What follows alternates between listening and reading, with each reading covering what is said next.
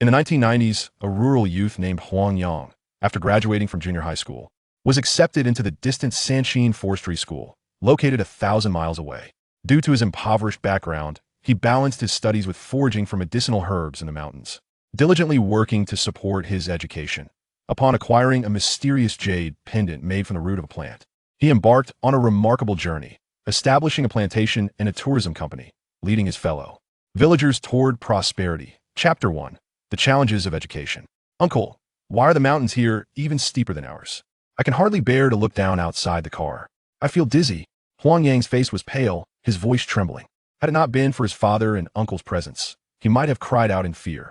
Huang Yang had just turned 17 a few days prior, and after graduating from junior high with a total score of 517, the perfect score at that time being 550, he was accepted into Sanqin Forestry School. In an era where gaining admission to high school or a vocational school was a significant achievement, especially considering the region's dismal 10% enrollment rate. He was among the top students. However, only a handful of students from relatively better-off families pursued high school. Most, under parental guidance, opted for vocational training. The exorbitant tuition fees loomed like a mountain, suffocating families, while the simple rural folk clung to the hope of immediate job placements upon graduation. Even so, the nearly 5,000 yuan annual cost for tuition and living expenses deterred many families from considering vocational education. When Huang Yang received his acceptance letter, the envy of his classmates starkly contrasted with his parents' anxiety. His father briefly contemplated forbidding him from attending, but his mother's insistence and the counsel of his uncle, a former soldier, ultimately kept his dreams of vocational education alive. That I understand. I won't squander money, Huang Yang assured, demonstrating his maturity. Thus, Huang Yang's old bicycle acquired a rather unique nickname, the featherweight ride. His classmates often relished in discussing it during breaks, generating a cycle of laughter and teasing. Don't skimp on meals or study-related expenses, you're still growing. We must not compare ourselves to others acquiring skills, and fostering independence is the true essence. The real competition begins when you graduate and earn your own living. Look at Wang Dachuan from the town. He bought a house in the city and brought his parents over. Soon, your uncle will share in that glory. His uncle's words slightly lifted the somber expressions of the father and son, as a glimmer of hope illuminated their bleak prospects. For years, when will this end? Sighed his father, his back hunched in weariness. Endure. We must tighten our belts and persevere. This is a momentous affair for the child's future. Once he graduates and starts working, he will marry and build a home without burdening you. After these 4 years, you can look forward to enjoying life. His uncle's resolute words encouraged the father and inspired the BYAT that time. Families in the countryside relied entirely on a meager plot of land for sustenance. Huang Yang's family, situated deep within the Qinling Mountains, considered a monthly income of 300 yuan to be a good year. Supporting a university student felt like an insurmountable challenge. His father, over 50, still labored with the construction crew, and Huang Yang felt a deep pang of guilt. Why speak of such things? Are we just adding to the child's burdens? We must remain optimistic. Sister, you and your husband should raise a few more pigs by the end of the year. The sale should cover the boys' living expenses for the next semester. If you can avoid the construction work, please do. It's dangerous, his uncle advised. Yet he too understood that aside from construction, there were few viable paths. Merely tending to their land would not suffice for survival. The bus wound through a valley and began to ascend. Having accompanied his uncle in herding sheep during summer vacations, Huang Yang recognized many medicinal herbs flourishing in the Qinling Mountains. Shihu, with its yellow flowers, Zisu with its purple leaves, blue-flowered Jiegung, and the white-flowered Sanqi, all treasures drifting by the window. If the school were not too far from the mountains, could he perhaps find time to gather herbs and earn some living expenses? His parents were aging, and alleviating their burdens would be beneficial. He wondered if any herb traders were around to purchase his finds. Once the idea took root, it spiraled into plans for acquiring tools and searching for herb markets, and before he knew it, he had drifted into slumber. Everyone, wake up! Wake up! We will stop for lunch after this valley, parking for half an hour. Those needing to buy items should do so, and those who need to use the restroom should hurry. We will travel for 7 more hours to reach the ancient capital without further stops. Keep an eye on your belongings. Do not leave valuables on the bus. A middle-aged woman called out in a half-foreign dialect, causing a stir within the bus as passengers scrambled to gather their belongings. Moments later, several houses appeared at the roadside in a secluded valley, a large advertisement boldly proclaiming parking, dining, accommodation, water refills in striking red. Letters out. A few buses were parked in the open area, and clusters of people gathered to smoke and chat. Soon, the bus pulled up alongside another, and passengers began to disembark. Remember the license plate number. You are 3768. Don't get on the wrong bus later. His uncle reminded that I remember. Why are their houses only half complete? Huang Yang responded, his attention captured by the peculiar roofs before him. Chapter 2. The robbery before me stood a wedge-shaped house with green bricks and large tiles, markedly different from the symmetrical slopes of the houses back home. Here, only the front was sloped, while the rear wall towered significantly over the front. This is one of the peculiarities of the Sanxin region, known as the half-roof house. Once you attend school and witness such structures frequently, you will grow accustomed to them. My uncle briefly explained before leading us into the bustling restaurant. The thrill of venturing far from home was palpable, especially since we had crossed provincial lines. Everything was unfamiliar. The wide and lengthy noodles, bowls as large as basins, vibrant red chili oil, and the dazzling array of people, all starkly contrasting with my quaint hometown. How exorbitant! A mere bowl of sauerkraut noodles cost 10 yuan, far more than the stews back in our town. After our meal, my father lamented the expense. 30 yuan for 3 bowls was nearly enough to cover a month's worth of cooking oil and salt for a household. Let us not dwell on such matters while we're away from home. An ill-timed remark could lead to trouble, my uncle gently advised. Oh, let us go. My father, ever the simple and honest man, preferred to avoid confrontation, even if he sensed he had been taken advantage of. Clearly, the restaurant and the long-distance bus service were in cahoots, profiting from tourists. The other passengers were aware of the underlying schemes, yet, out of a desire for peace, they muttered under their breath rather than cause a scene. Before long, we boarded the bus once more, setting off toward our destination. The discontent from being overcharged for our meal was soon overshadowed by the excitement of the journey, as we all gripped the handrails, attentive to the scenery outside. Long-distance travel can be monotonous, and just as many began to doze off again, the jarring screech of brakes abruptly roused us. A group of 7 or 8 burly men brandishing clubs surged into the bus. 2 of them menacingly pressed their weapons against the driver and conductor, their faces twisted with malice. The others swiftly dispersed throughout the cabin, seizing control of the entire vehicle in an instant. Fortune favors the bold. Evil breeds courage. We are commencing the robbery. If you possess money, hand it over quickly. If not, borrow from someone. Jewelry, necklaces, rings, watches, produce them all. Don't make me exert myself. Anyone who dares to cause trouble will be left here in these deep woods to feed the wolves. A Baitman, one hand clutching a straw hat and the other wielding a circular metal detector, leisurely boarded the bus. The scar on his face contorted with each word, rendering him particularly fearsome. Starting from the front row, the bald man extended his straw hat toward each passenger, shaking it vigorously, his fierce gaze making everyone tremble. The passengers, having never encountered such a scenario, quaked in fear and hastily tossed their valuables into the hat. Before long, it brimmed with cash, watches, rings, and other valuables. Now, let us more like it. Parting with wealth averts disaster. We are far from any village or store. As long as you refrain from causing trouble, I shall ensure everyone's safety. As he spoke, the bald man poured the contents of the hat into a bag held open by one of his accomplices, continuing to extend the empty hat toward a father and daughter in front of him. This 1,000 is my living expenses. Take it all. But you cannot take this 3,000, as it's my tuition. At that moment, a clear and resolute voice broke through the tension, trembling yet filled with determination. Oh, just when I thought everyone was compliant, you, young lady, choose to provoke me. Do you realize that your words are the greatest insult to my profession? I seize the world, the land, and even the air. Is there anything beyond my reach? You, my dear, appear quite enchanting. Perhaps you are a university student? If you forego your living expenses, how about staying with me as my consort? I shall ensure you enjoy a life of luxury, devoid of worries. Surely, it is far superior to attending university. The bald man gazed at the woman with gleaming eyes, extending his hand toward her face.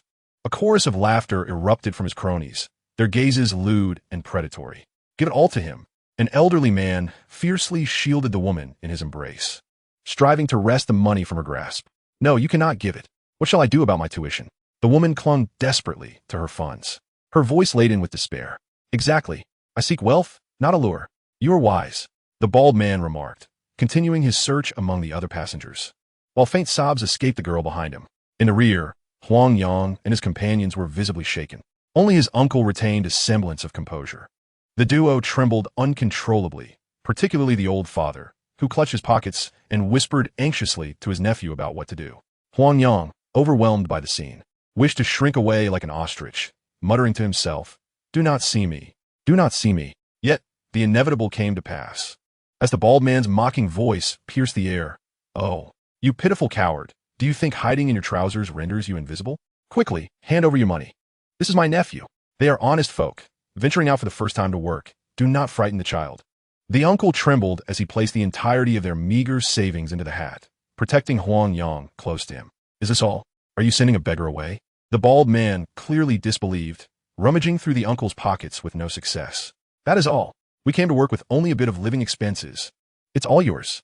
The uncle stammered in compliance, after thoroughly searching both the uncle and the father to no avail.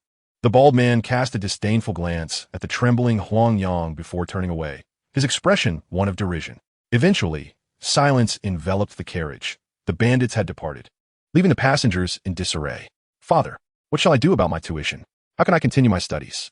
The girl, bereft of her stolen funds, was the first to wail, igniting a wave of lamentation throughout the carriage.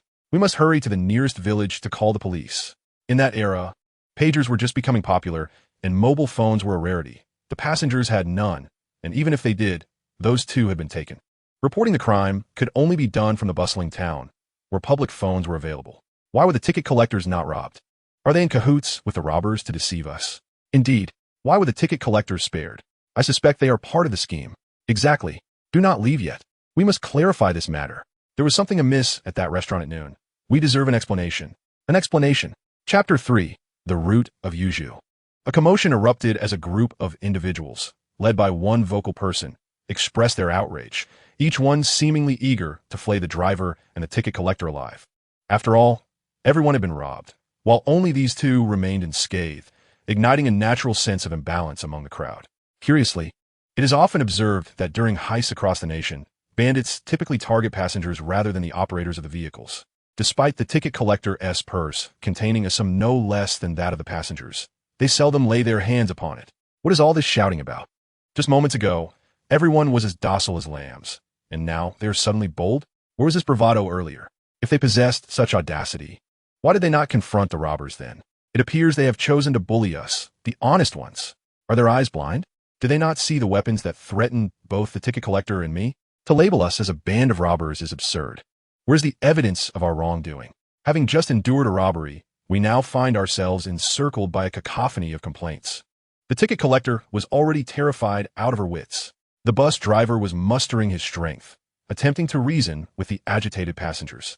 Otherwise, the wrath of the crowd would be a formidable force to contend with. Is your plight so grave? And what of ours? Our children's tuition and living expenses have been snatched away, funds that were painstakingly cobbled together from various sources.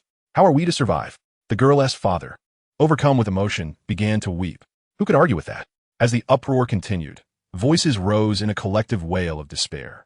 The struggle to earn a living is no small feat, and to have it stolen is intolerable. Let us step outside for some fresh air. We cannot leave just yet, declared the uncle, loosening his embrace around Huang Yang. What about our money? The father, having regained a modicum of composure, lamented the loss. Let us report to the police. Confronting the driver would be futile. Besides, at least the children's tuition remains intact. Did you not see that others were stripped bare? The uncle whispered. Really? You mean the tuition is safe? Huang Yang exclaimed in astonishment, a look of confusion crossing his face. Check your lower back. The uncle replied with a knowing glance. Huang Yang quickly reached behind him, feeling a thick wad of cash tucked securely in place. How on earth did you manage that? He exclaimed, eager to retrieve it. Excitement bubbled within him, his eyes sparkling with admiration for his uncle. Is it true, uncle? Do you possess such skills? Do you think my years in the army were for naught? I taught your cousins military drills, and you were the least adept. But now it has come in handy. Come, let us step outside for some fresh air.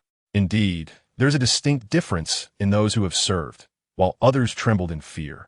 The uncle had deftly executed a sleight of hand right before the robber's eyes to safeguard the tuition. Such courage is not given lightly. Did you not teach us how to appear formidable? Push-ups have some merit. I can now do 70 in one breath. Huang Yang exclaimed, rolling up his sleeves to showcase his bulging biceps, as if a miniature pig were concealed beneath his skin. You simply lack the proper effort. Once you engage fully, you will grasp its true essence. Make time to practice when you are in college. Do not let it go to waste. The uncle advised, pulling the father aside for a smoke. Huang Yang wandered towards the back of the bus, seeking a moment of relief. The earlier scare had nearly caused him to wet his pants, and now, with the tension easing, he urgently needed to find a place to relieve himself. Turning a corner, he slipped behind the vehicle, facing the cliff. With a satisfying rustle, he unfastened his belt, the sound resonating with a sense of liberation. A moment later, a delicate white hue caught his eye, contrasting sharply with the lush greenery surrounding him. This pale and gentle color was truly a sight for sore eyes. Yet, upon closer inspection, it seemed to vanish, obscured by a thick layer of verdant moss that blanketed the cliff, as if it had never existed at all. The rustling finally ceased, and just as Huang Yang prepared to pull up his trousers and depart, that delicate hue reappeared in his peripheral vision. In that fleeting moment, he discerned its location upon the cliff opposite the car's wheels. Gently sweeping aside the moss, he tugged at the root, revealing a 2-inch-long bamboo shoot. As exquisite as fine jade, its color was well-balanced and cool to the touch, bringing a measure of tranquility to his restless mind. What a beautiful sight! It felt rather pleasant. Just a brief moment of contact seemed to clear his mind. The entire shoot, smooth and lustrous, would henceforth be known as the jade bamboo root. How splendid! Huang Yang, enamored, hung the jade bamboo root around his neck. Having lost 800 yuan, yet gained a lovely necklace, it wasn't such a loss after all. One must always seek the silver lining, right? Emerging from behind the car, a sorrowful sobbing reached his ears. A young woman, robbed of her tuition, sat with her back turned on the roadside, quietly weeping. Her long hair cascaded down her back like a waterfall, and her trembling shoulders exuded an air of poignant vulnerability. Perhaps influenced by his uncle, Huang Yang, now composed, felt compelled to take action. Stop crying. The money is gone, and weeping won't change that. He mustered the courage to squat beside her and spoke softly.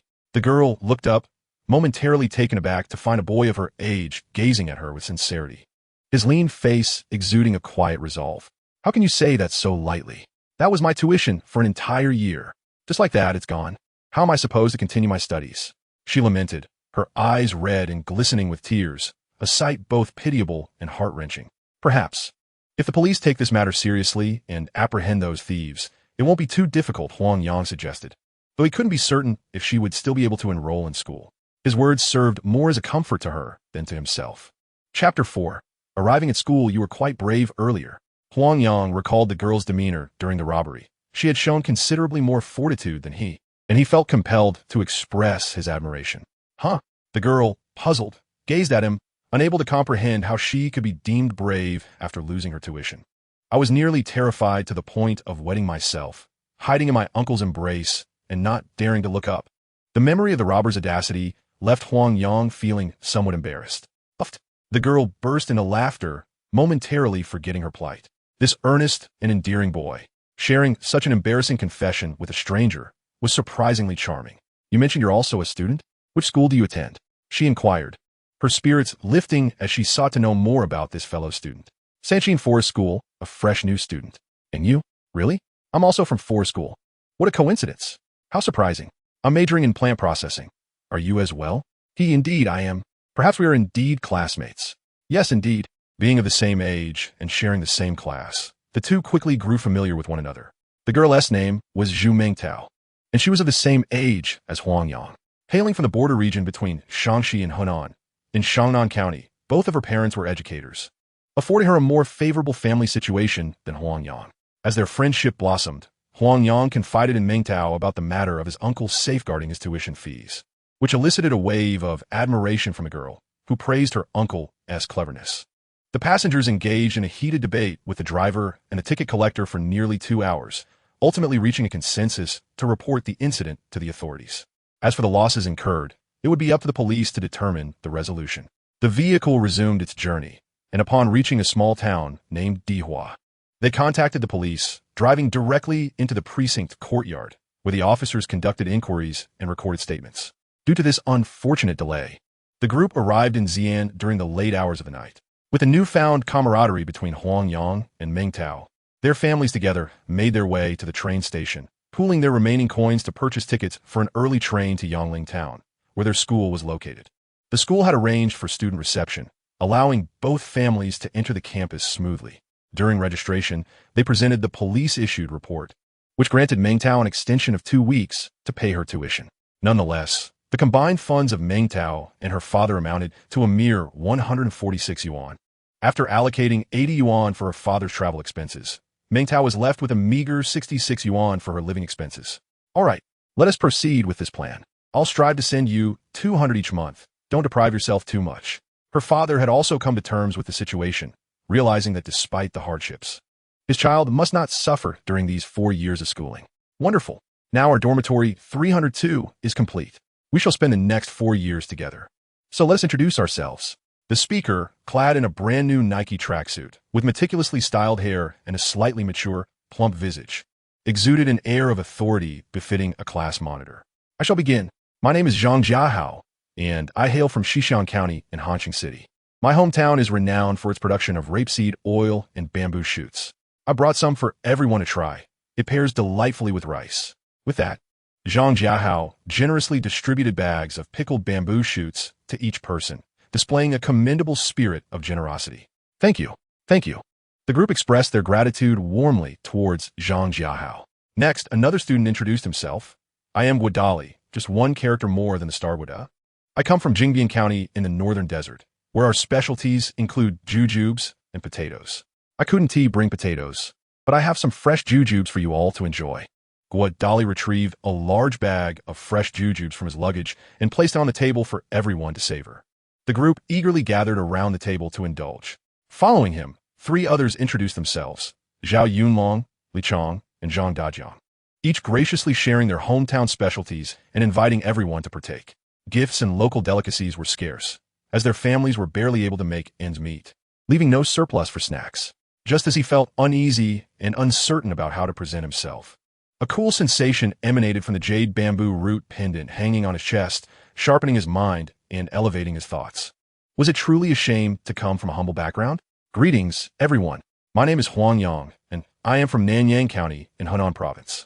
Our region is known for its dinosaur egg fossils, but alas, I cannot bring any, as private excavation is illegal. The journey was long, and on the way, we encountered robbers who seized this semester's living expenses. I apologize for not bringing any treats for everyone. If you ever have the chance to visit my hometown and see the dinosaur base, I would be delighted to guide you. This statement flowed smoothly, and with a slight Henan accent in his Mandarin, it truly captivated everyone's attention. You are the one who was robbed, aren't you? I heard that 2 students were robbed during the freshman registration. You weren't injured, were you? Yes, that's right. I've heard that the other victim is also from our class. You weren't on the same bus, were you? Please share. Were you scared at the time? Did you fight back against the assailants? How thrilling. Why didn't I encounter such an adventure? Chapter 5, A Hidden Treasure. As Zhang Dajiang finished his sentence, everyone stared at him, stifling their laughter. Ha ha, you're utterly heartless. While others avoid danger, you seem to welcome being robbed. Zhang Jiahua could no longer contain himself and burst into laughter. Hee, I was merely curious. Please don't take offense, Huang Yang. If your living expenses are insufficient, I can lend you some. When one is in trouble, help comes from all directions. Zhang Dajiang recognized he had misspoken and sheepishly added, Yes, if you're short on funds, just let the brothers know, and everyone will lend a hand. Indeed, we should all assist each other. Upon Zhang Dajiang's reminder, the others readily expressed their willingness to lend money, which genuinely touched Huang Yang. After all, having just met for less than a day, it is rare to find such kindness in others. Yet, in a moment of reflection, Huang Yang awakened from his emotional reverie. After all, they were all still children, relying on their parents' money. Could one truly borrow from classmates to make ends meet? Thank you. I appreciate the brothers' goodwill. With over 100 yuan, I can manage for 10 or 20 days. My father will send me living expenses monthly. I will reach out to you if I find myself in need. Huang Yang expressed his gratitude. Absolutely. If you need anything, don't hesitate to ask. The fact that we gathered here from various places is fate. There is no need for formality, right? While we may not explicitly say we share blessings and burdens, mutual assistance is indeed essential. Come, let us eat. Well said. We should help one another. Quickly, tell us about the robbery. Such an experience is surely fascinating. Driven mostly by curiosity, several of them began to inquire about the robbery. Huang Yang understood that his classmates meant no harm, so he briefly recounted the events. Upon hearing that he nearly soiled himself from fear, everyone erupted in laughter, praising his uncle for cleverly safeguarding the tuition fees. However, he refrained from discussing Zhu Mengtao's situation, as she was a girl, and it would be inappropriate to assume her feelings, speaking out might inadvertently cause her distress. Throughout the afternoon, they wandered around the campus, becoming familiar with the library, teaching buildings, dining hall, and laboratories. In the flower bed, they even discovered a rusty trowel. Tomorrow, he would clear out the snakeskin bag used for clothes and take the trowel along for their journey. After a long day and night of travel, having spent the day familiarizing themselves with the campus, the students all retired early for the night. A night passed without incident, and in the morning, Huang Yang was awakened by the coolness of the jade bamboo root against his chest. As dawn broke, it was barely 6 o'clock. I found myself instinctively touching the pendant at my chest, marveling at its extraordinary properties. This jade bamboo root indeed possesses a waking function. Furthermore, during my self-introduction yesterday, it had also cooled down to alleviate my nervousness. This implies that the jade bamboo root has at least two remarkable functionalities: relieving anxiety and rousing slumbering souls. Truly, I have stumbled upon a treasure. Quietly, I slipped out of bed to freshen up. After a brief tidying, I took my flower trowel and snakeskin bag, preparing to venture outside. Just as I was about to leave, I felt the absence of something. It would be remiss not to inform my roommates. They care for me sufficiently, and it would indeed be unreasonable to vanish for a day or two without a word. I followed the main road on the eastern side of the school, heading south. When I passed a breakfast stall, I spent 2 yuan on 8 steamed buns filled with shredded carrots, accompanied by 5 bags of millet porridge, and set off towards the banks of the Wei River. Taking the bus seemed impractical, as I had learned the nearest bus stop to the river was over a kilometer away. Besides, I was reluctant to spend that yuan on transportation. It was merely a distance of 10 miles, after all. Walking was the sensible choice. A child of the mountains is not so delicate. I considered it an invigorating jog. As I ambled along, I devoured a bun and sipped half a bag of porridge. Feeling my appetite awaken, I shifted into a running mode. Continuing south along the road, the high-rises soon gave way to the humble dwellings of the countryside. Fortunately, Qinling Town is home to 2 universities and 3 vocational schools. This early in the morning, many were out jogging, which was quite commonplace. Had I attempted such a run in my hometown, it would have surely raised eyebrows. After more than 40 minutes, the expansive sandy beach came into view. A river, several meters wide, meandered eastward, its yellowish waters appearing shallow. The parched mud along the banks indicated a summer flood, while the grass sprouting through the silt breathed life into the otherwise barren beach. In the distance, a fenced field showcased corn that had begun to tassel, while sparse shrubs scattered across the sand remained unobtrusive. Tall trees were few and far between. I could spot one only from a distance. Primarily populating the area were poplars and elms, with the occasional slender mulberry tree. This was the place. May heaven bless me with an abundance of medicinal herbs. With that thought, I reverently bowed towards the waters of the Wei River. Every profession has its customs. As my elder once mentioned, in ancient times, those who ventured into the mountains for herbal gathering would typically pay homage to the mountain deities. Though I am not particularly superstitious, offering respect to the river god while foraging along the banks cannot possibly do any harm, can it?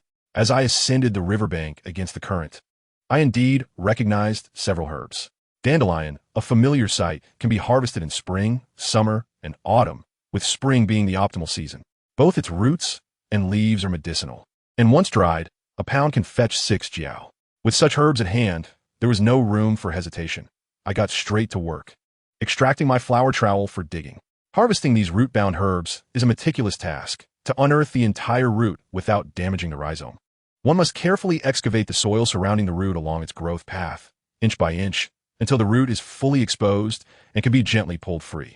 Fortunately, my flower trowel is sufficiently petite, and the sandy soil here makes this endeavor quite manageable. The harvested herbs were initially laid out on the snakeskin bag to dry in the sun, even if they did not dry immediately. Allowing some moisture to escape could prevent mold from forming. As the sun climbed higher, the autumn heat proved to be formidable. The coat had long been discarded, and it wasn't long before I was drenched in sweat, my short-sleeved shirt clinging to me. Well, since no one was around, I decided to remove my shirt and work bare-chested. In this village, everyone does the same, and no one feels embarrassed. Chapter 6, A Warning. While being bare-chested was indeed refreshing, a new problem emerged. The mosquitoes by the riverside were relentless. Before I had even dug up 2 roots of earth medicine, my bare back was already covered in large welts. The itchiness was unbearable, and I squirmed like an eel. Damn these autumn mosquitoes, they're truly vicious. If I stayed like this any longer, I might lose my mind. As I scanned the surroundings, I noticed a few sprigs of mugwort swaying gently in the breeze, not far away. A solution. I walked over, plucked some tender mugwort leaves, and crushed them to extract the juice, applying it generously to my skin. The fresh, herbal scent quickly enveloped me, and the welts on my back itched much less. The swarm of mosquitoes that had been buzzing around me dispersed as if they had encountered a formidable foe, and tranquility returned to my world. However, my chest, back, and arms were now coated in green juice, and as I squatted to dig up the herbs, I resembled a wriggling caterpillar. The morning slipped away like this, and soon. The medicinal herbs within a few hundred meters had been largely harvested. Stretching my legs, I couldn't help but smile at the piles of herbs I had gathered. Underneath a grand poplar tree, I cleared a clean patch of ground and washed my hands and face in the murky river water, then pulled out a vegetable sandwich and a bag of millet porridge to eat. It wasn't really bitter at all. Compared to the cold steamed buns I had during the summer when foraging for herbs in mountains, at least this had some carrot shreds and millet porridge. Yet, the solitude was overwhelming. There was not a soul around, and I had no one to talk to. At noon, I leaned against the poplar tree for a nap. The midday sun was scorching, capable of blistering the skin. The gentle breeze and the sound of cicadas created an indescribable sense of bliss. Suddenly, a chill swept over my chest, startling me awake from my slumber. What the hell? A snake had set its sights on me. As I opened my eyes, I found myself staring directly at a 1-meter-long, 2-finger-thick striped snake slithering toward me. Its flickering tongue and cold gaze indicated that it perceived me as its prey. Fear surged through me, my hair standing on end. Before I could even rise, the striped snake lifted its head and coiled its body, launching itself toward my face. In the blink of an eye, my right hand shot out, gripping the snake's head, and I sprang up, delivering a swift whip-like strike. With a resounding crack, the snake's body arced in midair and then fell limply, like a soft noodle, lifeless. This technique I had learned from my elder, Sanyi. As long as you treat the snake like a whip and strike, its bones would shatter, leaving you free to decide its fate. Whether to sell or discard, it was entirely up to you. However, selling snakes was not an option. There was no market for them, and carrying a dead snake would likely get me labeled as insane. I tossed the snake's corpse far into the river to be washed away and sat once more under the poplar, shaken by the encounter. Had the root of Solomon's seal not awakened me, the consequences could have been dire. A snake bite could very well lead to poisoning and death. Even if it wasn't venomous, it would still hurt immensely. Treating a wound at the hospital would cost money, and right now, what I needed most was money. Caressing the Yulu root on my chest, I couldn't help but feel a surge of gratitude. Had it not been for the Yulu root's warning, I might have fallen into a trap. This is the third function of the Yulu root. Indeed, a harbinger of danger. This is a vital safeguard that must be kept secret. No one can be informed. The alleviation of tension serves as a wake-up call. The ability to rouse one from slumber acts as a timer, and the danger alert functions as a warning. These 3 capabilities alone are surely worthy of being regarded as rare treasures. I wonder about the origins of this small Yulu root. After contemplating for quite some time, without any clarity, I decided to let it go. The sun was scorching, and I continued to lean against the great tree for a midday nap. I awoke around 4 in the afternoon, rising to gather the half-dried herbs I had laid out. Continuing my exploration. Having walked nearly 200 meters, I had unearthed only a handful of herbs, while sweat poured from my brow. My body felt sticky and uncomfortable, with streaks of white salt from sweat adorning my chest and arms. Gazing around, I spotted a formidable tree in the distance, its trunk as thick as a person's waist, standing majestically with its robust branches and dense foliage, reminiscent of a great general. Who dares challenge? Only I, General Punk, reciting a line from the chairman's poetry. I felt a hint of pride. Is a soapberry tree. A treasure indeed. One must know that the soapberry tree bears the soapberry thorns, which are a remarkable medicine. Their efficacy in reducing swelling, expelling pus, and regulating qi is notably significant. More importantly, they hold considerable value. 1 pound of soapberry thorns fetches 80 cents, and the older the tree, the more valuable it becomes. The thorns from a century-old tree can sell for over $1, far surpassing the price of dandelions. This soapberry tree appears to be at least 100 years old. Grasping my snakeskin bag, I hurried toward the soapberry tree, spotting, from a distance, the trunk adorned with clusters of soapberry thorns densely clustered beneath the branches, some resembling honeycombs and others akin to footballs. Each cluster, whether here or there, seemed to be laden with abundant harvest. The sharp thorns, predominantly reddish-brown, glistened with an oily sheen, the result of decades, if not centuries, of accumulation. I struck gold. Such a grand tree could yield at least 10 to 20 pounds of soapberry thorns. Turning to look at the small hand-sized flower shovel in my hand, I felt disheartened. Without a sickle, relying on this diminutive flower shovel would make harvesting the thorns quite challenging. Not only was it laborious, but the risk of being pricked by the thorns was also considerable. I scanned my surroundings, seeking a flat stone to sharpen the head of my flower shovel. After testing the edge, I found it to be sufficiently sharp. Well then, it will have to suffice. It was certainly better than attempting to do it barehanded. With that, I began harvesting from the base of the tree, pressing the flower shovel against the trunk, scraping and prying. After considerable effort, I managed to collect a ball of thorns the size of a bowl, quite a satisfactory yield. I spent the entire afternoon at this soapberry tree, working from the bottom up, and it was only by evening that I finally gathered all the thorn balls from the great tree. Compared to midday, it was much easier. At least I was spared from the harsh sun. However, despite being cautious throughout the afternoon, I still suffered over a dozen pricks from the soapberry thorns. Although there was no bleeding, the ensuing itch and pain were quite an experience. Oh dear, my preparations were insufficient. No matter. First, I shall eat, and then I will address the rest. Dinner consisted of vegetable-filled flatbread and millet porridge. After a long afternoon of labor, I was ravenously hungry, swiftly consuming 2 flatbreads and a bag of millet porridge to satiate my appetite. Satiated and content, I clasped my belly and let out a satisfied belch. But wait, why do I feel warmth? After toiling all afternoon, I had not noticed when the once cool Ujuko root necklace had transformed into something slightly warm. Hastily, I retrieved it for inspection. It remained as smooth and lustrous as ever, with no alteration in hue or shape. Yet, why had it grown warm? Chapter 7. The Medicine Chest. I hope it's not damaged. I would be utterly distraught. As I touched the warm Ujuko root, anxiety surged within me, and I neglected the prickly balls scattered around, spinning in circles in my distress. In my fluster, I accidentally kicked one of the thorny spheres, halting only when a sharp pain shot through my toe. Ouch! Goodness! I'm bleeding. Removing my shoe, I discovered that a sharp thorn had pierced through the fabric of my shoe and into my big toe, causing droplets of blood to emerge. How unfortunate! I needed to find a way to staunch the bleeding. Glancing around, I spotted a patch of hemostatic grass, vibrant and green, flourishing behind the great tree.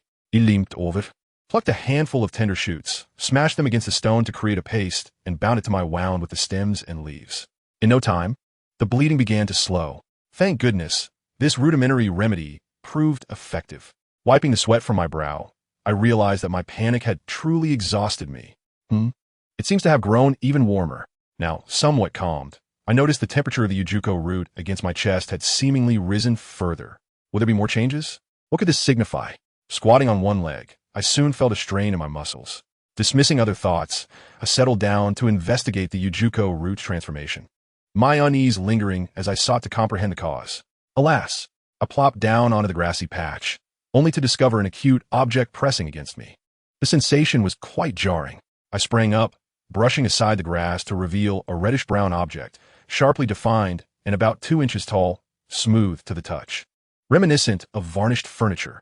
Tapping it produced a hollow sound. It was indeed wood. Surely it couldn't be a coffin? Regardless, I needed to excavate it to satisfy my curiosity. This object had intruded upon my personal space, and it deserved further examination. Could the transformation of the Ujuko root be connected to this reddish-brown object? This revelation ignited my imagination.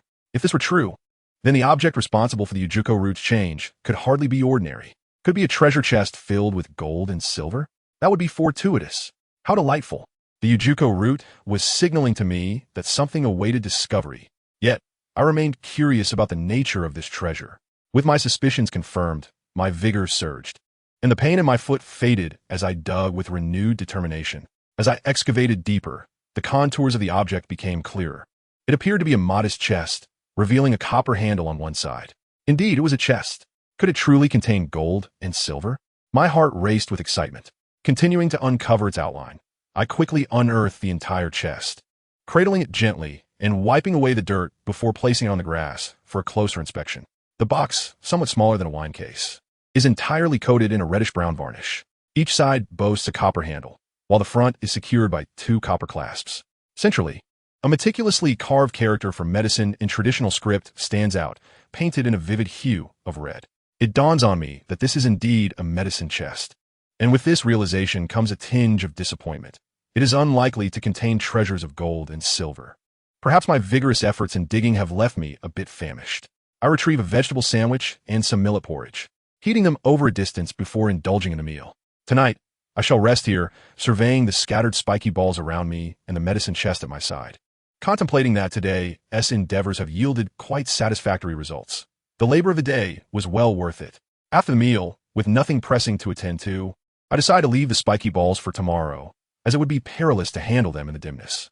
I ponder when a yuzu root will once again restore its cooling properties, confirming that this treasure has gained yet another functionality: treasure hunting. What a remarkable find this is. Yet, I remain curious about the contents of the medicine chest. Surely, whatever the yuzu root has shown interest in cannot be mere refuse. With no pressing matters at hand, I resolve to open it for a clearer understanding. The copper clasps on the front are tinged with a layer of verdigris, but fortunately, it is not locked. I gently scrape away the corrosion with my spade, pushing the clasp upward, and it yields with ease. I replicate this on the opposite side, and once both clasps are unfastened, I grasp one with each hand to lift the lid. The lid proves rather tight, and despite my efforts, one clasp deforms slightly without budging. Reluctant to force it open, I recall that this medicine chest has already stirred the interest of the yuzu root. Damaging it would leave me with no recourse for regret. I fetch the spade again, delicately scraping around the seam of the lid, and fine soil trickles down. Goodness, this medicine chest must have been buried in the Weha River floodplain for countless years. I wonder if the contents have succumbed to dampness and turned into a mushy mess. Such thoughts stir a wave of concern within me. Yet, worry is futile. Regardless of the outcome, I must open it to discover the truth. After completing a full circle of scraping, I cautiously insert the spade into the gap and gently pry upward. A soft pop resonates, and I remove the spade, pushing the clasp upward once more. This time, it opens with little resistance. As I unveil the chest, the first sight that greets me in the flickering firelight is the interior of the lid. Nestled against it is a pocket crafted from yellow-brown leather, containing a yellowed book. Is this a medical tome? I gently extract the book and bring it closer to the firelight for inspection. The cover bears the words "Emergency Formulas for Military Use" in traditional small script at the top left, while the bottom right corner displays the inscription handwritten by Yuxiang Longzhong Hongshan in the second year of the Xiantong era in slightly smaller lettering. A treasure indeed. A hand-copied medical book from the late Qing dynasty is a rarity. Given its title, it appears to be a military medical manual. What a significant windfall. Unable to contain my excitement, I plan to thoroughly study this medical book. As a herbalist, acquiring some medical knowledge would undoubtedly enhance my abilities. With such skills at my disposal, traversing the world would become a delightful and effortless endeavor. The mere thought fills me with exhilaration. I gently retrieve a bottle, bringing it closer to the firelight for examination. The milky white porcelain glimmers with a warm radiance in the light, while the neck bears blue floral designs inscribed with the words "Golden Wound Ointment." The bottle's mouth is tightly sealed with a dark brown wooden cork. Its ancient elegance exudes a unique beauty. This must be the fabled Golden Wound Ointment. How remarkable! Should I not test its efficacy? Injuring my right foot, I managed to staunch the bleeding with hemostatic herbs, though they are hardly professional remedies. With readily available options, why not give them a try? Chapter 8. The Sale of Medicine. With this thought, I immediately removed the remnants of the hemostatic herbs from my toe. Beneath the nail lay a patch of dark discoloration, and the toe was swollen, bright red, resembling a carrot. Damn, it hurt. The wound was bearable when still, but any movement sent sharp pain radiating deep into my heart. I pulled out a cork, poured some pale yellow powder, and wrapped it in a piece of an old, foul-smelling sock. Perhaps it was psychological, but the pain seemed to lessen somewhat after applying the medicine. Having tidied up, I continued to examine the treasures within the medicine chest.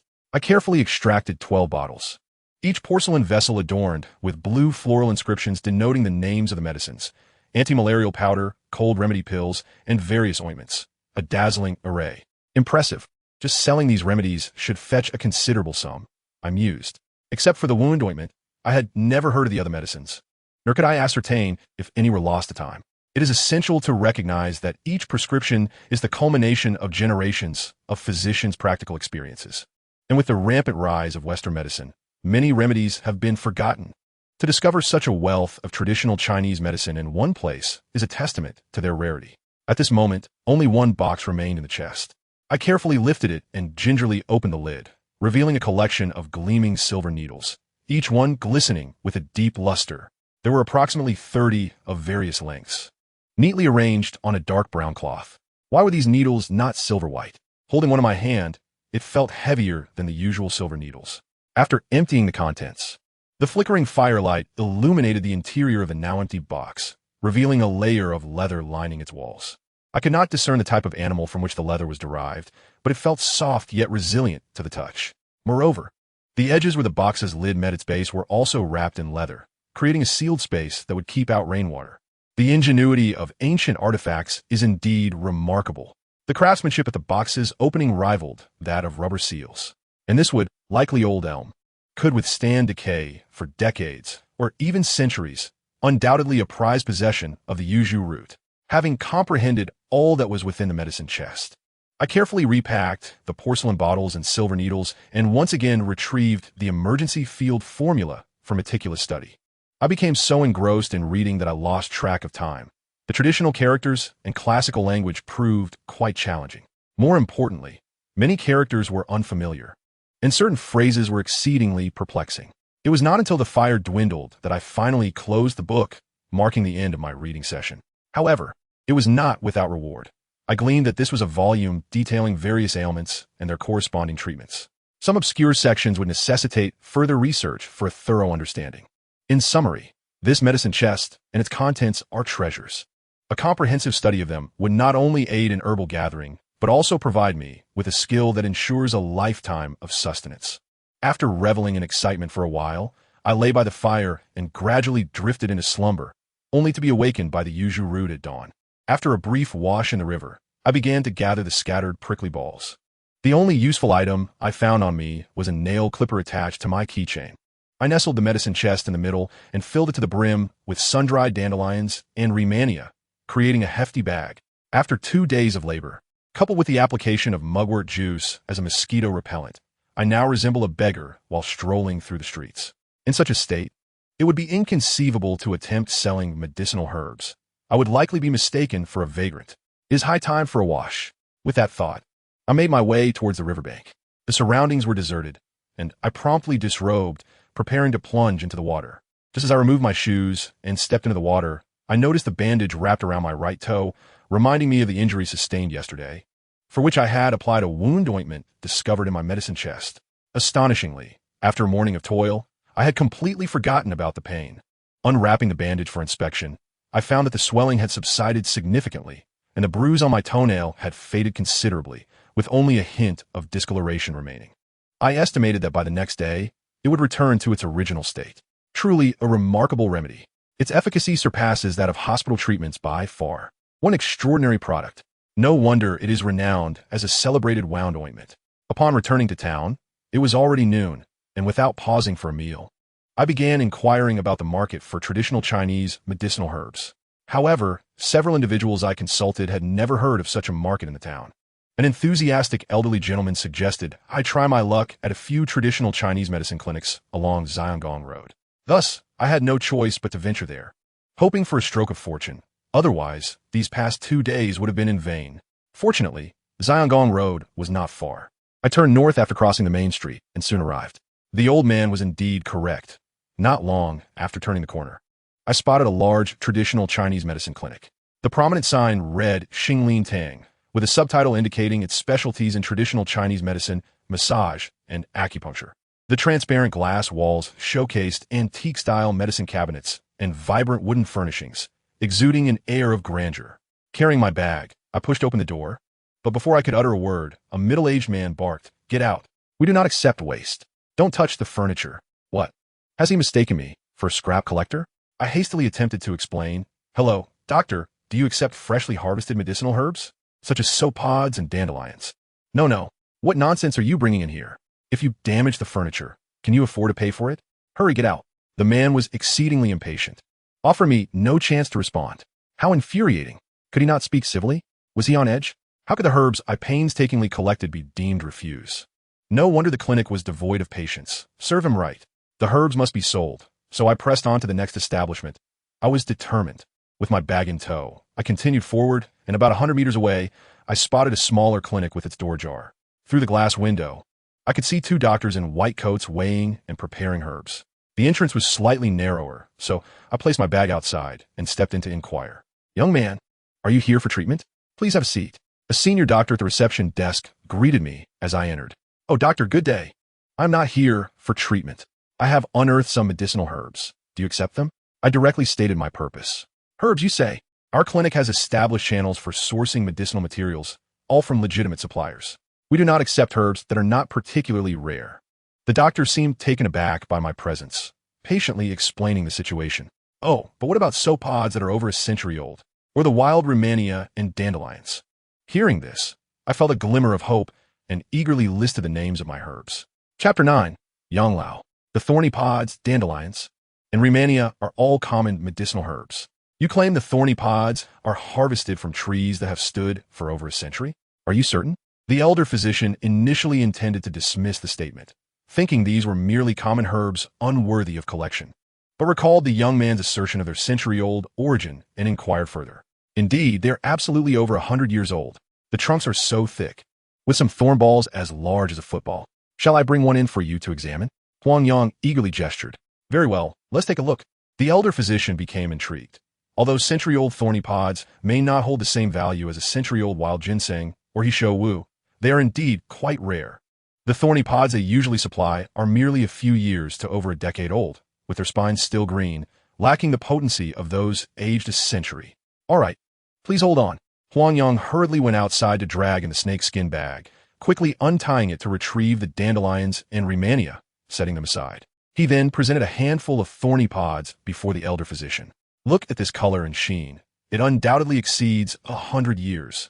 Oh, you have a medicine box as well.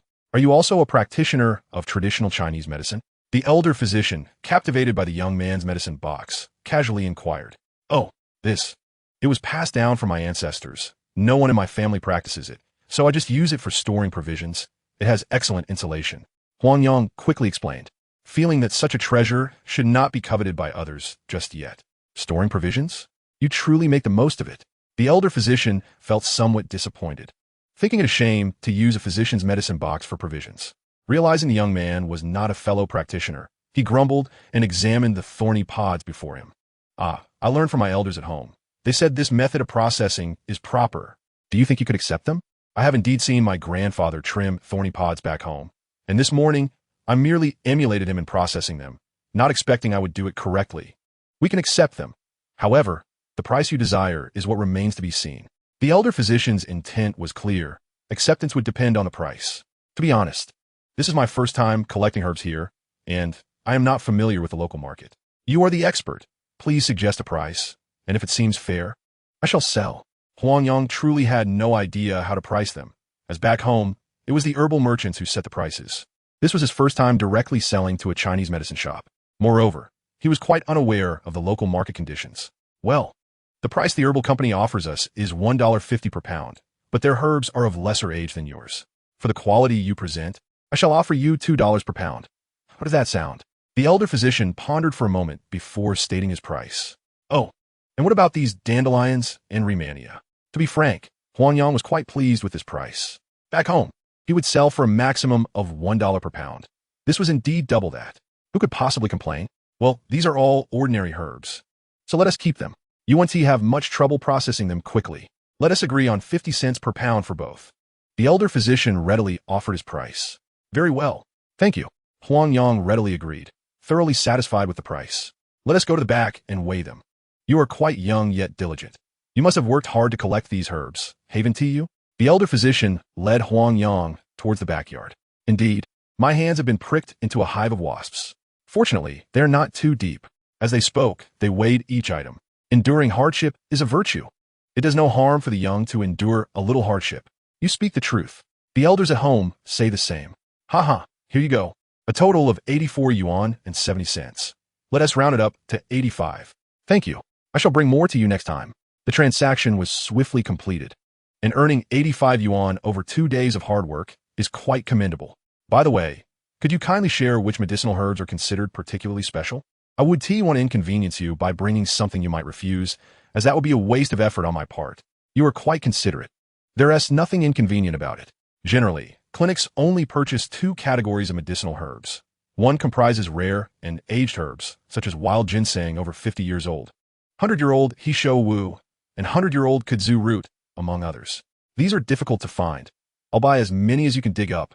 If you engage in herb gathering year-round, you might accumulate enough to sell at the traditional Chinese medicine market on Wanshou Road in the ancient capital, where they purchase herbs all year round, potentially yielding a higher profit if the market is favorable. The old doctor shared his advice. Thank you. I appreciate your guidance. I will definitely contact you if I come across anything valuable. Huang Yang expressed his sincere gratitude, realizing that this counsel would help him avoid many detours. Not at all. You are quite the grateful young man. That is commendable.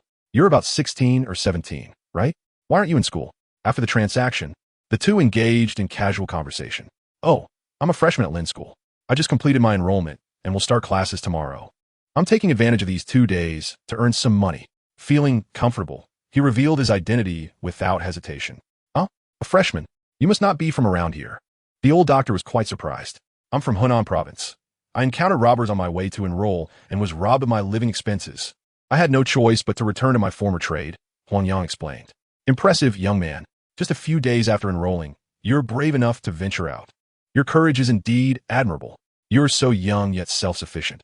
I find myself growing fonder of you. The old doctor's eyes lit up, praising him profusely. Thank you. Meeting you is truly a stroke of fortune. Huang Yang hurriedly expressed his thanks. Good. Here's my business card. If you ever need help identifying any medicinal herbs, do not hesitate to call me. I enjoy assisting ambitious young individuals, he said, handing over a card. Huang Yang received it with both hands and expressed his gratitude once more. The card was simple: Shanghai Traditional Chinese Medicine Clinic, Yang Jigang, along with the address and phone number below. So your surname is Yang. Mr. Yang, it is a pleasure to meet you. I am Huang Yang, a student from class 198 at Lin School. I don't have a phone, Huang Yang admitted shyly. Chapter 10, The First Class Meeting. Haha, no worries. Just drop by when you have time. I truly enjoy conversing with young people like you. Yang Jigang did not expect to exchange business cards with the lad. He genuinely enjoyed their conversation. All right, I will certainly visit you to seek your wisdom. Thank you for your guidance, Mr. Yang. As he spoke, Huang Yang picked up his medicine box and prepared to take his leave.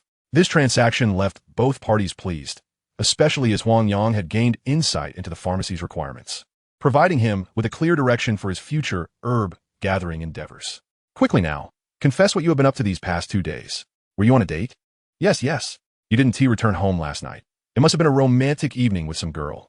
What romantic evening? I spent the last 2 days gathering herbs by the Weihe River. Huang Yang openly shared a brief account of his herb gathering activities. However, the matter of discovering the medicine box was not mentioned. I had yet to comprehend it myself and was unsure how to bring it up. You, my friend, are quite impressive. Earning 85 in just 2 days surpasses the salary of an ordinary primary or secondary school teacher. Remarkable indeed.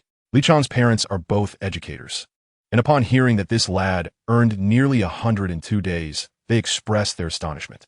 Such an enjoyable experience should be shared with your brothers. Engaging in outdoor cooking and camping alone is hardly ideal. Zhang Jiahao feigned dissatisfaction. Indeed, next time, let us bring the brothers along. We should purchase a few more tents. It would be splendid to invite a couple of girls. How romantic. Zhao Yunlong chimed in. This is certainly feasible. I bestow this honorable task upon you. As long as you can secure a few girls, I shall take care of the snacks. Precisely. If you manage to invite them, the tents are on me. Oh, come on. I was merely jesting. You really think we should be pursuing romantic escapades? We've just entered school and barely know a handful of girls. What of it? Our homeroom teacher is organizing a class meeting tonight, and we shall become acquainted then. If you put your heart into it, there is hope. True. I wonder how many girls are in our class. Surely, we are not the monk major. That cannot be. Senior students from the same program mentioned that previous cohorts had quite a few girls. Huang Yang was momentarily speechless. Initially, they were discussing the laborious task of gathering herbs. Yet the conversation had veered towards girls. The enthusiasm was escalating, and it seemed increasingly uncontrollable. Well then, I might as well catch up on some sleep. I hardly rested beneath the tree last night, so now is a perfect opportunity. Throughout the afternoon, the fellows in the dormitory were engrossed in discussions about girls, their anticipation for the class meeting growing ever more fervent, leaving Huang Yang envious of their carefree spirits. As for himself, he decided to prioritize his basic needs first. Why had he become such a sheep? After dinner, everyone promptly entered the classroom. Unlike other classes, theirs was located not in the teaching building, but in a room at the corner of the library. The second floor housed another room for seniors from different programs. This area consisted solely of these two classrooms, complemented by the surrounding corridors and flower beds, exuding a serene ambience amidst the hustle and bustle. Familiar faces gathered in small clusters, naturally separating into boys and girls, with no one daring to breach the divide, despite their lively banter in the dormitory. When faced with girls, they felt too shy to approach. Before long, a 30-something female teacher entered, her high heels clicking against the floor. Clad in a light gray professional outfit and a pale pink blouse, her thick braid gathered her long hair neatly behind her, presenting an image of maturity and grace. "Hello everyone, I am Wang Xiaowei, your homeroom teacher for class 198. Welcome to our school. From now on, we should be like a family, brothers and sisters, sharing the next 4 years together. Let's take a moment to introduce ourselves. Anyone with talents is welcome to showcase them. Who would like to go first?" Wang Xiaowei proposed. "It seems everyone is a bit reserved. In that case, I will invite one student to start, and once they finish, I will call upon the next, continuing until the entire class has presented. This young lady, would you kindly begin?" As teacher Wang gestured to a tall girl. Her sincere smile enveloped everyone like a gentle spring breeze. The invited girl donned a bright yellow jacket, her fitted jeans accentuating her curves, while her long hair cascaded in a ponytail over her right shoulder. Her delicate, charming face was adorned with two delightful dimples. "Thank you, Teacher Wang." The girl beamed sweetly and gracefully ascended the stage. "Hello, Teacher Wang. Hello, everyone. My name is Yang Xiaojun, hailing from Feisher, Anhui Province. The fact that we have gathered here from all corners is a stroke of fate, and I look forward to spending the next 4 years together, creating beautiful memories with you all. Allow me to sing a song for you, a piece titled Water Town in Dreams, in the spring twilight. Please accompany me to the water town of my dreams, where our waving hands drift in the mist." Years later, whenever a few classmates reunite, they will fondly recall this song, Water Town in Dreams. Applause erupted like thunder in the classroom as her performance dispelled the initial shyness and slight tension, igniting a warm atmosphere. "Thank you. Thank you. Now, I would like to invite my dorm mate, Du Meiyan, to the stage for an introduction. Please give her a warm welcome." "Thank you for the applause. Thank you, Xiaojun.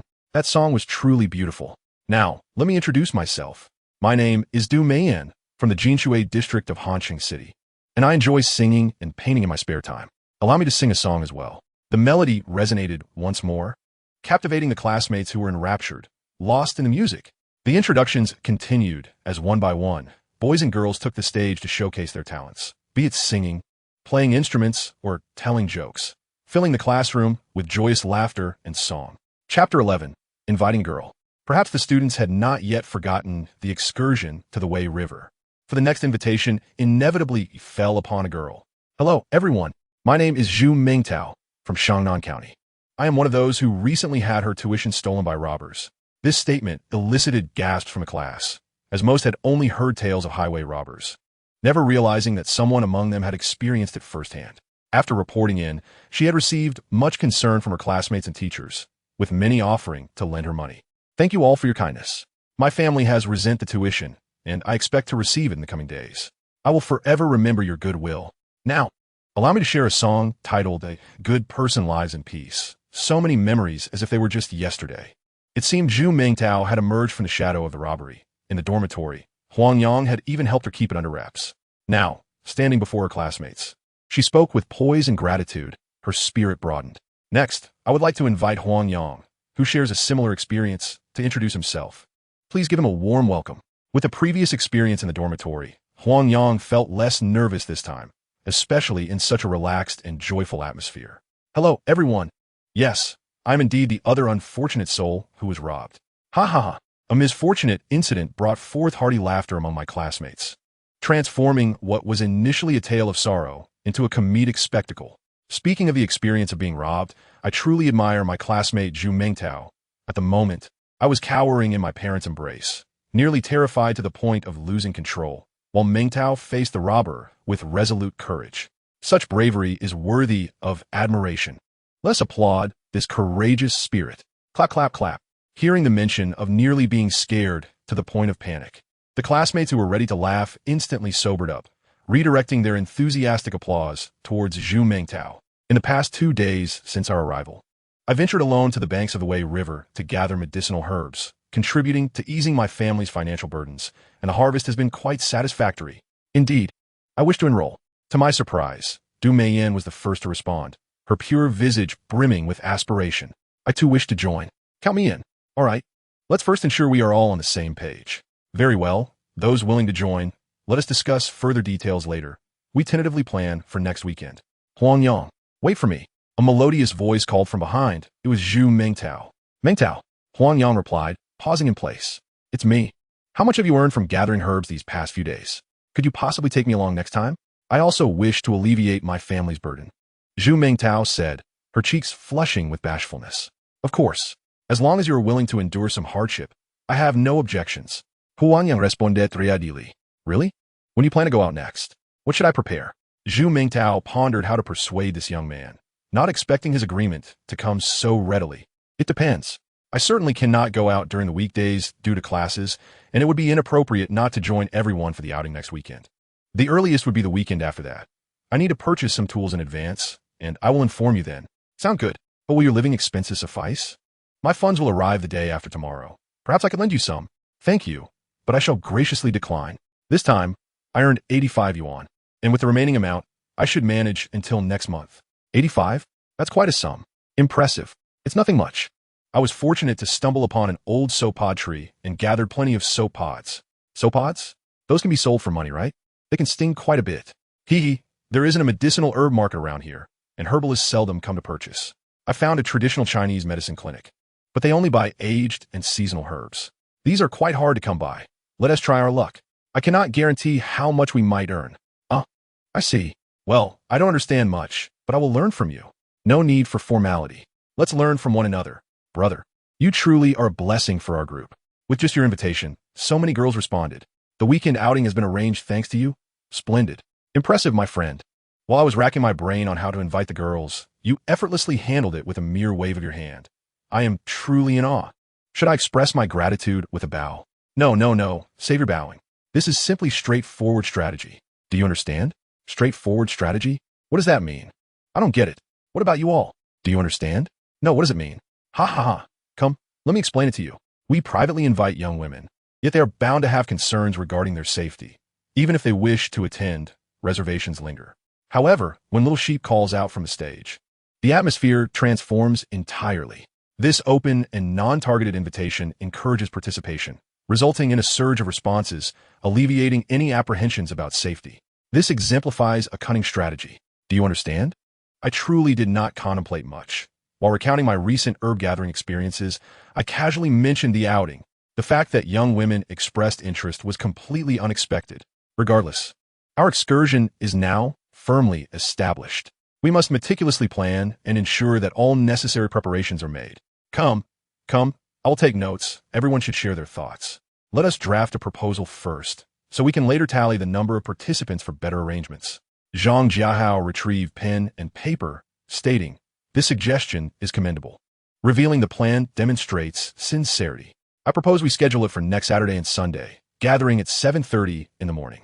Chapter 12, Military Physical Training.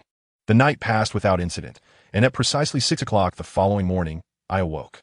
After rising, I proceeded to the playground to practice running, followed by a vigorous session of 72 push-ups, leaving me drenched in sweat yet invigorated. My uncle taught me a total of 16 military exercises, which include bow stance punch, throat strike kick, horse stance side strike, inner downward hook, cross side kick, outer horizontal hook, counter hook kick, turning arm block, virtual step rib strike, bottom up elbow, rebound side strike, bow stance palm strike, forward elbow smash, forward step groin lift, block and trip, waist strike, and throat lock. It has been 6 or 7 years since I practiced these moves with my cousins, and I found myself somewhat out of practice. My arms would extend, yet my steps lagged behind, or my legs would advance while my body remained in the rear. During the cross-side kick, I inadvertently tripped myself, provoking laughter from several classmates exercising nearby. By the end of the morning, I had thoroughly exhausted myself, managing to familiarize myself with only the bow stance punch and throat strike kick. The subsequent moves were merely faint memories. The breakfast prepared by the cafeteria was quite lavish, featuring a delightful array of soy milk, fried dough sticks, tofu pudding, sweet cakes, and meat sandwiches, among other delicacies. Naturally, the prices were not modest. Seizing the moment when my classmates were distracted, Huang Yang ordered a vegetable sandwich and a bowl of congee, all for the modest sum of 50 cents. Despite having a base of 85 yuan, the prospect of sustaining himself for over a month deterred him from indulging his appetite recklessly. With the aid of a dictionary, I finally found a solution to the complexities of traditional characters and classical Chinese. The first article discussed the treatment of external injuries, a commonplace occurrence in military engagements. The medical texts outlined both emergency treatment and subsequent care for such injuries. The emergency methods were rather rudimentary. For instance, one bleeding control technique involved pressing dry earth against the wound and binding it with a strip of cloth, akin to blocking a water flow with a shovel of dirt. This is understandable, as enemies do not grant you time to tend to wounds during battle. In such moments, these simple and swift methods prove exceedingly practical. Subsequently, the section on the prevention and treatment of infectious diseases was introduced, covering various ailments such as malaria, smallpox, plague, and tuberculosis, along with their preventative measures and treatments. Finally, we delve into the complex realm of internal medicine, where a myriad of ailments, both common and rare, such as typhoid, acute fire, madness, and poisoning, are meticulously enumerated alongside their respective treatments. The breadth of this content is vast, encompassing an astonishing array of medicinal substances, including tiger bone, fossilized elixirs, cart boxes, copper coins, cow horns, fish scales, and even excrement. It is truly an all-encompassing compendium, suggesting that nearly everything in the world can be utilized for medicinal purposes. Research continued until dinner time, with the entire afternoon devoted to clarifying unfamiliar characters and obtaining a general understanding of the text. There remains a considerable distance to fully grasp and integrate the material. During evening self-study, our class supervisor, Mr. Wang, convened another meeting to elect class officers. Zhang Jiahao was elected as class leader, Du Meiyan as the academic committee member, Yang Xiaojun as the cultural committee member, with Dali as the sports committee member, He Guangji as the youth league branch secretary, Feng Ruixue as the publicity committee member, and Wang Dapeng as the organization committee member. Huang Yang also had the opportunity to be elected as a class officer, but declined, citing his commitment to work-study as a reason. He felt he lacked the energy to both gather herbs and study medical texts, fearing that any neglect of class duties might tarnish the class's honor. After class, Zhang Jiahao approached Mr. Wang with the proposed picnic plan discussed with his dormitory brothers, seeking his opinion and inviting him to join. Due to family obligations, Mr. Wang could not participate, but offered several suggestions and emphasized safety precautions, ultimately granting his approval. The teacher agreed. This confirmed our picnic plans. How wonderful! We were genuinely concerned that the teacher might veto our proposal under the guise of safety. Indeed, the teacher's consent meant we now possessed an official endorsement, enhancing the legitimacy of our event. We believed more girls would participate. I had contemplated this beforehand and suggested to the teacher that the entire class should partake. But he recommended a voluntary approach, considering varying family circumstances and the need to avoid imposing additional burdens on less fortunate classmates. This made sense. We cannot compel participation. Thus, we recalibrated the expenses, deciding that everyone should bring their own utensils and prepared food to prioritize cost-effectiveness.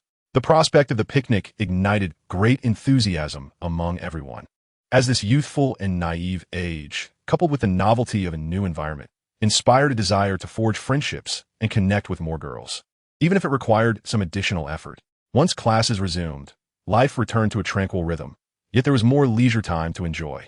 The basketball court, ping-pong tables, and library were teeming with spirited adolescents exuberantly expressing their youth. The vibrant campus atmosphere remained unchanged. It merely transitioned from one location to another. On the third day after classes resumed, Zhu Mengtao's remittance arrived. She specifically invited Huang Yang to accompany her to withdraw the funds and pay the tuition fees. They also purchased small shovels, sickles, scissors, and other tools in anticipation of the upcoming herb-gathering expedition. The picnic proposal, spearheaded by the brothers, sparked lively discussions within the class, with an increasing number of students expressing their willingness to participate, along with a surge in inquiries. After all, it is challenging to please everyone, as each individual sought to make the outing more enjoyable. Through Zhang Jiahao's patient coordination, a total of 19 boys and 14 girls ultimately confirmed their participation, much to the excitement of the dormitory brothers. Chapter 13. The Picnic. On Saturday morning at 7:30, everyone gathered in the classroom, and after distributing the luggage, we set off with great enthusiasm. A group of over 30 individuals squeezed into a single bus, completely filling the vehicle. The bus driver was taken aback and confirmed multiple times that everyone was a student heading for an outing by the banks of the Wei River before setting off. After an hour's journey, they arrived at their destination, and under Huang Yang's leadership, the group proceeded toward the riverbank. Upon reaching the shore, the girls began to chatter animatedly. Captivated by the wildflowers blooming on the beach, the colorful stones, and even the withered branches that sparked lively discussions. Huang Yang, are you really here to forage for herbs? It's so beautiful. Several girls surrounded Huang Yang, inquiring. Beautiful? Well, I suppose it is quite lovely. Huang Yang thought to himself, feeling somewhat speechless. After all, digging for herbs was exhausting work, hardly picturesque. Yet, he wouldn't dare voice such sentiments to his classmates. Spoiling the outing would diminish its charm. Look at these sparkling stones. Could they be crystals? Du Meiyan exclaimed, picking up a handful of glistening stones. Indeed they are. They are remarkably clear. Yang Xiaojun exclaimed as she held a stone up to the sunlight, gasping in awe. That has quartz, quite common. A boy chimed in. Quartz? That has fine. I like it. It would look lovely in a fish tank. Du Meiyan replied, somewhat disappointed. The boy was left speechless. On the beach, the classmates scattered, collecting stones, picking wildflowers, and frolicking by the riverside, creating a lively atmosphere. The boys gathered wildflowers to weave into garlands for the girls they admired. And soon all the girls were adorned with beautiful floral crowns. Those with cameras flitted about like industrious bees, capturing the vibrant scenes, filling the beach with laughter and joy. This beach is completely barren. Where are the medicinal herbs? What have you been digging up to sell? Zhu Mingtao, already wearing the garland gifted by Huang Yang, approached with curiosity. Well, over there is dandelion, that S. Rehmannia, and that S. the herb of healing, all of which can be sold. However, there is no market for herbs here. No one buys them. If we gather more during the summer break and take them to the medicinal market on Wanshou Road in Xi'an, we can make some money. Huang Yang pointed out a few herbal plants nearby. But we have to wait until summer. What about these 2 semesters? Zhu Mingtao asked, a hint of disappointment in her voice. Hee, you really are ambitious. Wild ginseng is not so easily found. Huang Yang chucklet. One must always think positively, right? If we can't find wild ginseng, there is still Ganoderma, FOTI, Poria, and so forth. We need to have some faith in our luck. Ha ha ha. All right, count me in when the time comes. Ah, there is a snake. Help! A startled cry echoed from the riverbank, prompting the playful classmates to rush over. While several boys grabbed branches and stones, ready to investigate. Don't panic. Keep your eyes on it and slowly back away. Huang Yang shouted. Concerned the snake might become frightened and strike as everyone rushed closer. It's Yang Xiaojun. Let us hurry. Zhu Mingtao recognized the voice and said, glancing up to see that Huang Yang had already sprinted ahead. Arriving at the riverbank, they saw Yang Xiaojun crouched motionless, her legs trembling. Not far away, a black snake over a meter long raised its head, poised to strike, its cold eyes fixed intently on its potential prey. That is a black mamba. It's venomous. Be careful. Someone in the crowd recognized the species and warned. Goodness, a venomous snake. Would a mere bite lead to poisoning and death? Zhang Jiahao, armed with a wooden stick, stood vigilant, though his trembling hands betrayed his unease. To hell with venomous snakes. I shall crush it. He Guangji cursed vehemently, seizing a stone and hurling it at the snake. Bang! The stone struck the serpent, causing it to bleed profusely. Bang, bang, bang. Several stones followed suit, striking the creature repeatedly, igniting its ferocity as it lunged at Yang Xiaowan with its gaping maw. My goodness! With a swift motion, a figure leaped forth, and then a sharp crack echoed through the air. The snake, now rendered limp, dangled like a noodle in Huang Yang's grasp. He effortlessly discarded the serpent into the water, then helped the trembling Yang Xiaowan to her feet. Are you all right? Please get up. My goodness, you scare me to death. Are you hurt? Yang Xiaowan inquired, her voice quaking. No, just the other day, I encountered snake while gathering herbs and dispatched it. I fear not the serpent. Huang Yang reassured her. Brother, that was quite the display. Who taught you such skills? Zhang Jiahao marveled. Oh, it's nothing extraordinary. Encountering snakes is quite common while foraging for herbs. After dispatching a few, one grows accustomed to it. Do you often hunt snakes? Have you ever been bitten? Every summer during herb gathering, I encounter them. In a month's time, after the mid-autumn festival, the temperatures will drop and the snakes will retreat, making them less of a concern. Everyone, exercise caution near the riverbank. Snakes typically hide in the moist grass. When traversing such areas, Simply strike the grass with a stick a few times, and the snakes will scurry away. Haha, indeed. Snakes possess little courage. Generally, smaller ones will not attack unless provoked. Will there be snakes infiltrating our campsite at night?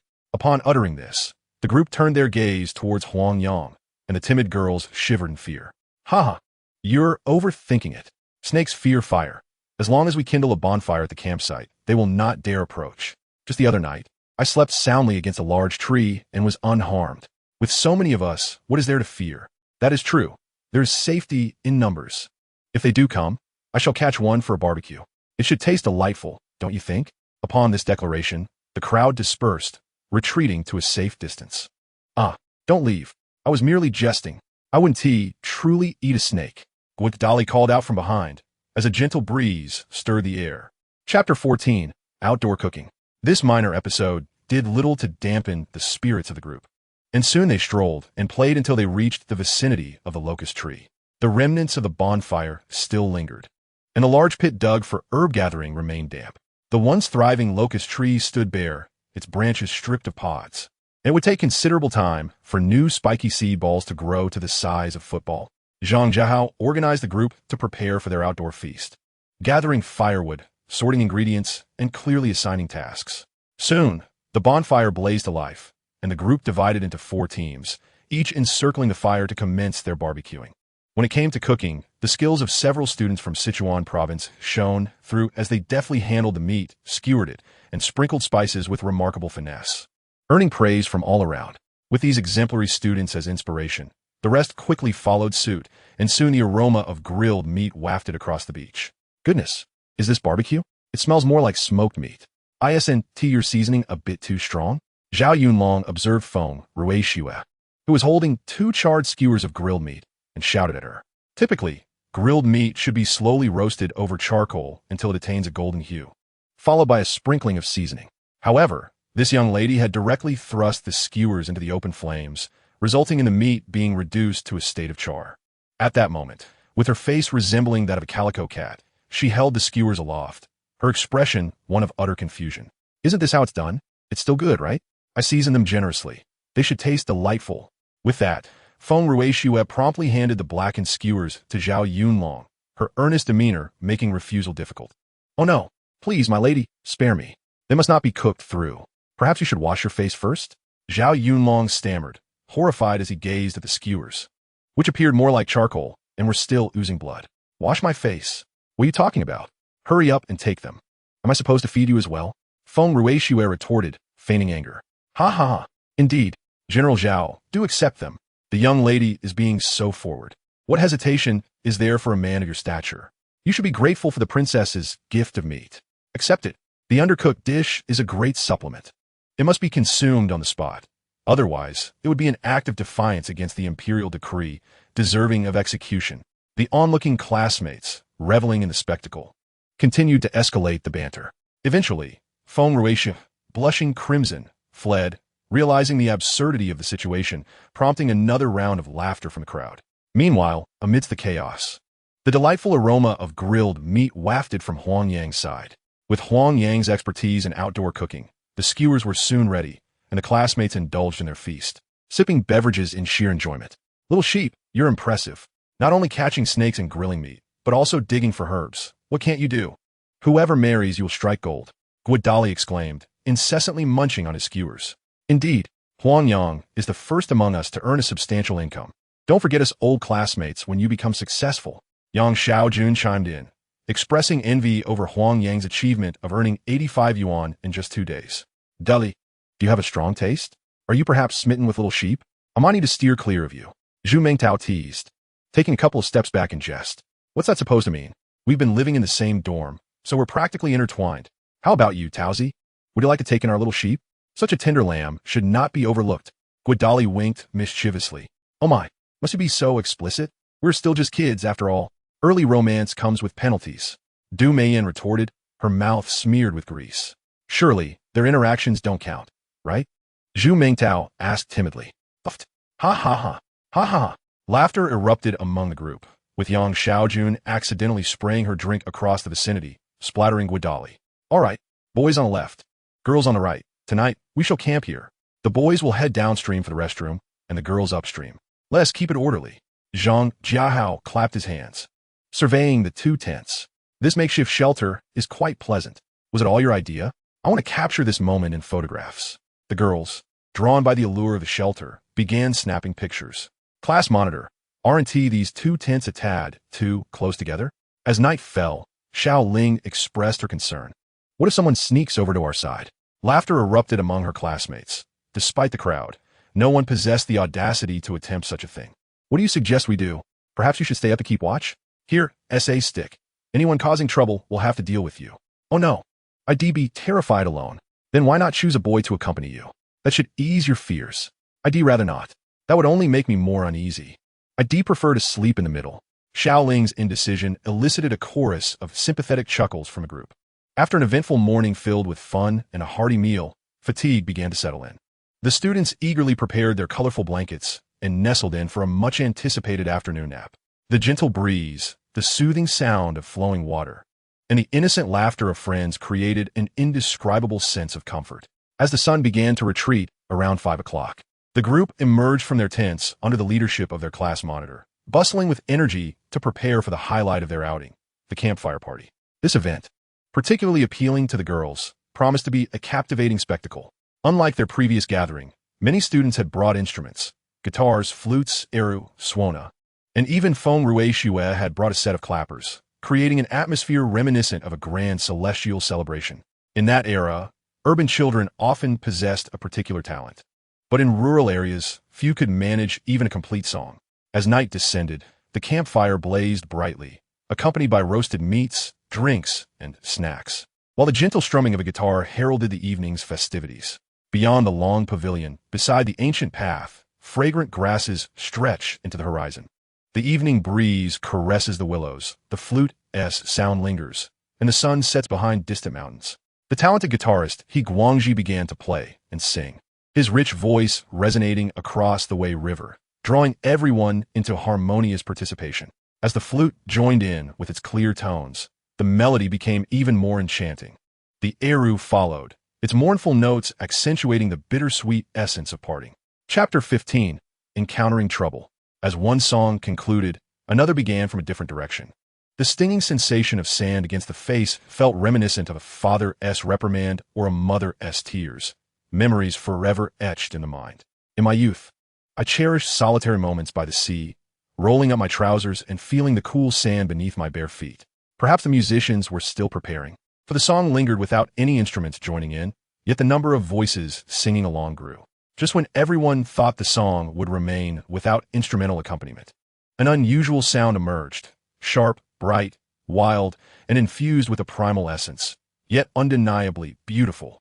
The crowd turned towards the source of the sound, where Huang Yang held a drum to his lips, blowing into it while deftly manipulating a long blade of grass between his fingers.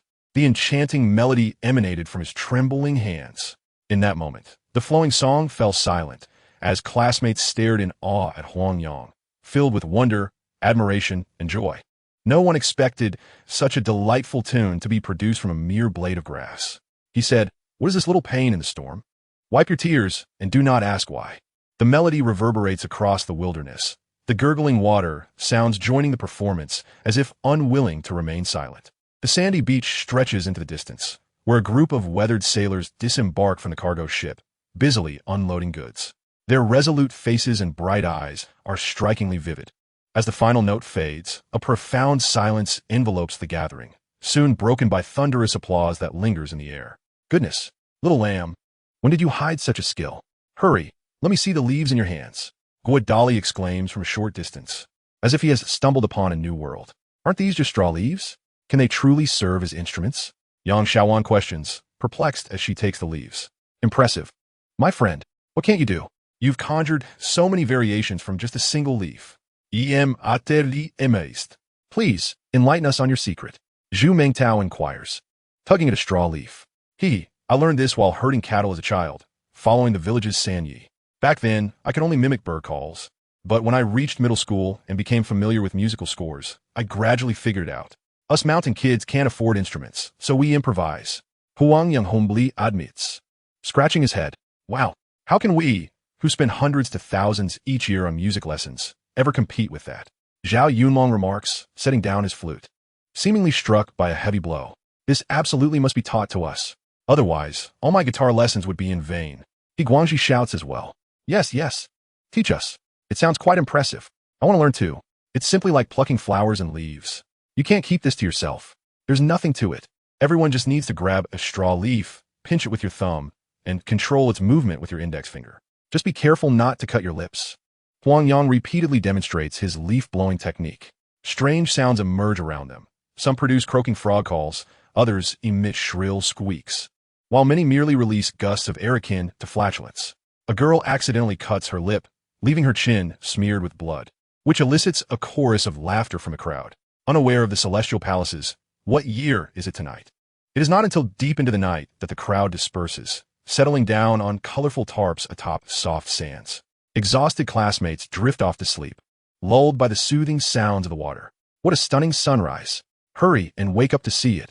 A girl's exclamation rouses the still, slumbering classmates, who groggily rub their sleepy eyes, grumbling as they do so. Wow, it's truly beautiful. Grab the camera. A loud shout soon follows, thoroughly awakening everyone, and a series of gasps resonate throughout the campsite.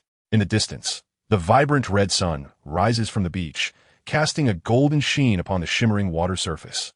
The trees, the sands, and the distant hills all adorned with golden edges, creating an ethereal realm akin to a sacred land, suffused with radiant light. How beautiful! This moment alone makes it worthwhile. After living for over a decade, I discover that the most exquisite scenery lies right beside me. What have I been doing all this time? Sleeping, of course. When do we ever rise before the sun has warmed our backsides?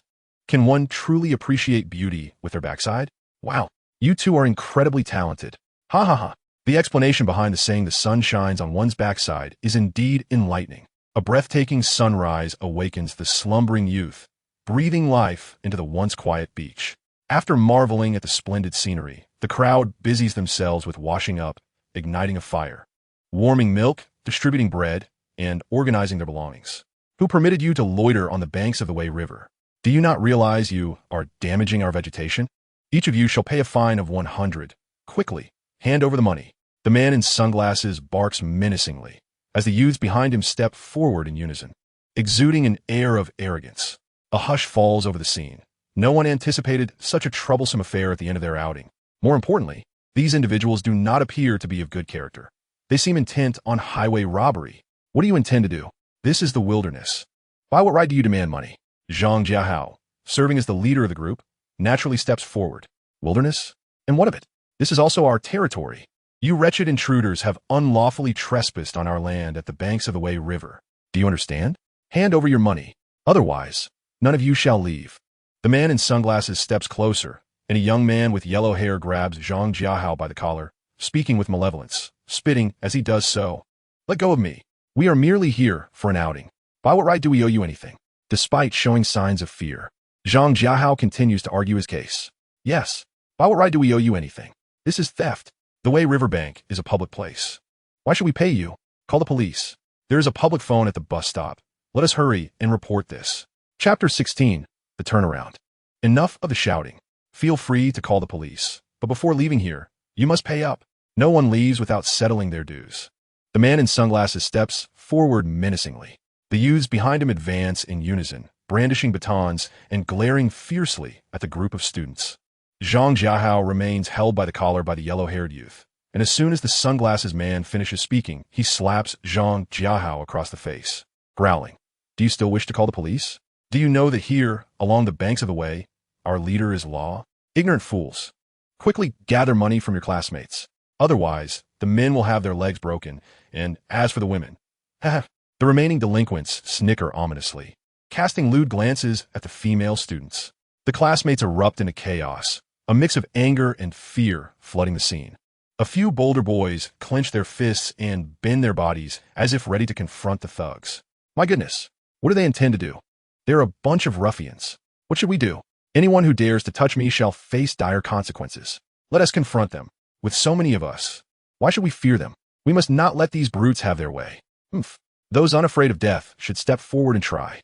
My iron rod has shattered several bones. The sound of a leg breaking is truly delightful. The man in sunglasses watches the tumultuous crowd with a sense of triumph. rhythmically tapping his baton in his other hand, his gaze sweeping over the crowd, and not a single person dares to meet his eyes. He possesses an astute understanding of this group of students.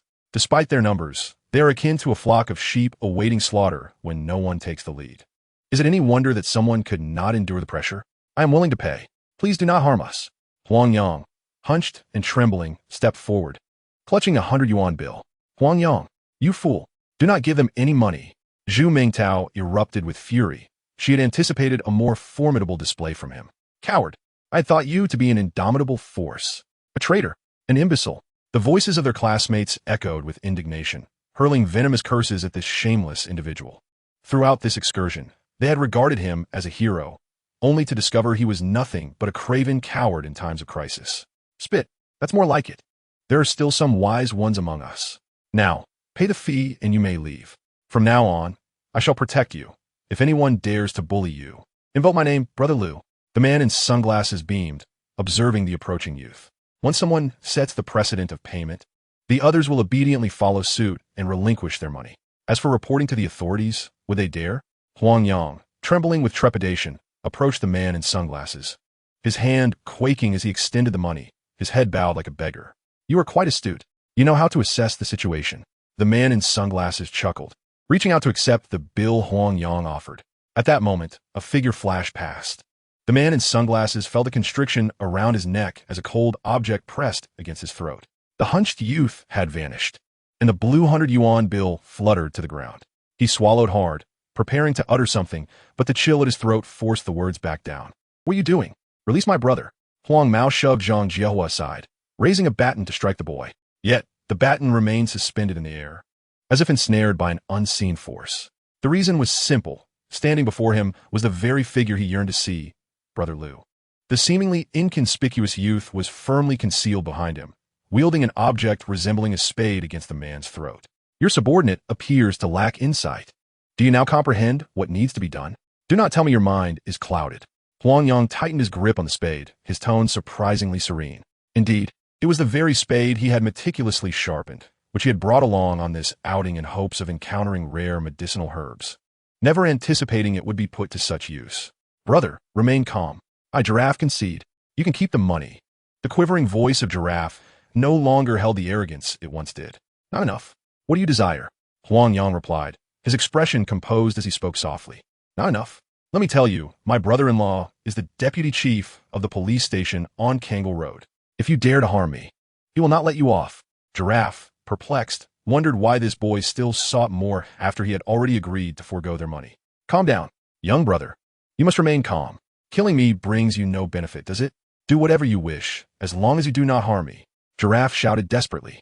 Huh, this is how it should be. Huang Yang mimicked the tone of the man in sunglasses, commanding, first, have your people lower their weapons and crouch down. Good, good. Everyone put them down. Hurry, crouch down. Do you want to witness my throat being slit? The giraffe seemed to have found a lifeline, shouting loudly at a group of ruffians. The thugs exchanged glances, and one by one, they dropped their batons and obediently crouched down. Stop dawdling. Quickly. Take off their belts and bind them. Huang Yang urged the stunned classmates, and hurry to the bus station to call the teacher. Follow their instructions for what to do next. Do not call the police directly. This guy's brother-in-law is the deputy chief.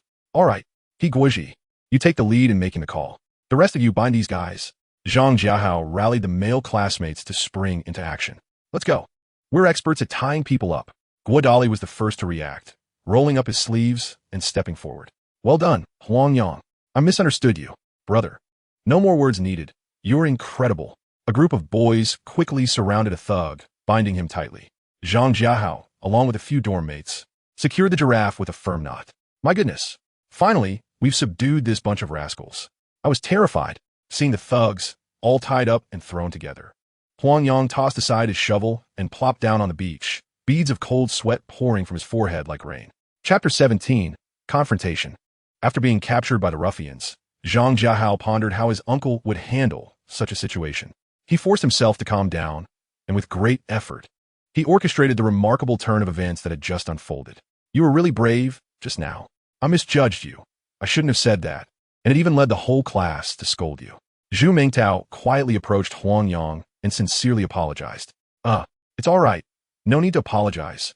The classmates' criticisms only added to the authenticity of the scene, allowing us to successfully deceive those ruffians. We all contributed. Huang Yang grinned. Really? Is that how you truly feel? Zhu Mingtao looked at him in astonishment. Was this the legendary generosity? I didn't misspeak, did I? Noticing Zhu Mingtao's puzzled expression, Huang Yang worried that his words might have offended this young lady, so he cautiously inquired. Where did that courage of yours go? The one that matched wits with the ruffians? Just a moment ago, you were shouting and fighting, and now you're acting like a timid little wife. Wasn't this contrast rather stark? Hee. I was just anxious before, letting my head run hot. Now, I'm just trying not to upset you. Huang Yang scratched his head, appearing particularly bashful. Here, this is the 100 yuan you had earlier, but such a valuable prop I must keep for myself. This one is for you. Zhu Mingtao retrieved a 100 yuan note from her pocket and handed it to Huang Yang, having carefully tucked the other note into a different pocket. I'm glad you like it. Huang Yang, I just called our homeroom teacher, Mr. Wang. She told us to call the police, and she will be here shortly. Guizhi panted as he ran over to Huang Yang. Did you call the police? Yes. Upon concluding the call with the teacher, he immediately dialed 110. That's a relief. Let us await the arrival of the teacher and the police to handle this matter. He mused. As for that fellow's brother-in-law, he should be fine. If the teacher has advised calling the police, there is certainly no error in that. He expressed his anxiety about wrongly implicating himself and his classmates in this predicament. He felt a pang of regret for having reported the incident, fearing that the brother-in-law might distort the truth and endanger their benefactor. However, they had underestimated the brother-in-law's influence. Before long, the wailing sirens of 2 police cars echoed as they approached, and upon arrival, a dozen officers swiftly emerged from the vehicles, encircling the crowd. Brother-in-law, save me. This could be a grave mistake. The long-necked one cried, recognizing the leading officer as his brother-in-law and shouting at the top of his lungs. Yes, I was the one who called the police. Just moments ago, these ruffians, under the leadership of this dear fellow, accosted us. He stepped forward, stammering as he recounted the events that had transpired. Is that so? What do you have to say? Inquired a rotund officer, hands clasped behind his back, directing his gaze towards the long-necked individuals. It's not as you think. My brothers and I were merely loitering by the Wei River when these students, emboldened by their numbers, obstructed our path and attempted to rob us. They demanded a protection fee of $1,000 each, threatening us with violence if we refused. This very lad brandished a broken shovel, threatening my life and binding us. The long-necked one lamented, weeping as if he were a wronged spouse. Huang Yang stood in shock, utterly bewildered. He had been the one to alert the authorities. How had he inadvertently summoned the accomplices of the robbers? Was this the infamous alliance of police and criminals? His classmates were equally perplexed. They were clearly the victims. How had they become societal pariahs upon the arrival of the police? No, officer. I was the one who called. We students are the victims. Huang Yang protested. Yet before he could finish, he was dismissed by the police. Cease. Do you not consider the implications of your deceitful claims? Do you honor the emblem of the nation above you? Do you uphold the rights bestowed upon you by the people? To tarnish the reputation of these underage students, does it not weigh heavily on your conscience? Just as the police were about to restrain Huang Yang, a melodious female voice broke through, posing 3 incisive questions that left the seasoned officers momentarily stunned. Zhu Mingtao stepped forward, positioning herself protectively in front of Huang Yang, radiating righteousness and vigor, capturing the attention of all present. Classmates, we must not allow the police to take Huang Yang away, nor should we permit the release of these bandits. We shall await Teacher Wang to address this matter. I trust the school will ensure justice for us. Zhu Mingtao proclaimed, her voice ringing with conviction. Well said. We cannot allow the police to take Huang Yang. Zhang Jiahao stepped forward, joining in to shield the two. Indeed, they must not take him away. They must not let them go. The chorus of protest echoed fervently among the crowd. Students rallied in support of Zhu Mingtao, forming a protective circle around Huang Yang, accompanied by several brave classmates who stood resolutely against the encroaching officers. Each youthful visage bore a fierce determination as they confronted the police, creating a palpable standoff. Chapter 18. The gun was drawn. Illegal? You are aware of the law? Zhu Mingtao retorted. But what of the injustice in falsely accusing minors without discernment? Does nepotism, shielding one's own kin, not constitute a crime? Bolstered by her peers' backing, Zhu Mingtao gained confidence, meticulously enumerating the misdeeds of the officer before her. Each utterance sent tremors through the ranks of the police, who secretly admired this young girl's audacity. Well said. The vast universe cannot tolerate your abuse of power and distortion of truth. With Zhu Mingtao leading the charge, the crowd joined her in the denunciation.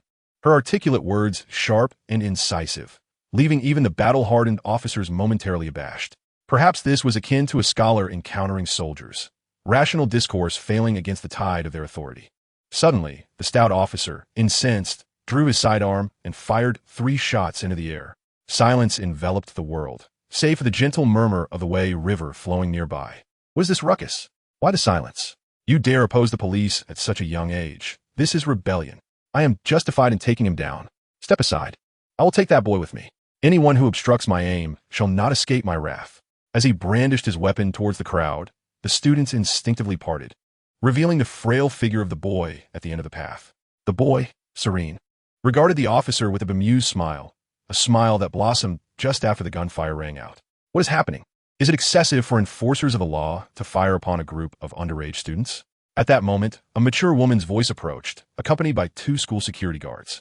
It was none other than their homeroom teacher, Ms. Wang Xiaowei. I'm their homeroom teacher, Wang Xiaowei. Your warning shots at a group of minors constitute a violation of the minor protection law and an abuse of power. I hold the right to file charges against you. Ms. Wang stepped forward, confronting the stout officer with a resolute tone.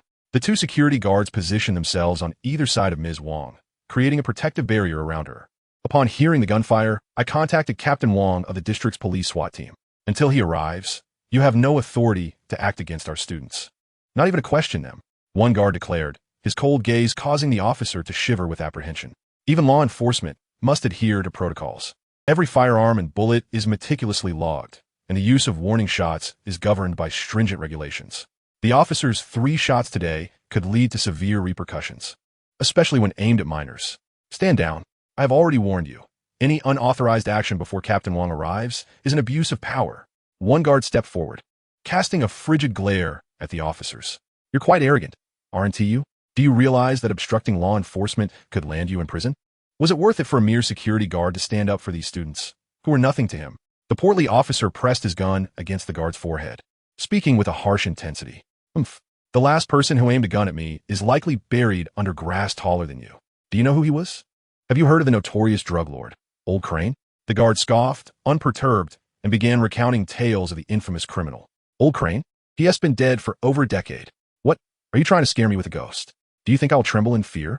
The officer's expression faltered slightly as a flicker of fear crossed his face.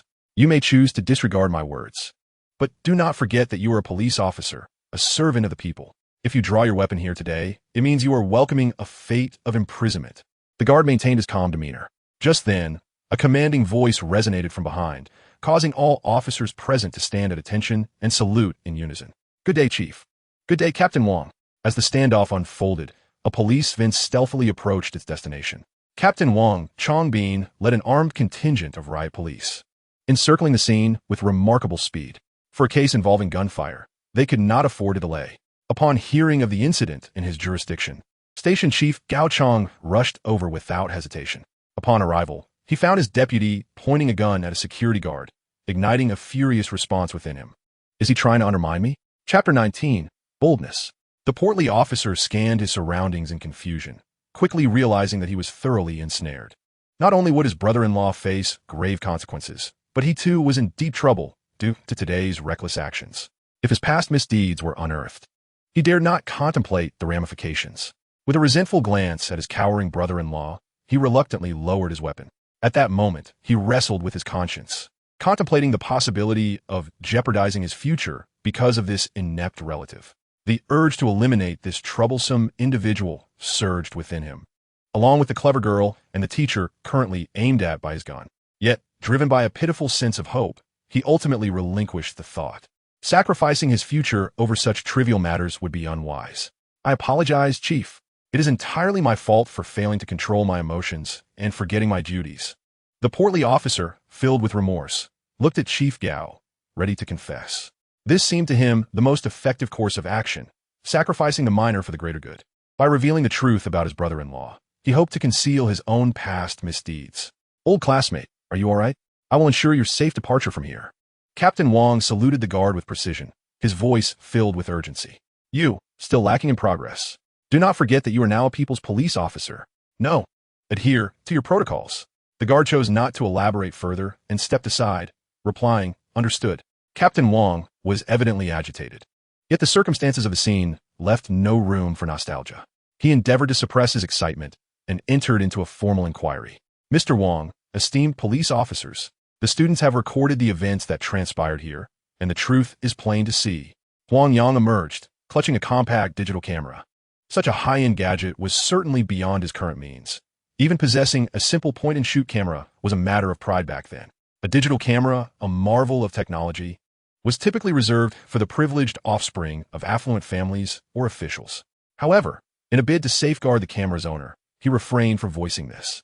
Naturally, the students were well aware that the camera belonged to Feng Rui Xue.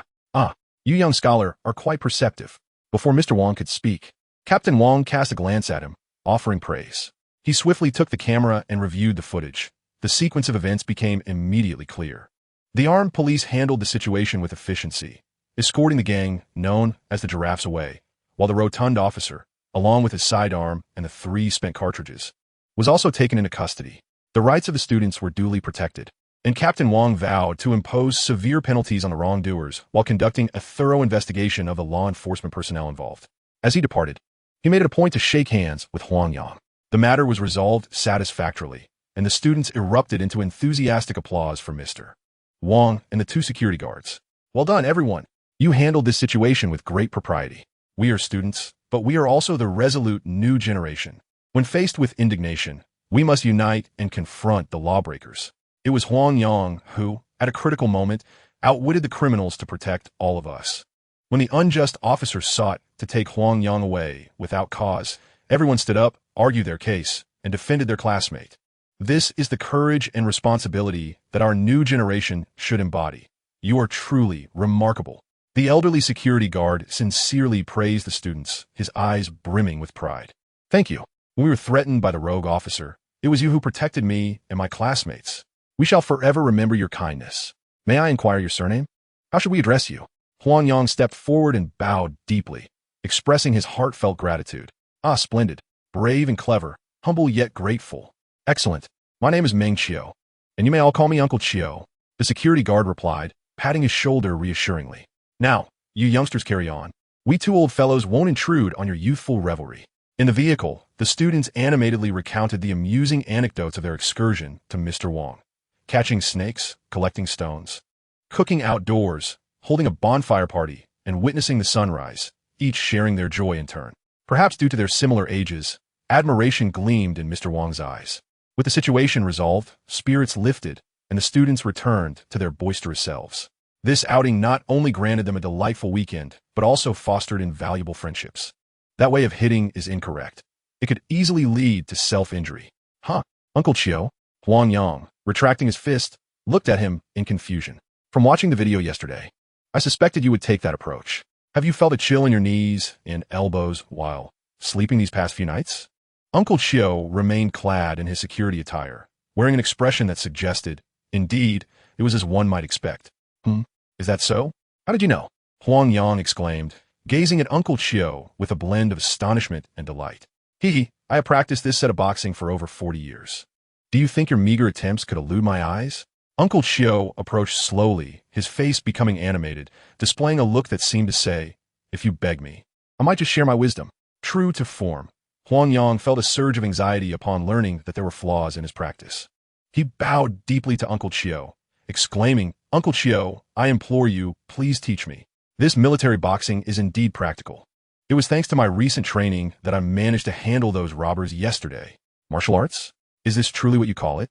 Huang Yang apparaît perplexé. Well, I can't say for certain. However, since I began practicing, I have certainly grown bolder and gained a measure of confidence. Indeed, since the harrowing experience of the robbery, he had felt a notable boost in self-assurance. He could not help but touch the jade root nestled in his chest, which also served as a source of his newfound confidence. Bolder? More self-assured? Not bad. You, my lad, are quite sincere. Very well. For that reason alone, I shall offer you some guidance. He had expected the young lad to expound upon noble ideals of heroism or righteousness. He was pleasantly surprised by his simple admission of newfound courage. The boy was refreshingly honest, was he not? Chapter 20. Gathering Herbs Again. Thank you so much. Shall I pay my respects as a disciple? Perhaps I should kneel before you? Huang Yang declared, preparing to bow. No, no, no. I do not take on disciples. I wouldn't want those youngsters to burst into laughter. Come now, let us go over it from the beginning. I will tidy up your technique. Uncle Chiu swiftly interjected. All right, Huang Yang replied eagerly, promptly assuming his stance to begin anew. When executing your movements, do not exert too much force. 3-part strength while maintaining speed is sufficient. When striking, increase your power, using 9-part strength while reserving 1 for potential adjustments. As he commenced teaching, Uncle Chiu adopted a serious demeanor. His decades of study far surpassed Huang Yang's novice understanding. Even the slightest suggestion could save the young man from numerous missteps. After half an hour, Huang Yang concluded his training, drenched in sweat. Uncle Chiu insisted on a daily practice of at least half an hour, regardless of the weather conditions. Huang Yang, naturally delicate, agreed without hesitation. Even in this first session, he felt a marked improvement compared to his previous aimless practice. His movements were not only more fluid, but he also began to grasp the nuances of power control. The remarkable sensation of mastering one's entire being could only be truly understood through personal experience. A week swiftly passed amidst a flurry of activity, morning exercises, attending classes, and delving into medical texts. Huang Yang structured his days with great purpose. The weekend drew near, and with it, the time agreed upon with Zhu Mingtao for herb gathering. Huang Yang had developed new ideas regarding their herbal venture. Early Saturday morning, he rode a bicycle borrowed from an upperclassman and met Zhu Mingtao, who was dressed in athletic attire, at the school gate. You have a bicycle. Surely, you aren't planning to ride it to Weha Beach to gather herbs, are you? What is wrong with that? Last time, I walked all the way to Weha Beach. Impressive. Here is my thought. Currently, we can only gather the soapthorn. So let us explore the surrounding villages. After all, the locust trees were traditionally planted in front of and behind houses. It is quite possible that the surrounding villages have some that have stood the test of time. What? We are not going to the Wei River? All right. I shall follow your lead. Where shall our first stop be? I suppose we shall just follow this road northward from the teaching building. I can see a village not too far to the north. Excellent. Let's set off. This village is called Desai Village, where charming red brick villas are lined up neatly. And nearly every household has motorcycles or tricycles parked at their doorsteps. Perhaps it is still early, as there are not many people on the road. Occasionally, one can spot an elderly man with a cane strolling through the village. The affluence of the residents here is quite striking, Huang Yang exclaimed inadvertently. Indeed, the villas and motorcycles here are far more attractive than those in our county's villages. In our home, there are hardly any motorcycles at all. As for tricycles, they are even rarer. It seems only the village head's family purchased a second-hand one after the new year. Well, I am not sure. On the way here, my uncle mentioned that once he graduates and starts working, he plans to earn money to buy a house and bring our parents over. Building our hometown, how grandiose. The two of them laughed and joked as they wandered around the village, yet they could not find any locust trees, which inevitably left them a bit disappointed. Zhu Mingtao approached an elderly gentleman for information, who recalled that when wheat was grown in the past, there were a few locust trees by the ditch on the eastern side of the village. However, in recent years, the wheat fields have been contracted out for planting ornamental trees, so he wasn't sure if those locust trees still remained. Exiting the village, they followed a small agricultural road eastward, flanked by lush greenery of ornamental saplings. Ginkgo trees, white bark pines, 7-leaf trees, and crimson maples created a vibrant tapestry stretching into the distance. How beautiful! It seems the street trees are all cultivated. Indeed, just look at this maple, which is only about a meter tall. I wonder how long it will take to grow into a full tree. Can the people here earn a living by planting these scenic trees instead of crops? Surely they can.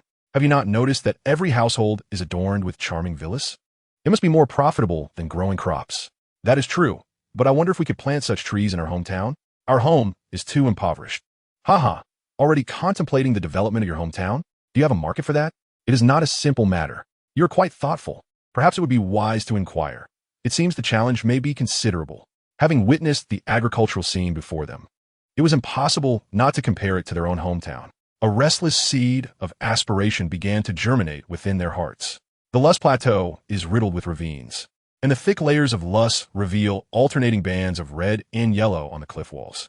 At the end of the agricultural road, they discovered the ditch the elder had mentioned, and the awe-inspiring Luss cliffs captivated the young travelers. Over there, the trees appear to be nearly a century old. There are even sour jujubes over there. What a splendid place. Let us gather here today, Huang Yang exclaimed, pointing a large tree below the ditch. How we get down there? Zhu Mingtao fretted as she gazed at the daunting cliff. The deep ditch was quite dizzying to behold. Do not worry. I have brought a rope. If we are careful, there will be no danger. Huang Yang observed the surroundings for a moment, searching for a route with a gentle slope, then took out a long rope, securing one end to a nearby ginkgo tree, signaling to his companion to follow him down. You must ensure my safety. Zhu Mingtao spoke timidly. Do not worry. I shall be here to catch you. If you fall and injure yourself, it will be I who suffers. She continued. You seem rather carefree. Surely you wouldn't take advantage of this situation, would you? How absurd. Can't you be a bit more gentlemanly? I want to take responsibility if you let anything happen to me. With that, she grasped the rope and descended. The two of them were not overly delicate. They clung to the rope, carefully navigating the cliff face, slowly making their way down. The dried yellow earth on the cliff was exceedingly loose, causing the dirt to sift into their shoes as they passed. Upon reaching solid ground, both found their feet coated in a layer of dust. Oh my goodness! You scare me half to death, Zhu Mingtao exclaimed. You could have chosen a sturdier path. Look at all this dirt in my shoes. She patted her chest, still shaken. Well, we made it down, didn't we? A little dirt in the shoes is just a foot bath. Perfect for treating athlete's foot, Huang Yang replied, as he removed his shoes to shake out the dust. Athlete's foot? My feet are quite fragrant. Thank you very much. Would you care to take a whiff? She teased, extending her fair, doe-like foot toward Huang Yang. Goodness, sister, your tastes are rather peculiar, aren't they? I shan't indulge in smelly feet.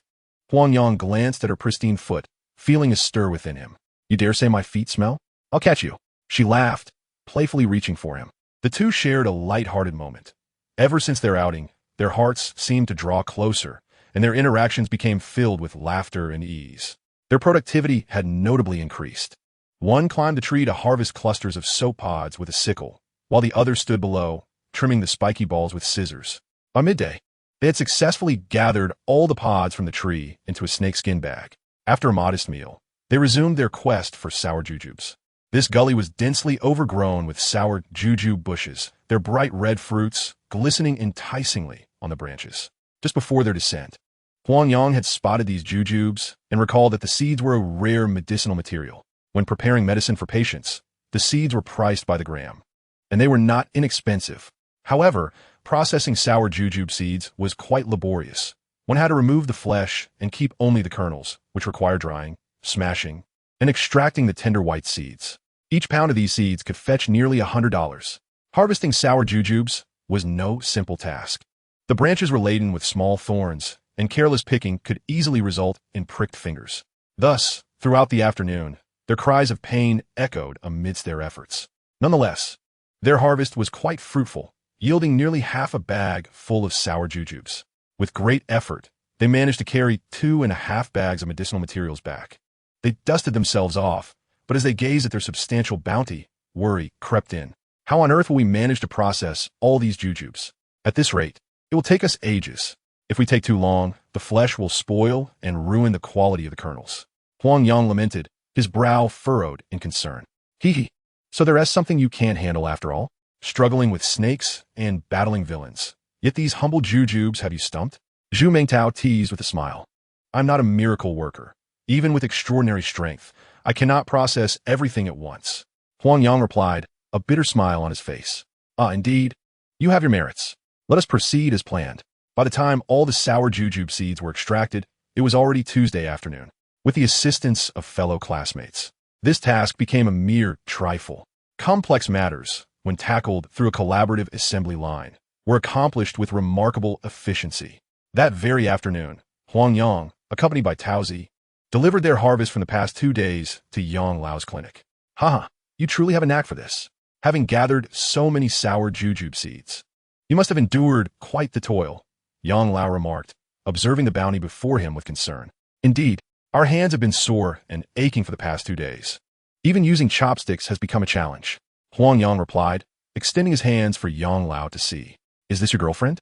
While others would cherish their girlfriends as if cradling fragile treasures, you have brought her along to gather herbs. Truly, you show no care. Yang Lao teased, glancing at Zhu Mingtao. It's quite a novel experience. Huang Yang stammered, stealing a glance at Zhu Mingtao. Zhu Mingtao, however, remained largely unaffected, her cheeks slightly flushed. Yet she chose not to explain, smiling in response to Yang Lao's playful banter. All right, enough of the jokes. I shall take all these sour jujube seeds and soap thorn. But I trust that your herb-gathering endeavors do not interfere with your studies? Yang Lao inquired in a sage-like tone. Rest assured, we only gather herbs during our spare time to support our studies. Our classes remain unaffected. Zhu Mingtao interjected promptly. That's splendid. Do not underestimate your education. The wealthiest individual in Yangling amassed his fortune through corn seed production. He has contracted 600 acres of land as a seed production base in the Tianshui region, earning over 3 million annually, with his seeds being sold nationwide. Yang Lao remarqued earnestly. Wow, how impressive. What is this senior's name? Is he from our school as well?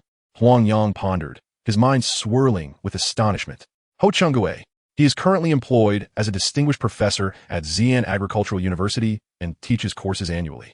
His seed company's products have a profound impact. Thus, do not neglect your studies in your efforts to alleviate your family's burdens. Agriculture and forestry can equally pave the way for a successful career. Yang Lao advised with sincerity. We have learned much. We shall certainly strive to study diligently. The two replied earnestly. After settling their accounts, the two bid farewell to Yang Lao and made their way back to school. The total earnings from their herb gathering amounted to 430 yuan. The sudden influx of money brought them great joy. However, the tale of the wealthy individual in Yangling dimmed that joy somewhat. How do you suppose Professor Ho managed to market his corn seeds nationwide? How did such a small seed lead to the making of tycoon? Zhu Mingtao inquired while seated on the back of the bicycle. His seeds must yield abundantly. It's a matter of talent. Why don't we inquire about Professor Ho's courses and attend one? Huang Yang suggested. It's a deal. Huang Yang felt particularly unsettled. Despite both being involved in agriculture, Ho Chungue had flourished into a tycoon, while the villagers of Dezai could afford small villas and motorcycles. Yet his own hometown relatives struggled merely to survive. What could he possibly do to change this? Upon returning to school, they each received 200 yuan, with the remaining 30 yuan spent on small mill cakes, as tokens of appreciation for their classmates. Naturally, the classmates were delighted to receive such gifts, showering Huang Yang and Zhu Mingtao with praise. In the afternoon, our homeroom teacher, Mr. Wang, conveyed a message. Starting tomorrow, all new students would embark on a 10-day military training regimen, with an orientation assembly scheduled for that evening's study session. This announcement stirred a great deal of excitement, and the entire dormitory buzzed with chatter about the upcoming training. How could they spring this on us after more than 2 weeks of classes? I heard that the military had postponed their tasks, and the instructors arriving were from a special operations unit, which sounded rather impressive. Chapter 22. Injuries during military training. Special operations unit? Must they elevate it to such lofty heights? Can we even fire weapons? Nonsense. Firing a handgun might be more feasible. They had long since abolished shooting practice, so I suppose we'll just be standing at attention and forming ranks. We might as well brace ourselves for some hardship. IS&T, it's supposed to be enjoyable? Serving in the military and engaging in combat sounds so cool. Cool my foot, under this scorching sun. It'll be a miracle if you don't collapse. Those soldiers on television, raising the national flag, look so dashing. Marching in formation is quite impressive. Every individual harbors differing expectations regarding military training, particularly rural kids like Huang Yang, who find the olive green uniforms exceedingly handsome. What boy hasn't he dreamed of becoming a soldier? At 7 in the evening, the orientation assembly commenced punctually in the auditorium, as resolute and robust soldiers took their seats on the podium and recounted amusing tales from the barracks. Many students displayed expressions of yearning. Following this, various speeches ensued, words of encouragement from leaders, expectations from instructors, and a detailed outline of the training schedule, all meticulously covered. Unlike previous years, this time, the formation training would only last 4 days, with the subsequent 4 days devoted to military body exercises and practice. The final 2 days would involve an immersive experience at a military camp, culminating in a ceremonial inspection. This revelation assuaged the concerns of some students, replacing their trepidation with anticipation. At dawn, a resounding wake-up call heralded the commencement of military training. We engaged in morning exercises, breakfast, standing at attention, and various team songs in an organized and vigorous manner. Though these tasks seemed straightforward, under the instructor's demanding guidance, they became quite challenging. After an hour of standing at attention, several classmates experienced leg cramps and mild heat exhaustion. Fortunately, the instructors were well prepared, and a brief rest with some simple treatment sufficed. On the 3rd day of training, The difficulty escalated.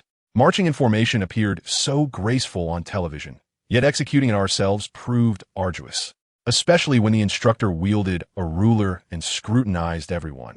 One might question their ability to walk. March 1-2, 1-2. My hand. My hand. Simultaneously, cries of pain erupted from the ranks as several students accidentally collided while swinging their arms. Both were exerting considerable force, and the impact was excruciating. Several classmates' hands swelled immediately. Injured students stepped out for treatment, while the rest continued. The instructor, without needing to inquire, recognized the issue and promptly issued orders. 8 students emerged from the ranks, each clutching their hands and moving aside for treatment. The instructor had arranged for some ointment in advance, and they each applied it while gently massaging their injuries. Little lamb, your grip is too strong. Look at my knuckles. They're all bruised. Guangji raised his left hand, exclaiming. At that moment, the back of his left hand was bruised a deep shade of blue, freshly smeared with bright red ointment. Yours is quite swollen too, isn't it? Look at me, I can barely stand it. It's all your fault for being so reckless.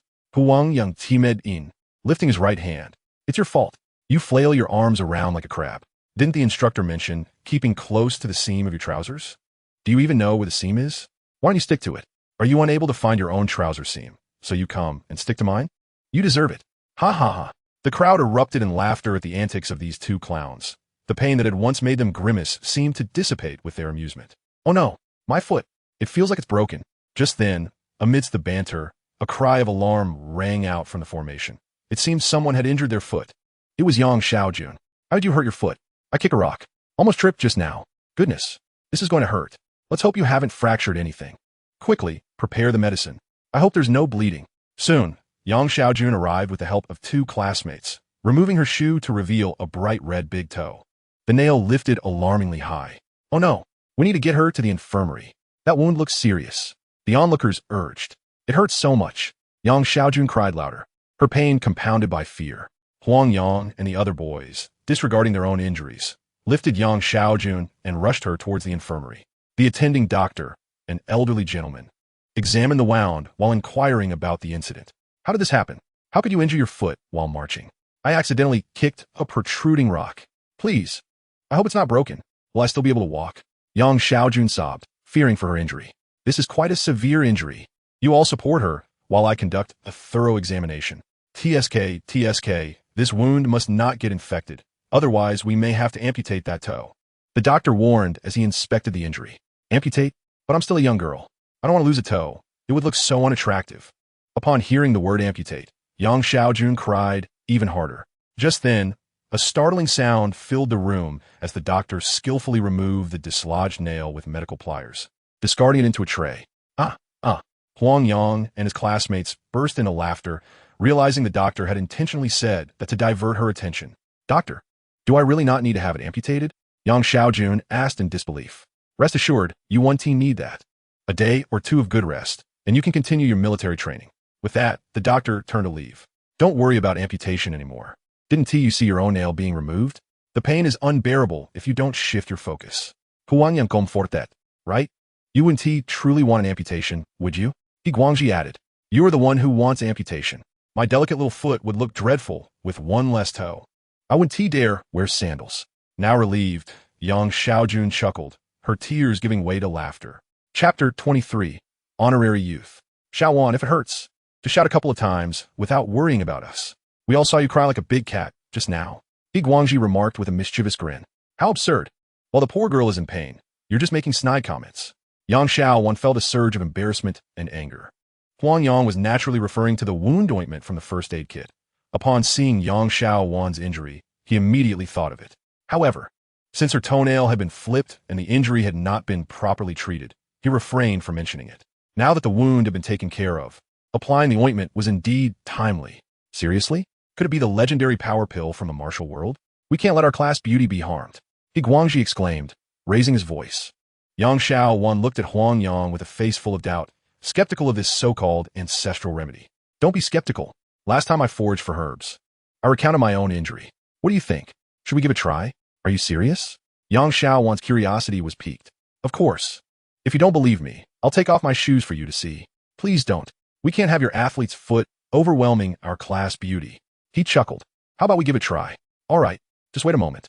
With Yang Xiaowan's consent, he deftly removed the bandage from her wound and prepared to apply the ointment. Wow, this is real. You've kept this well hidden, he Guangji inquired, lifting his bruised left hand. Ha, I'm applying ointment to my foot, and you're applying it to your hand. Yang Xiaowan laughed heartily. Come on, why all the fuss? Just tell me if it works. He Guangji was unperturbed and continued to ask. I'm not quite sure. It should help since it's for external injuries. Let us all give it a try. Huang Yang replied, equally uncertain. Then let us all try it. In no time, all three had applied the ointment, though the two boys had wrapped their hands with Yang Xiaowan's handkerchief. Indeed, Yang Xiaowan's injury had healed by the next day, earning her special praise from the instructor during training. The efficacy of the ointment was remarkable for Huang Yang and he Guangji as well. By that afternoon, their hands had significantly reduced swelling, and by the following morning, they were restored to their original state. When he Guangji boisterously announced it, the classmates clamored for the ointment, resulting in Huang Yang's precious supply being swiftly depleted, leaving him quite distressed. On the 5th day, they commenced training in military boxing. Both male and female students were exceedingly enthusiastic, diligently practicing under the instructor's guidance. However, the movements were quite reminiscent of a broadcast calisthenics routine. The instructor taught a simplified version of military boxing, omitting the more complex and aggressive moves, leaving only the relatively straightforward techniques that posed minimal threat, intended for self-defense.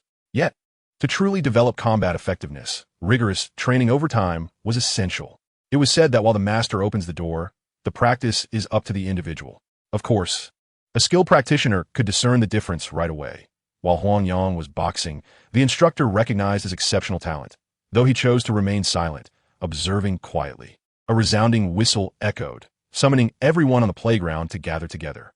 The head of the student council, the head of the academic affairs office, and the head of the security department, Uncle Chiu, accompanied the principal and 2 uniformed officers onto the podium. The grand assembly left the students and instructors bewildered, as they were uncertain about the unfolding situation.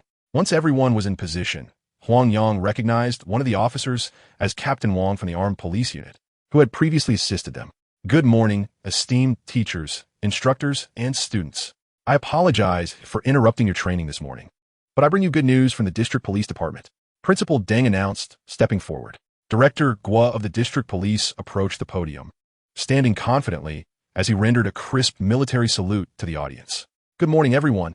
On behalf of the District Police Department, I would like to read a significant announcement. Upon hearing this, a wave of murmurs swept through the crowd, as the police department's decision seemed unrelated to the students. Why were they announcing something at school? Director Guo appeared to anticipate the crowd's confusion, pausing for a few seconds before opening the folder in his hand to continue with the announcement. On September 4th, the case involving the robbery of minor students by a group of criminals known as the Giraffes has been entirely resolved after nearly half a month of investigation. The Giraffe, under the protection of his brother-in-law, Gao Guangwu, the deputy director of the original Kangle Road police station, had long engaged in extortion, bullying, and coercing vulnerable young women into illicit activities. All evidence of his crimes has been confirmed and submitted to the district court for sentencing. Gao Guangwu has been relieved of his duties and is now under further investigation by the supervisory department. During this case, Huang Yang, a student from class 198, displayed remarkable courage in outsmarting the criminals and, with the support of his classmates, managed to subdue all the robbers on the spot. The entire class 198 united fearlessly against Gao Guangwu, providing indispensable assistance in the resolution of this case. After thorough consideration by the district police department and approval from higher authorities, we are proud to confer upon Huang Yang the honorary title of Youth Champion Against Crime, and to award Class 198 the title of Outstanding Collective in the Fight Against Crime, along with a monetary reward of 2,000 yuan. Now, let us invite Huang Yang and Class 198's monitor, Zhang Jiahao, to the stage to receive their awards. Let us applaud their achievements. Thunderous applause erupted on the playground as the crowd turned their attention to the students of Class 198, a mixture of astonishment, envy, admiration, and disdain reflected in their expressions. Wow, this is incredible. Is it real? How can such a young kid create such a stir? This seems exaggerated. Do the criminals lack common sense? With the police here, it must be true. Chapter 24, Honorary Youth 2. Huang Yang was stunned. Zhang Jiahao was stunned. The entire Class 198 was in disbelief. It was utterly unexpected. Such a significant honor for merely one act of resistance left them all at a loss for words. Trembling with excitement, Huang Yang and Zhang Jiahao walked toward the podium. And as the exhilaration surged within him, the jade root in his chest provided a calming sensation, allowing him to regain composure. When he stood before Director Gua, he had transformed into a picture of tranquility. Huang Yang, congratulations. Your wit and bravery are truly commendable. Here is your certificate of honor.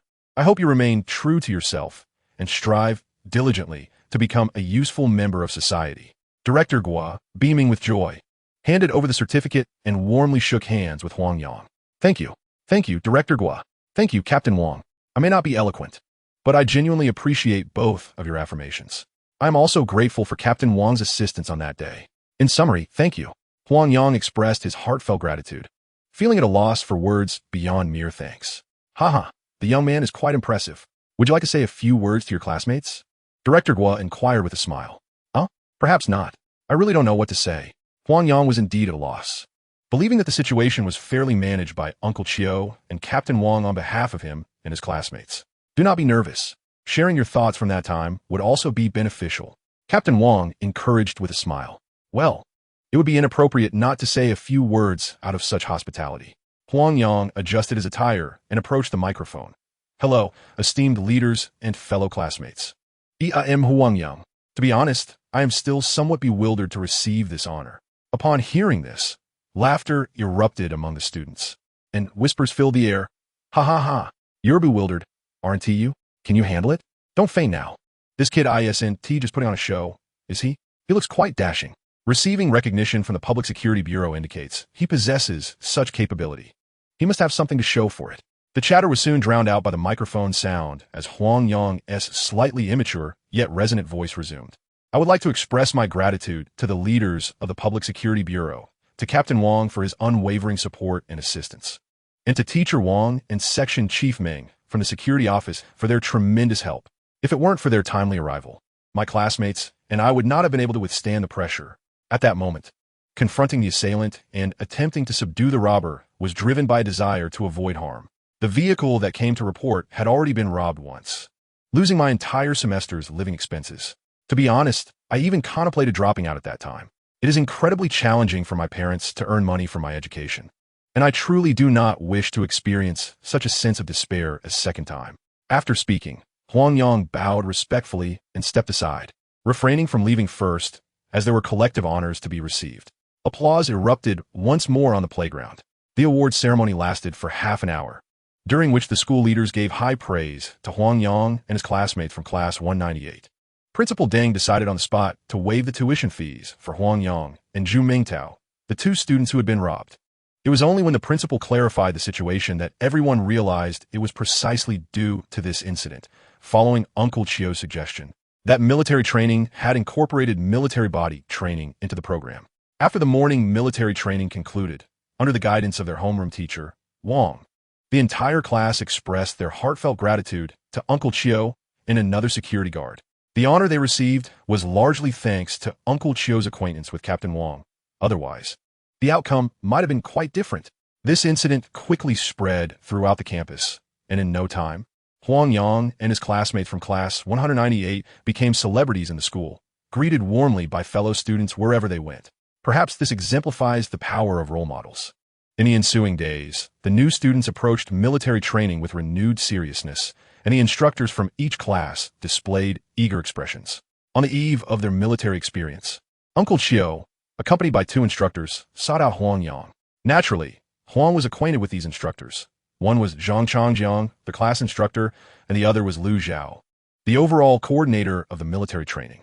Huang Yang, a couple of days ago, your classmate Yang Shaowan was injured, and you administered the medicine, correct? Zhang Changjiang inquired earnestly, his gaze filled with anticipation. Yes. Didn't she recover? Huang Yang replied, momentarily puzzled, as he had not heard of any issues with Yang Shaowan during their afternoon training session. Collaboration? Huang Yang was taken aback. How could a mere ointment draw the attention of the instructors? Indeed, collaboration. Our military can either purchase your family's ancestral prescription or directly buy the finished product from you. We can discuss the specifics after testing its efficacy. What do you think? Give it some thought. The military will not let you suffer losses. Lu Zhao stated kindly.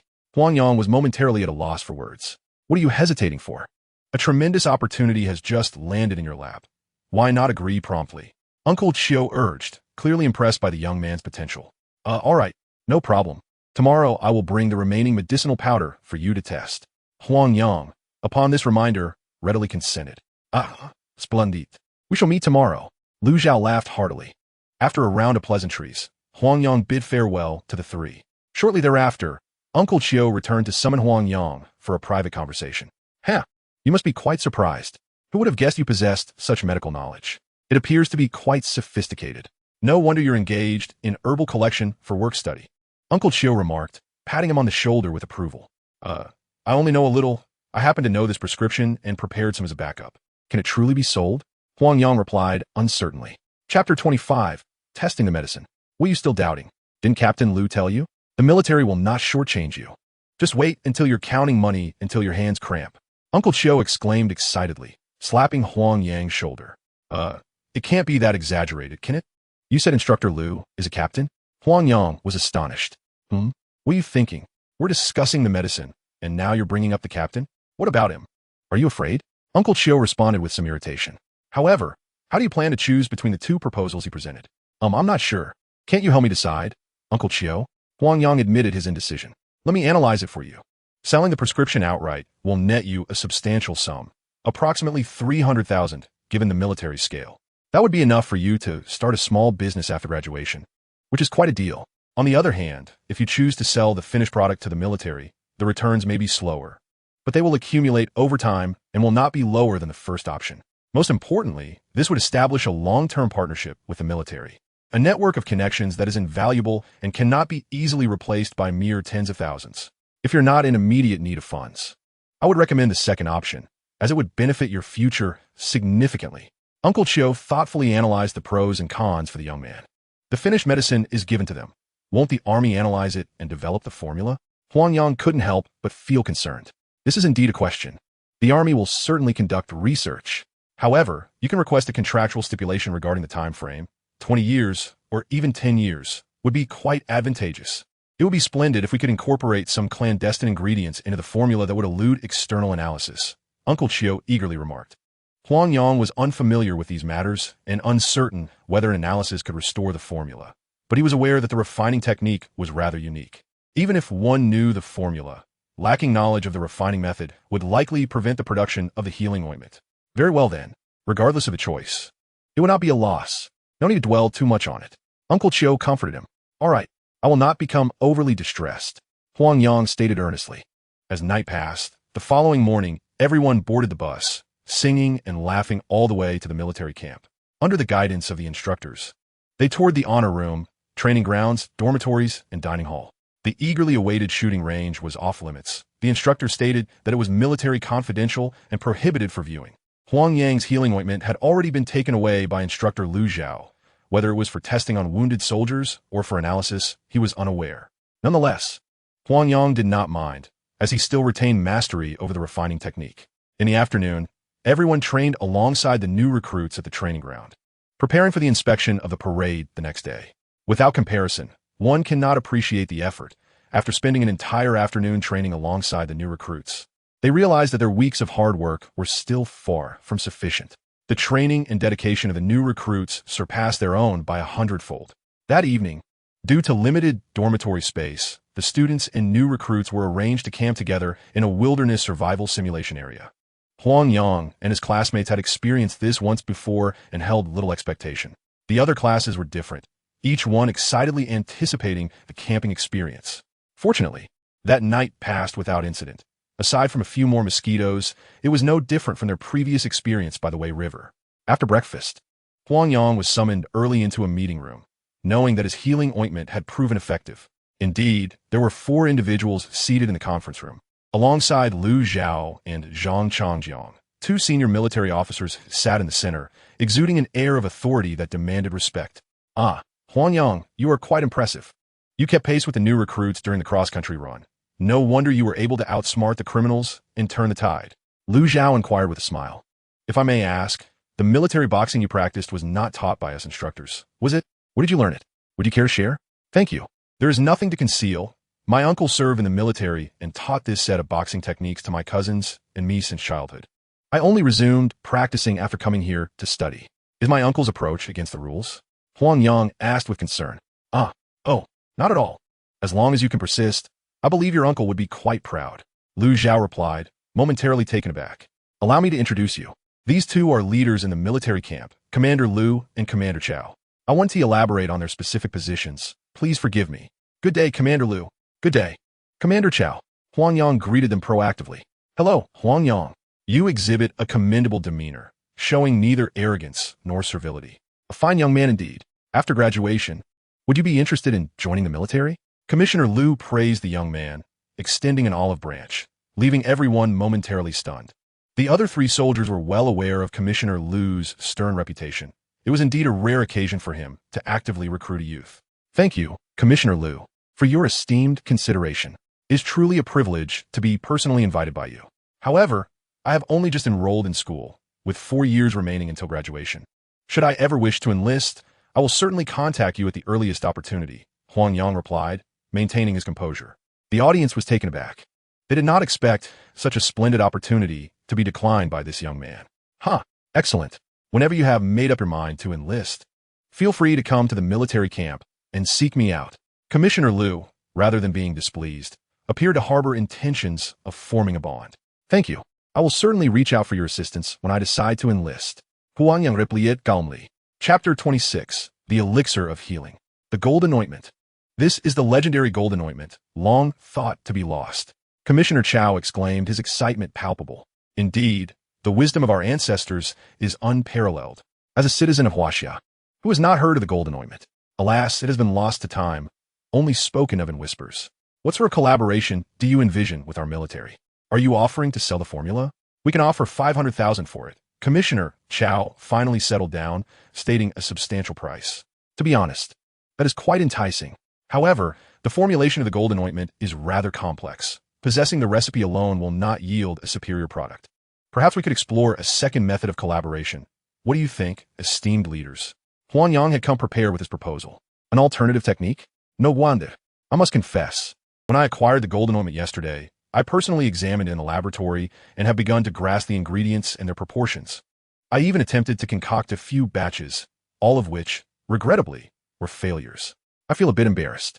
It was not my intention to pry into your family's ancestral recipe, but my curiosity compelled me to investigate. Commissioner Chao spoke with a sense of humility. You are too kind, Commissioner Chao. It is only natural to explore such a remarkable remedy. I understand completely, Huang Yang reassured him, dismissing any notion of offense, acknowledging that such curiosity is hard to avoid. Excellent, young brother. Your open-mindedness is commendable. Let us proceed with your proposed collaboration. We shall settle at 5 yuan per package, with the military providing all necessary materials.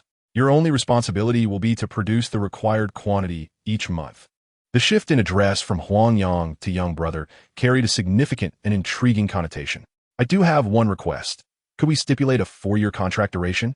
The path after graduation remains uncertain for me, but rest assured, I will cultivate a successor during this time to ensure the military does not lack supplies. Are you certain you only require 4 years? We could extend it. I am certain, after 4 years, it would be even better for me to join our ranks. Ha. Excellent. You are truly remarkable. Your consideration for the military speaks volumes of your character. Let us proceed to sign the contract. Please prepare the prescription. I will have someone procure the ingredients immediately, and we shall commence the alchemical process by this afternoon. This month, I aim to produce 2,000 doses. Director Lu promptly made the decision. 2,000 doses. Huang Yang felt a wave of confusion wash over him. Such a grand endeavor surely warranted a sense of trepidation. However, with the arrow knocked, it must be released. What is a little toil? We fear not. Shortly, the contract was signed and the prescription issued. Huang Yang, foregoing military training, requisitioned a kitchen equipped with a gas stove and an array of utensils, eagerly awaiting the arrival of the medicinal materials. Blood ginseng, cornelian cherry, dandelion, and a dozen other herbs were meticulously weighed and arranged upon a counter. Water was added, the flame ignited, and the herbs introduced one by one. The intricate method of alchemy, though shrouded in mystique, essentially required vigilant observation of the timing for herb addition and meticulous temperature control. The final phase involved simmering the concoction until crystallization occurred. However, this process demanded considerable focus, as a moment's inattention could spell disaster. Before long, the medicinal liquid within the enamel container transformed from a vibrant orange to a deep black, accompanied by an unpleasant odor. Failure. The inaugural attempt at alchemy had predictably ended in disappointment. The fire was extinguished too slowly during the addition of one herb, resulting in an excessively high temperature that turned the healing salve into poison. No matter, we shall persevere. After cleansing the container, he reignited the flame. Yet again, failure ensued. Undeterred, he attempted once more, only to meet the same fate. In the span of 2 hours, he had endeavored 5 times, each ending in failure. Fortunately, he had learned from his missteps, and none were repeated in subsequent attempts. Overall, progress was being made.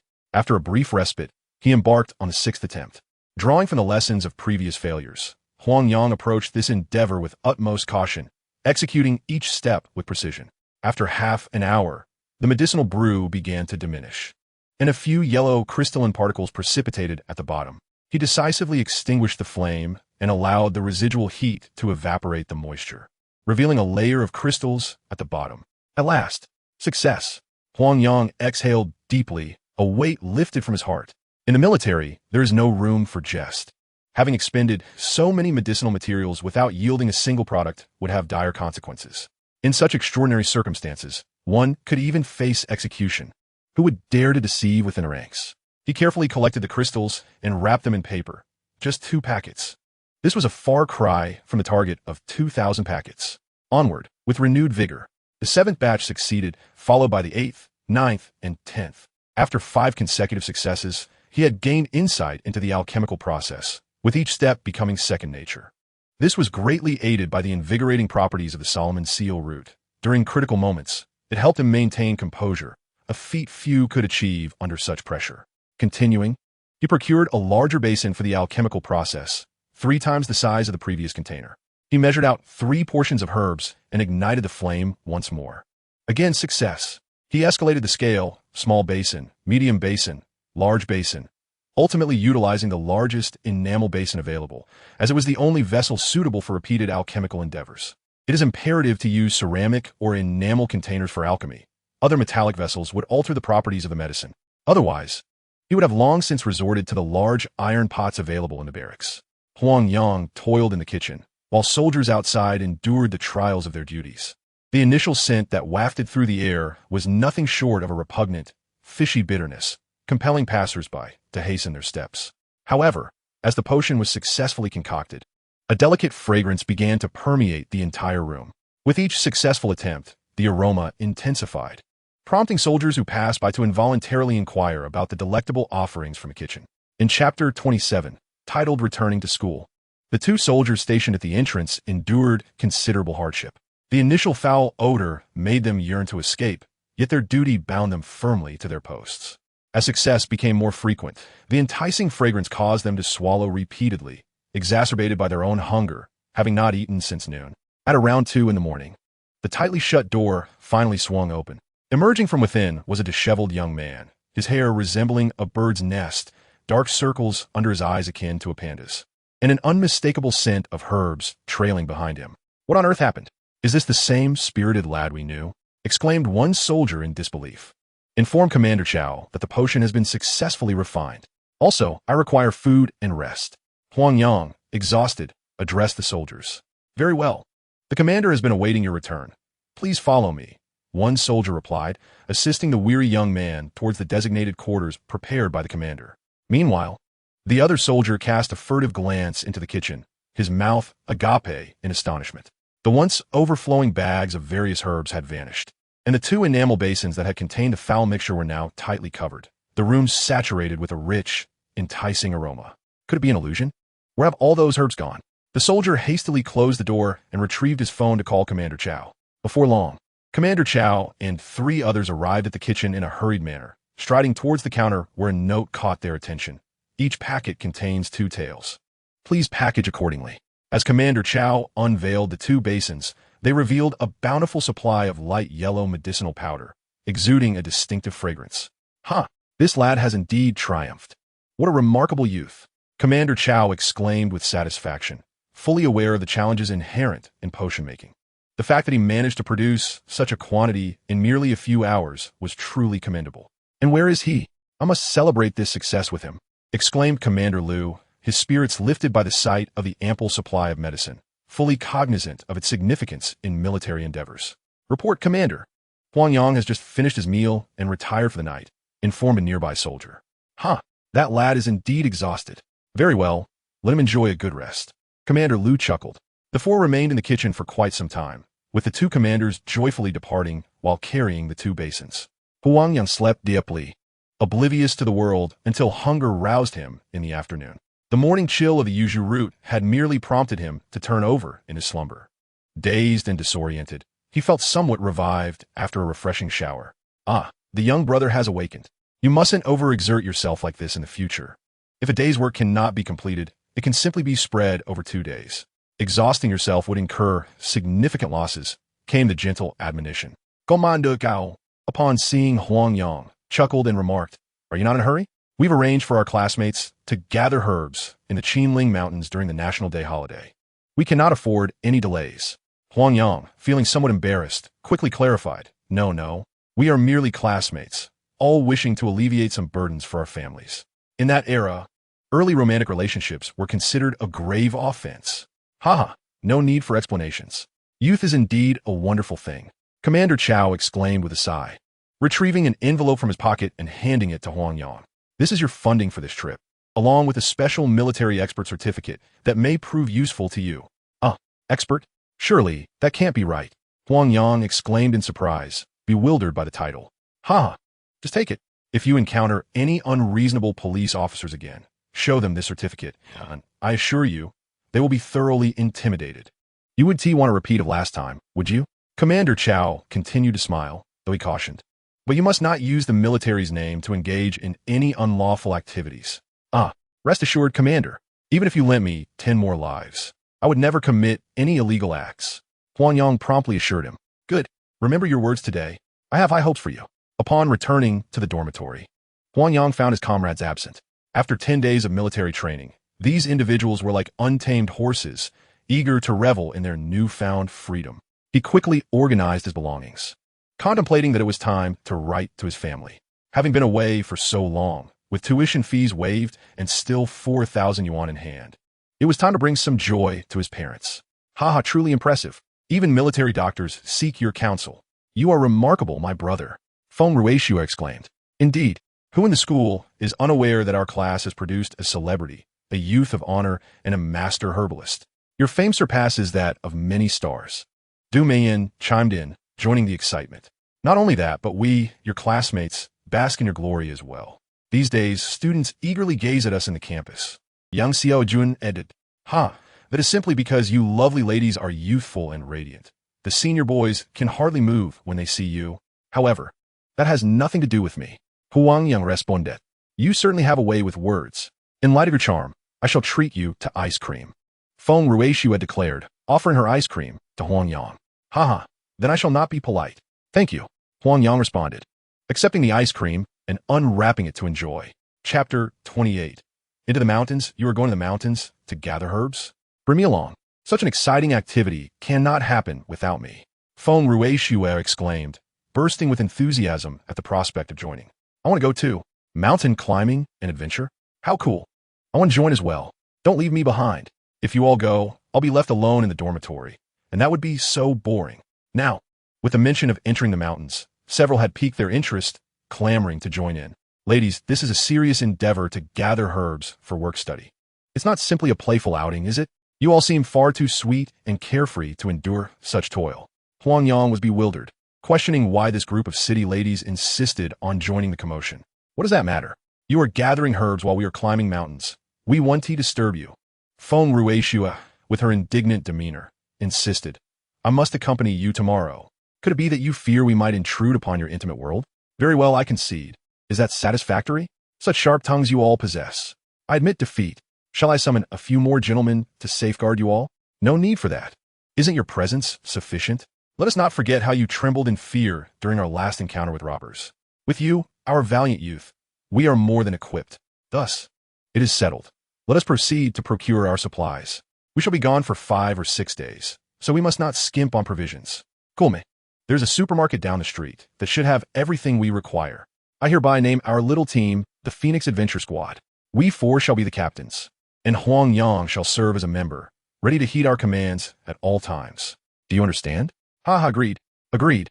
Oh dear, Huang Yang is flustred. It turns out Huang Yang, our team member, is merely a laborer, as the 4 of us ravage the supermarket as if on a shopping spree. Alcohol stoves, compasses, outdoor tents, trekking poles, backpacks, instant noodles, an array of snacks, and flashlights. Our haul was indeed extensive. As we emerged, each of us bore bags, while Huang Yang was laden with supplies, carrying them on his back, hanging from his arms, and grasped in his hands, entirely enveloped in gear.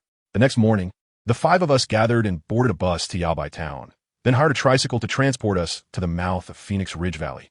As we departed, the tricycle driver cautioned us not to venture too deep, as lynxes, golden monkeys, and wild wolves frequently roamed the area. Exercise utmost caution. At the mere mention of wolves, everyone shuddered.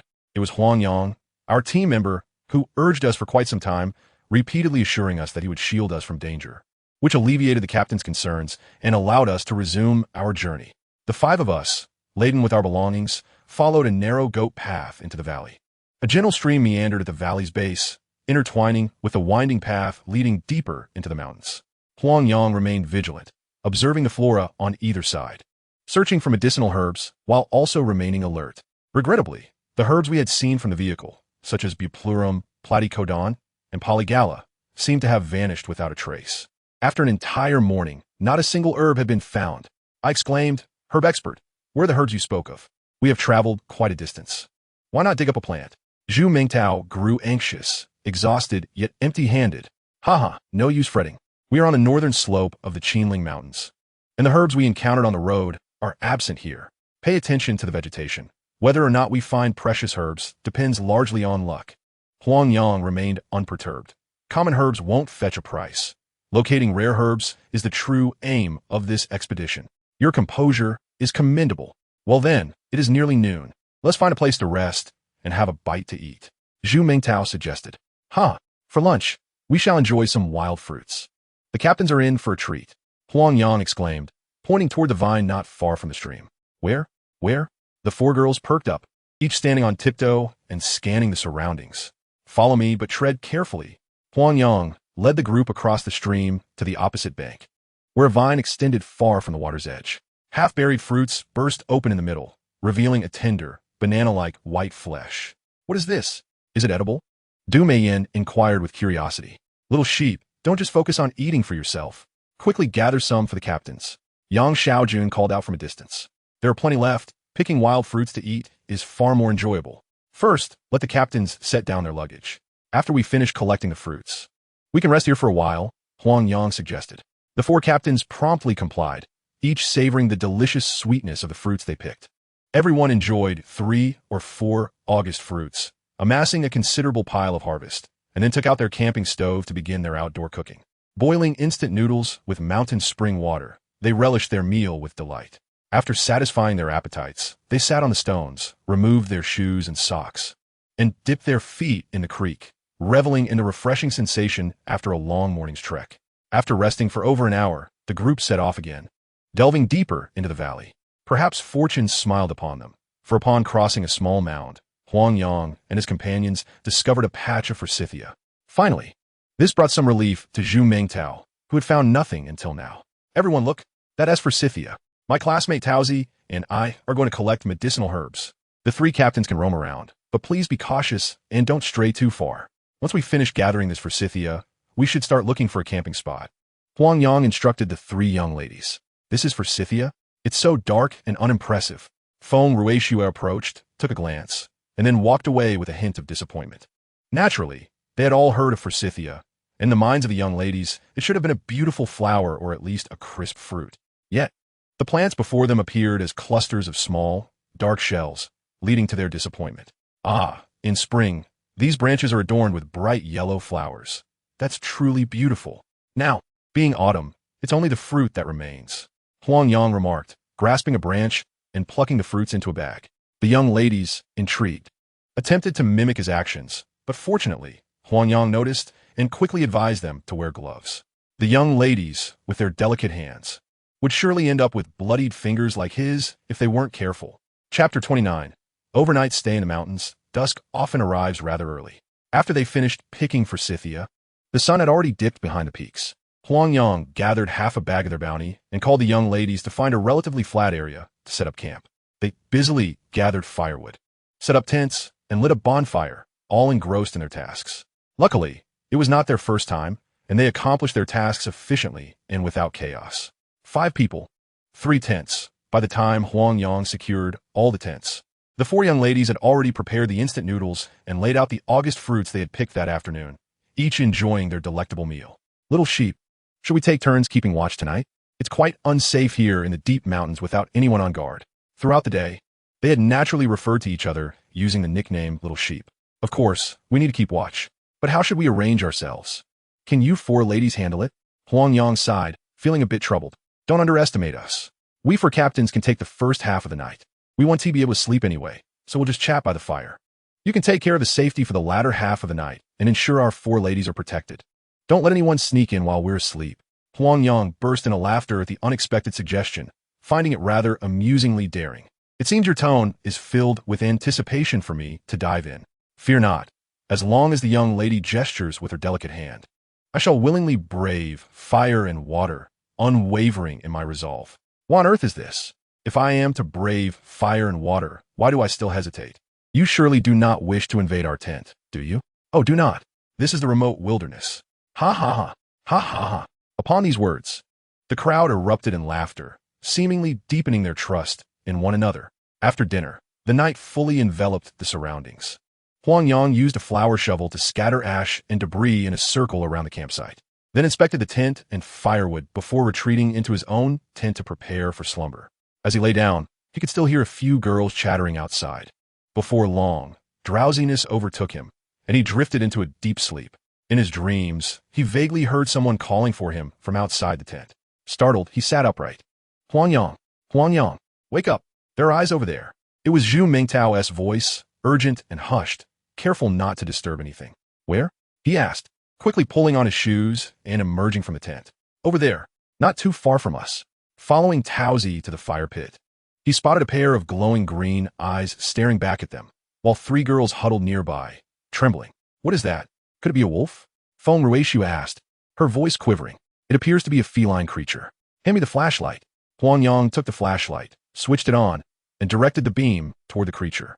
In the light, a large cat, 2 to 3 times the size of a domestic cat, prowled nearby. Its fur a blend of gray and black with stripes reminiscent of tiger.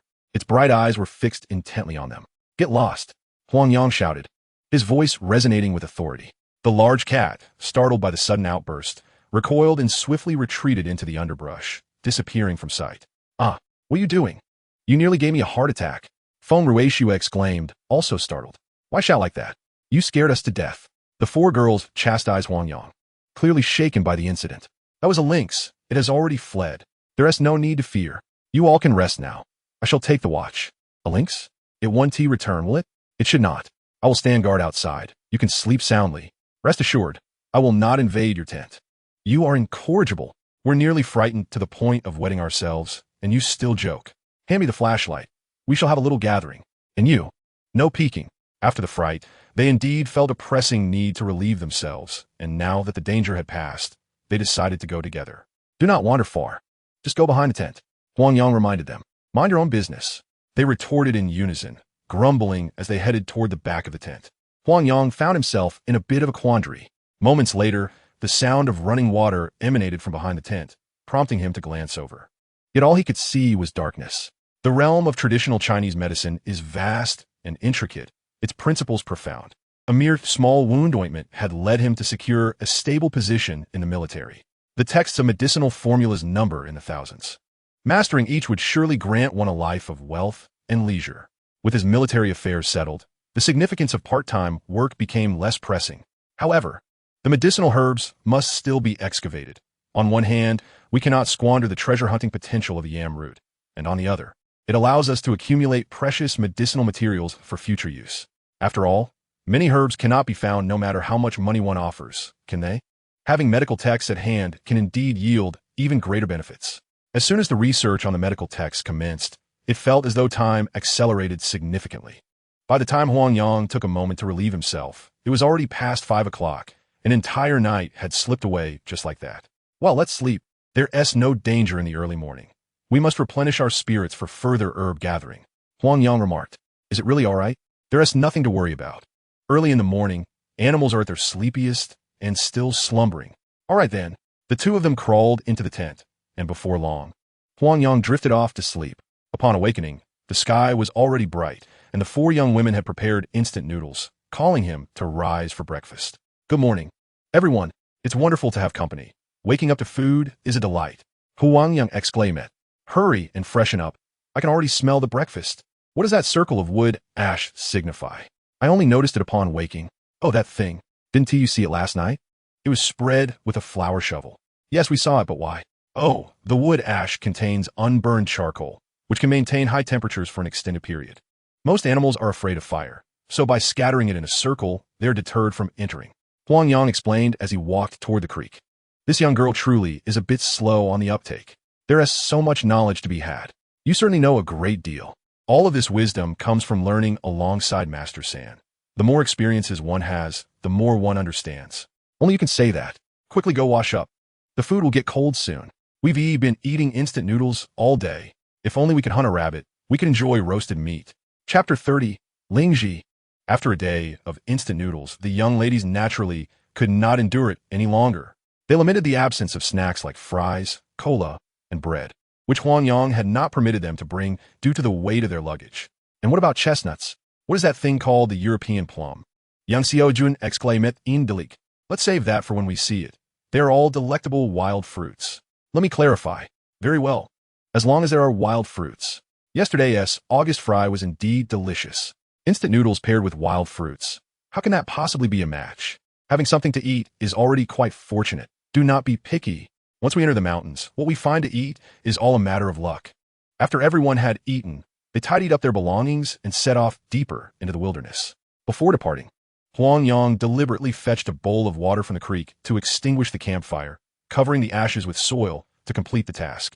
As they ventured further in, the underbrush gradually gave way to towering trees, their leaves beginning to turn yellow, painting the mountains in a vibrant array of colors. The fiery red maple leaves and golden ginkgo trees adorned the lush green landscape, creating a refreshing sight. The young women took out their cameras, incessantly snapping pictures, each striking their most beautiful poses, complementing the breathtaking scenery. At this moment, Huang Yang had completely transformed into a mere tool, while the girls were busy taking photos. They all hung their backpacks on him, resembling a moving coat rack. Ladies, you go on ahead with your photography. I'll take a moment to gather my thoughts. Additionally, if nature calls, I must quickly excuse myself. Go on, go. Just don't dawdle. Feng Ruishua waved her hand dismissively, her face a picture of disdain. Ha ha ha ha. Huang Yang suddenly felt a jolt and hastily quickened his pace to find a secluded spot in the woods to relieve himself. To his astonishment, he exclaimed, "What the heck? It's a Ganoderma." As he adjusted his trousers, he inadvertently caught sight of a palm-sized Ganoderma nestled among a pile of dry leaves. Without a moment's hesitation, he dashed over and scooped it up, along with the surrounding soil, in his hands.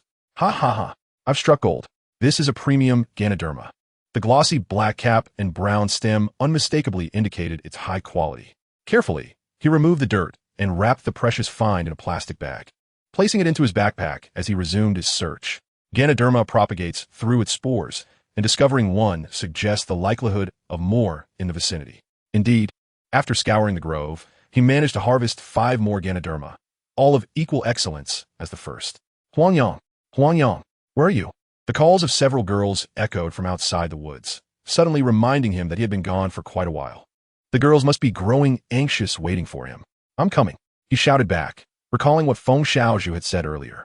He couldn't resist teasing the young lady before him, taking a moment to scrutinize her beauty.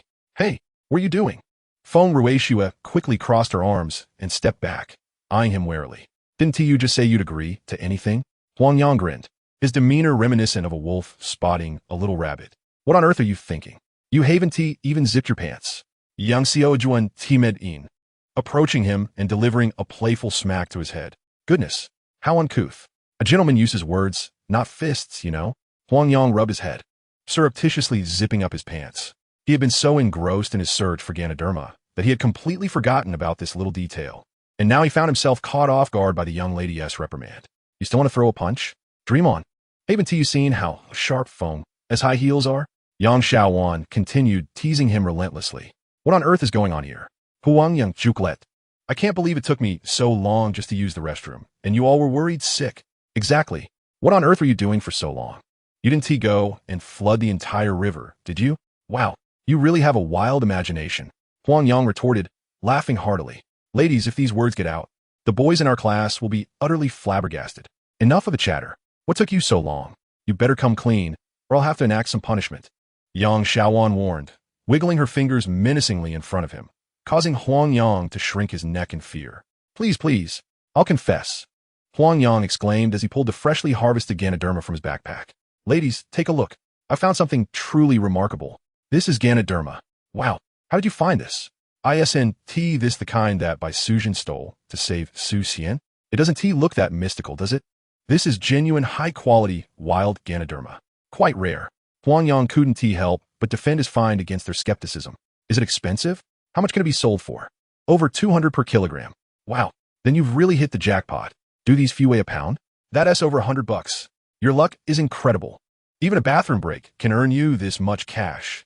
The crowd had never encountered Lingji before, and for a moment, they held it in their hands with great reluctance to part with it, completely forgetting their pursuit of Huang Yang, allowing him to escape unscathed. The young masters fondled the precious mushroom for quite a while before stowing it away in their backpacks and resuming their journey. As they ventured further, the sun began to blaze with increasing intensity. Upon seeing the Lingji, everyone became particularly attentive to the surrounding woods, eager to personally harvest a piece of the legendary herb. Remarkably, with the proliferation of Fagaceae plants, these young masters indeed succeeded in gathering a few Lingji mushrooms from the forest. They were as excited as children, treasuring their finds and vowing to encase them in glass for safekeeping. Ahead, the sound of rushing water cascaded melodiously, rounding a bend. They caught sight of a pool the size of a half-room. The stream flowed over a rock, forming a waterfall over a meter high, with the pool resulting from the impact of the cascading water. Look, there's a waterfall. Huang Yang exclaimed, pointing forward. We noticed the loud water long ago. We didn't need your reminder. They replied, hurry, let us go take pictures. How beautiful. The water appeared remarkably clear. Let us rest here for lunch. The four companions dropped their luggage and dashed toward the waterfall, leaving Huang Yang behind, frowning as he painstakingly added items to his pack. The narrow path led directly to the base of the waterfall, where the four girls gleefully skipped forward, shedding their shoes to frolic in the water and initiate a new round of photography. Huang Yang was the last to arrive, and before he could properly settle his belongings, he was assigned a new task. Little sheep, there are fish in this pool. Come over and help us catch some to eat. Chapter 31, The Dagger. Oh dear. Huang Yang was about to complain, feeling as if he were being treated like livestock, but the warmth radiating from his chest made him change his tune. The treasure-seeking function of the Yuju root had been activated. Containing his excitement, he hastened his steps toward the pool, all the while sensing the increasing warmth emanating from his chest. Indeed, the closer he drew to the pool, the higher the temperature rose. Goodness, how long has it been? I thought it might be an illusion. Huang Yang could not help but mutter to himself. Ever since the incident with the medicine chest, he had been longing for the Yuju root to heat up again. On the banks of the Wei River, in the trenches, and in the military camp, he had been hoping for the warmth to return, only to be met with disappointment time and again, even doubting whether the treasure-seeking ability was merely a figment of his imagination. But here, he felt it once more. The familiar warmth had returned. How could he not be thrilled? Indeed, it was in the pool. The warmth from his chest intensified as he approached the water. With a mix of apprehension and eagerness, he gazed into the pool. This pool was only a few square meters in size, oval in shape, with a narrow outlet flowing downstream. The water was crystal clear, revealing the sandy bottom. Occasionally, a long school of crucian carp could be seen swimming beneath the surface, dancing amidst the splashes of the waterfall. What could be causing the Yuju root's reaction? Aside from the areas covered by the splashes, the bottom was clearly visible, consisting merely of sand and stones with nothing particularly remarkable. Could it be beneath the water? Huang Yang pondered silently, his hands moving swiftly as he removed his shoes and socks, rolling up his pant legs to his thighs. The grass-green long johns peeking out as he tightened his pant cuffs, exposing his pale thighs. Fortunately, the pool was not particularly deep, and 4 girls frolicked around the water, their delicate feet splashing joyfully. Hurry up, little sheep. Several fish have already darted beneath the surface. We must catch them for our midday feast. Yang Xiaojun had long been lamenting the tastelessness of instant noodles, and at the sight of fish, her mouth began to water. Do not rush. Catching fish is no easy task, Huang Yang replied, making his way toward the pool. A child from the mountains. Adept at climbing trees for bird eggs and wading through rivers for fish, he was not deterred. However, his intention for entering the water was not to catch fish. So he proceeded slowly, feeling the sandy bottom with his feet. As he stirred the water, the sediment naturally churned, rendering the once clear pool visibly murky. Hey, stinky sheep, what are you doing? You've muddied this lovely pool. Feng Ruishua scolded as she observed the clouded water. Hee, murky water is precisely what is needed to catch fish. Don't you know? Huang Yang retorted, fully aware of his fault. Indeed, after exploring every inch of the pool's perimeter without any discovery, he felt the warmth in his chest intensifying. The pendant against his skin was beginning to heat up. It seemed that the treasure lay just beneath that splash of water. As he approached the surface, the water gradually submerged his knees, and he extended his foot beneath the splashes to feel carefully. The sharp sensation of distinct stones met him, while the stream flowed above, splattering droplets that dampened his clothing, even soaking his long underwear. He shifted directions several times, thoroughly probing the small area beneath the water. Yet aside from the sharp stones, nothing else was found. The warmth from the jade bamboo root had become almost unbearable. The treasure was there, yet elusive, heightening his sense of urgency. After a while, his hands reached beneath the waterfall, and a peculiar sensation registered in his mind. It seemed that something elongated was wedged between a crevice of stones, its surface displaying a distinct curvature, resembling wood. He slipped his fingers into the crevice, following the curve toward both ends, discovering an object about 30 centimeters long firmly trapped. Huang Yang inserted a finger beneath one end and exerted pressure upwards. Gradually, the object began to stand upright.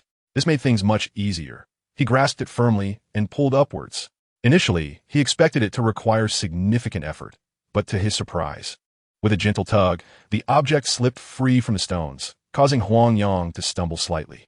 The other end distinctly resembled a handle, entirely carved from beautiful jade. Smooth and warm to the touch, seamlessly integrated with the wooden front. It was a dagger. Huang Yang recognized the item and could not resist gripping the handle tightly while attempting to pull it out. The first attempt yielded no results. Increasing his strength still resulted in it remaining steadfast. How could a dagger be so difficult to extract? Hey, what are you doing standing there in the water? Lost in thought. Have you caught any fish at all? Yang Xiaojun shouted from shore. Little sheep, you aren't thinking of taking a bath, are you? We 4 girls are watching. Hurry up. You've muddied the water and Haven T caught a single fish. How shameful. Wait, everyone, just a moment. ISNT, this simply hurting the fish toward the edges? We shall see them shortly. Huang Yang urgently called out as the girls prepared to unleash their frustration. Hurry up. I'm famished. Huang Yang, undistracted by other matters, swiftly tucked his dagger into his waist and focused intently on catching fish. As the water became murky, the fish, deprived of oxygen, moved sluggishly. With both hands plunged into the water, he merely needed to sense the general direction of the fish and splash towards the shore. With a resounding splash, both fish and water tumbled onto the rocky bank, and thus, a fish was captured. Look, there's a fish. Little Sheep has caught one. As a fish flopped onto the shore, the attention of the 4 girls was drawn away from their chatter, and they eagerly focused on collecting fish. Splash, splash, splash. Huang Yang continued to thrash the water, and before long, 6 or 7 crucian carp were sent tumbling onto the bank. The 4 girls cheered joyfully as they gathered the fish. Oh dear, Little Sheep, was that intentional? Look at my clothes, they're drenched. You owe me, Yang Xiaojun exclaimed, having inadvertently been splashed by the water. Haha, my apologies. If only I'd known my clothes would also get soaked. Huang Yang chuckled, glancing at his own clothes, which were now clinging to the stones, while a small fish nearby continued to wriggle. Ha ha ha, serves you right. The 4 girls erupted in laughter, each one reveling in Huang Yang's misfortune.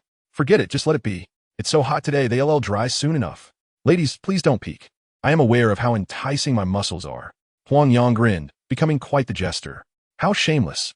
Chapter 32, The Little Squirrel. Why so self-absorbed? Just look at that dark, and unkempt appearance. Can't we maintain some dignity? Having a sense of pride is a wonderful thing.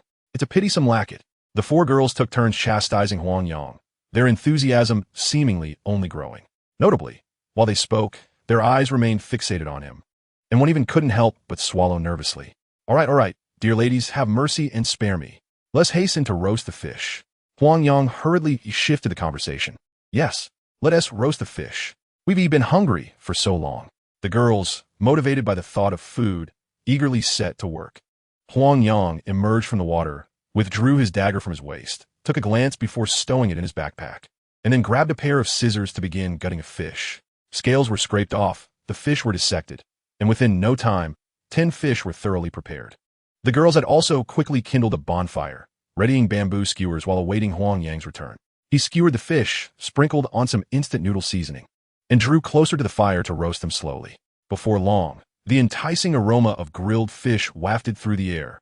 Once the fish were perfectly golden on both sides, they eagerly dug in. Using chopsticks, they tore off pieces of fish, savoring the delightful combination of the fresh fish and the seasoning, exclaiming in delight over the exquisite flavor. Though they shouted boisterously, once the fish were consumed, they each leaned back against the large rock, full in content. Huang Yang, having finished 2 fish, set aside the 3 remaining ones, seasoning them for dinner. He collected the leftover fish bones and the entrails from the gutted fish, digging a small pit by the creek to bury them. Little sheep, what are you doing? Why are you burying those? Yang Xiaojun asked, Buzlet. I know. Are we not afraid of attracting animals that might follow our scent? Du million en cueillade. What is that called again? I think I've seen it on television.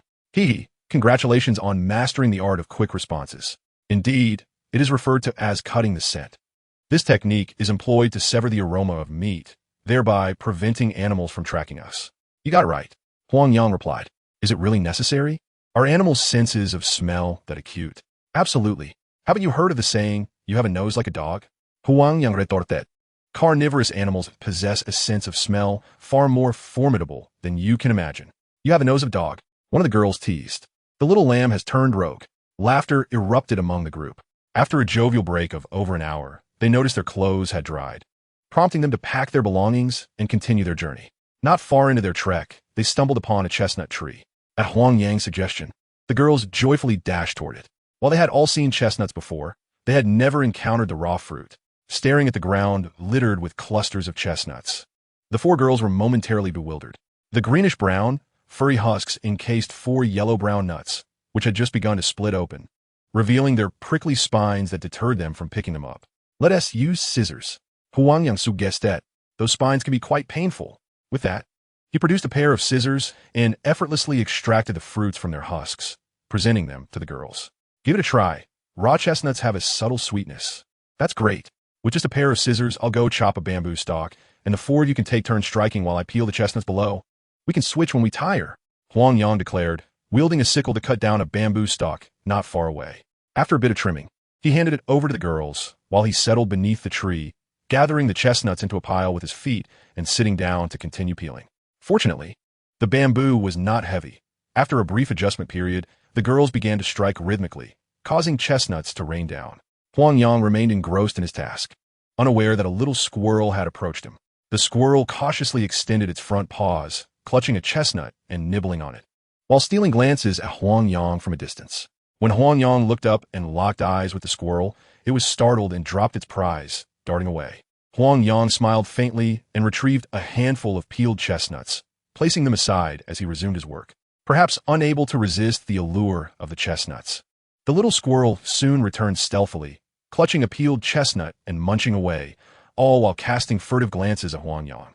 Noticing that he remained still and occasionally smiled at it, the squirrel grew bolder and continued to feast. After 2 hours of peeling, they had amassed nearly half a bag of chestnuts and began to seek a suitable spot to set up camp. Wow, is that a squirrel? How adorable! Du Mayan exclaimed, drawn to the furry creature. A squirrel? Where? It's beautiful. Another girl echoed. That long tail looks so delightful. Really? Can we touch it?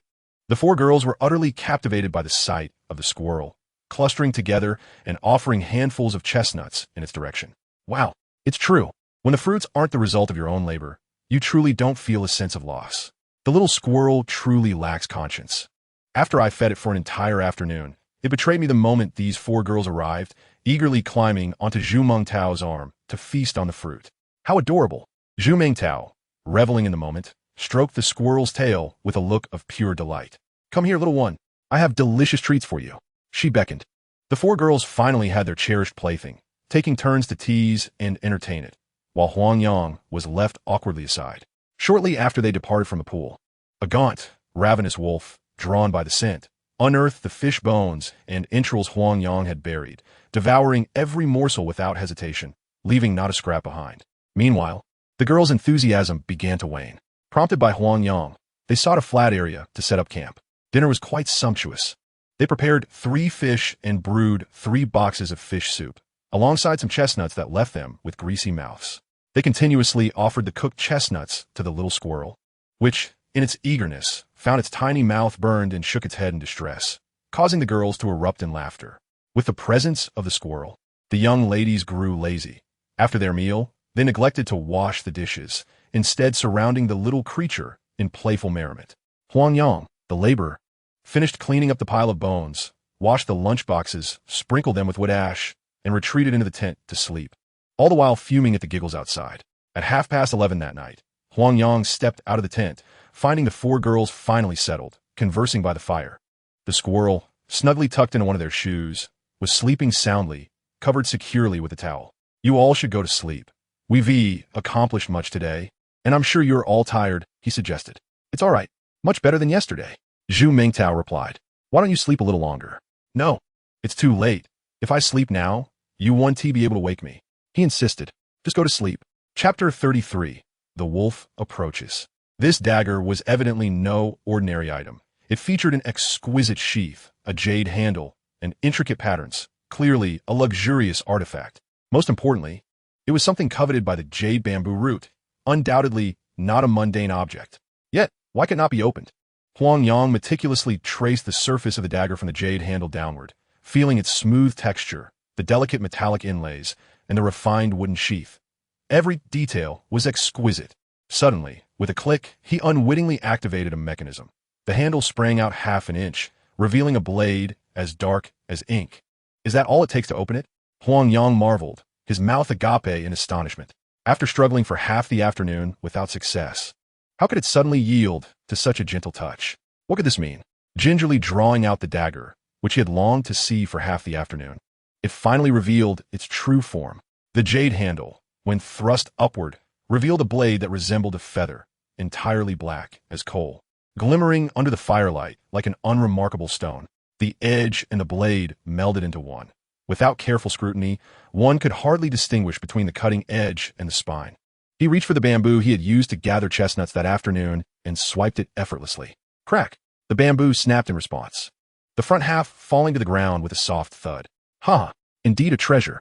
Huang Yang laughed maniacally. While the dagger could slice through bamboo, that was not entirely remarkable. A sickle could accomplish that as well. However, just moments ago, while using a dagger to cut through bamboo, he realized the considerable effort he exerted. Had he used a sickle, it would have barely left a discernible mark on the bamboo's surface. The bamboo's ability to snap with a mere touch genuinely astonished him. Upon examining the cut, he noted the smooth, even, and burr-free crescent-shaped edge. Indeed, bamboo sourced from its roots guarantees exceptional quality. The sharpness, the feather-like form, and the exquisite adornments. One wonders which divine craftsman had wielded such a weapon. Truly remarkable.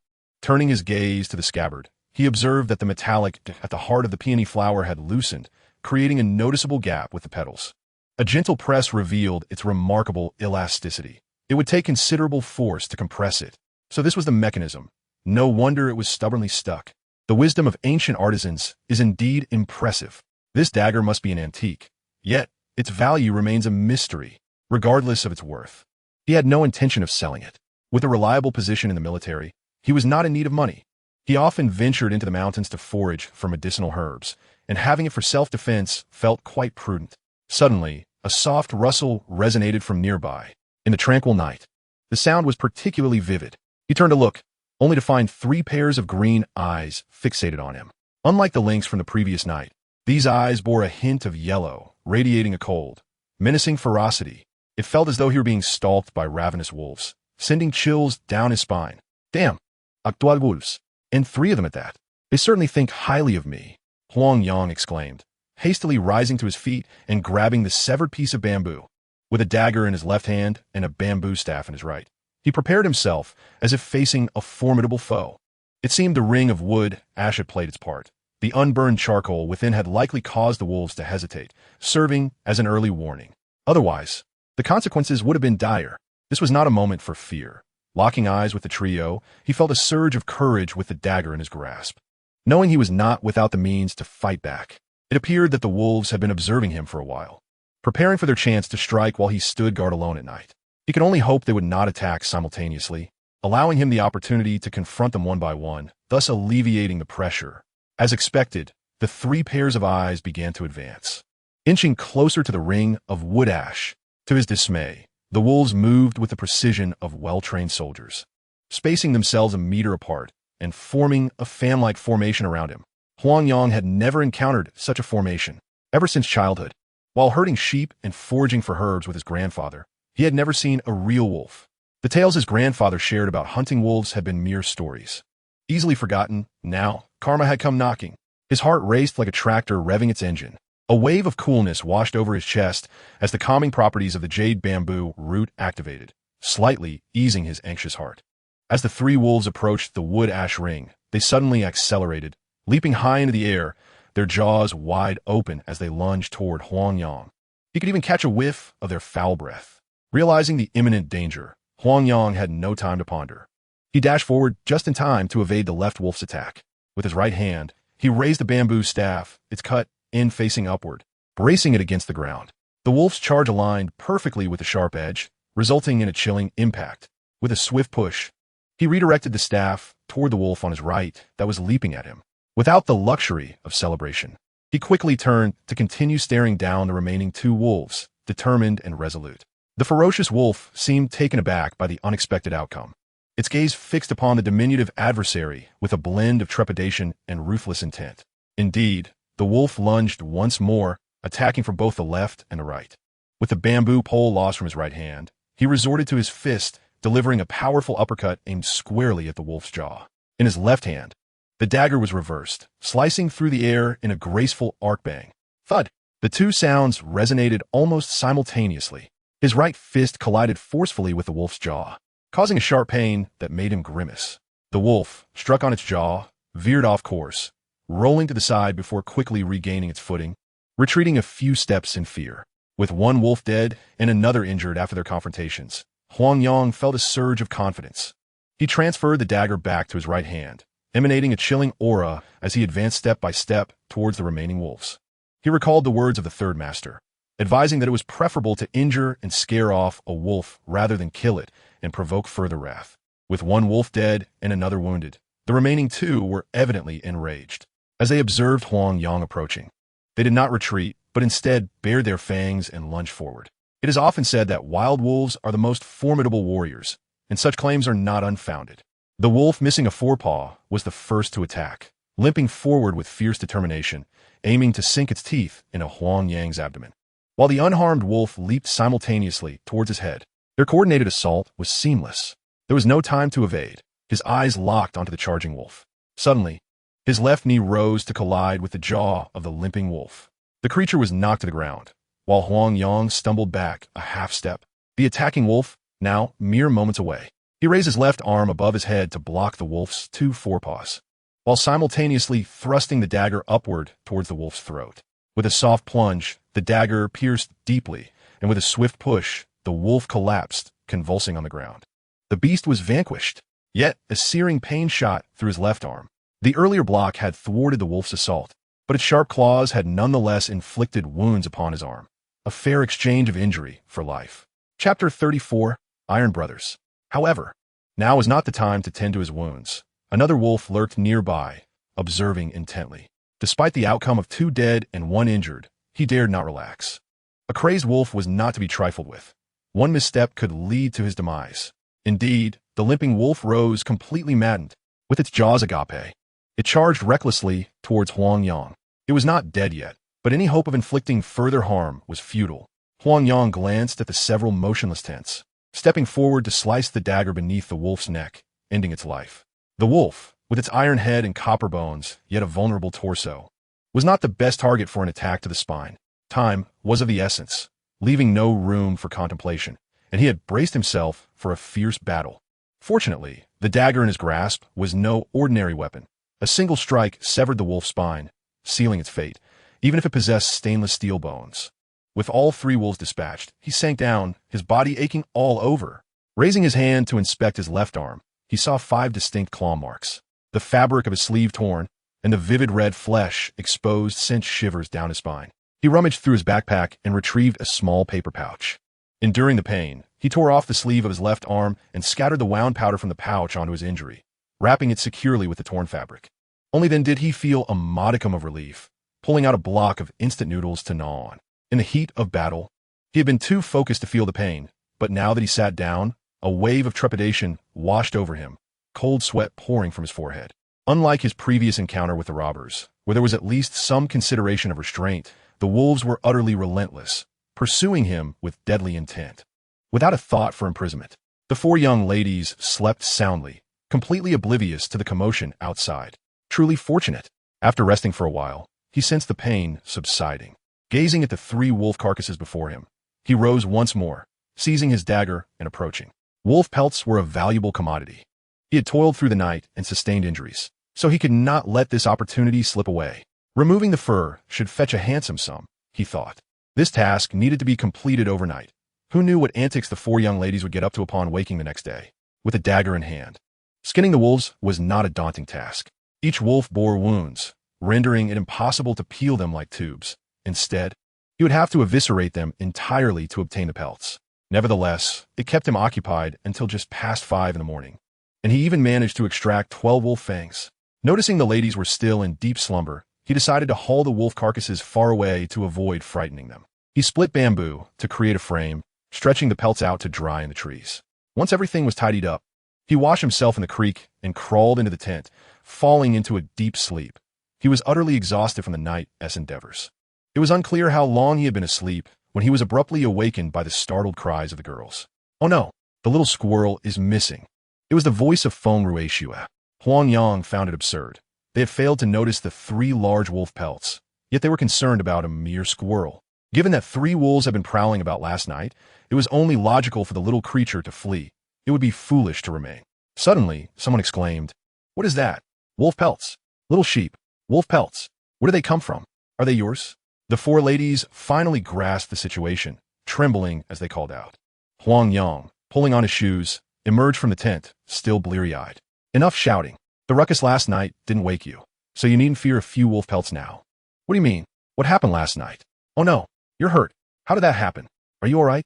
It was Zhu Mingtao who first noticed the injury on Huang Yang's arm, leaning in to inspect it. "I was attacked by wolves. I've treated it. Just need to rest for a couple of days," he replied gratefully. "Is that true?" They were wolves. Zhu Mingtao still seemed unconvinced, and the other 3 ladies looked on with concern. "Those wolf pelts must have been yours, right?" After they had settled down, Huang Yang recounted the events of the previous night, his harrowing tale causing the 4 ladies to break into a cold sweat. "How could you not wake us? At least we could have helped." Zhu Mingtao reproached him. Huang Yang chuckled nervously, unsure of how to respond. "What are you laughing at? Were you concerned that we would hold you back?" Yang Shaojing questioned. "Honestly, hiding in the tent was the safest option. If any of you had been injured, I would have been heartbroken." Huang Yang quickly exclaimed, "Oh, you silly sheep. What is this? Were you worried about us? Well then, I must admit I'm touched. From now on, we shall be steadfast comrades, bound in life and death," Du Meiyin proclaimed. "Indeed, true comrades, united in existence and demise. Can we not pledge our lives to one another?" Before Huang Yang could finish his words, an excruciating pain surged from his wound. "You've brought this upon yourself.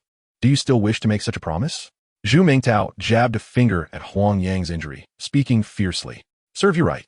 You sought this out. Your talent for attracting trouble is ever increasing."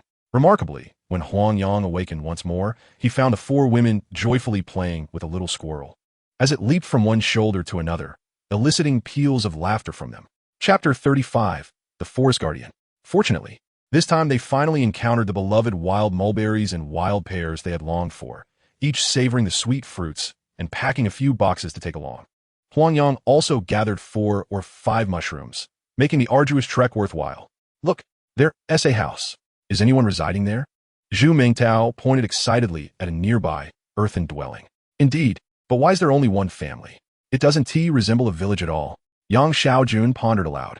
The house isn't half finished. It resembles the homes we have. Let's go have a look. If suitable, we can rest here tonight. Huang Yang suggested. Ah, what if there are bad people? We are still innocent maidens.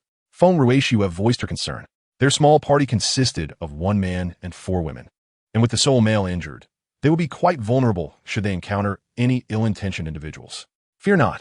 I've already bested 3 vicious wolves. Do you think I cannot protect you? Rest assured, all will be well. Huang Yang reassured them. With a dagger at his side, he truly felt unthreatened by mere commoners. That is true. However, your wound. It won't hinder me. Let us go. There can't be that many bad people around. With Huang Yang's encouragement, the group ceased their apprehensions, chatting and laughing as they approached the house. Descending the mountain, they arrived at a slightly wider path, ascending a steep slope to find the house before them. 3 large earthen buildings, constructed at the foot of the mountain, lacked a courtyard, and the entrance opened onto a small, flat square. The weathered mud walls were mottled, and the heavy, traditional door hung slightly ajar, with several round logs stacked beneath the eaves. Woof, woof, woof. As they reached the slope, a large black dog sprang from the log pile, pausing at a distance and barking incessantly. Oh, a dog. It won't bite, will it? Yang Xiaojun retreated behind Huang Yang. Stand still. It won't attack unless provoked. We shall wait for its owner to appear. Huang Yang instructed everyone to remain still. Indeed, within moments, an elderly man with graying hair and beard emerged from the house, leaning on a wooden stick as he approached unsteadily. Upon reaching the black dog, he prodded it with his stick and called out to the group from afar. In this remote mountain forest, what brings you young ones here? The elder inquired in a regional dialect. Dear sir, we are students from the forestry school, here during our break to gather herbs and engage in work study. We pass by and hope to rest for the night, if it would not be an inconvenience for you. Huang Yang stepped forward to speak. Students, you say, gathering herbs while working to support yourselves. You truly are remarkable young ones. There is nothing inconvenient. My conditions here are modest. If you do not mind, please come inside. Upon hearing that they were students, the elder relaxed his guard, shooed away the black dog, and invited them into his home. Thank you, Grandpa. The group, relieved by the elder's consent, expressed their gratitude, with the 4 young women affectionately calling him Grandpa. The interior was rather dim, featuring a simple arrangement of vintage furniture in the main hall. The table, chairs, and benches were crafted from thick wooden planks, while the walls were adorned with yellowed newspapers. On either side, there were doorways without doors, draped with fabric curtains that had long lost their color. Behind the main entrance, a stove crackled with fire, sending up a plume of steam. I was just about to prepare a meal of corn grits and pickled bread. You can make do with that, the elder offered. There's no need for you to trouble yourself, Grandpa. We have a portable alcohol stove, and you need not cook. Just boil some water for us to wash up tonight. We have instant noodles and freshly foraged fruits. Let's enjoy a meal together. Huang Yang interjected, eager to lighten the elder's burden. Is that appropriate? I am over 70 years old, and you wouldn't mind sharing a meal with an old man like me? The elder expressed his concern, fearing they might refuse. Mind? We're the ones imposing on you. Zhu Mingtao chimed in. Indeed, Grandpa, please join us. A bowl of noodles is nothing to fret over. The 3 young women echoed in unison as they unpacked the alcohol stove and food containers onto the table. Very well. Very well. It has been ages since this secluded place has seen such liveliness. Today, the old man feels fortunate. He laughed, settling down by the stove to watch them busily prepare. How old are you this year? Why do you live here alone? Huang Yang asked, finding himself engaged in conversation with the elder. I am 76. I have spent my life as a forest ranger, and I cannot bear to leave this place. The elder shared his story, recounting how in his youth, he patrolled the mountains to prevent illegal logging.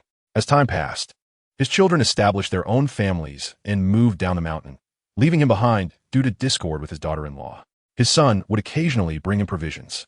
The house lacked electricity, and in the evenings, the elder would light an oil lamp, prompting a sense of melancholy among the young women. Water was sourced from a spring behind the house, encircled by stones, lending it a particularly primitive charm. However, its quality was unmatched, crystal clear and sweet, undoubtedly comparable to bottled mineral water. Dinner was prepared swiftly, with each person enjoying a bowl of instant noodles and several boxes of wild fruits that tasted remarkably delicious. After the meal, they took turns soaking their feet in hot water, relishing the comfort after days of travel. As the elder conversed with them, he shared tales of legends from the depths of the Qinling Mountains, the military assembly site of Jiangxia during the Western Zhou, the concealed soldier cave, Han Xian's secretive passage, the majestic peaks of Mount Taibai, and the mystical places where the sage Laozi practiced. These stories ignited a sense of wanderlust in the young travelers. That evening, they spread their bedding in the elder's other two rooms, while he lit homemade mugwort sticks to ward off mosquitoes. Though conditions remained austere, they found it far more comfortable than camping outdoors. At least they no longer had to keep watch at night. At dawn, the group awoke early and, after breakfast, they bid farewell to the elder. The crowd generously left all the surplus instant noodles for the elderly, who in turn gifted them 2 bottles of wild honey, bidding each other a heartfelt farewell. Chapter 36, The Parents' Letter. After breakfast, I ventured out with the 4 ladies to the market, where we sold medicinal herbs and garnered an income of 640 yuan. When Huang Yang proposed to share the earnings equally among everyone, he was met with unanimous opposition. Even Zhu Mengtao only accepted the 40 yuan earned from the sale of forsythia, refusing anything more regardless of its worth. All right, since everyone is so magnanimous, I shall not decline. However, I cannot let your efforts go unrewarded. Here are the wolf teeth from those 3 wolves. Let us find a place to craft them into pendants as a memento of our expedition up the mountain. You cannot refuse, he declared, producing several wolf teeth from his pocket. Wow, what did you acquire these? These are genuine wolf teeth, exclaimed Feng Ruishue, marveling at one of the teeth. You truly have a thoughtful heart. Why did you wait until now to reveal such treasures? Let's quickly find a place to create pendants. Yang Xiaojun Timed In, equally delighted. I wanted to surprise everyone. I knew you would appreciate these. Huang Yang replied Hayelie. How many wolf teeth did you obtain? The 3 wolves had 6, right? There are actually 12. 2 from each. Excellent. Let us craft these 12 into identical pendants as tokens of our team. Each member will receive 1, with the remaining ones reserved for future recruits. Indeed, our little team must endure. Whenever the opportunity arises, we shall embark on adventures in the mountains. We aim to explore all the places the old man spoke of, like the Golden Bull Path and the Grand Sea, before graduation. Well said. It is settled then. Little sheep, you must not oppose. Do not even think about abandoning us for your own leisure. Of course not. We are brothers in arms. But should we not consider a new name for our team? How about Wolf Tooth Team? Does that sound fitting? Quite appropriate. Let it be so. Once these 12 pendants are crafted, each of us will receive 1, and the rest shall be kept in our custody. New members must gain our approval to join. Agreed. No objections here, as long as everyone is happy. Oof. You know how to play your cards right. Let us head to the jewelry workshop, Feng Ruishue had declared, leading the way down the street with a commanding presence reminiscent of a valiant general. Upon reaching the jewelry workshop, the master expertly hammered the wolf teeth into lotus-shaped settings, attaching hanging cords to complete the pendants.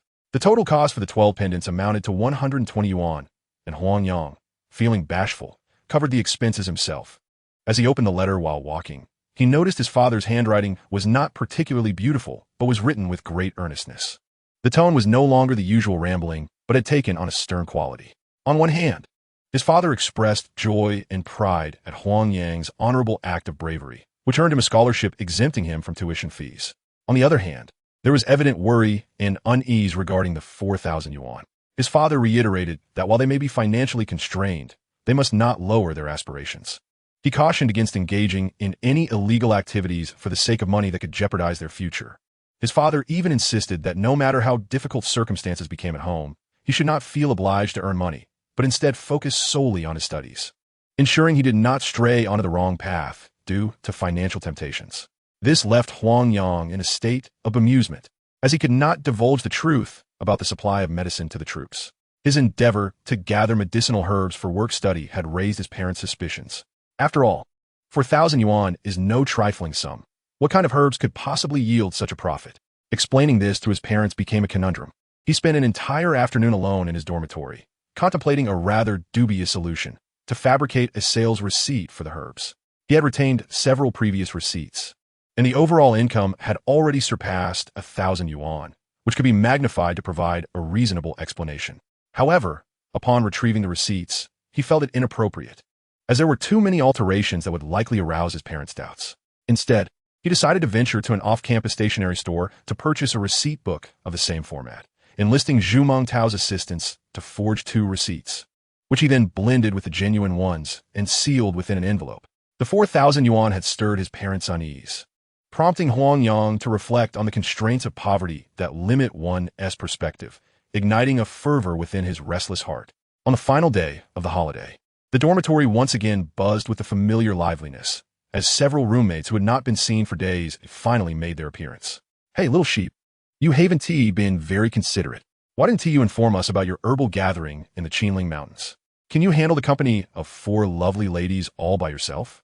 Zhang Jiahua chided while munching on chestnuts. "Come on, you should have at least given us a shout about such an exhilarating adventure. It's not fair to keep it all to yourself. This isn't the first time. Last time, you went alone to the Weha River, and now you're off to the Qinling with a girl. Is this how a brother should behave? The last outing was splendid, but this time you've strayed from the path. We were all counting on you to find a partner. Don't forget your sacred mission." "Wait, are you serious? Did you really encounter a wolf? Don't tell me you're just pulling our leg," one of them exclaimed. "Who has spinning tails now? Look, this is freshly skinned wolf hide, still damp." With no other option, Huang Yang presented a piece of wolf skin to validate his story. Chapter 37. Reflection. "Wow, this is real. You've truly outdone yourself. The fur, the grease, it's identical to the wolf hide blanket my grandfather used. Did you really acquire this? How did you manage that? Surely you didn't slay it yourself? No offense, but the combat prowess of an adult wolf surpasses that of 3 strong men. Could you handle it along with 3 companions?" They clamored for details upon seeing the wolf hide, which had initially been intended to convey the dangers of the wilderness and encourage training, but now diverted their attention back to themselves. In exasperation, Huang Yang recounted his encounter with the wolf, leaving his audience in astonishment. What followed was a barrage of praise, completely overshadowing the morning exercises they had once shared. The news spread like wildfire, and by nightfall, classmates from various other classes had flocked to witness the wolf hide. "Mr. Wang, why has the principal summoned me? A mere newcomer to the school? Was my tuition already refunded?" Huang Yang inquired, puzzled by the principal's intentions. "How would I know? The accent is not necessarily a bad thing. Your wild guesses are of no use. You will know once you go. This student has indeed pleased her, having earned the honor of being a model youth while also working diligently to support himself. He is genuinely respectful towards his elders and embodies the essence of a bright and optimistic young man. However, she remains uncertain about the principal's intention for summoning him.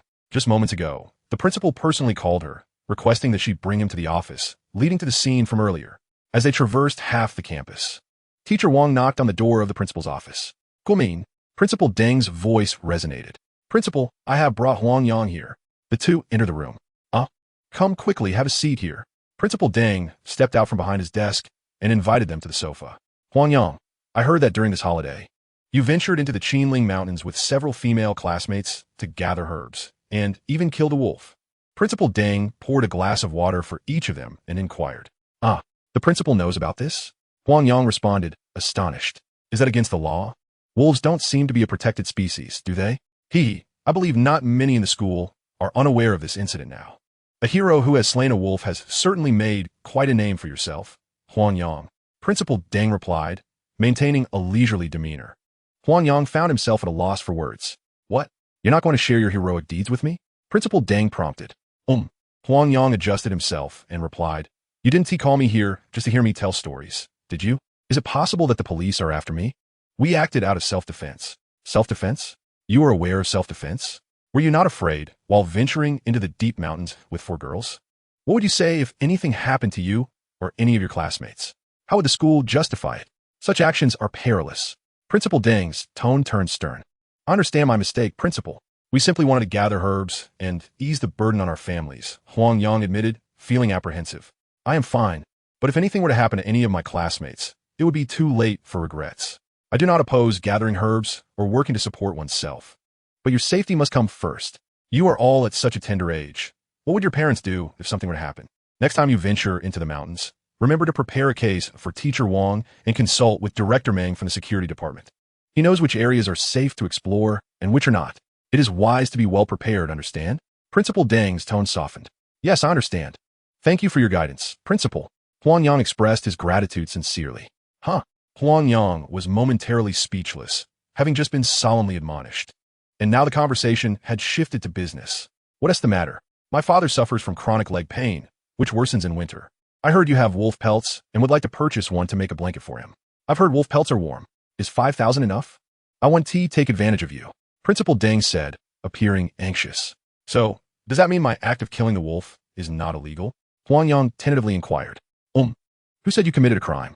Just tell me if you're selling it or not. I'll give it to you, Principal. As long as it's not illegal. Huang Yang interjected before the principal could finish. Huh? Really giving it to me? That S worth 5,000. Are you willing? Now it was the principal's turn to be astonished. Haha, I knew it. I thought you regarded wealth as trivial. Turns out you were just waiting for me. All right, I accept. But don't say I took advantage of you. Principal Deng laughed heartily. It is indeed my fault. How could I be so careless? Huang Yang recounted the events in detail. You truly have a knack for causing trouble. Remember the principal's admonition to report to me promptly. It's perilous. Don't forget to consult Uncle Chio. I wonder, how can this group of children be so worrisome? What if something unfortunate were to happen? Teacher Wang was filled with trepidation. This fellow was far too audacious. Yes, I shall be more cautious next time. Such an error will never be repeated. Huang Yang quickly admitted his mistake. No, tonight we will hold a class meeting, and you must reflect on your actions in front of everyone. We cannot allow such reckless behavior to proliferate. What would happen if all the students ventured out to engage in dangerous activities? Teacher Wang stated firmly. All right. Huang Yang reluctantly agreed. Do not feel wronged. This serves as a warning for your classmates to cherish their lives. Such perilous undertakings should never be repeated. This time you were fortunate to escape unscathed, but what about next time? Facing 3 fierce wolves single-handedly. Do you consider yourself a hero? That is simply untenable. Teacher Wang implored earnestly. You speak the truth. I shall certainly reflect deeply. Huang Yang, now apprehensive, quickly conceded. Now off to class. Chapter 38. Imprisoned. That very afternoon, Huang Yang sought out Uncle Chio and candidly recounted the incident of gathering herbs, earnestly inquiring about which areas might be relatively safe. You truly are audacious. 3 wolves, if I encountered them, I would tremble in fear, yet you dared to confront them head-on. How should I commend you? Uncle Chio, equally shaken, remarked. Well, I had a sickle. Had I been unarmed, I would have been terrified. Huang Yang scratched his head in response. The fewer people who know about the dagger, the better. A sickle. You are quite impressive. Uncle Chio gazed at the young man, speechless. To have defeated 3 wolves with a sickle is indeed a unique feat. Do not consider re-entering the mountains. During autumn, various animals are stockpiling food for winter, becoming increasingly aggressive. It is perilous to encounter them. Instead, search around the ditches. Any foray into the mountains must wait until after May Day. Is that so? All right, Huang Yang replied, disappointment evident in his voice. Do not feel resentful. Safety is paramount. You have narrowly escaped this time, but what about the next? Do not venture there again. Have you understood? Uncle Chio admonished seriously. Yes, I understand. I will refrain from entering the mountains for the remainder of the semester. Huang Yang vowed earnestly. Let's hope you uphold your promise. And do not forget your morning exercises. With that, Uncle Chio busied himself with his meal. Huang Yang responded and departed, still needing to prepare for the evening's reflection. He could hardly muster any enthusiasm for anything else. Having taken the girls into the mountains to gather herbs, and even vanquished a wolf to protect everyone, he believed it was commendable behavior worthy of praise. He did not expect to face 3 reprimands, and now the additional task of writing a reflection felt quite disconcerting. Nevertheless, he muttered a few complaints inwardly, acknowledging that the teachers were right. Such behavior should not be emulated. The evening class meeting proceeded as scheduled, with Teacher Wang sternly recounting the incident of Huang Yang and his companions encountering wolves while gathering herbs. He earnestly analyzed the inherent dangers and severely criticized the actions of the 5. Subsequently, he demanded that Huang Yang reflect on the matter. Huang Yang composed a profound self-reflection, acutely aware of the dangers involved, and declared that he would never again venture into the mountains unaccompanied. What a turn of events! During the day, all the classmates idolized Huang Yang as a hero. Yet by nightfall, they found themselves making confessions to the entire class. The abrupt shift was truly poignant. After evening study, 4 girls summoned Huang Yang to the garden, repeatedly apologizing and blaming themselves, with Zhu Mengtao and Feng Ruixue even shedding tears, lamenting that they had dragged Huang Yang into trouble. Enough, ladies.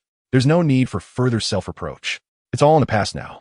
It was indeed my oversight that led us into danger. Had those 3 wolves not been dealt with, we could have faced dire consequences.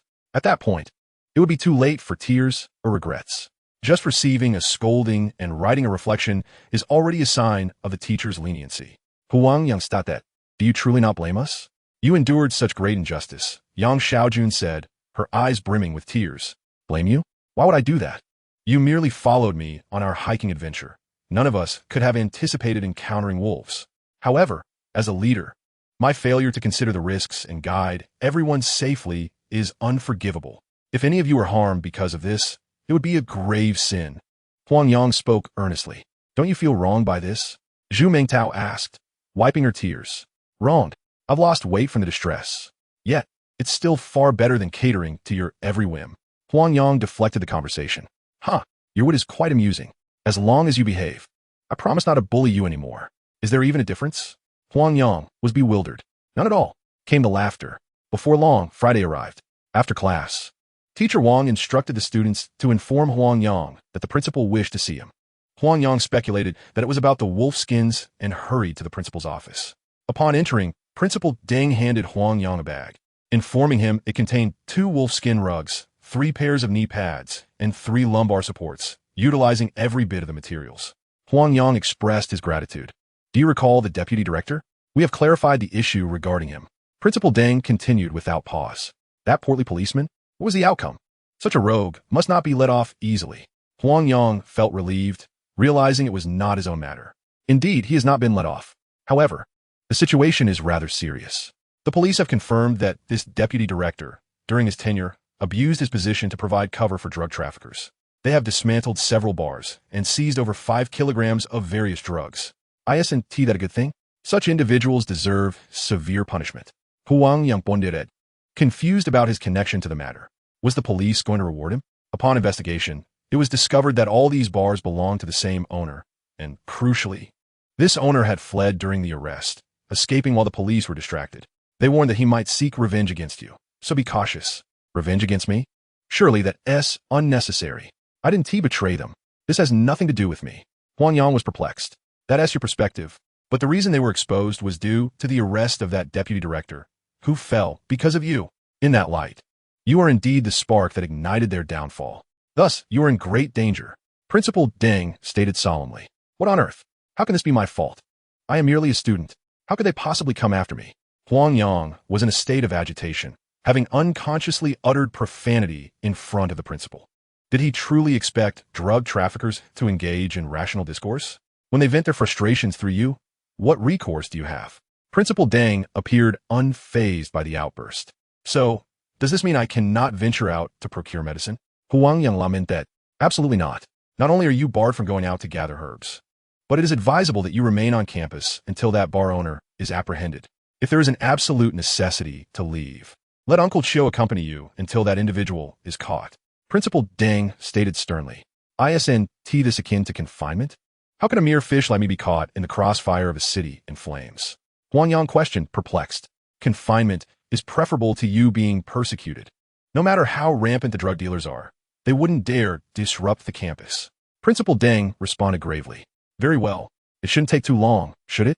Huang Yang replied with resignation. That's difficult to say. Hopefully, the police will apprehend them soon. Principal Deng replied with a sigh. Huang Yang was left speechless. Chapter 39. 10,000 copies.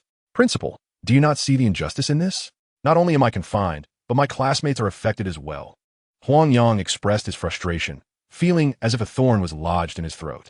To wear the crown, one must bear its weight. Do you think the honor of being a youth of distinction comes easily? Go on, consider a holiday. Principal Deng issued his dismissal. All right. Huang Yang acquiesced and rose to leave. Upon returning to the dormitory, he dropped off his bag and summoned class monitor Zhang Jiahao to accompany him to Teacher Wang's office, where he recounted the entire situation in detail. Teacher Wang immediately became anxious, decisively calling for a class meeting to inform everyone that leaving campus was strictly prohibited unless absolutely necessary. The 3 of them busied themselves, searching for their classmates in the dormitory, playground, and library. Fortunately, the notification was timely. All classmates remained on campus and did not venture out. Teacher Wang reiterated the situation, emphasizing that no one should leave unless it was essential, and even then, they must consult her beforehand, ensuring that multiple students departed together. Huang Yang became a focal point of concern, required to remain confined on campus until further notice from the police. After the meeting, classmates cast sympathetic glances toward Huang Yang. With several close friends surrounding him to offer comfort, leaving him feeling both amused and exasperated. Additionally, he had yet to thoroughly study the complexities of acupuncture and meridian points. Seizing this opportunity, he decided to memorize the acupuncture point chart and their respective functions. With such exquisite silver needles at his disposal, it would be a tragic waste not to utilize them. As he busied himself, time flew by, and soon the end of the month approached. The long-awaited news of the drug trafficker's capture had yet to arrive, but the vehicle dispatched by the military had already arrived, marking the time for supplying medicine to the troops. Tell me, are you not feeling stifled? Blocked by a phantom drug dealer on campus. How disheartening. Huang Yang began to complain as soon as he boarded the vehicle. Who could disagree? Why should a mere student like me be subjected to such restrictions? My vibrant youth is confined to this campus. I cannot shop, cannot enjoy romantic strolls under the moonlight, and most importantly, I cannot venture into the mountains to gather herbs. Do you not see the injustice in this? Is this truly schooling, or is it more akin to imprisonment? Huang Yang's frustration had reached a boiling point after being confined for over half a month. Finally, with someone to vent to, he unleashed a torrent of complaints. Haha, it seems confinement has ignited a true fire within you. Observing your distress brings me inexplicable joy. Huang Yang laughed heartily while driving. Do you think the police are being overly cautious? What would a drug dealer want with a mere student like me? Hasn't it been over half a month without incident? Why am I still confined? Most importantly, why haven't they apprehended the criminals yet? It has been ages. They can't even catch one fugitive. Perhaps he has already fled to some distant place. What can I accomplish in Qinling Town? Just waiting for an arrest? Huang Yang continued to bemoan, oblivious to the instructor's mockery. Huang Yang merely chuckled, choosing not to respond. His laughter was akin to enjoying a comedic performance, and he couldn't help but admire the wit of educated individuals. Even their grievances were uniquely entertaining. The humor was relentless, making this journey comparable to watching a delightful skit during the Spring Festival Gala. As the vehicle entered the military compound, Huang Yang finally found some peace. It felt good to vent after such prolonged frustration. Haha, little brother has finally arrived. The last batch of medicine was insufficient. This time we need you to concoct more? 10,000 doses. If you can't produce that many, you won't be leaving. Commander Chow wasted no time in issuing the task upon seeing Huang Yang. What? Don't. Even if you're commanding livestock, a moment's respite is warranted. Huang Yang was utterly bewildered. 10,000 doses of healing ointment would surely take a toll on him. Why are you complaining? Are you foolish enough to forego earnings? Commander Chow chuckled, stifling his amusement. It's not like I'm asking you to finish in a day. As long as you complete it within 10 days, it's acceptable. Are you pleased now? 10 days? What about school? Huang Yang was conflicted. That depends on you. If you wish to enlist in the military right now, I have no objections. Commander Chow replied with a smile. Let's not. My mother would never allow it. I should focus on concocting the medicine instead. Shall we use the same kitchen as last time? Let's get started. Huang Yang hesitated. If he were to enlist, his parents would undoubtedly come and break his legs. Are you sure you want to reconsider?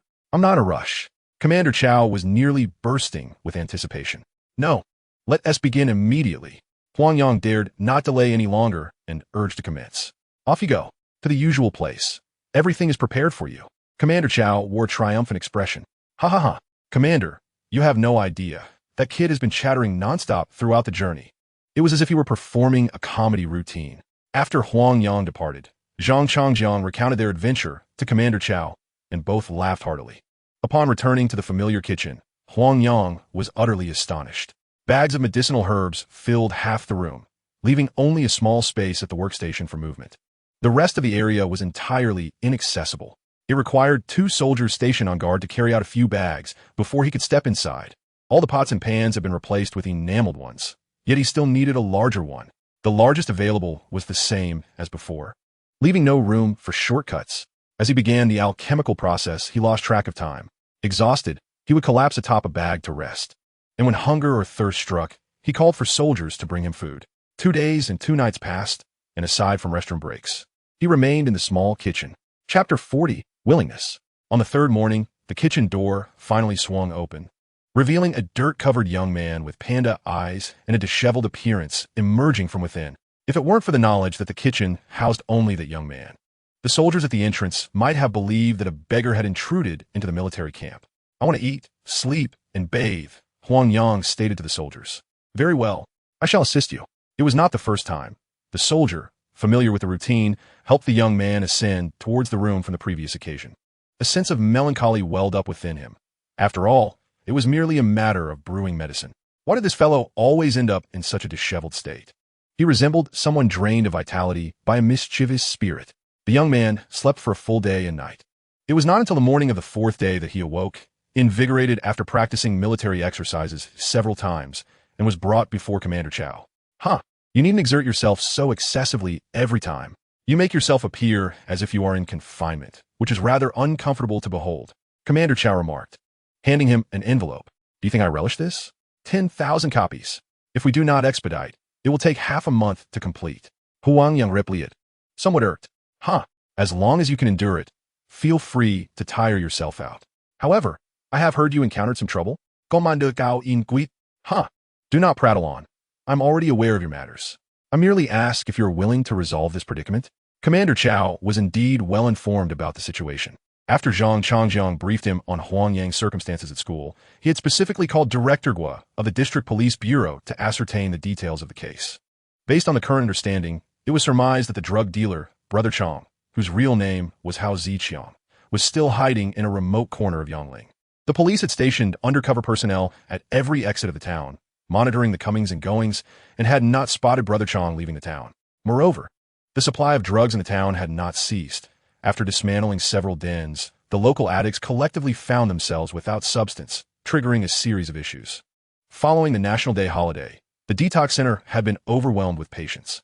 However, in recent days, the situation of all addicts had suddenly vanished. Police tracking some addicts discovered they had resumed drug use. Following the leads, they apprehended several thugs involved in drug trafficking, and through urgent interrogation, it was revealed that the source of these drugs was a former prison mate of Brother Chong. This individual had been captured the day before the phone call and was tight-lipped during multiple interrogations. The police suspected that Brother Chong had resurfaced, re-establishing a new route for drug sales. Furthermore, it was highly probable that he had secured a new protector. Of course I am willing. Surely you have a solution, right? Please assist me. It is a trivial matter for the military to deal with a mere drug dealer. It should be a simple task. Huang Yang exclaimed, suddenly animated upon hearing there was a way forward. I do have a solution to share with you, but you must provide me with a reason for assisting you. Commander Chow said with a playful tone. A reason? Is it not the duty of the People's Army to apprehend drug dealers? What more reason is required? Huang Yang was momentarily perplexed. Apprehending drug dealers is the police's responsibility. Our army does not interfere in local affairs. That does not count. Commander Chow continued, still smiling. What if a military expert is threatened by drug dealers? Would that count? Huang Yang, racking his brain, could only tenuously connect his identity as a specially appointed expert to the military. Since the expert is affected, you cannot simply ignore it. Can you? Threatened? Who has threatened you? That hardly qualifies as a threat. Commander Chow continued. Safety is at risk. Surely that should suffice? Huang Yang reasoned assertively. That could be considered a reason, I suppose. However, apprehending gamblers is a perilous endeavor. Do you dare to take the risk? Commander Chow inquired. Me? Aren't there comrades in the military? You wouldn't want me to catch drug dealers, would you? Huang Yang responded, perplexed. Congratulations, you are correct. This plan requires your personal involvement. Are you afraid? Commander Chow asked. Are you serious? Huang Yang was taken aback. Do you think I'm jesting? Just tell me if you dare or not. Commander Chow's demeanor turned serious. Let's do it. I have faced wolves before. Are drug dealers more formidable than wolves? I have endured enough of this confinement. What's wrong with taking a gamble? Huang Yang's audacity surged in response to the question, and he readily agreed. Now, that's the spirit expected of a specially appointed expert. Excellent. You and your instructor shall set off immediately. For specific operations, heed your instructor's guidance. Commander Chow stated. All right. Huang Yang replied with conviction. As Huang Yang strolled along Yongling Street, he, as usual, found himself meandering leisurely. He visited a bank to deposit 20,000 yuan and then indulged in an ice cream while continuing his casual promenade. Unbeknownst to him, he happened upon Yang Lao's clinic, where he engaged in a brief conversation before stepping back outside. Along his path, there were always individuals encountering him unexpectedly, none of whom recognized each other, each absorbed in their own affairs. Little lamb, it truly is you. How did you come out? Zhu Mingtao approached, blocking Huang Yang's way, her surprise evident. Behind her, Feng Ruishue, Yang Xiaowan, and Du Meiyin also gathered around. Little lamb, where have you been? We haven't seen you for days. We were worried sick. How did you muster the courage to come out? Aren't you forbidden from leaving campus? The four lovely ladies were exceedingly excited as they unexpectedly crossed paths with Huang Yang, surrounding him with chatter and questions. For beautiful girls encircled a young man dressed in clothes worth no more than a few dozen yuan, creating quite the spectacle on the street. Passers-by couldn't help but glance over. Huang Yang felt anxious. In truth, he had spotted the four girls from a distance and had deliberately turned to evade their approach. Yet he was still discovered. A man by the roadside, smoking, even signaled him to act naturally and expedite his departure. Steadying himself, Huang Yang finally smiled and greeted everyone. What a coincidence, my esteemed ladies. Are you out shopping too?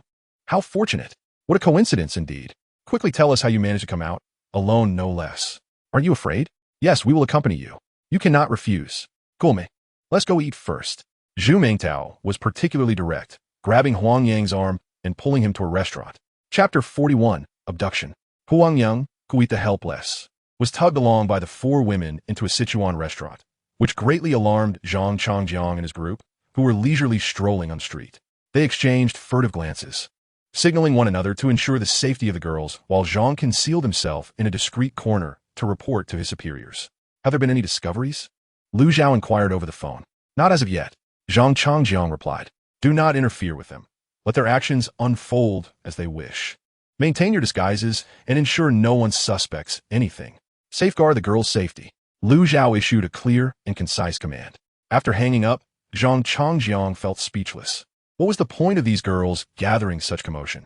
The need to protect several more individuals only adds to the chaos, does it not? Meanwhile, 5 people are joyfully dining in the restaurant, while Huang Yang's heart races like an ant on a hot skillet, all the while maintaining a facade of exuberance. A true struggle. Waiter, napkins please. Feng Ruishue exclaimed, having spilled soup on the table, requesting napkins from the server. Classmate, here are your napkins. The server promptly delivered the paper, handing it directly to Huang Yang. As he took the napkin and began to wipe away the soup, he inadvertently noticed writing on it. A closer examination revealed a message aligned with their intentions. The course of action was now clear to him. Casually cleaning up the spill, he crumpled the paper and discarded it. The meaning was unmistakable. If they couldn't be dissuaded, he would acquiesce to their wishes and allow them to join.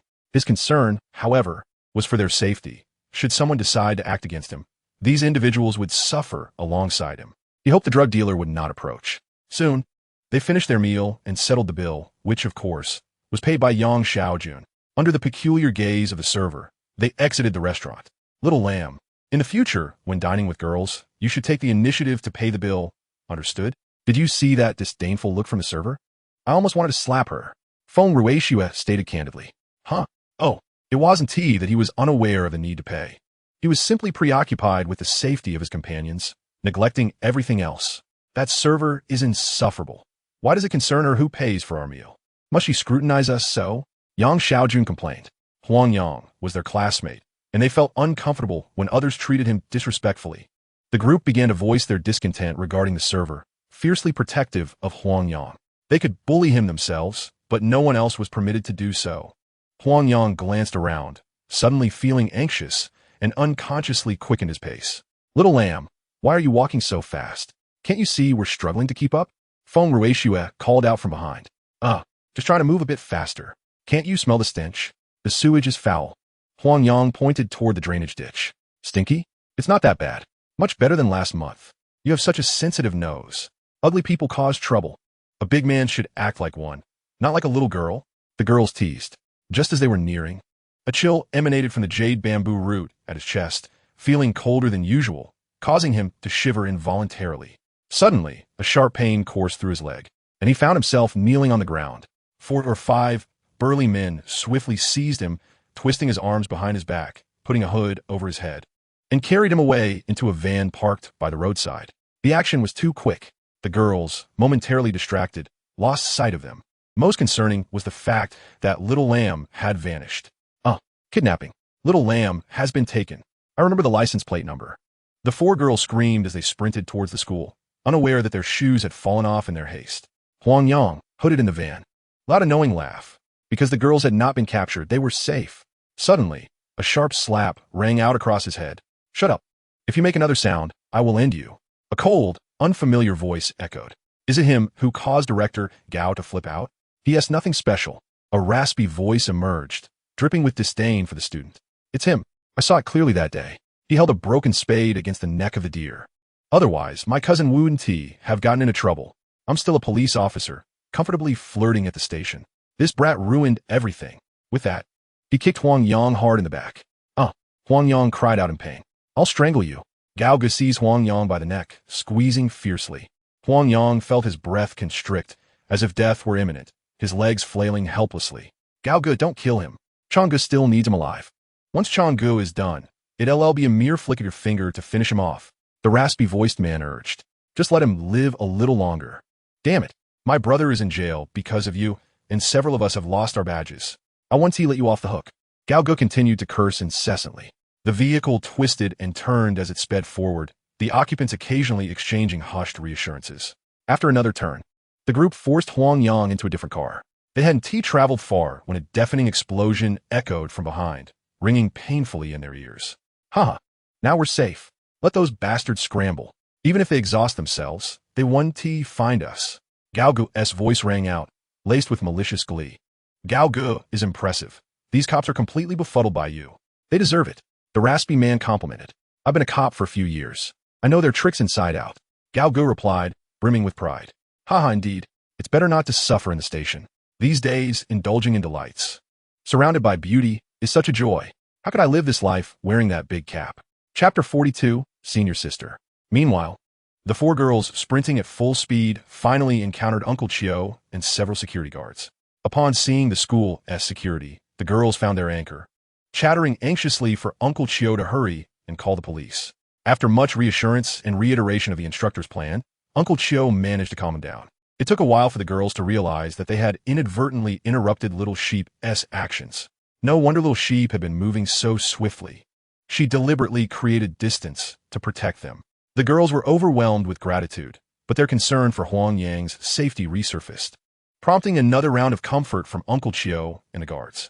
Elsewhere, in a jeep, Zhang Changjiang and his companions trailed a black Santana at a cautious distance, the radio occasionally crackling with inquiries from Instructor Liu. Report to the captain. The robbers have switched the kid to another vehicle and are heading southwest. We are in pursuit. Zhang Changjiang reported. Continue the chase. Keep us updated on your status. The armed police squad is right behind you. Act immediately upon confirming the target. And ensure that kid's safety, Lu Zhao commanded. The Santana exited the city, driving southwest, passing through a greenhouse area before stopping at a makeshift yard. This location was used for vegetable procurement. During harvest season, farmers would bring their produce here to sell to vendors. As autumn transitions into winter, the seasonal vegetables have just been planted in the greenhouse, leaving this small courtyard temporarily idle, which conveniently provides a hidden refuge for a group of drug traffickers. After parking the car, four burly men escort a young man named Huang Yang down. Brother Gao gently taps on the large iron gate, and a small door within it creaks open just enough for a head to peek out and confirm it is a familiar face before fully opening the gate to allow everyone inside. Inside the courtyard, a few individuals are engaged in casual conversation in the guardhouse, while a colorful television displays surveillance footage from various corners of the area. Brother Gao and his companions nod to the people in the guardhouse and proceed deeper, traversing a row of dilapidated tile-roofed houses before descending into the basement. This is a cold storage facility for vegetable vendors, which this group has slightly modified into a drug production den, before a makeshift operating table formed by several tables. 7 or 8 individuals clad in white lab coats and masks are busy manipulating various bottles and containers. At the other end, a bald man in a striking leather coat lounges on a sofa, exuding an eye-catching presence. 2 scantily clad women curl up on either side of him, and the bald man, embraced by both, appears thoroughly enraptured. Brother Chong, I brought the person. It's this kid. Brother Gao approaches the man with a submissive demeanor. Was it smooth? Did you keep a low profile? Brother Chong inquires without looking up, his voice muffled as he speaks from behind the women. Quite smooth. You can trust me. That bunch of foolish cops is still busy at the scene. Brother Gao replies, his expression obsequious. Haha, good. You understand the rules. Being with me is better than being at the police station. Work quickly. I don't appreciate your police antics. Understand? Brother Chong releases the 2 women and states. Understood. You can rest assured, Brother Chong. Brother Gao affirms. Come, let us see what kind of distinguished youth this is. Brother Chong waves his hand. and the burly men push Huang Yang forward, removing his hood to reveal a youthful face. A swift kick to the back of Huang Yang's knee sends him staggering, nearly collapsing. All right, there's no need to be so rough with a student. Brother Chong gestures for a few to step back, scrutinizing Huang Yang closely. You are Huang Yang? Nothing particularly special about you. I am curious how a student like you could stir such chaos that cost me significant resources and nearly cost me my own neck. Brother Chong's tone is neutral, devoid of any visible malice, more akin to that of a curious young man. Brother Chong, the biggest drug lord in Yangling Town? Aside from your large head, you don't seem to possess any extraordinary qualities. How did you ascend to the pinnacle of the underground world? Huang Yang engages in conversation with the bald man, surprisingly composed, rather than trembling in fear as he had anticipated. Ha ha ha. This is indeed interesting. With your audacity, it's no wonder that Lao Gao has fallen under your spell. But don't you think maintaining such arrogance in this place is quite out of place? Brother Chong observes Huang Yang with a playful glint in his eye. Ha ha ha. Kid, you're impressive. Just for your spirit, I quite like you. How about working with me? I'll draw a territory for you around your school. You can feast and indulge as you please. Brother Chong tempts. Brother Chong, no. Brother Gao, overhearing this, becomes agitated and quickly voices his objection. However, he is swiftly silenced by a raised hand from Brother Chong. Ha ha ha. Brother Chong truly holds me in high regard, indulging in sumptuous feasts and reveling in libations, embraced by companions on either side, indeed resembles a celestial existence. However, the consumption of meat is invariably proportional to the likelihood of receiving blows. It appears that Brother Chong has overlooked this aspect. Such words are rather self-defeating for Brother Chong. Presently evading confrontation is indeed enduring such blows. It is akin to openly criticizing a monk while pointing at a bald man. So, are you suggesting that you have no intention of granting me this courtesy? Have you contemplated the repercussions? Brother Chong, his countenance as frigid as ice, spoke with palpable ire. As the saying goes, those with differing philosophies do not conspire together. I am merely a student, and you are an underground overlord. We should ideally have no intersection. Yet, by a twist of fate, we find ourselves conversing in this manner, and frankly, it fills me with trepidation. Afraid? Well, that is quite satisfactory. It is a privilege for you that Brother Chong has taken notice of you. Do not be ungrateful. Before Brother Chong could respond, the woman beside him interjected. Everyone present was momentarily taken aback. What had possessed this young lady? She was merely a plaything of Brother Chong. When had it become her turn to speak? Huang Yang was equally astonished and cast a glance at the woman.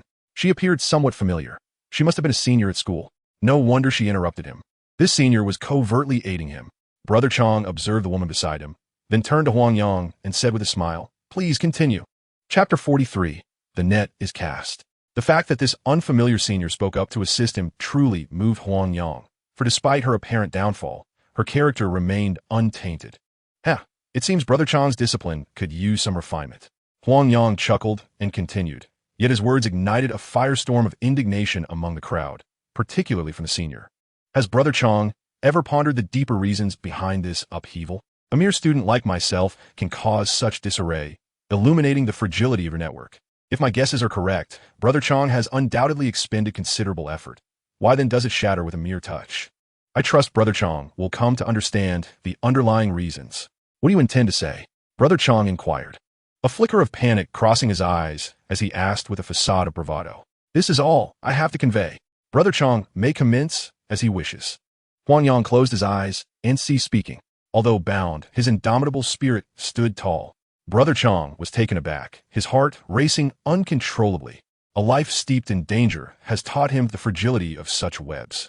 Relationships tethered by self-interest cannot withstand the tempests of life. His subordinates were equally bewildered. Their formidable Brother Chong was outmaneuvered by a mere boy. The atmosphere fell into a profound silence. Brother Chong, do not concern yourself with this insignificant youth. Hand him over to me, and I guarantee he will be thoroughly subdued. High Brother declared. Brother Chong opened his mouth, but remained silent, merely gesturing for it to proceed as he wished. Very well. High Brother seized Huang Yang by the collar and began to drag him outside, heading toward the front residence. However, after taking only a few steps, he felt a sharp pain in his left rib, causing him to stagger. In that fleeting moment, he noticed that the boy's hands had been freed, and he wielded a bloody dagger, his gaze fierce and menacing. Yet, that was ample cause for him to retreat. At that moment, sprawled on the ground, he stared at Huang Yang in terror, his mouth agape, rendered speechless. However, what astonished him even more was the group of fully armed individuals charging towards him from behind. There were both police and soldiers. Two officers swiftly approached and restrained him, their cold hands clamping tightly around his wrists. He realized that he was utterly finished. At last, we found you, lad. Are you all right? A voice called from behind. Zhang Changjiang. Why did you arrive so late? If you had delayed any longer, I might have had to endure another lecture from Huang Yang. But he was abruptly interrupted by Zhang Changjiang. Now is not the time for idle chatter. The upper levels have been secured, but we have not located Changge. Where is the entrance to the basement? Zhang Changjiang inquired quickly. Over there. There are about a dozen people down below, and they might be armed. Be cautious. Huang Yang pointed towards the nearby entrance. Take care of yourself. Without further ado, Zhang Changjiang led a team of soldiers downwards. The battle unfolded remarkably smoothly. Huang Yang had barely sat at the police car's door for 20 minutes before the soldiers escorted a group of men and women out. Among them Changge and his two companions. That girl is a student from our school. She helped me down there. Huang Yang indicated the girl who spoke on his behalf to Instructor Liu. You certainly know how to express gratitude. Don't worry, I'll inform the police. If there are no other criminal activities, the consequences will be mitigated. Liu Zhao remarked. Haha, this dagger is truly excellent. Liu Zhao's voice chimed in as Huang Yang, upon stepping onto the police car and spotting the dagger, began to explore it as if solving a riddle. It was akin to caressing a stunning beauty. Look at your stingy demeanor. Liu Zhao lamented. Yet there are inscriptions on the hilt. Bring it out for me to see. It might very well belong to a historical figure. Inscriptions? No way. You're not tricking me. Huang Yang realized that this was a roundabout way to obtain his dagger. No way. Just a photo. I'm not deceiving you. No way. Instructor Liu persistently pleaded, and after much coaxing, they finally took a photograph. Uncle Chiu, Teacher Wang, Principal Deng, each was visited in turn to explain that the drug dealers have been apprehended and confined, and finally, peace could be restored. Ah, good lad. Truly worthy of the title of honorary youth. Excellent. What reward do you wish for this matter? I shall advocate with the Public Security Bureau. Principal Deng clapped Huang Yang on the shoulder. A reward? No, thank you. The last honorary youth caused such a commotion. Another reward might bring unforeseen troubles. I certainly do not wish to be confined again. Huang Yang quickly declined. Indeed. More accolades only invite greater jealousy and trouble. In that case, I will negotiate for something practical, a monetary bonus, at the very least to secure your tuition for the next few years. Principal Deng stated. Is that feasible? Huang Yang asked uncertainly. Rest assured, you've assisted them greatly, even risking yourself. Securing a bonus is hardly excessive. Await the good news. Principal Deng said cheerfully. Very well.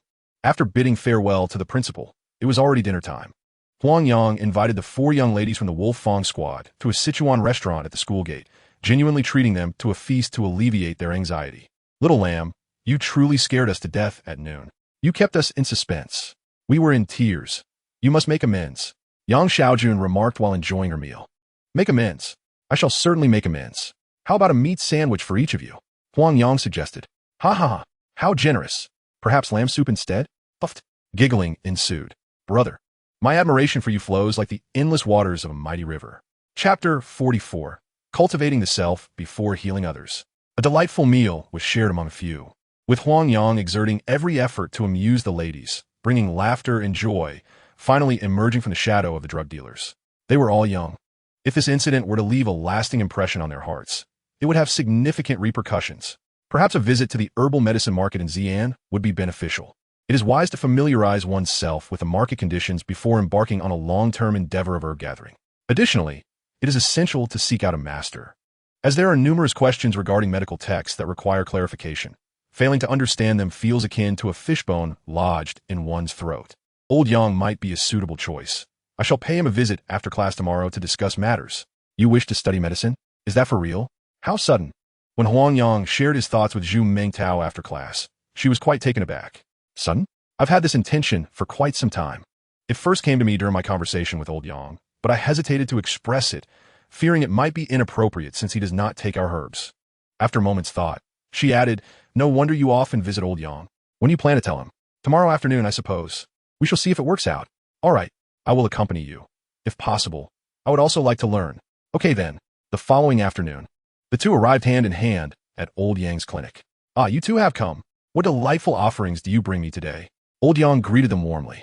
The herbs they had brought over the past couple of months had greatly enhanced the clinic's atmosphere, and this young man never failed to surprise him unexpectedly. "This time, I regret to inform you, Old Yang, but the cold weather has made it impossible to gather herbs. I suspect our next gathering will not be until spring of next year." Huang Yang and his companion took their seats naturally across from Old Yang. "No matter. As long as you remember this, old man," Old Yang responded. "What brings you here today?"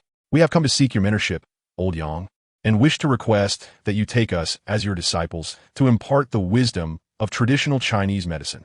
Huang Yang stated his intentions earnestly. "What? You must be jesting. Why would you wish to forsake your studies and come to me?" Old Yang was taken aback. "It is evident that we possess a profound interest in herbal medicine and traditional Chinese healing. Our herb gathering is both a means of subsistence and a genuine passion. Thus, we hope to develop ourselves in this field, and we implore you for your guidance." Huang Yang spoke sincerely. "Ah, you present me with a quandary. Mastering traditional Chinese medicine requires more than mere fleeting interest. It demands talent, diligence, and a particular disposition.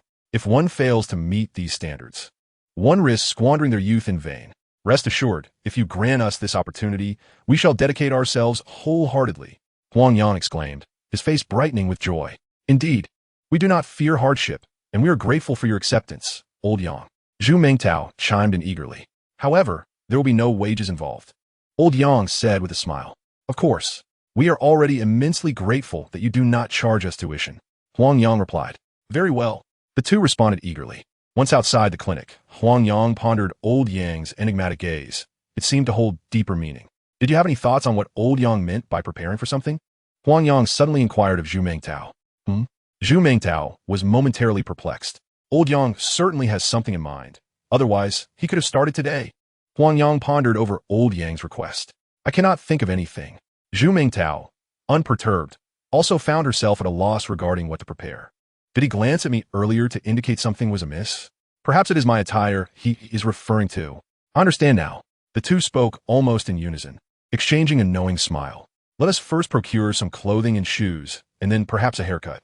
While at school or foraging for herbs, we might overlook such matters. But when assisting at someone else's establishment, we must be mindful of our appearance. I shall also spruce myself up," Zhu Mingtao urged. "Very well. Every detail bears significance indeed." Huang Yang marveled at the intricacies involved. "You truly have an eye for this. If we were to arrive tomorrow still in this state, Old Yang would likely not be so accommodating," Zhu Mingtao remarked. Their efficiency was remarkable. An hour later, Huang Yang appeared in a light blue jacket, dark blue trousers, and gleaming new shoes, his tousled black hair giving him the look of a spirited young man. Zhu Mingtao, inherently refined, needed only a touch of embellishment to appear as an elegant young lady. The following day, their lessons concluded swiftly. When they presented themselves before Old Yang, resplendent in their new attire, a look of satisfaction graced the elder's face. Quite commendable. A physician must first cultivate oneself. Maintaining personal hygiene and a proper dress code is indeed essential. It seems you have grasped this concept. Do strive to uphold it," Old Yang said, taking a sip of water. "At this hour, patients are few. You two should familiarize yourselves with the apothecary's cabinet. This should be relatively straightforward for you." "Thank you for your guidance, Old Yang." The two responded. "No need for thanks. Just don't find this old man's chatter tiresome. Off you go. Aim to memorize the positions of the herbs within 2 days. It will facilitate your future searches." With that, Old Yang turned back to his reading. Before the apothecary cabinet, they observed 4 cabinets lined up side by side, each adorned with nearly 50 small drawers, each labeled with the names of 3 or 4 herbs. This task appeared simple, yet committing all to memory was no trivial endeavor. After a cursory examination, they seemed to discern a pattern. For instance, the first cabinet housed herbs, such as Pinellia and Angelica, known for their cold or cool properties, with each drawer containing herbs of similar medicinal qualities. Chapter 45, It Grew Warm Again. The subsequent 3 cabinets also represented distinct categories, though Huang Yang could not yet discern the specific classifications. Lacking a foundation meant he had to start from scratch, which was precisely his purpose in seeking apprenticeship. However, this did not hinder his ability to memorize the positions of the herbs. As a forager, he recognized many of them and possessed his own classification system. By categorizing them into herbs, woody plants, animal organs, and minerals, he effectively encompassed nearly all the herbs. making it a simple task to locate their corresponding drawers. By the end of the day, he had memorized a considerable number of them. Huh, how do you feel? Can you identify the various herbs? At some point, old Yang had approached them from behind, smiling as he inquired. Oh, quite the confidence you have. Allow me to test your knowledge. Where can I find Dan Pai, Hua Shi, and Tu Gu Chao? Yang Lao was evidently skeptical and mentioned 3 types of herbs for him to locate. Dan Pai in the second cabinet, 3rd row, left hand, 4th slot. Hua Shi in the 4th cabinet, 2nd row, right hand, 2nd slot. And Tu Gu Chao in the 1st cabinet, 2nd row, right hand, 1st slot. Huang Yang promptly recited the locations of the herbs, managing to do so while facing away from the cabinet, without even glancing at the names on it. Oh, impressive. Where are the 3 herbs, Fossil Dan, San Shi, and Si Gua Luo? Yang Lao continued to inquire. Fossil Dan is in the 4th cabinet, 2nd row, right hand, 3rd slot. San Shi is in the 1st cabinet, 4th row, left hand, 1st compartment. Si Gua Luo is in the 1st cabinet, 4th row, left hand, 1st compartment. Huang Yang remained facing away from the cabinet as he recited the locations of the herbs. Thank you. Thank you, Yang Lao. Huang Yang accepted the book, holding it close to his chest, expressing his heartfelt gratitude. After leaving the clinic, Zhu Mingtao was still in a daze, incessantly asking how Huang Yang managed to remember the locations of so many herbs. To her, the names of those herbs were particularly tongue-twisting, and she had struggled even to remember their names, let alone their locations. Standing before the cabinet felt like staring at a myriad of twinkling stars. From the following day, Huang Yang began assisting in gathering the herbs, diligently pondering the pharmacological combinations each time he received a prescription. Traditional Chinese medicine emphasizes the roles of monarch, minister, assistant, and envoy. Every prescription has its corresponding theoretical basis. Verifying the pharmacological properties of each herb and understanding the reasons for their use in the prescription was a challenging endeavor. However, it was precisely this process of reverse reasoning that greatly benefited Huang Yang, immersing him in its depths with unbridled enthusiasm. All right, what preparation should we make? Huang Yang inquired. Just bring the medicine box and add some perillo leaves to the common herbs inside, Yang Lao instructed. Understood. After gathering the necessary items, Huang Yang shouldered the medicine box and stepped out with Yang Lao. Riding a motorcycle, Huang Yang took Yang Lao to a large residential complex and knocked on the door of one of the apartments. That's wonderful.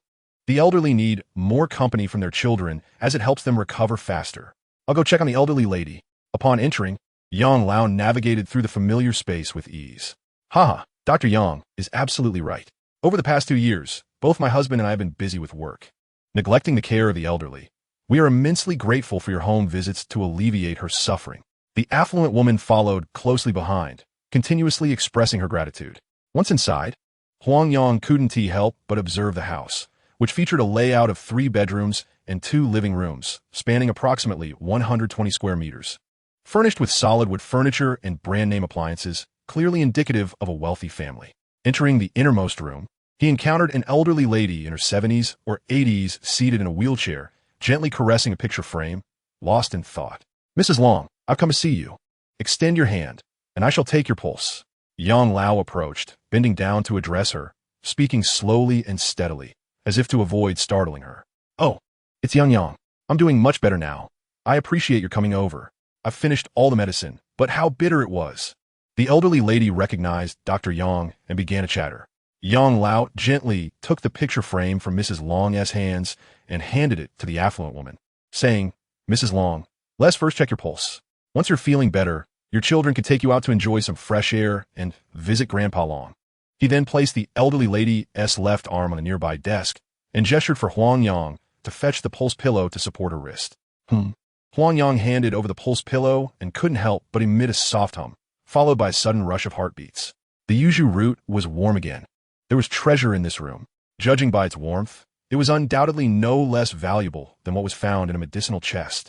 Unable to restrain himself, he began to scrutinize the entire room. It was rather simple. A single bed, a writing desk, a bookshelf, and a chair, all crafted from ordinary wood, starkly contrasting with the modern furniture and appliances outside. Notably, the bookshelf was meticulously filled with books, many of which were traditional thread-bound volumes. Goodness, what was I thinking? Discovering treasures in someone else's home is still theirs. Even if I found something, it wouldn't belong to me. How could I take it? A glance around revealed that no one had noticed him. Otherwise, he would feel like a thief. No way. If I lost their treasure, how could I face them? What would happen after death? The elderly lady seemed to recall something, murmuring sorrowfully. Oh, don't dwell on it too much. Father surely knows you didn't mean it. The noblewoman, noticing the elder's despondency, quickly crouched down to offer comfort. Alas, look at my careless tongue. I've spoken out of turn. Please forgive me, Grandma Long. It was my clumsiness that reminded you of painful memories. Elder Yang chided himself, lightly slapping his own face in remorse. Hey, aren't we all grown-ups? Acting like children. The elderly lady chuckled softly at Elder Yang's self-deprecating humor, her spirits lifting somewhat. Chapter 46. The Benevolence of Healers. As long as you're not angry, I, as your doctor, could never provoke your ire. Elder Yang jested, resembling a child caught in mischief. The earlier scene nearly astonished Huang Yang. The gentle, refined elder he had seen in the clinic was now acting like a playful child in front of Grandma Long, eager to earn her affection. However, he gleaned a significant detail. The elderly lady seemed to have lost something cherished by her husband during his lifetime. Consequently, she felt guilty and feared the day she would have to face him after death. Thus, both family and Elder Yang spoke cautiously, deliberately steering clear of the topic. Afraid to evoke her sorrow, could the warmth of the yuzu root refer to that lost item? Unlikely. In such a spacious room, there was no reason for the family not to find it. Observing the room's layout more closely, with the bookshelf against the wall, the adjacent desk and chair, and the single bed on the other side, it was most probable that the item was hidden within the bookshelf. With so many books, a small object could easily be overlooked. The location was determined, yet he could not act without the owner's permission. The teachings of self-cultivation from his medical training echoed in his mind. Auntie, what exactly has Grandma lost? My youthful memory and keen eyes might assist in finding it. Huang Yang approached the noblewoman and whispered, We've looked everywhere in the house, but it remains unfound. The noblewoman glanced at Huang Yang and, seeing a well-mannered youth, felt reassured. Children often inspire trust, especially when they appear honest and sincere, as Huang Yang did. Is that so? Then may I search this room once more? Huang Yang sought her approval. The lad is quite eager. Go ahead. If you find it, it will surely fulfill a wish for my mother. The noblewoman advised. But be quiet, so as not to disturb the elderly lady. Understood. Upon receiving permission, Huang Yang approached the bookshelf and feigned casual browsing, his fingers gliding over the spines of the books. Finally, he sensed the warmth emanating from a specific area on the second shelf, slightly to the left, where the temperature was consistently elevated. It wasn't just one book, but rather a cluster of 4 or 5 volumes that radiated heat without abating. Gently, he removed these books, revealing a corner of a gray object against the wall behind the shelf. He reached in, pinching it between his fingers, but it was lodged too tightly to extract. With his other hand, he grasped the bookshelf and applied force outward, causing it to shift slightly from the wall. Seizing the opportunity, he pulled upward, and a palm-sized gray bag emerged. This was it. This was the bag. Unbeknownst to him, the noblewoman had silently approached from behind, and upon witnessing Huang Yang retrieve the bag, she gasped in astonishment. My goodness, we found it. We finally found it, she exclaimed, hastening to hand the bag to the elderly woman with palpable excitement. The noblewoman unfolded a yellowed piece of paper extracted from the bag, revealing 2 powerful lines of calligraphy that conferred the title of combat hero to Comrade Long Danian. The document bore the signature of the Taiwan Military Committee, dated July 1940. The 2 women embraced, overwhelmed with emotion, only calming down after the gentle urging of Elder Yang and his wife.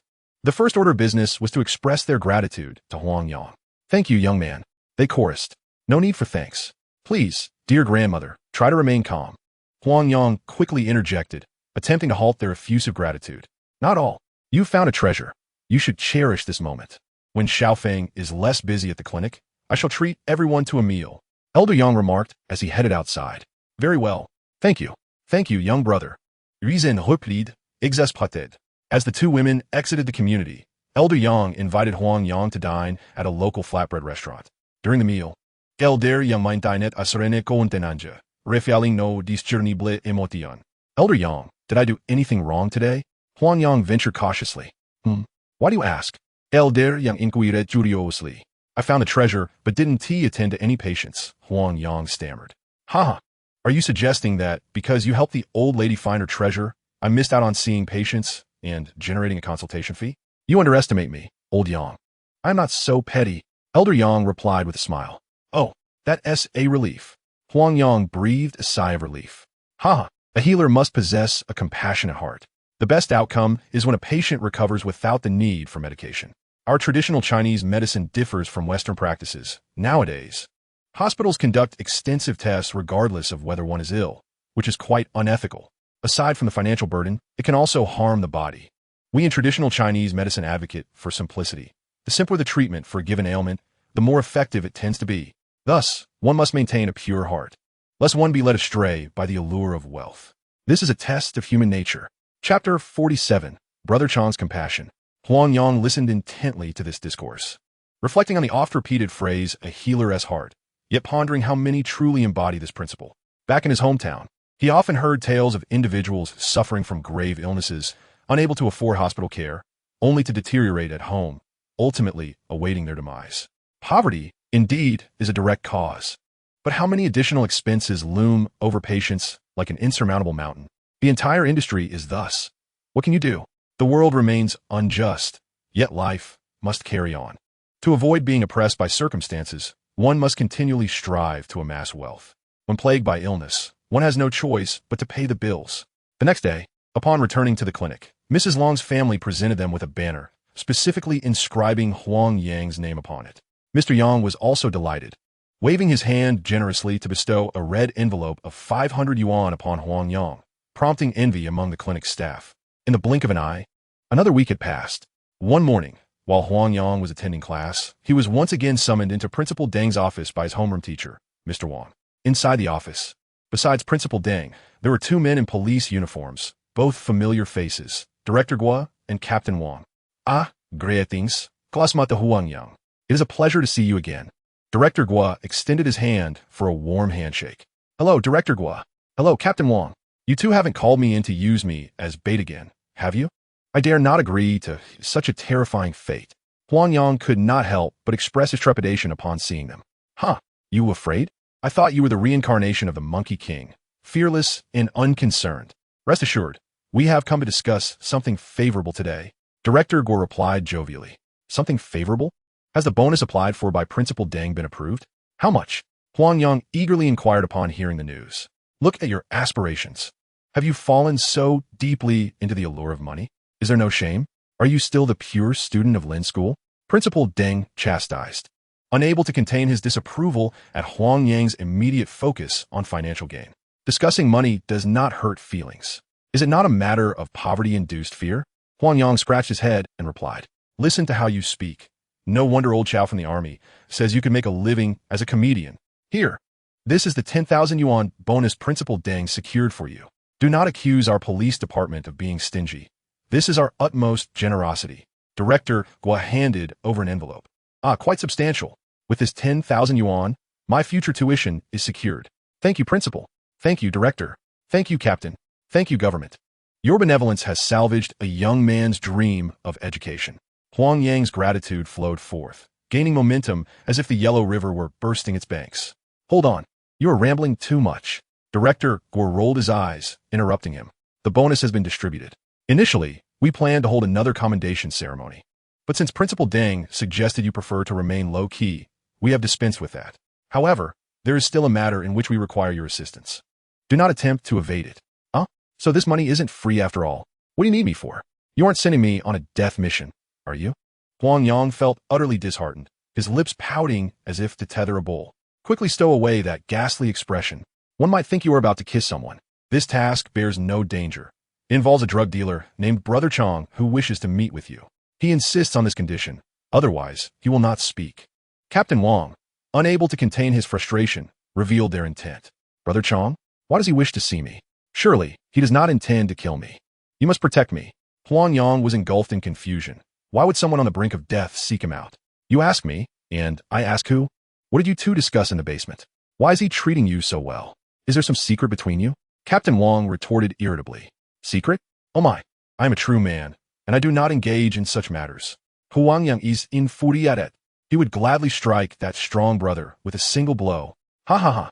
The crowd erupted into raucous laughter. Even Teacher Wang, who had remained silent, was shaking with mirth. Will there be a meal provided at noon?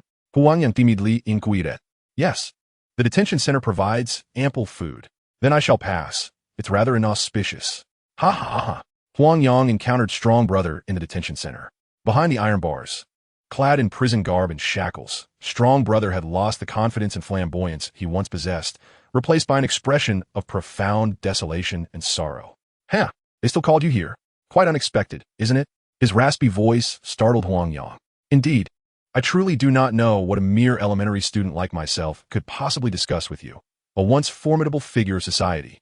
Huh, wolves traverse the world consuming flesh. I'm also a wolf, a lone wolf. I see myself in you, my former self." Huang Yang was at a loss for words and chose to remain a silent listener. Strong Brother, whose real name was Hao Ziqiang, had graduated from university and was assigned to teach at a high school alongside his girlfriend, leading a blissful life together. However, half a year later, just as they were preparing to meet each other's families in anticipation of marriage, a predicament arose. The son of the principal, who also taught at the same school, appeared respectable and low-key, but was, in fact, a wolf in sheep's clothing. On New Year's Day, several young teachers gathered for a meal and karaoke. After a few drinks, this fellow's true nature was revealed. He shamelessly clung to Huang Yang's girlfriend, explicitly expressing his desire to pursue her. He then became physically aggressive and lascivious, attempting to violate her. Naturally, Hao Ziqiang would not stand for it and stepped forward to shield his girlfriend, confronting the man. What followed was a heated exchange of insults and a physical altercation. The other teachers, fearing the principal's authority, forcibly restrained Hao Ziqiang in a corner, rendering him powerless. The principal's son, emboldened by their inaction, perpetrated his heinous act with the assistance of another female teacher who had been on friendly terms with Huang Yang's girlfriend. Hao Ziqiang could only watch in despair as he was held back, helplessly wailing, trapped in a quagmire like a fawn, unable to escape. He was engulfed by murky waters, submerged in the mire. Eventually, the gathering came to a close, leaving behind only the sorrowful cries of two ill-fated souls. Chapter 48. The Tale of Hao Ziqiang. Upon exiting, he could no longer contain the fury within him. He let out a thunderous roar and embarked on his path of vengeance. The lights flickered on, revealing the principal soundly asleep with his wife, oblivious to the chaos. With a single punch, he rendered her unconscious, awakening the principal, who stared at the demonic Hao Ziqiang with confusion, demanding to know his intentions. Hao Ziqiang, however, paid him no heed, landing another blow to the old man's face, knocking him down and pouring half a bottle of concentrated sulfuric acid over him. Struggles ensued. Violent, silent struggles. A once noble head visibly transformed into a ghastly skull. Facing the skeleton, Hao Ziqiang recounted his son's transgressions with an unsettling calmness, devoid of rage or roaring, akin to the narration of a mundane tale. In his relentless search through every nook and cranny of his home, he astonishingly unearthed a staggering sum of 130,000 yuan. The revelation that a mere middle school principal could harbor such a fortune at home starkly illuminated his insatiable greed. He meticulously stowed the cash into a backpack, stealthily ventured into the kitchen to procure a kitchen knife, and armed with the remnants of a half-full bottle of concentrated sulfuric acid, he embarked on a path of vengeance. Within the rented abode of his girlfriend's confidant, he discovered a revelry in full swing. The floor was strewn with empty bottles and cigarette butts, while the air reeked of decay. Littered across the sofa, coffee table, and bed were the naked forms of men and women, each one slumbering soundly in the aftermath of their debauchery. With a knife drawn, he methodically exacted his retribution, silencing each one in swift succession, purging the souls of these scoundrels while sparing only the principal's son. The architect of this malevolence was not to be spared. With a swift stroke, he severed the wretch's thigh. The pain jolted him awake, and he stared in horror at the demon before him. A glance around the room contorted his features grotesquely, as if his very soul quivered in trepidation. The retribution was merciless. A deluge of sulfuric acid cascaded upon his groin, dissolving the roots of his wickedness into a pool of sanguine remnants. The wailing was hauntingly beautiful. The mouth of the acid bottle was thrust into his gaping maw, ceasing the cries but igniting a fervent struggle. The rising fumes whisked away the tainted soul. That night, he journeyed to the city where he had once cohabited with his girlfriend for 4 years. Upon disembarking, the sense of familiarity was tinged with strangeness, for the beloved companion was no longer by his side, until one fateful night, he encountered Lao Ke in a bar. Their kindred spirits ignited an exuberant conversation, revealing an astonishing alignment in their perspectives on societal phenomena. The wicked thrived in their malevolence, while the virtuous toiled in futility. Under Lao Ke's influence, The once noble educator descended into the underworld of drug production and trafficking. His presence became commonplace in bars, gaming halls, and dance clubs. His enterprise burgeoned like a snowball, accumulating wealth that would elude others in a lifetime within the span of merely a month and a half. Yet, fortune is fleeting. Soon after, Lao Ke and his associates were apprehended. Fortune smiled upon him that night, as he spent the evening in the company of a student, narrowly escaping calamity. In the wake of heightened scrutiny across the city, establishments faced unprecedented crackdowns, leading to the arrest of numerous dealers and thugs. The city became inhospitable for drug traffickers. Hao Ziqiang, clutching his savings, found refuge in the unassuming town of Yangling. After acclimating for half a month, he opened a bar, leveraging his wealth to forge connections with the powerful and weave his web of influence. It was during this time that he entangled himself with the deputy director, who facilitated numerous conveniences for his business. Once his network flourished, he returned to the shadows of his former life, once again delving into drug production and trafficking. In a brief span, he launched several bars, dominating the narcotics trade in this small town, emerging as a sovereign of the underground realm. Yet, a single act of defiance led to his downfall, casting him into the depths of captivity. How unpredictable is the nature of existence! Who could have anticipated that a once mighty drug lord would find himself imprisoned by a mere student? Hao Ziqiang recounted his tumultuous journey over the past decade with an unsettling tranquility, as if narrating the tale of another. "Do you harbor hatred for me?" he inquired, leaving Huang Yang a loss for words. Hao Ziqiang transitioned from an exemplary student and a distinguished teacher to a notorious drug lord, who can truly discern the bitter, sweet, and sour nuances of such a transformation. "Do you harbor resentment towards me? Are you frightened? Where has your indomitable spirit vanished to? What can a dying man like me possibly do to you?" Hao Ziqiang's gaze lingered on Huang Yang, imbued with a hint of disappointment. He chuckled dryly, unsure of how to respond. "Why me? Why do you place such trust in me?" Huang Yang pondered, bewildered as to why such a monumental task was entrusted to the very person who had sent him to prison. "I have no one left to trust. Consider it a mere whim of mine to favor you. Whenever I see her, I cannot forget her." Hao Ziqiang unexpectedly shed tears. "Very well, I accept. However, I shall not act immediately. I will fulfill your wish before my graduation. If they are willing, I will bring them to see you. Surely, you can wait for that, right?" Huang Yang spoke with calm resolve. "Perhaps," Hao Ziqiang replied. He instructed Huang Yang on the location of his hidden possessions, emphasizing that there was no need to divulge this to the police, insisting that those items were entirely clean. Huang Yang nodded in agreement, and after their conversation concluded, he watched as two officers escorted Hao Ziqiang to his cell. "What were you all discussing?" In the office, the three men were having their lunch when Captain Wang eagerly inquired. "A lot. We talked about life, shared our ideals, and contemplated the future. Quite melancholic, really," Huang Yang replied, his eyes reflecting a sense of despondency. "Speak properly," Captain Wang retorted, smacking him on the head. "I was merely speaking the truth." Huang Yang felt more wrong than Do-yi, insisting he was being honest. "Do tell, what life ideals were discussed? How did that fellow envision the future?" Captain Wang persisted, but was interrupted by Director Gua, who smiled and interjected, "Look at that. Leaders are indeed different, unlike your rude demeanor." Huang Yang shot a glare at Captain Wang and recounted the essence of their conversation. Chapter 49, The First Patient.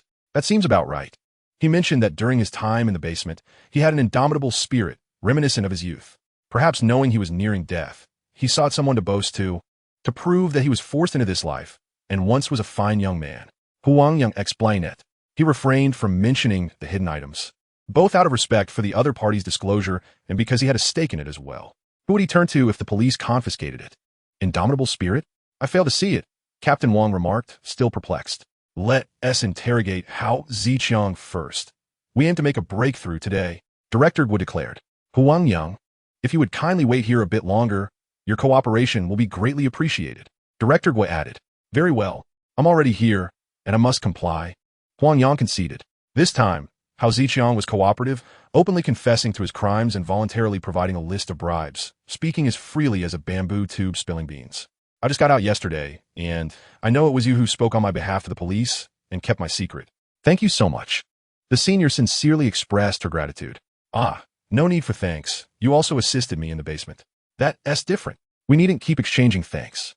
Let us talk about the future. What are your plans moving forward?" I found myself ensnared by the persuasive charm of an upperclassman. leading me to a bar where I sang and gradually became familiar with him. Over time, I became lost, sinking deeper into this lifestyle. The senior appeared to be in a state of self-reflection, two streams of tears cascading down her cheeks. It's all in the past. While I have yet to graduate, everything can begin anew. Huang Yang enjouraget. Can I really? I asked, uncertainty lacing my voice. Of course.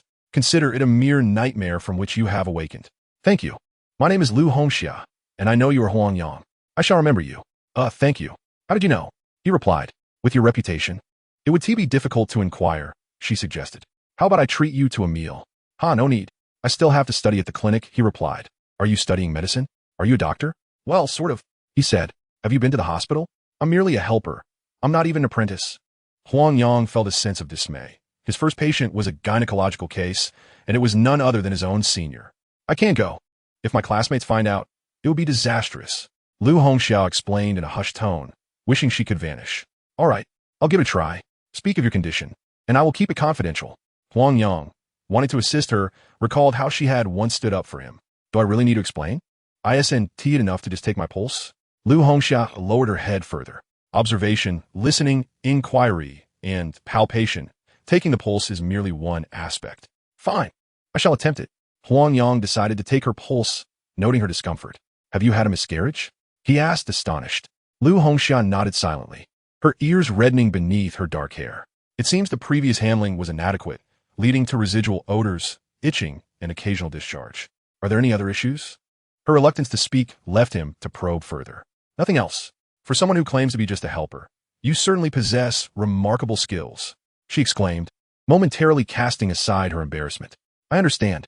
It's all in the past. Lu Hongxia recognized that she must not engage in certain actions. Having taken this step to sever ties with her past. Well, I must head to the clinic now. I'll come back after evening classes to collect my medication. All right. Thank you. Lu Hongxiao expressed her gratitude, feeling at a loss for words. Her mother had once said that those who are grateful live joyfully, filled with warm memories, while those who harbor grudges exist in perpetual pain. At the clinic, Huang Yang seized the opportunity when the elder Yang was free to present the prescription he had written for his senior for review, recounting her condition. You usually appear so earnest. When did you become so careless as to cause such a stir? Elder Yang's expression turned grave. No, you've misunderstood. This is a senior who once assisted me. Upon hearing that I was studying medicine here, she sought my help. Huang Yang clarified. A senior? Engaging in such risky behavior at a young age. How did she assist you? Do not let sentiment cloud your judgment and be taken advantage of. Such a girl, lacking self-respect, is not worth your time. Elder Yang admonished. Well, she spoke up for me when I was in a precarious situation, but the details are sensitive. Huang Yang replied. After all, I have earned the title of an honor student. Due to the sensitive nature of the case, I am unable to elaborate further. She is indeed a wayward girl, but she had once spoken on my behalf during a crucial moment. Now that her adversary has fallen, she seeks to sever ties with her past. I wish to lend her a helping hand. Huang Yang's words were rather muddled. Very well. I do not comprehend what you are saying. Since you have matured in your decision, go ahead and act. I hope you remain vigilant and exercise caution. Only then did Elder Yang consent to review the prescription. Chapter 50. Yenyu. Thank you. Thank you, Elder Yang. Huang Yang hurriedly expressed his gratitude. With Elder Yang's guidance in reviewing the prescription, the treatment would certainly be more assured. Elder Yang meticulously examined the prescription and felt quite pleased with his half-disciple. From this prescription alone, it was evident that the young man possessed an exceptional grasp of the etiology and pharmacology, showcasing his remarkable talent and insight. With no changes to the prescription, he could proceed with procuring and decocting the herbs as instructed. The following day marked the first snowfall of winter. After a night of accumulation, a thick blanket of snow adorned the earth upon waking, creating a particularly enchanting scene. After his morning exercise, he shouldered his backpack and headed towards the greenhouse where Hao Ziqiang concealed his belongings. Acting on someone's request, it would be prudent to retrieve the items soon. The heavy snow provided a perfect cover for the excavation. Should the skies clear and others discover it, it could pose a dilemma. A drug dealer's stash must be quite substantial, and he couldn't help but feel a surge of anticipation. After 2 bus transfers, he was nearing the greenhouse area. Even as the snow continued to fall, he approached and discovered a scene that starkly contrasted with his expectations of desolation. The fields and greenhouses were bustling with activity, as people, fearing the snow would damage the structures, had risen early to clear the snow, a vibrant scene of industrious labor. Annie, what is that antique shop across the street? He inquired, intrigued by the elegant name. Ah, that is a curio shop owned by a man named Ma, a well-known cultural figure. The breakfast vendor replied. It is said that clients from the capital come to do business with him. They purchase antiques, which are quite valuable. The aunt clearly held a deep admiration for Mr. Ma. Antiques. Such precious items.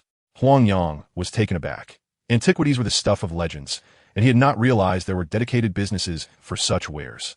While most people now knew of the trade in antiques, it was not widely understood at the time, especially since Huang Yang hailed from a rural mountain village, where the distinctions between cultural relics and antiques were unknown. That Mr. Ma dines here every day. When he arrives, you can chat with him, the aunt said warmly. Great. Thank you for the heads up. He genuinely wished to have a conversation with Mr. Ma. He had antiques himself, a medicinal box from the Qing dynasty, exquisite daggers, and jade bamboo roots, all treasures, particularly the jade bamboo root, as each of its 4 functions could be considered an unparalleled gem. Of course, none of these would be sold, as he still needed them. He cherished them dearly. By the way, he thought he might show Mr. Ma the inscriptions on the dagger later. After hearing about them from Instructor Liu, he had sketched them out and consulted several teachers at school, none of whom recognized them. Perhaps this professional Mr. Ma could identify them. Before long, the proprietor, Mr. Ma, sauntered into the breakfast shop, cradling a purple clay teapot in his right hand while deftly twirling a string of prayer beads with his left. He appeared to be in high spirits. Back for the usual? The aunt greeted him warmly. Of course. A day without this fare leaves me longing for something. Mr. Ma chuckled. Well then, indulge yourself. She replied. That young man was just inquiring about your antiquities shop. You two should converse. She gestured toward Huang Yang. Young fellow, do you have an interest in antiques? Mr. Ma inquired, glancing at Huang Yang. Well, I merely noticed the elegant name of your shop and thought I'd ask. My interest in antiques is merely superficial, a fleeting curiosity. Huang Yang replied. But even a passing interest is something. It seems fewer young people like you're drawn to this realm these days. Pray tell, what remarkable items have you encountered? Mr. Ma's curiosity was piqued.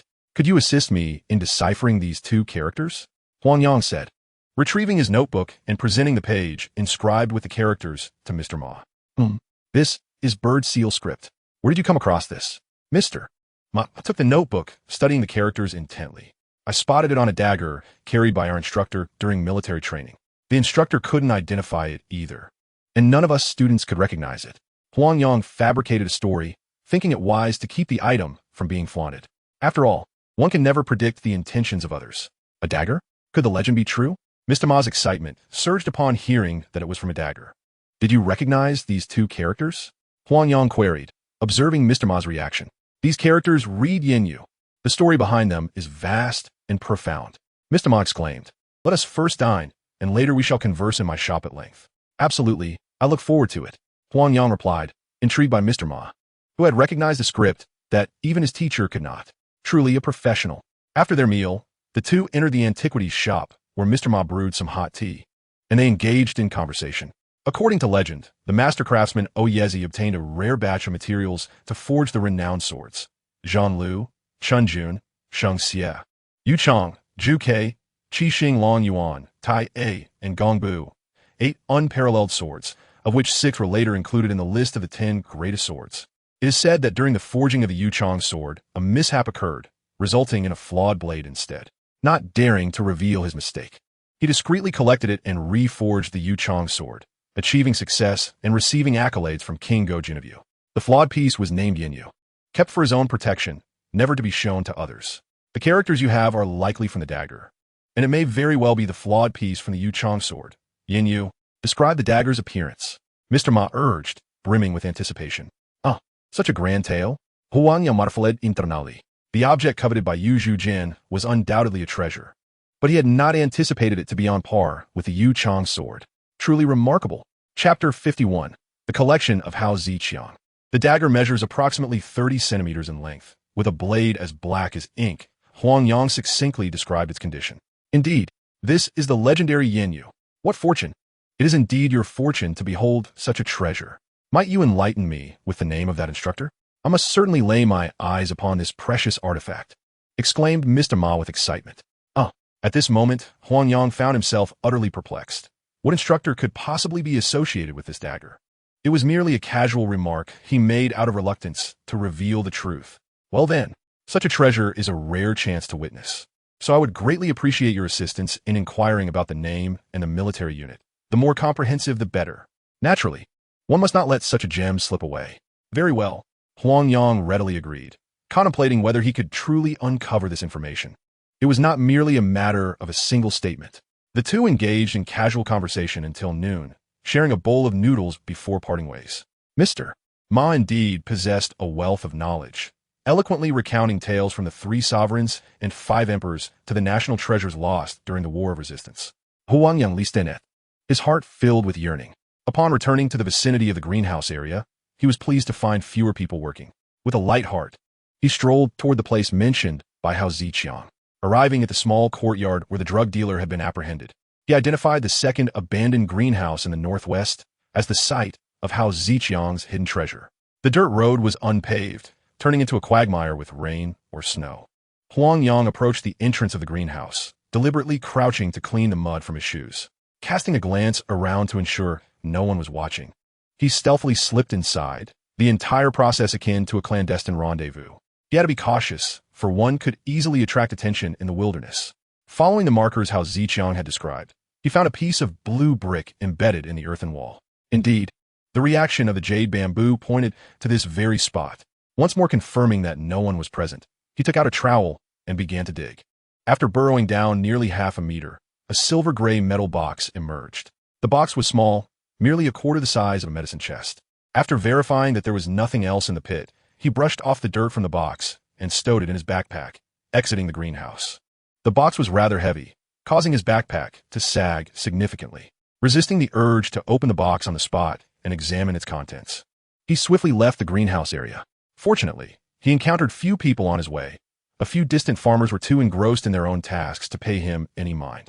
Upon returning to campus, the atmosphere became lively as a heavy snowfall rekindled childhood memories. Students joyfully chased one another, engaging in snowball fights and building snowmen, all exuding exuberance. "Little lamb, watch out," Guadali called out from afar, launching a snowball that struck Huang Yang's backpack, sending clouds of snowflakes into the air. "Dolly, you better watch out," Huang Yang shouted back, approaching without retaliating. "Roll, roll, roll. A dog's mouth cannot produce ivory. You're the one who's impotent. You don't wish for the brother's well-being." He Guangji interjected with a taunt. "I wasn't even talking about you. Why are you so anxious? Could it be true? Early detection means early treatment, you know?" Huang Yang pretended to speak earnestly. "What nonsense. First, deal with your own 3-second man issues," he Guangji retorted. "Ha ha ha." Locking the door behind him, he placed the box on the table and dialed the combination provided by Hao Ziqiang. With a click, the lock sprang open. As he lifted the lid, a dazzling sight of gold greeted his eyes. "Holy cow, it's a gold ingot!" Huang Yang couldn't restrain his exclamation. Fortunately, he had closed the doors and windows, or he would undoubtedly have drawn a crowd. The box was filled to the brim with gold ingots, each the size of a glutinous rice ball, meticulously nestled in black sponge grooves, creating a striking visual display. Upon extracting one for inspection, the dumpling-shaped ingot gleamed with a resplendent golden hue, exquisitely alluring. Flipping it over, the base bore the inscription of 300 grams alongside the emblem of the Industrial and Commercial Bank. My goodness! With 2 layers containing 20 ingots each, this box harbored a total of 24 pounds of gold. No wonder it was so heavy. Just this 24 pounds of gold was worth over 2 million. Indeed, a considerable fortune. Inside the lid's pocket, there was also a bag of documents. Upon examination, I discovered the invoice and certificate of authenticity for the gold ingots, both issued by the Industrial and Commercial Bank, ensuring their legitimacy. Additionally, there were 2 old photographs. One was a black and white image, slightly yellowing with age, depicting a middle-aged couple seated in the foreground, with 3 youthful figures, 2 males and 1 female, standing behind them. Their youthful faces radiated vibrancy, with the tallest clearly being a younger version of Hao Ziqiang. The back of the photograph bore an address, presumably his hometown. The other was a colored photograph featuring Hao Ziqiang and his girlfriend. The girl, with her delicate features and charming little tiger teeth, exuded an innocent and endearing aura. The back also displayed an address, likely the school where she worked. Having completed my inspection, my initial excitement settled into a calm realization. These items were entrusted to me, with half to be delivered elsewhere, leaving me with a substantial share. In that era, Over 1 million was undeniably a significant sum. Such valuable possessions in a dormitory were hardly reassuring, yet I found no immediate alternative for their safekeeping. Should I misplace them, the repercussions would be severe. I securely locked the box, wrapped it in some unused clothing, and placed it in a snakeskin bag inside the wardrobe, securing it shut. For now, it would remain there until a more suitable and secure location could be found. Once everything was in order, I changed into a fresh outfit and made my way to the clinic. Acquiring this treasure was merely a windfall. Mastering the art of medicine was my true vocation, and I could not afford to neglect it. Chapter 52. Renting a house. With this batch of gold ingots, the matter of renting an apartment was now on the agenda. The medicine cabinet, the dagger, and the gold ingots were each worth a fortune, and keeping them in the dormitory was a recipe for disaster. It would be prudent to invest in a safe for peace of mind. When Huang Yang informed Old Yang about his intention to rent a house, Old Yang was quite supportive and even offered to recommend several properties. In his words, Huang Yang was now capable of supporting himself and living independently, which would facilitate his practice. As the clinic was not particularly busy, Old Yang allowed Taozi to accompany him to view the properties, urging a swift relocation if any were suitable. Are you really going to rent a place? The apartments in those neighborhoods are quite expensive. Do you have enough money? Zhu Mingtao inquired as they exited the clinic, her concern evident. I should have enough, he replied. I earned nearly 1,000 from gathering herbs. And with the money for treating my senior, plus the previous red envelope, I have just over 2,000. Mainly, it's that some items are far too insecure in the dormitory. He did not conceal his intentions. In truth, he had over 20,000 from alchemical profits. But that needed to remain confidential. No one could know. Are you referring to the medicine cabinet and the dagger? Are they really that valuable? The girls from the Wolf Fong squad were aware of their existence, but they had no idea of their true worth. They are indeed quite precious. This morning, a gentleman engaged in the antique business recognized the inscription on the dagger. It is on par with the yen yu and the fish intestine sword. It is said to be worth around 1 million or so, without question. Huang Yang's silence regarding the golden ingot does not stem from a lack of trust in Taozi. Rather, it is preferable that Hao Ziqiang's collection remains obscure. Is that true? Even if it is made of gold, it can't be that valuable, right? Zhu Mingtao exclaimed in astonishment. I estimate it to be fairly accurate. The Yuchang sword is among the top 10 famous swords. It surely cannot be inexpensive. Being crafted by the same master, Oyezi, as this Yenyu, Huang Yang acertet. Very well. Having grasped the situation, Zhu Mingtao no longer lingered on her concerns. Spending this sum to protect such treasures is well worth it. The properties introduced by Old Yang are all located on X-Known Road, not far from the school and the clinic. The two spent over an hour selecting a one-bedroom apartment, finalizing their decision. The rent is 200 per month, with a deposit of 1 month and payment for 3. The place is devoid of appliances, but Huang Yang cared not, promptly signing the contract, paying 4 months' rent, and receiving the keys. At last, you have arrived. My grandfather has been anxiously waiting. One young man with slick hair stepped forward. You're also students from Lin School, right? Why are you blocking our way? Huang Yang recognized several faces, having seen them around campus. Haha, you possess some discernment, lad. I am Changgu, the leader of Lin School. You must be Huang Yang. Do you know Lu Hongxia? Changgu declared arrogantly. So, you're the senior who coaxed her into singing at the bar, as mentioned by the senior sister? Do you feel no remorse for leading her to such a plight? Upon hearing Lu Hongxia's name, Huang Yang grasped the situation. These scoundrels were indeed direct accomplices in her suffering. Ha ha ha, remorse. I introduced her to opportunities to earn money and even helped her associate with a wealthy man like Changgu. Are you suggesting I harm her? It seems approaching you was a wise choice. What exactly did you say to her? After she left, she threatened to report us. I heard you met her yesterday. Changgu seethed with rage. I believe you have not comprehended the gravity of your situation. Look at the current predicament. Do you still possess the courage to resist? Let me tell you, not only will I beat you, but I will also ensure your girlfriend is forced into the trade. For everyone you take, you shall compensate us for one. However, before that, we must first educate you. As Changgu finished his sentence, the others began to laugh maliciously, spewing vile words. It has been a while since we had a new girl. This one is quite lovely. She should fetch a handsome sum. Silence. You're nothing but scum. I thought you wanted to fight. Come on.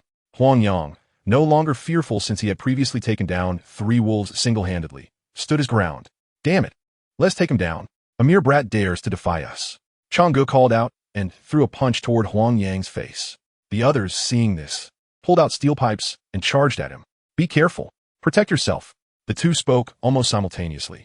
Huang Yang, undeterred, launched into military boxing, evading their attacks with agile maneuvers, delivering a fluid series of strikes that struck at their vulnerabilities. With a series of sharp sounds, the 5 men fell to the ground, incapacitated. Go to the school gate and summon Uncle Chiu. I shall interrogate this group of scoundrels to uncover the extent of their misdeeds. Huang Yang instructed Zhu Mengtao, who stood by. Certainly. Zhu Mengtao stammered, still shaken. The sight of those men wielding steel pipes had frightened her so much that she closed her eyes. Yet, when I opened my eyes again, those individuals had all collapsed. I was astonished, my mouth agape, as if I could swallow a whole roasted chicken. Zhu Mengtao departed, while Huang Yang placed his foot upon the chest of this so-called strong brother, looking down upon the scum beneath him. Release me at once. I must inform you that my aunt is Wang Yun, a teacher in your department. If you dare harm me, she will not let you go. Strong brother's words were clumsy, yet they brimmed with menace. Slap. Huang Yang's actions were swifter than his speech. At this point, you still invoke your aunt? How filial of you. Let us hope your troubles do not ensnare her, or else. Huang Yang let out a cold snort, understanding that this man was well-connected. Now, tell me, how have you harmed those students? Where did the transactions take place? Who else was involved?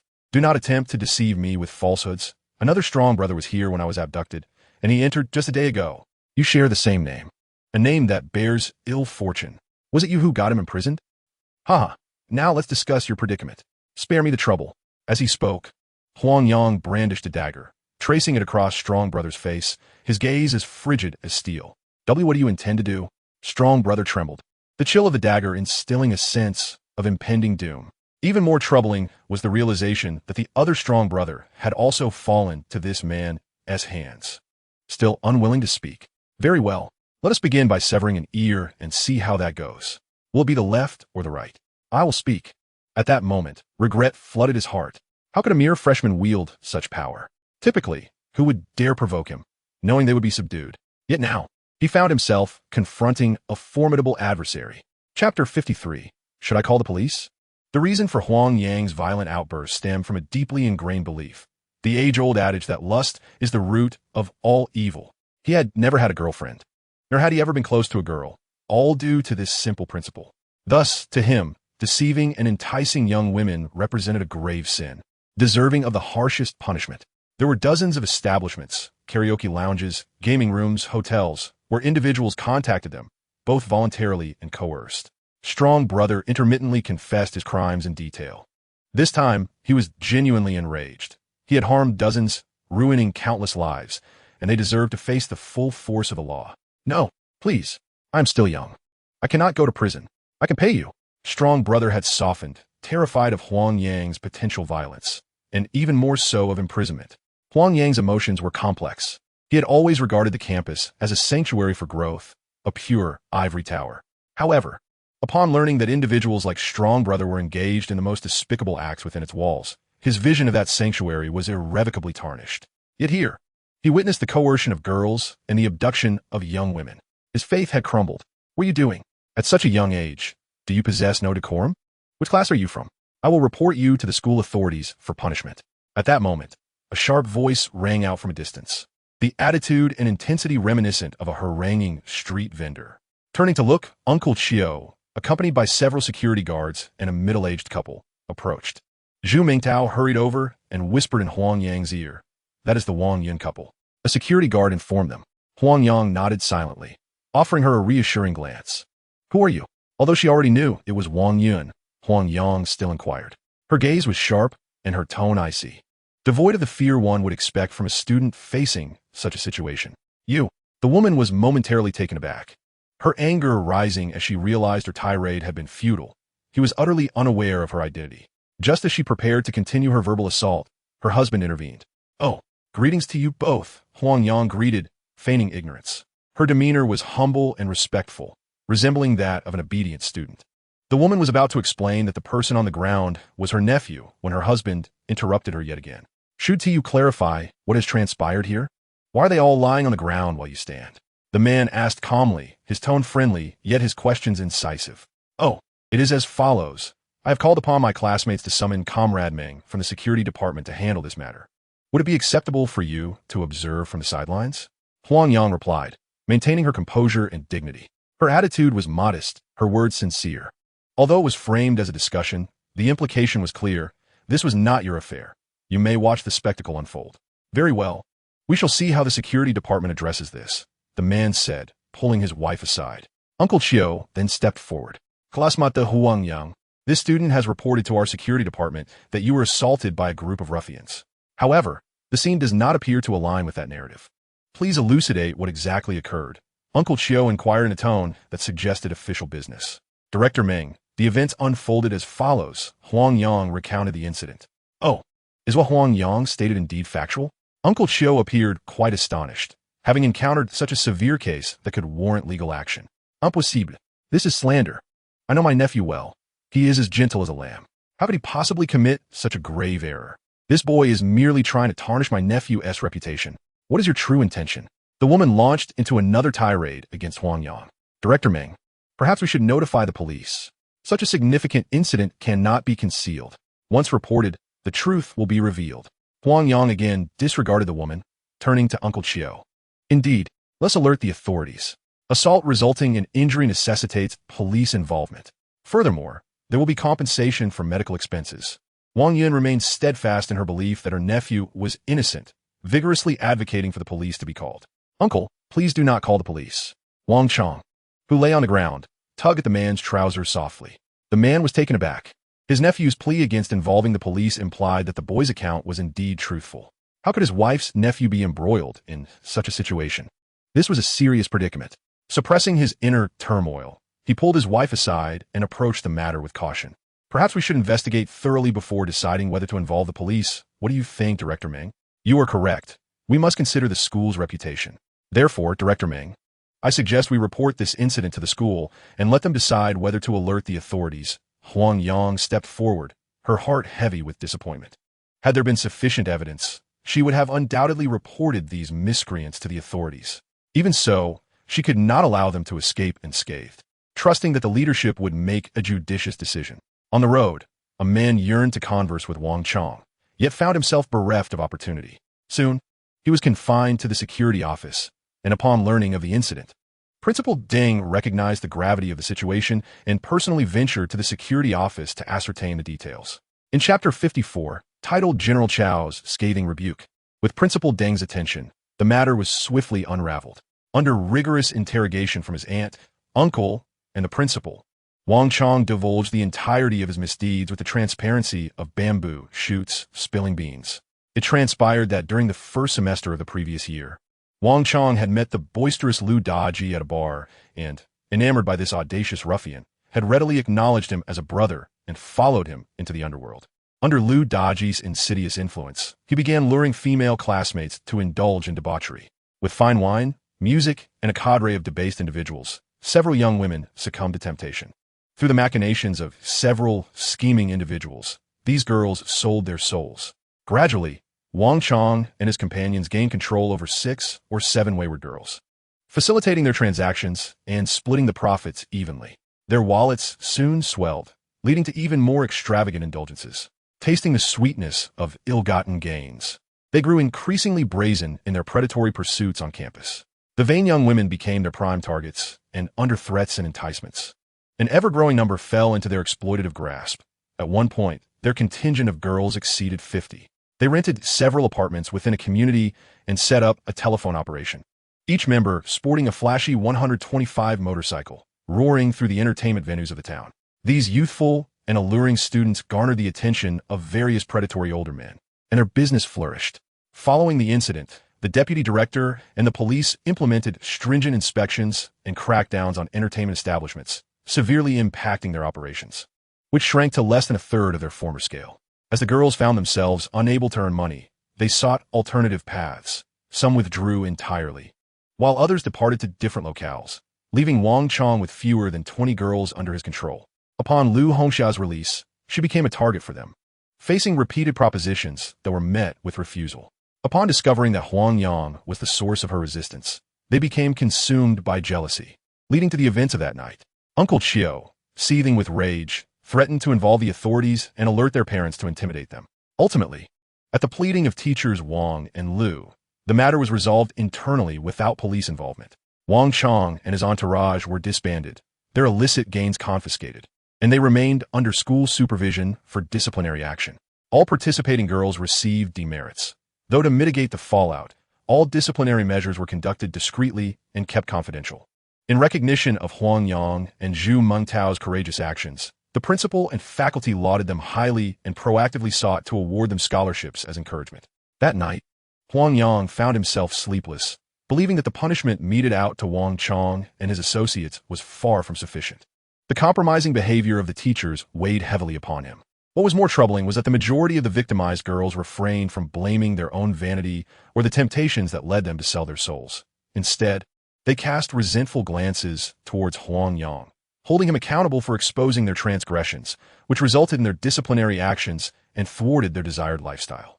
For several consecutive days, Huang Yang found himself devoid of spirit, often drifting off during classes and neglecting his medical studies at the clinic.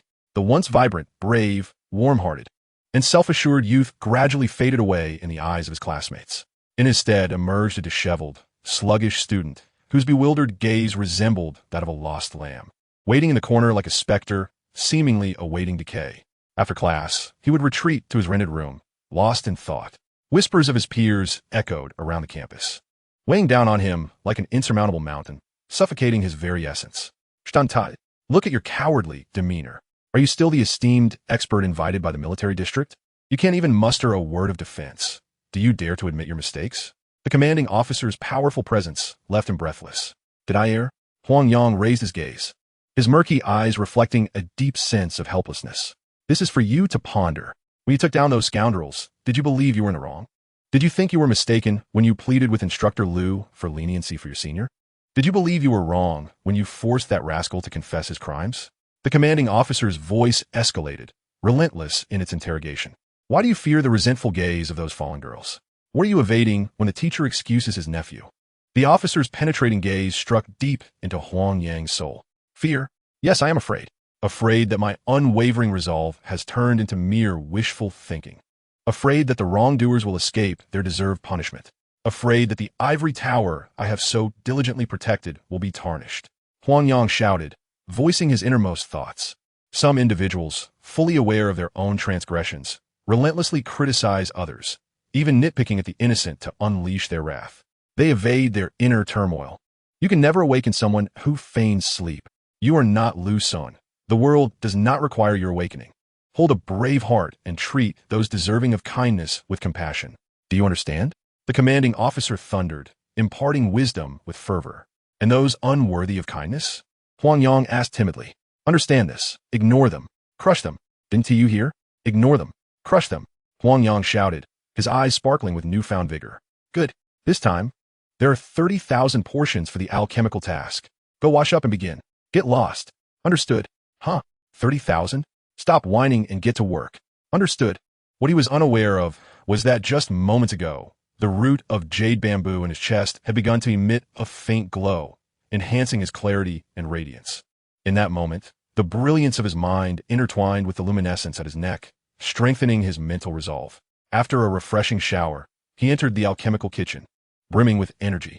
Chapter 55, Officially Becoming a Healer. Haha, it's truly a joy to see you back to your former self. You are like a different person. You scared me half to death. It was your classmate Taozi who informed me of what transpired. To be honest, I wanted to give you a good thrashing. How could you let such trivial matters overwhelm you so completely? Were you foolish? Indeed, quite foolish. I appreciate your concern. Thank you. Huang Yang responded cheerfully. Not at all. Overcoming this hurdle is paramount.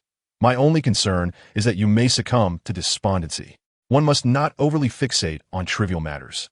For while it is easy to delve into them, extricating oneself proves far more challenging. Zhang Changjiang's earnest counsel resonates. I will remember this. Such growth over the past 6 months is indeed poignant. On my way to school, I encountered a robber, trembling with fear and seeking refuge in my uncle's embrace. He urged me to harbor courage and confront danger head-on, and I heeded his advice. When faced with a second robbery, I collaborated with the police to apprehend Hao Ziqiang, and, when cornered by Wang Chong, I valiantly fought back without fear.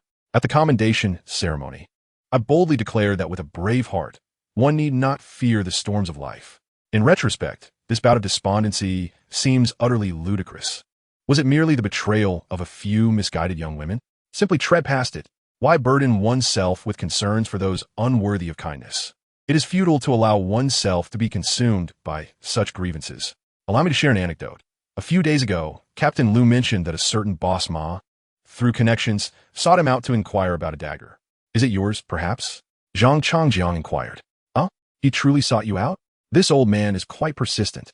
Huang Yang was taken aback, now holding boss Ma in higher regard for his relentless pursuit to catch a glimpse of the precious Yin Yu. The instructor's words ring true. Wealth stirs the heart.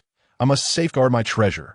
Huang Yang understood that claiming it as the instructor's possession was a fortunate choice. Should it be identified as his own, it would be a nuisance, as that fellow would incessantly pursue him. As long as you are aware, pray tell, how did enduring that scolding expedite the alchemical process? That entails 30,000 units. I had anticipated at least a week of sleepless toil.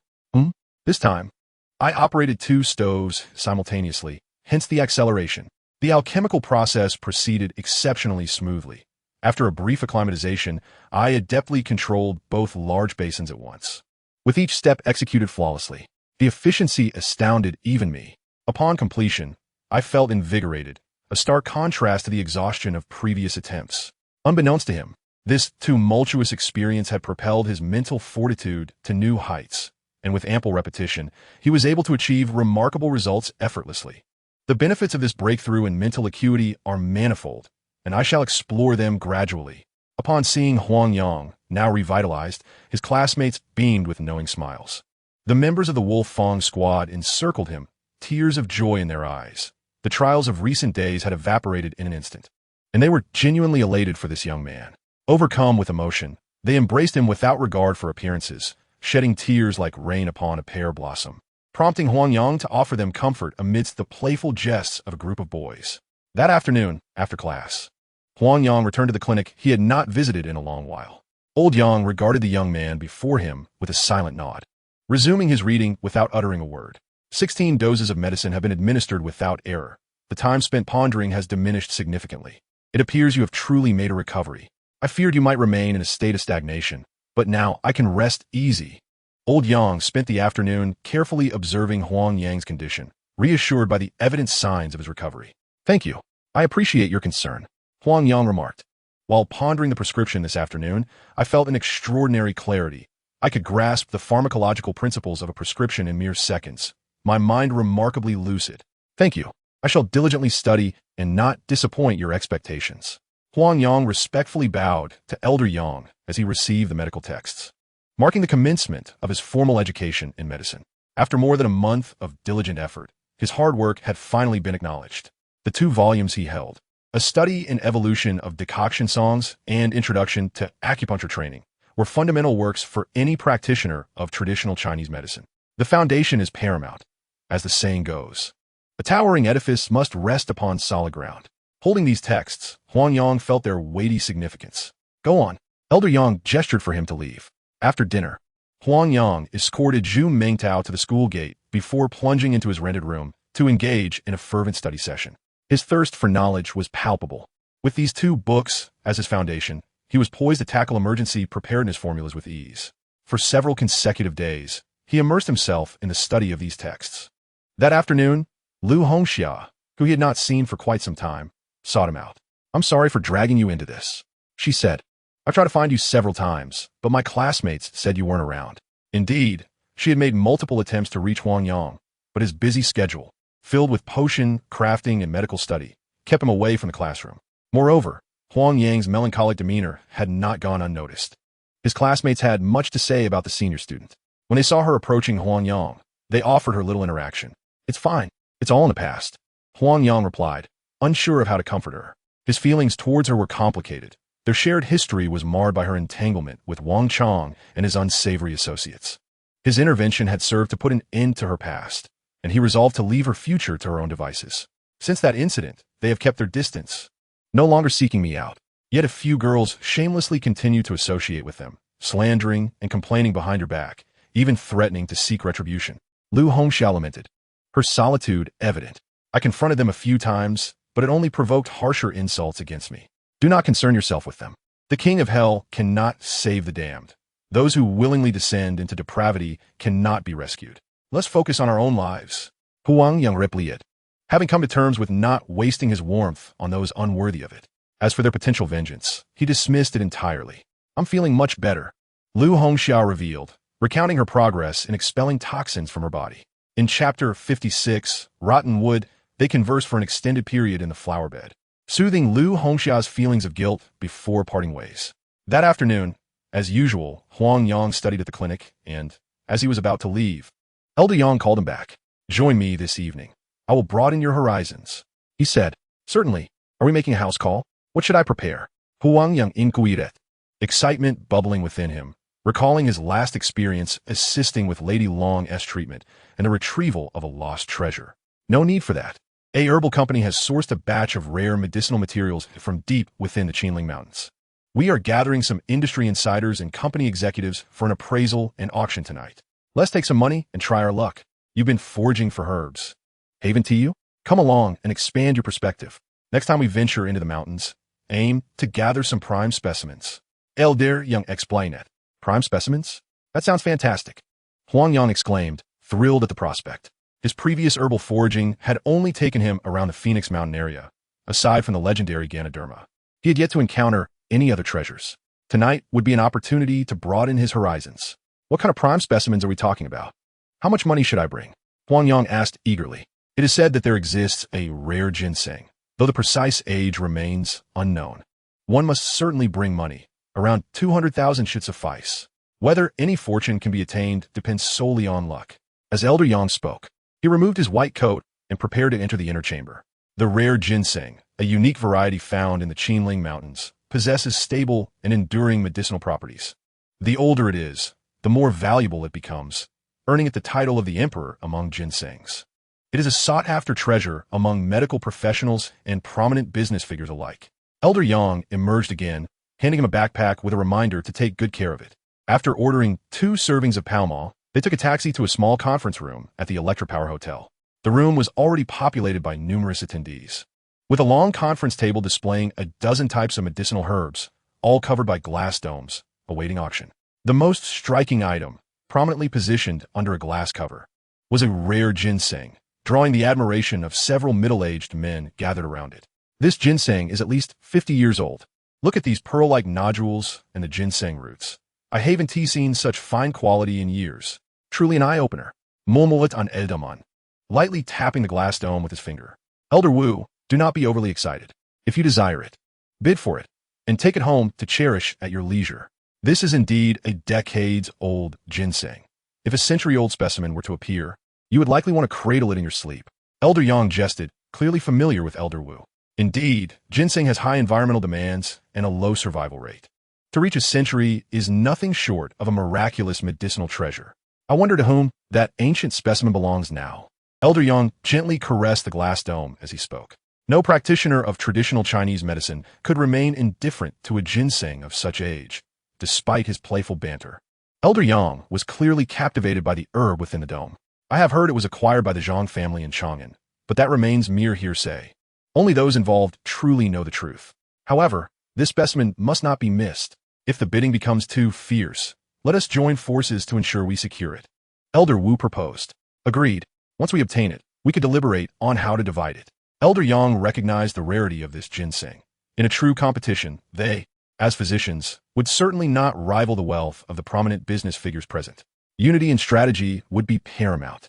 Others had also gathered in small groups, likely sharing the same intent. Haha, Professor Ho, you have arrived.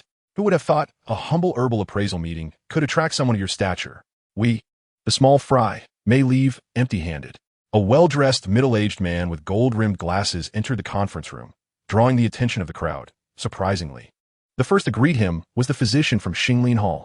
Huang Yang recalled how, during his first attempt to sell herbs, this very individual had dismissed him as a mere scrap collector. He had not returned since, and now he unexpectedly encountered him here. The newcomer was none other than the legendary Ho Changguei, the wealthiest man in Yangling. He was often referred to as Professor Ho due to his affiliation with Xi'an Agricultural University and his preference for being addressed as such. Huang Yang and Zhu Mengtao had considered attending his lectures, but had yet to find the opportunity. Good to see everyone here early. I heard there is a rare ginseng on display tonight, So, I came to broaden my horizons. You are all experts in this field. I kindly request your guidance. Professor Ho greeted with a respectful bow, exhibiting a most humble demeanor. Haha, Professor Ho, you are too modest. In the realm of treasure auctions, it is a universal truth that the highest bidder prevails. How could a mere commoner like myself dare to compete with esteemed professors? Please, you go ahead. The doctor from Qinling Hall should promptly make way for a few individuals to enter. A group of merchants flanked by their sycophantic entourage stood in stark contrast to several physicians, forming two distinct factions. Among them, the doctor from Qinling Hall dutifully extolled the virtues of various medicinal herbs, garnering the curious glances of his fellow doctors. Huang Yang, however, paid little heed to the unfolding drama. His interest lay solely in catching a glimpse of the wealthiest individual present. After all, they would hardly spare him a second glance. Seizing this opportunity to enhance his knowledge of rare herbs was, in his view, the most prudent course of action. The conference table boasted not only the illustrious ginseng, but also over 10 other varieties of rare medicinal herbs, difficult to encounter in everyday life. Missing this opportunity would lead to irrevocable regret. Furthermore, the moment he entered the conference room, he felt a comforting warmth emanating from the yam root nestled against his chest. How could he rest until he fully understood its significance? Adjacent to the ginseng stood a pair of Hisho Wu, each boasting a century of age and towering over half a meter in height, resembling human figures. Their facial features, limbs, and even their reproductive organs were strikingly discernible. Were it not for their obsidian hue, one might easily mistake them for newborn infants. Additionally, there were precious specimens such as Fritillaria, Polygonum, Gastrodia, and Lingji, all seasoned treasures. As Huang Yang observed the yam root's reactions, he noted an intriguing phenomenon. The temperature of the yam root did not rise as he approached the ginseng, but rather decreased. Strangely, it was at the cluster of Gastrodia that the warmth peaked. This was reminiscent of the last time he sought the collection of Hao Ziqiang. This perplexed Huang Yang. Was it possible that the yam root had not been drawn to the ginseng, but rather to the cluster of Gastrodia, while everyone else was absorbed in the ginseng? Another individual crept closer to examine the Gastrodia more closely. Enclosed within a glass case, the cluster comprised 16 heads, entangled with a decayed piece of wood suffused with mycelium. Each head of Gastrodia was akin to the size of a small carrot, displaying a hue that was slightly yellowish-white, reminiscent of a pale potato. Clearly, they had aged considerably. Gastrodia is a herbaceous plant that thrives in symbiosis with honey fungus, a type of mushroom that emerges from decaying plants in the beech family. The dark threads enveloping the Gastrodia were the mycelium of the honey fungus. Yet, even if the Gastrodia were of considerable age, their medicinal properties could not possibly rival that of the illustrious ginseng. Was it possible that the decayed would held the true treasure? Chapter 57. The Auction. Good evening. Esteemed guests, I am your host for tonight, Xiao Lu. On this splendid evening, I extend a warm welcome on behalf of the Herbal Medicine Company. Please bear with us should there be any shortcomings in this temporarily rented conference room. A melodious voice resonated as a long-haired beauty clad in professional attire ascended to the forefront to commence the evening's proceedings. Seated on either side were numerous dignitaries, each accompanied by attendants like Huang Yang, all of whom were, without exception, clutching bags. I trust you have all seen the items up for auction tonight. Without further ado, let us commence. We shall begin with this illustrious ginseng. Following the assessment of several experts, it has been determined that this ginseng is over 60 years old. The starting bid set by the company is 50,000 yuan, with minimum increments of 5,000. I invite you to place your bids. Noticing the collective reluctance to bid, the doctor from Qinling Hall stepped forward, bowing slightly as he made the first offer. 60,000, 80,000. With this, several magnates quickly entered the fray, and the price soared beyond the 100,000 mark. Huang Yang could hardly contain his astonishment. The auction of a wild ginseng commanding such a lofty price was enough to stir his excitement. This particular specimen is already 60 years old. One can only wonder what the value would be if it were a century old or even older. The crux of the matter is that this ginseng is deemed inferior and unworthy compared to the precious roots of Yulanzu. If this is the case, how much might my own treasures be worth? Just contemplating it sends shivers of excitement down my spine. 200,000, 210,000. The price swiftly surpassed the 200,000 mark, causing several less influential traditional Chinese medicine practitioners to withdraw from the bidding. Nonetheless, the fervor surrounding the ginseng remained unabated. The host's stipulated increment of 5,000 was rendered meaningless, as participants immediately raised their bids by a full 10,000. The auction truly resembled a lavish display of wealth.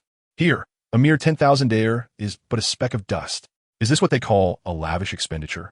Elder Yang and Elder Wu exchanged a glance. It was time to make their move. At that moment, a physician from Qinling Hall leaned in towards Elder Yang, his tone deceptively calm. Yet his words were difficult to digest. Was this not a blatant attempt at extortion? How brazen of him! Huang Yang, having overheard, felt a surge of indignation. He was poised to remind Elder Yang that he still had 80,000 at his disposal, only to hear Elder Yang speak. Old Hu, you are too late. Elder Wu and I have already closed our bids. His tone was devoid of any emotion. Indeed, he continued, followed by a call for an increase, 260,000. Upon hearing this, the other attendees turned their gazes towards Elder Yang, as they were all colleagues and understood that his bid had exceeded their expectations, eliciting puzzled looks. 300,000, just as the crowd was momentarily taken aback. A steady voice cut through the air, raising the bid by an astonishing 40,000. Who else could it be but Professor Ho? His offer caused an uproar among the attendees. While the ginseng was indeed a treasure, 300,000 surpassed the financial capabilities of the other physicians. Moreover, this man was the wealthiest of them all, and it was prudent to avoid offending him if at all possible. As expected, Elder Yang and Elder Wu exchanged glances and shook their heads in resignation. Very well. Professor Ho has bid 300,000. Is there a higher offer? If not, I shall commence the countdown. 3, 2, 1. Sold. Congratulations to Professor Ho for acquiring the ginseng. Thunderous applause erupted throughout the hall. Truly, Professor Ho exemplified nobility. We eagerly await the joyous news of his conquest. Congratulations, Professor. The applause continued, led by the ever-enthusiastic Dr. Hu, as flattery flowed like a river. Soon, the transaction was settled, and Professor Ho bid farewell to the gathering as several merchants, losing interest, followed suit. The once bustling auction hall was left with the remaining physicians still engaged in bidding. Although the remaining items lacked the rarity of the ginseng, their medicinal value was nonetheless considerable, particularly that pair of Isho Wu, which would command a hefty price. Haha, since we are all familiar faces in the industry, let us dispense with pleasantries and commence the auction. The pair of Isho Wu will be postponed, and the starting price for the rest will be set at 2,000. Let the bidding begin. Hu Zhang, starting price 2,000. Is there a bid? 2,000. I'll take it. 2,500. Old Wang, my apologies. I happen to need it for my prescriptions. All right, it's yours. Thank you. Thank you. Without the allure of the ginseng, interest among the participants waned, and the bidding became more restrained. In the realm of mutual acquaintances, one often finds themselves in a situation where heads are bowed and eyes averted. It seems that the moment one person dares to speak, others are reluctant to join in.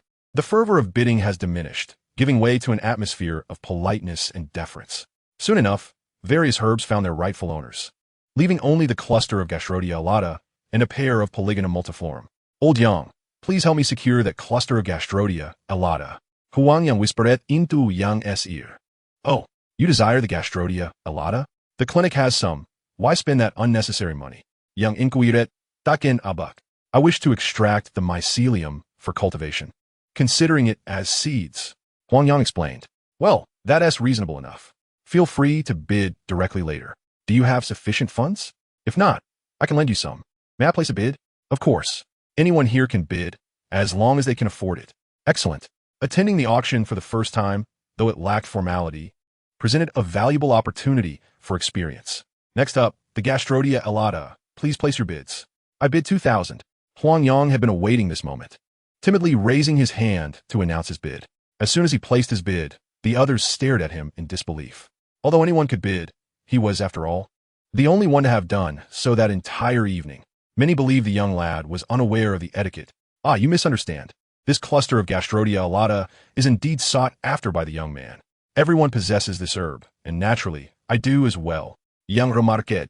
Indeed, while Gastrodia alata is a precious medicinal herb, it has become cultivable and is not exceedingly rare. Clinics typically keep some in reserve. Old Yang, your words lack merit. While many may possess Gastrodia alata, this particular cluster is unique. Its wild origins are unquestionable, and its age is incomparable. Dr. Hu surmised, eager to ridicule Yang further. However, before he could finish, he was interrupted by the previously timid voice. Sister Xiao Lu, may I have his cluster of Gastrodia alata? Huang Yang, Noticing the whispers among the crowd and the host's bewildered expression, stood up to inquire. It is my personal wish, may I? Huang Yang continued, nervously. Oh, it is indeed permissible, but do you have the funds? Xiao Lu queried. 2,000 yuan may not seem significant in this auction, yet for most ordinary individuals, it constitutes a substantial sum, let alone a child like Huang Yang. Even a middle-aged laborer would find it challenging to procure such an amount. Oh, no problem. I have the money, he exclaimed, pulling out a stack of cash from his pocket, counting out 2,000 yuan, and then stowing the rest back away.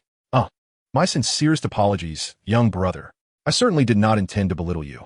I was merely concerned. Since you have the funds, we shall proceed. The Gastrodia Elata.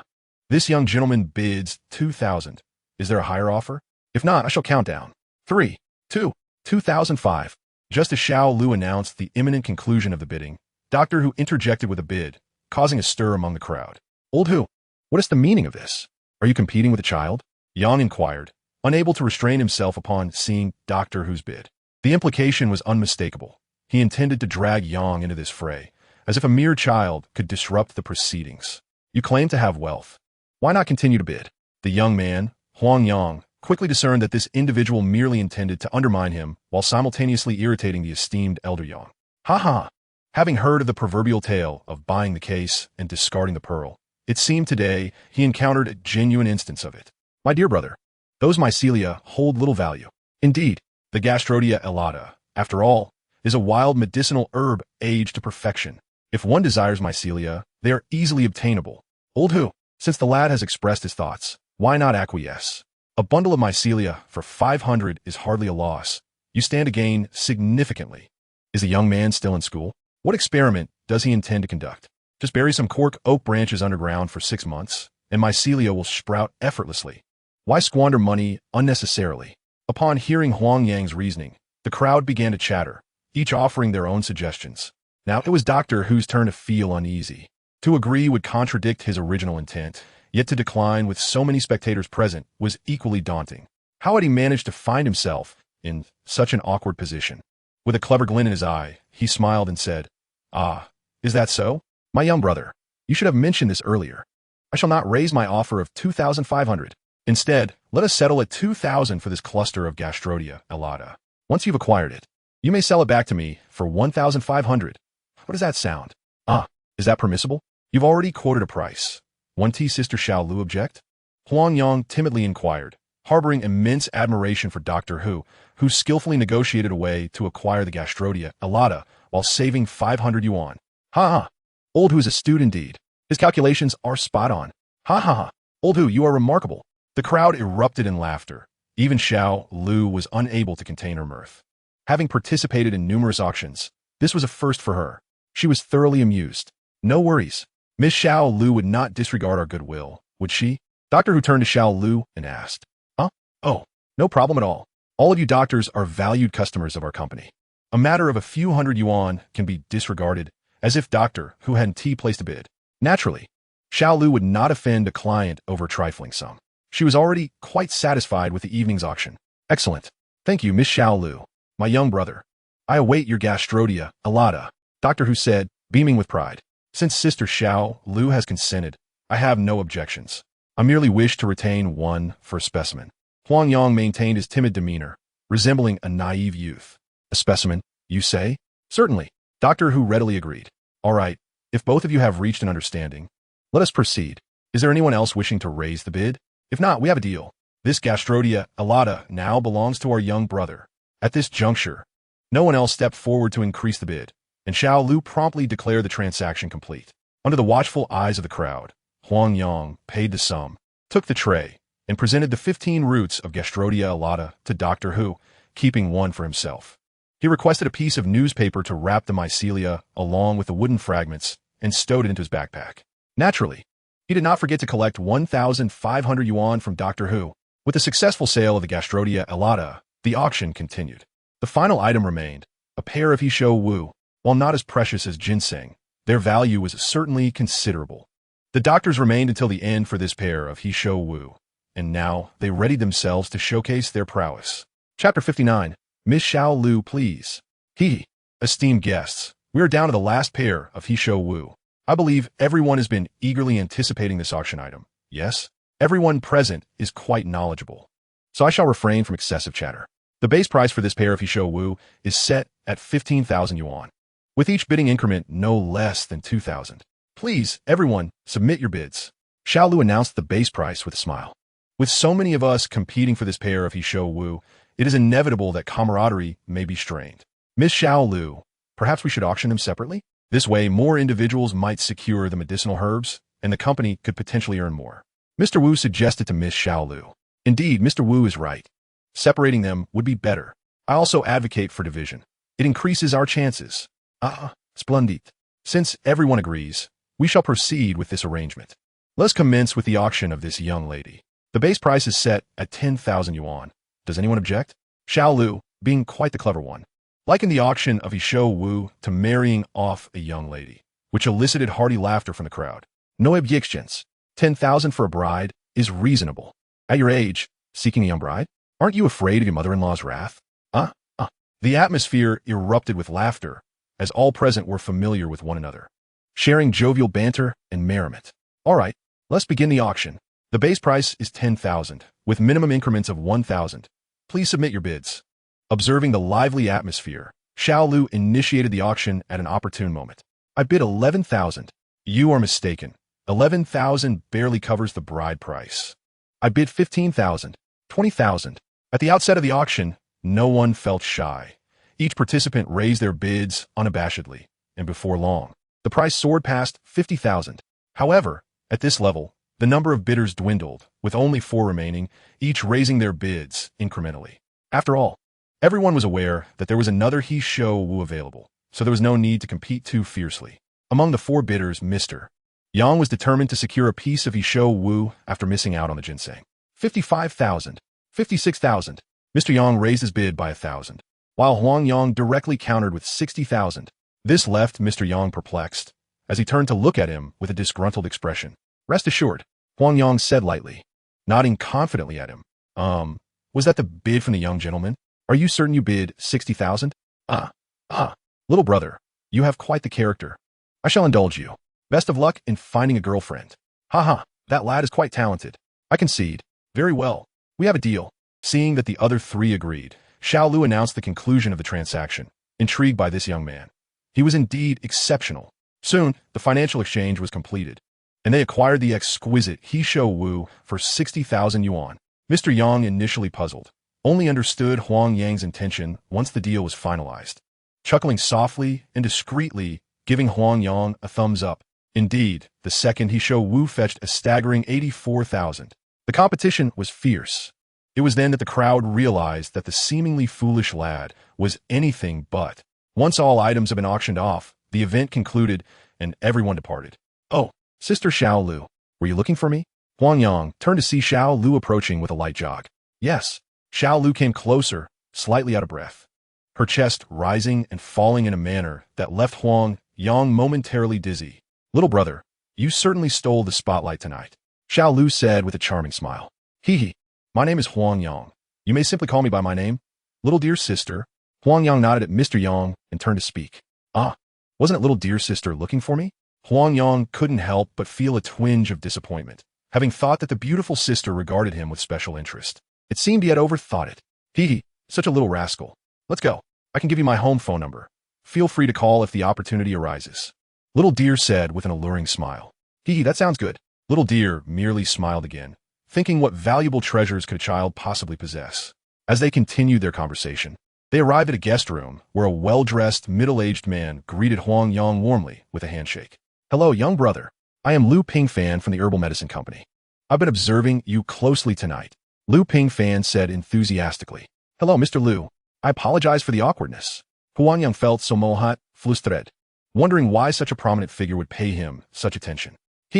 As you've seen, tonight's auction is rather modest and informal. Our company has specially renovated a conference room for such auctions. However, we lack an auctioneer. Little dear is someone we brought over from a specialized auction company in Xi'an. I noticed you were particularly lively tonight, effortlessly commanding the crowd with just a few words, and I would like to see you give it a try.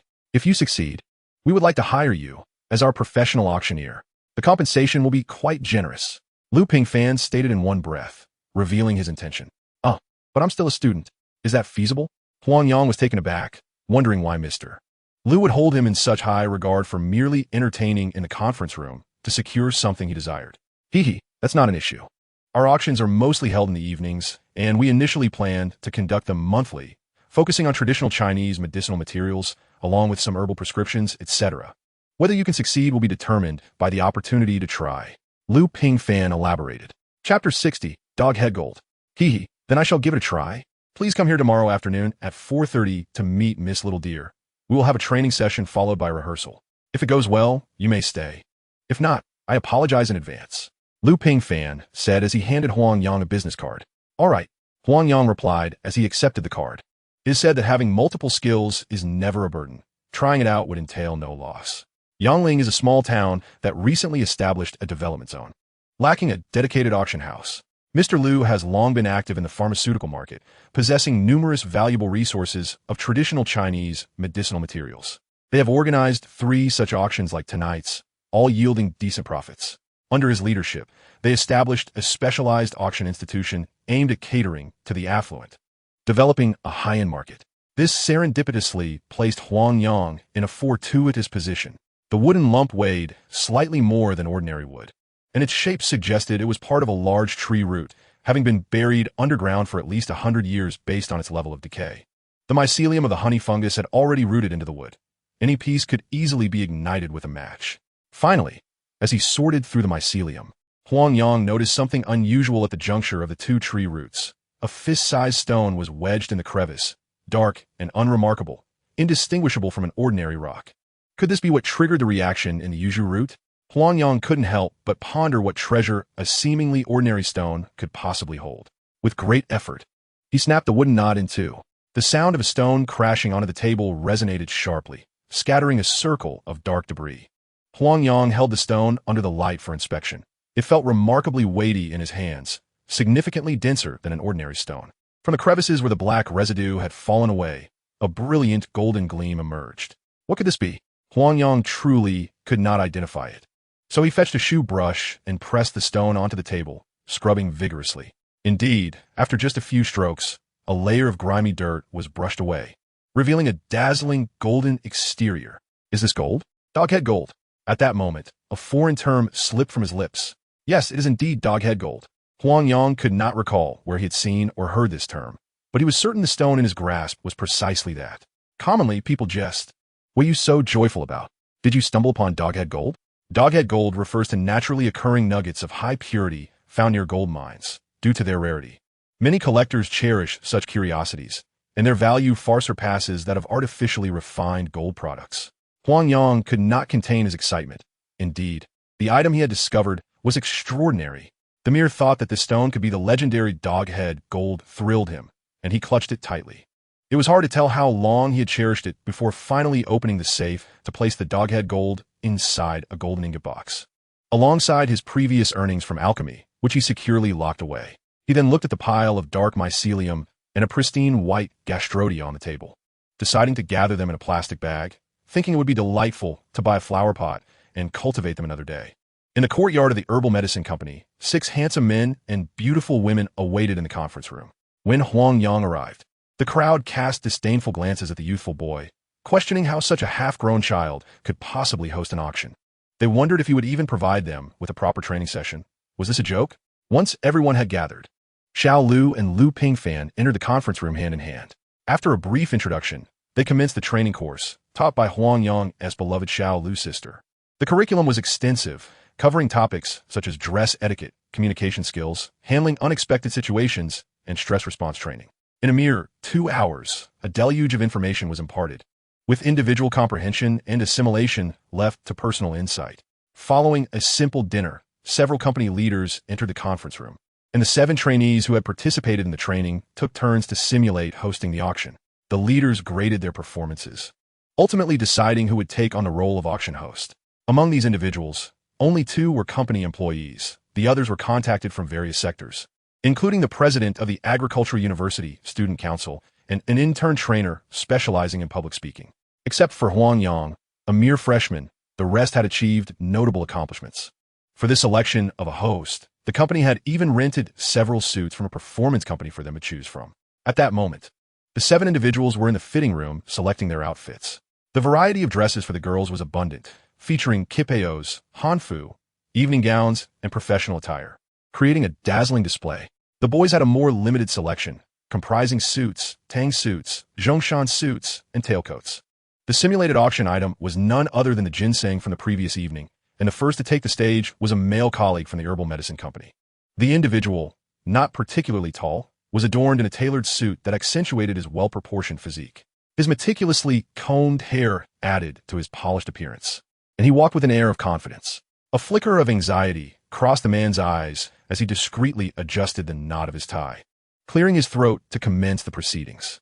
Ahem, good evening, esteemed guests. Welcome to tonight's auction. As the representative of the herbal company, he perhaps felt the weight of anticipation more than others.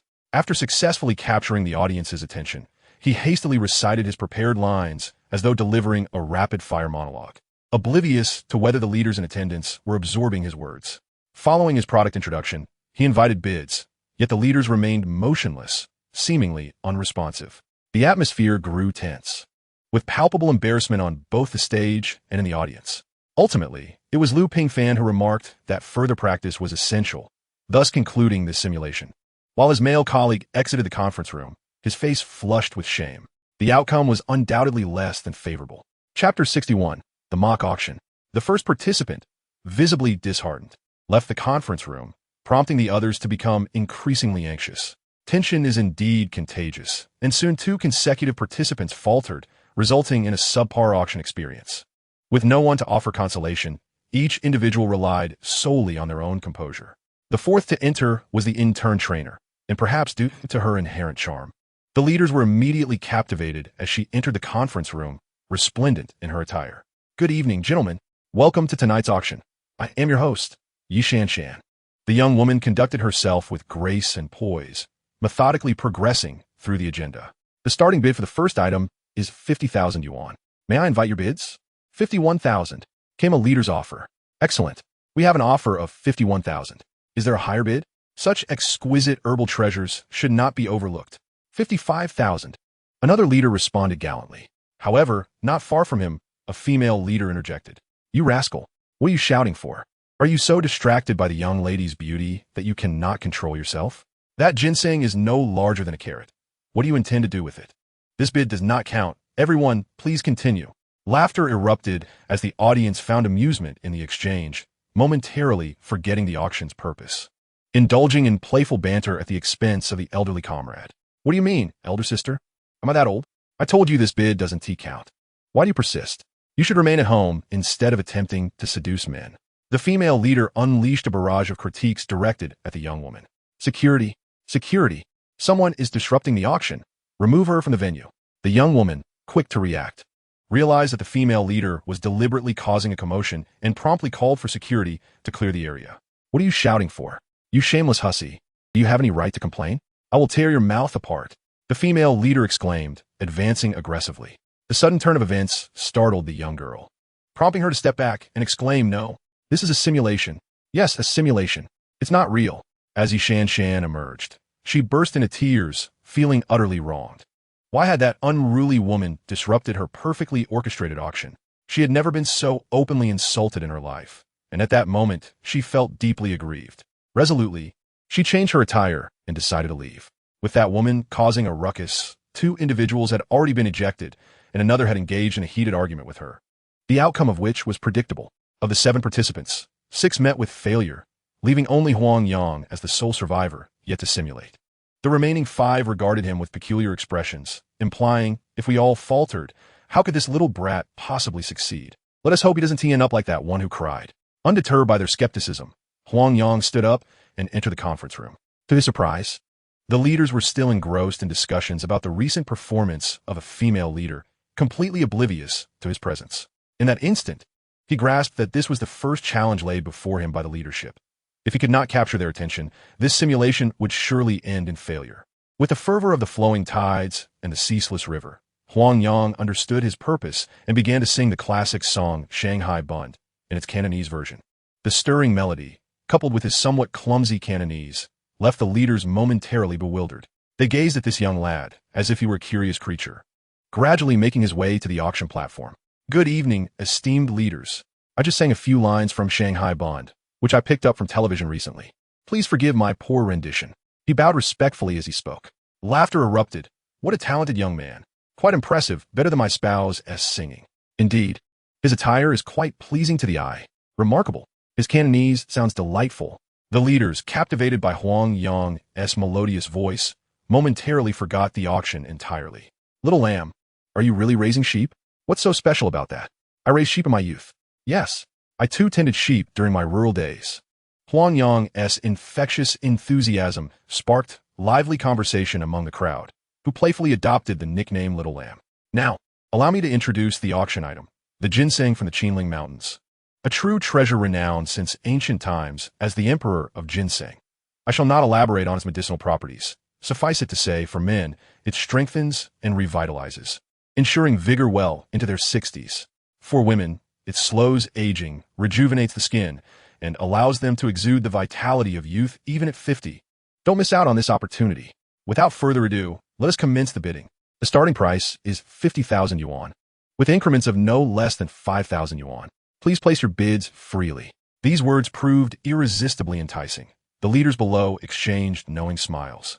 For the prospect of maintaining vitality into their 60s was indeed a substantial lure. Ha ha ha. Excellent. 51,000. I'll take it. Get lost. 55,000. 57,000. I want it. What do you want it for? Looking for a young lady? Speak up. Do you have someone outside? Indeed. The female leader began to stir the pot once more. This will be even more exaggerated. Directly tugging at old Wang's ear, a torrent of words ensues. Ha ha ha, old Wang. What on earth are you doing? Did you not consult your sister-in-law? Indeed, one must seek permission beforehand and report afterward. There can be no shortcuts. Is the washboard at home still intact? If not, I can lend you one. The crowd, utterly captivated by this formidable woman, had long since discarded any notions of restraint. Chapter 62. The Auctioneer. Upon witnessing the unfolding scene, Huang Yang discerned that the second challenge had arrived. If he did not manage to subdue this female leader, the auction would be unable to proceed, and he would meet the same fate as the preceding contestants.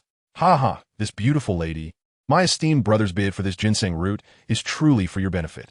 As I mentioned earlier, ginseng enhances beauty, nourishes the skin, and mitigates aging. My brother is specifically selling it for you, right, brother? As Huang Yang's words fell, all eyes turned to the couple, eagerly awaiting their response. Now, that seems more reasonable. The woman paused, taken aback by the unexpected turn of events, and happily settled back to observe the young man's performance. President Wang and his wife have bid 57,000 yuan. Is there a higher offer? 58,000, 59,000, 60,000.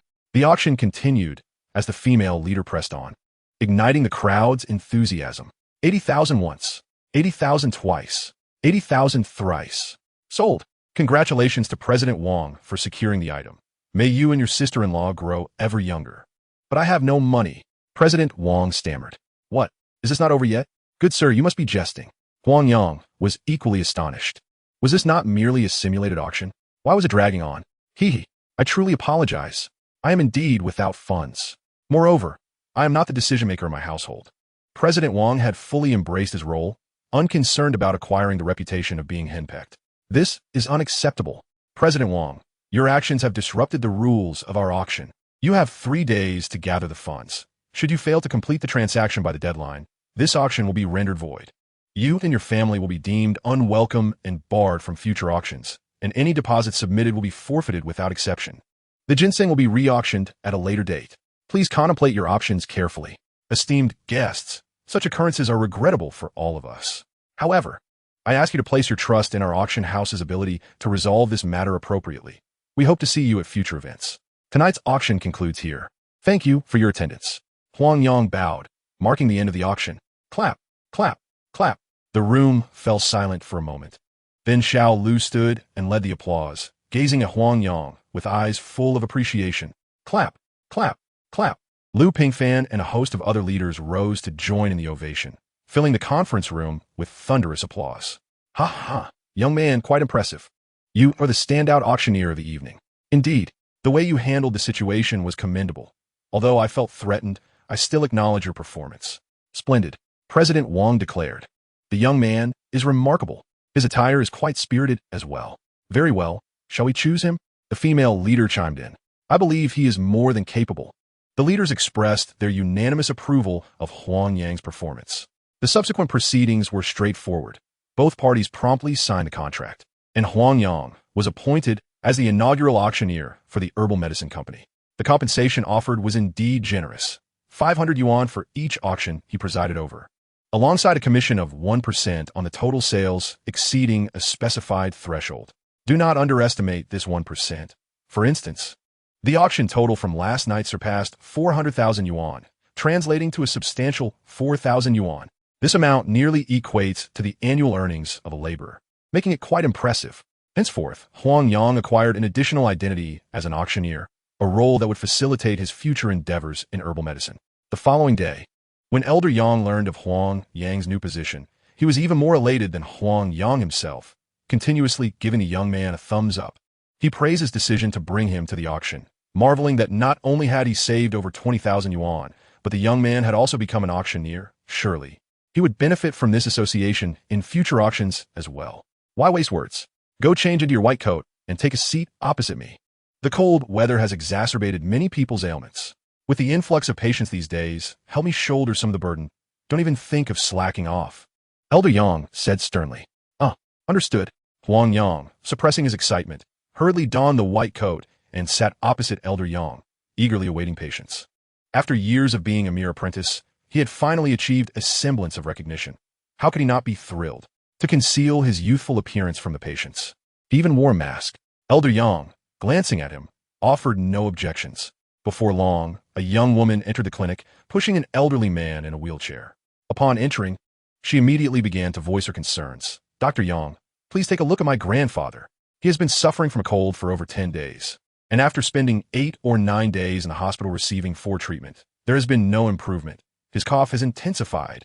The hospital couldn't provide any explanations, which led to a heated argument with their incompetent director, prompting me to come here. These past few days have left me feeling lightheaded. I think I might be catching a cold myself. She brought her grandfather directly before Elder Yang, casting a curious glance at Huang Yang, who was an unfamiliar presence. Hold on. I'll first check your grandfather's pulse, and you can sit down and let Dr. Huang examine you, Elder Yang instructed, gesturing toward the nearby chair. Oh, a new doctor of the clinic. It was high time you had additional help. You've been working too hard. The young woman seemed familiar with the clinic, nodding at Huang Yang as she settled down and extended her wrist for examination. Huang Yang returned her nod, placing his hand on her wrist to check her pulse. After a moment, he examined her throat with a stethoscope to listen to her breathing. Once he completed the examination, he leisurely set down his instruments and inquired, Do you have any pets at home? Perhaps a cat or a dog? Pets? Yes. I have a Labrador and a British Shorthair. How did you know? The girl replied, astonished. Precisely. In winter, the dry air causes pet hair to be easily inhaled into the respiratory tract, leading to various ailments. Lately, have you found yourself frequently wanting to sneeze, but unable to, with a scratchy, sore throat feeling as though something is stuck, and inexplicably irritable in the afternoons? Huang Yang inquired with a smile. Yes, exactly. Is this all caused by the fur of those animals? You are truly remarkable, the woman exclaimed, visibly in awe of your abilities. Just by taking a pulse, one can ascertain the presence of pets in a household. The young girl was indeed astonished. It is all thanks to my master's teachings. Huang Yang glanced at the elder Yang across from him and remarked, You are a disciple of Dr. Yang? Indeed, a formidable master produces equally formidable disciples. How impressive. What should I do? Abandon those two little treasures? That would be utterly cruel. The woman felt a pang of reluctance at the thought of forsaking her pets. That is unnecessary. Simply boil a pot of water each evening and place it in the living room. The moisture in the air will prevent the fur from floating about. I shall prescribe you a remedy that, when taken twice daily for 2 days, will yield improvement, Huang Yang explained. Is it truly that simple? Wonderful. Thank you so much. Dr. Yang, you have indeed acquired a commendable disciple. Congratulations. The woman praised Yang with a thumbs up, her admiration unceasing. Yang glanced at Huang Yang, smiling silently. Soon, the prescription was prepared, and the woman took it, paid, and procured the medicine. Before long, the elder's prescription was also ready, and the grandfather and grandson left joyfully. Is all your excellent teaching. Huang Yang remarked. Spare me. This is the prescription of that esteemed elder. Let us exchange. Yang proffered his own prescription. Very well. Huang Yang would not miss such a valuable opportunity for learning.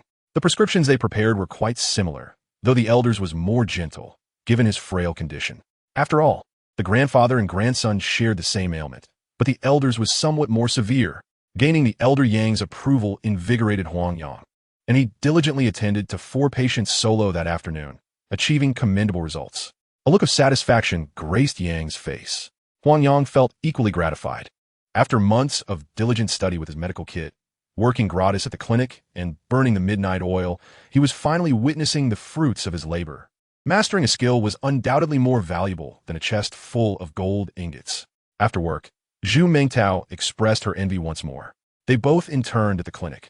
Yet she was still relegated to preparing medicine while he was already seeing patients. The disparity was insurmountable. Hee, I want to tease you further. Let me share something serious. The two were laughing when suddenly, Taozi's expression turned solemn. Classmate Feng Ruishua's birthday is tomorrow, and our Wolfang team plans to reserve a private room at the Sichuan restaurant for a lively celebration. As the sole remaining team member, would you like to contribute? Contribute? Certainly. Tomorrow, I shall buy her a few boiled eggs. He added earnestly. Boiled eggs? You cannot be serious about gifting Feng Ruishua boiled eggs for her birthday. Can you? Zhu Mingtao looked at him as if he were a peculiar creature. Isn't a birthday simply about enjoying an egg? At home, my parents always gave me an egg to celebrate my birthday each year. He stated with sincerity. He was not mistaken. At home, parents often boiled an egg for their child's birthday as a simple celebration. However, such an egg was not guaranteed every year, as parents could easily forget amidst their busyness. Ha ha ha. How pitiful. Zhu Mingtao laughed so hard that she clutched her stomach, nearly in stitches. Imagining the tall figure of a man, standing at 6 feet, bringing along a few boiled eggs to a birthday party, paints a vividly amusing picture. Is there anything inappropriate about that? Huang Yang found himself at a loss as he was laughed at by his classmate Taozi.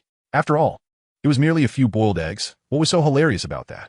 Attending someone else's birthday party typically necessitates a gift. Bringing a handful of boiled eggs hardly seems fitting.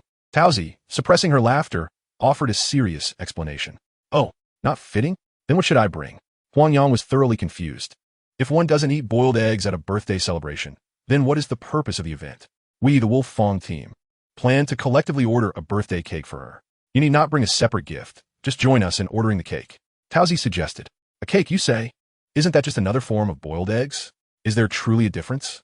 Huang Yang was genuinely unaware of what a birthday cake entailed, having never encountered one at home, although this semester had introduced him to many things unseen at home. His understanding of cake was merely limited to the triangular soft bread purchased for a mere yuan from the school as convenience store each night by his dorm mates. Yes, indeed, just boiled eggs. Now, it was Taozi's turn to be perplexed. The following evening, Huang Yang finally encountered the essence of a birthday cake. Upon opening a beautifully adorned box, slightly smaller than a bicycle wheel, he was greeted by a delightful mound of cream sculpted into exquisite petals. The Wolf Fong team wished their classmate Rui Shui a happy birthday. The bold red words crafted with ketchup were particularly eye-catching.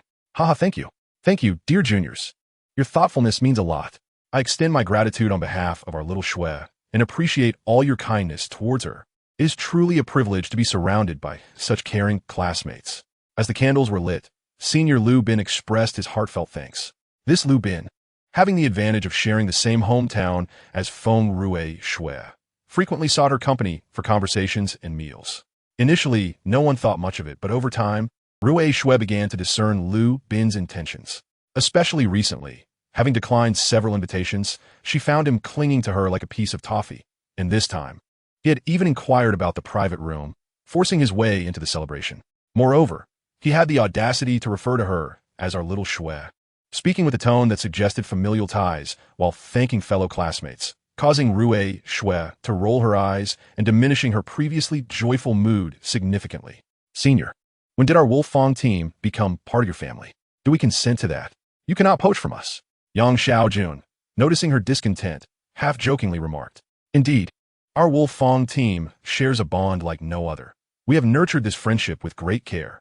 You cannot just take away the entire flower pot. Zhu Mingtao chimed in, echoing the sentiment. Chapter 64, The Confession. Ha! You all keep mentioning this Wolfong team. I am quite curious about what sort of team it is. Are you all members? Several girls teased him, yet he remained unperturbed, surveying the crowd of boys and girls. No, we four are the captains. Currently, this little lamb is our sole member. We are a legitimate organization, and this is our team token. Dume and Bulet Huang Yang closer, revealing a Wolfong pendant from around her neck. Indeed, this is our token exclusive to our little team. It is the spoils personally hunted by our little sheep team members. The other girls also took out their pendants and spoke. What's going on? Little sheep, do you have one too? This is quite inconsiderate. You guys must be having a good time, right? Why didn't you bring the brothers along for such an exciting event? Upon seeing that the pendant was a genuine wolf tooth, Guadali could not contain himself and directly yanked it from Huang Yang's neck, endlessly fiddling with it while grumbling. Oomph. Do you think anyone in our team would want it? That privilege is reserved for those who pass our trials. Yang Xiao Jun disdainfully remarqued. Trials? Come on.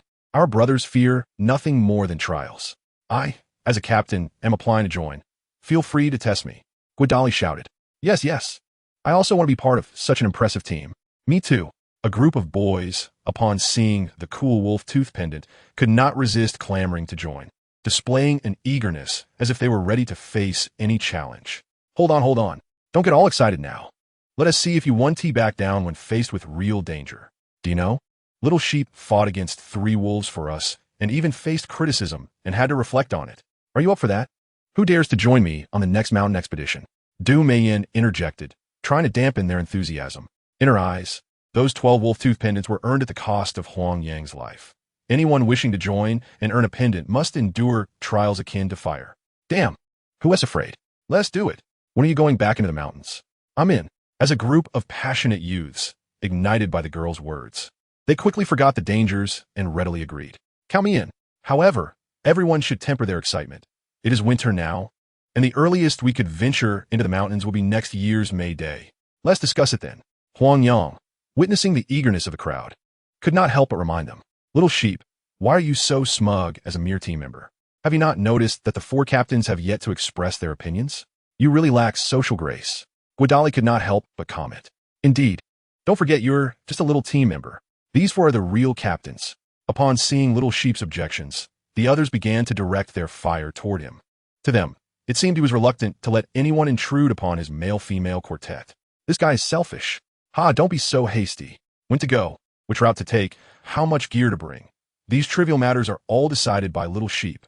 The 4 of us captains are in charge of the important tasks like taking photos, picking flowers, and barbecuing. Come, let me show you the photos from our last trip. Feng Ruishue, the birthday girl, took out the photos from her bag to share with everyone. As the classmates received the photos, they could not help but exclaim in admiration at the images of picking wild fruits, wading in streams, barbecuing, and camping, which made them salivate with envy. Everyone should be getting ready to blow out the candles. If you delay, the cream will burn. Lu Bin felt a pang of frustration. Why did he even ask about the wolf tooth team? Once this topic opened up, it was all about pendants and photos, leaving him feeling utterly foolish and unable to join the conversation. Fortunately, the candles on the birthday cake do not burn for long. Otherwise, he would have no opportunity to steer the discussion elsewhere, and all his preparations for tonight would go to waste. Oh, right. Princess Xiaoxue. Quickly make a wish and blow out the candles. It's all your fault for bringing up teams at this moment. The candles are almost burnt out. Yang Xiaojun cast a glance at the group of boys, urging them impatiently. The boys were at a loss for words, thinking to themselves, how is this even relevant? We have suffered more than Do-e. With the assistance of several girls, Feng Ruishue donned the crown, clasped her hands in a gesture of prayer, and closed her eyes to silently make a wish. After a brief moment, she opened her eyes and blew out the candles in one breath. And the private room erupted in enthusiastic applause. Happy birthday to you.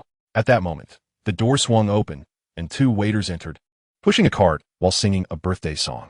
The cart was adorned with red roses arranged in the shape of a heart, with a single red candle flickering at the center, beside which lay an exquisite gift box. Feng Ruishue was taken aback. Her classmates were equally astonished. Only Senior Lu Bin gazed at the stunned Feng Ruishue with a smile, exuding an air of confidence. Dear Feng Ruishue, please accept this carefully prepared gift from Senior Lu Bin. He truly adores you. Allow him to be your boyfriend, to cherish and love you, never to waver.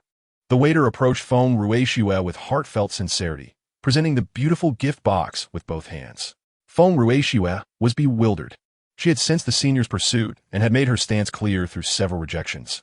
But this grand gesture took her by surprise. Her face flushed a deep red, leaving her uncertain of how to respond. Her classmates watched her in silence, unable to offer assistance.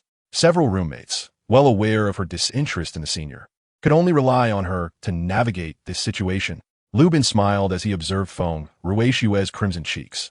The young girl was indeed moved, her blushing face utterly enchanting. Xiaoxue, please accept the gift. Everyone is waiting. Lubin, noticing her prolonged silence, couldn't help but urge her.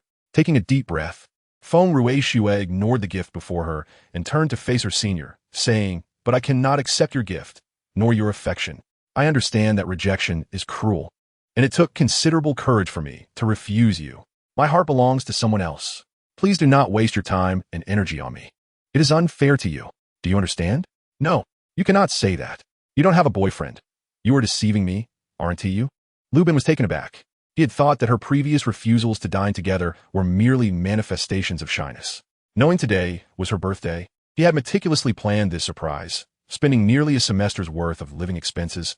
How could she reject him? Feng Ruishue caught the reluctant look in Lubin's eyes, and a flicker of determination crossed her own. With the support of her two friends, she embraced Huang Yang's arm and planted a kiss on his cheek, then winked at the bewildered boy. Resuming her icy demeanor, she turned away and declared, "You see, I was not lying.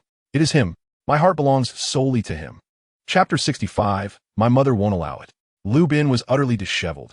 The girl he had long admired was openly affectionate with another boy right in front of him, boldly proclaiming that this impoverished lad, worth less than 200 yuan, was her boyfriend. It felt like a blatant slap in the face. How could she choose him? Did he possess the wealth, the excellence, or the promising future that he had? Was it truly for such a triviality that she rejected him? Enough. I have consistently spared your dignity. Do you truly believe I am oblivious to your intentions?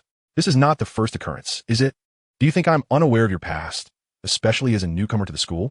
Lu Hongxia and Zhao Xiaohua were certainly ensnared by your charm, were they not? Should I continue? Feng Ruishue suddenly erupted in fury, her gaze fixed on Lu Bin with an intensity that could ignite flames. Upon discerning that this senior harbored feelings for her, she took it upon herself to investigate his past, only to be left astounded by her findings. This man is not only notorious for his promiscuity, but has also driven more than one senior female student to the brink of humiliation, leading them to withdraw from their studies. You are no better than this impoverished fellow. Lu Bin, confronted with the unveiling of his wounds, found himself momentarily speechless, managing to stutter a retort after a prolonged silence. Where do you draw your confidence? This impoverished lad before you is not only an esteemed youth recognized by the chief of the police department, but also a distinguished guest of our principal Deng.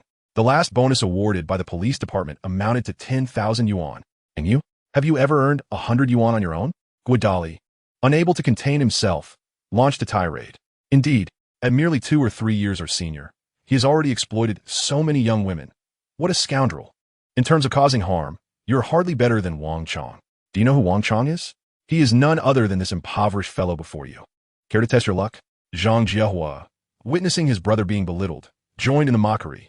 Best to leave. You are not welcome here. Allow me to offer you a piece of advice. Cease your misdeeds, lest you face retribution in due time. Observing that the splendid birthday celebration had been disrupted by this senior, Huang Yang stepped forward to confront Lu Bin. Very well, you shall wait.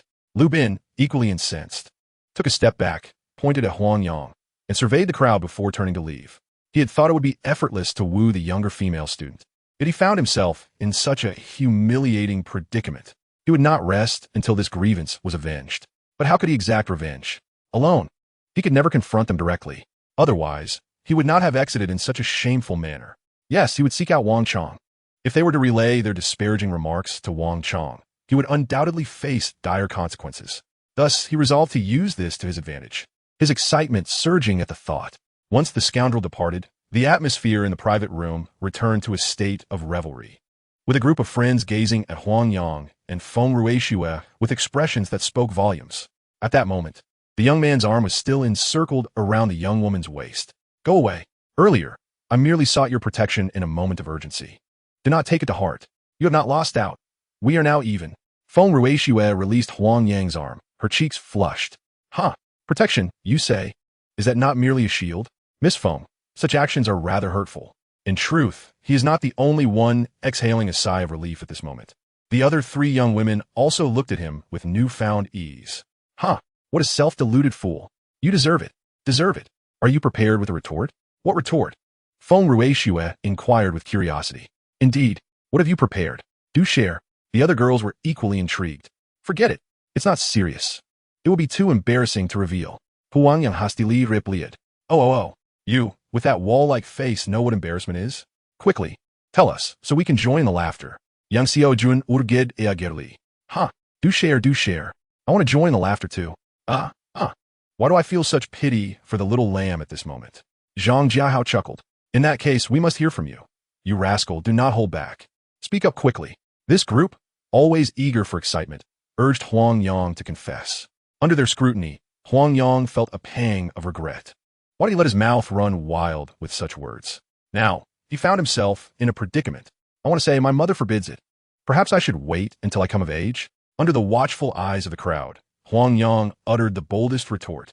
A cacophony of laughter erupted from the group of men and women, clutching their stomachs in mirth. Some of the girls laughed until tears streamed down their faces. Brother, you are truly talented. I admire you. Impressive. The lively birthday banquet came to an end, and as they joyfully exited the Sichuan restaurant, Lu Bin and his gang, led by Wang Chong, lay in wait not far away. Brother Chong, it's that bunch. They said you were taken down. They even called you scum. The vile curses are too foul for me to utter. Upon spotting this group, Lu Bin pointed at Wang Chong to lament his plight. Wang Chong, upon hearing this, stormed over, and just a few steps away, he saw a familiar figure gazing at him with a look of pity, causing him to shudder. With a sharp crack, he turned and struck Lu Bin across the face, leaving 5 distinct finger marks. Brother Chong, it's me. You struck the wrong person. Liu Bin invited. Clutching his face. I hit exactly who I intended. Did you not see that these are all freshmen this year? I have no tolerance for bullies of newcomers. Come on, brothers, let loose. Wang Chong bellowed, glaring angrily. Understood. The underlings had already recognized Huang Yang, and they dared not provoke him. Each one had a criminal record of their own. This fool had chosen the wrong person to offend. Seeking death, indeed. Soon, the pitiful wails of Lu Bin echoed through the air. Lu Bin was bewildered, reflecting on what a mess he had created. He had called for vengeance. Yet it spiraled into his own beating, and at the hands of those he summoned. Could it be that what they said was true? Surely not. They were several years younger than him. The mere thought sent shivers down his spine. To offend someone even Brother Chong feared. What madness had possessed him? This beating was entirely unmerited. All of this unfolded before everyone's eyes, and Huang Yang did not intervene. He merely nodded at Wang Chong and turned to leave, having said not a word throughout. Chapter 66, Lu Daji. Meanwhile, in the Spring Flower Bar, a scheme of retribution against Huang Yang was brewing. Brother Ji, we have clarified everything. It was that little brat Huang Yang who subdued Wang Chong. All of Wang Chong's subordinates were dismissed, and he and his few underlings nearly faced incarceration, saved only by the intervention of his aunt and uncle. They all received disciplinary actions and were placed under observation. The once numerous subordinates also bore penalties, each vowing to reform and rarely leaving the school grounds. Under the pressure from his aunt and uncle, Wang Chong lost all motivation and dared not engage in any unlawful activities again. A green-haired young man pushed open the door to Lu Daji's office and promptly recounted all that he had uncovered. Did that little brat conduct an investigation? What is his background? Lu Daji was taken aback. He was well aware of Wang Chong's flamboyance, which had prompted him to take the lad under his wing, allowing him to engage in illicit activities on campus. The individual capable of keeping such a character in check was certainly not a mere child. Is he really that formidable? Lu Daji was astonished. It was remarkable that a mere student could wield such influence. If that were indeed the case, it would be wise to avoid provoking him. Is this information credible? Lu Daji inquired. I cannot be certain. All of this was gathered from within the campus. It's not unusual for a student to have some connections, but being an honorary youth and involved in the Hao Ziqian case is truly astonishing. Perhaps we should explore the other 4 schools? The green-haired youth suggested. Without the female students, their bar business would plummet, and future prospects would be bleak. It's not that I haven't tried to find someone like Wang Chong in other schools, but it's challenging to locate a figure like him. Sending people to incite the female students directly carries too much risk and often yields poor results. That is why I had my underlings investigate Wang Chang's affairs. Have someone relay a message to Wang Chang. I can help him deal with that brat, allowing him to return to his old ways and continue supplying us.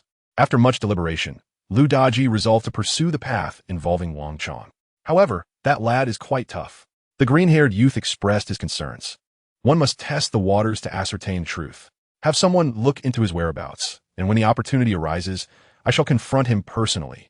Lu Daji was resolute in his decision to gauge this young man's capabilities. Excellent. I shall inform Wang Chang forthwith. Upon hearing that Ji Gu himself would intervene, the green-haired youth ceased his objections. It would certainly provide him ample bragging rights to say that a student had summoned Ji Gu personally. After the green-haired youth departed, Lu Daji dialed a secret phone number. Over the years of his operations, he had established connections within the Public Security Bureau. Otherwise, he would not have been able to reopen so swiftly. Haha, good evening, leader. I apologize for disturbing you at this late hour. I have a matter I wish to discuss. Are you available to speak? Lu Daji inquired respectfully. I've heard there's a legendary student at Lin School, awarded as an honorary youth and supposedly involved in the Hao Ziqiang case. Have you heard of him? Oh, a few months ago, I did hear about a student being honored. What is the matter? Did he offend you? Not exactly, but he has somewhat of an obstacle. Ah! How can a notable leader be hindered by a mere student? I've heard a bit about that lad. He is an outsider with some audacity.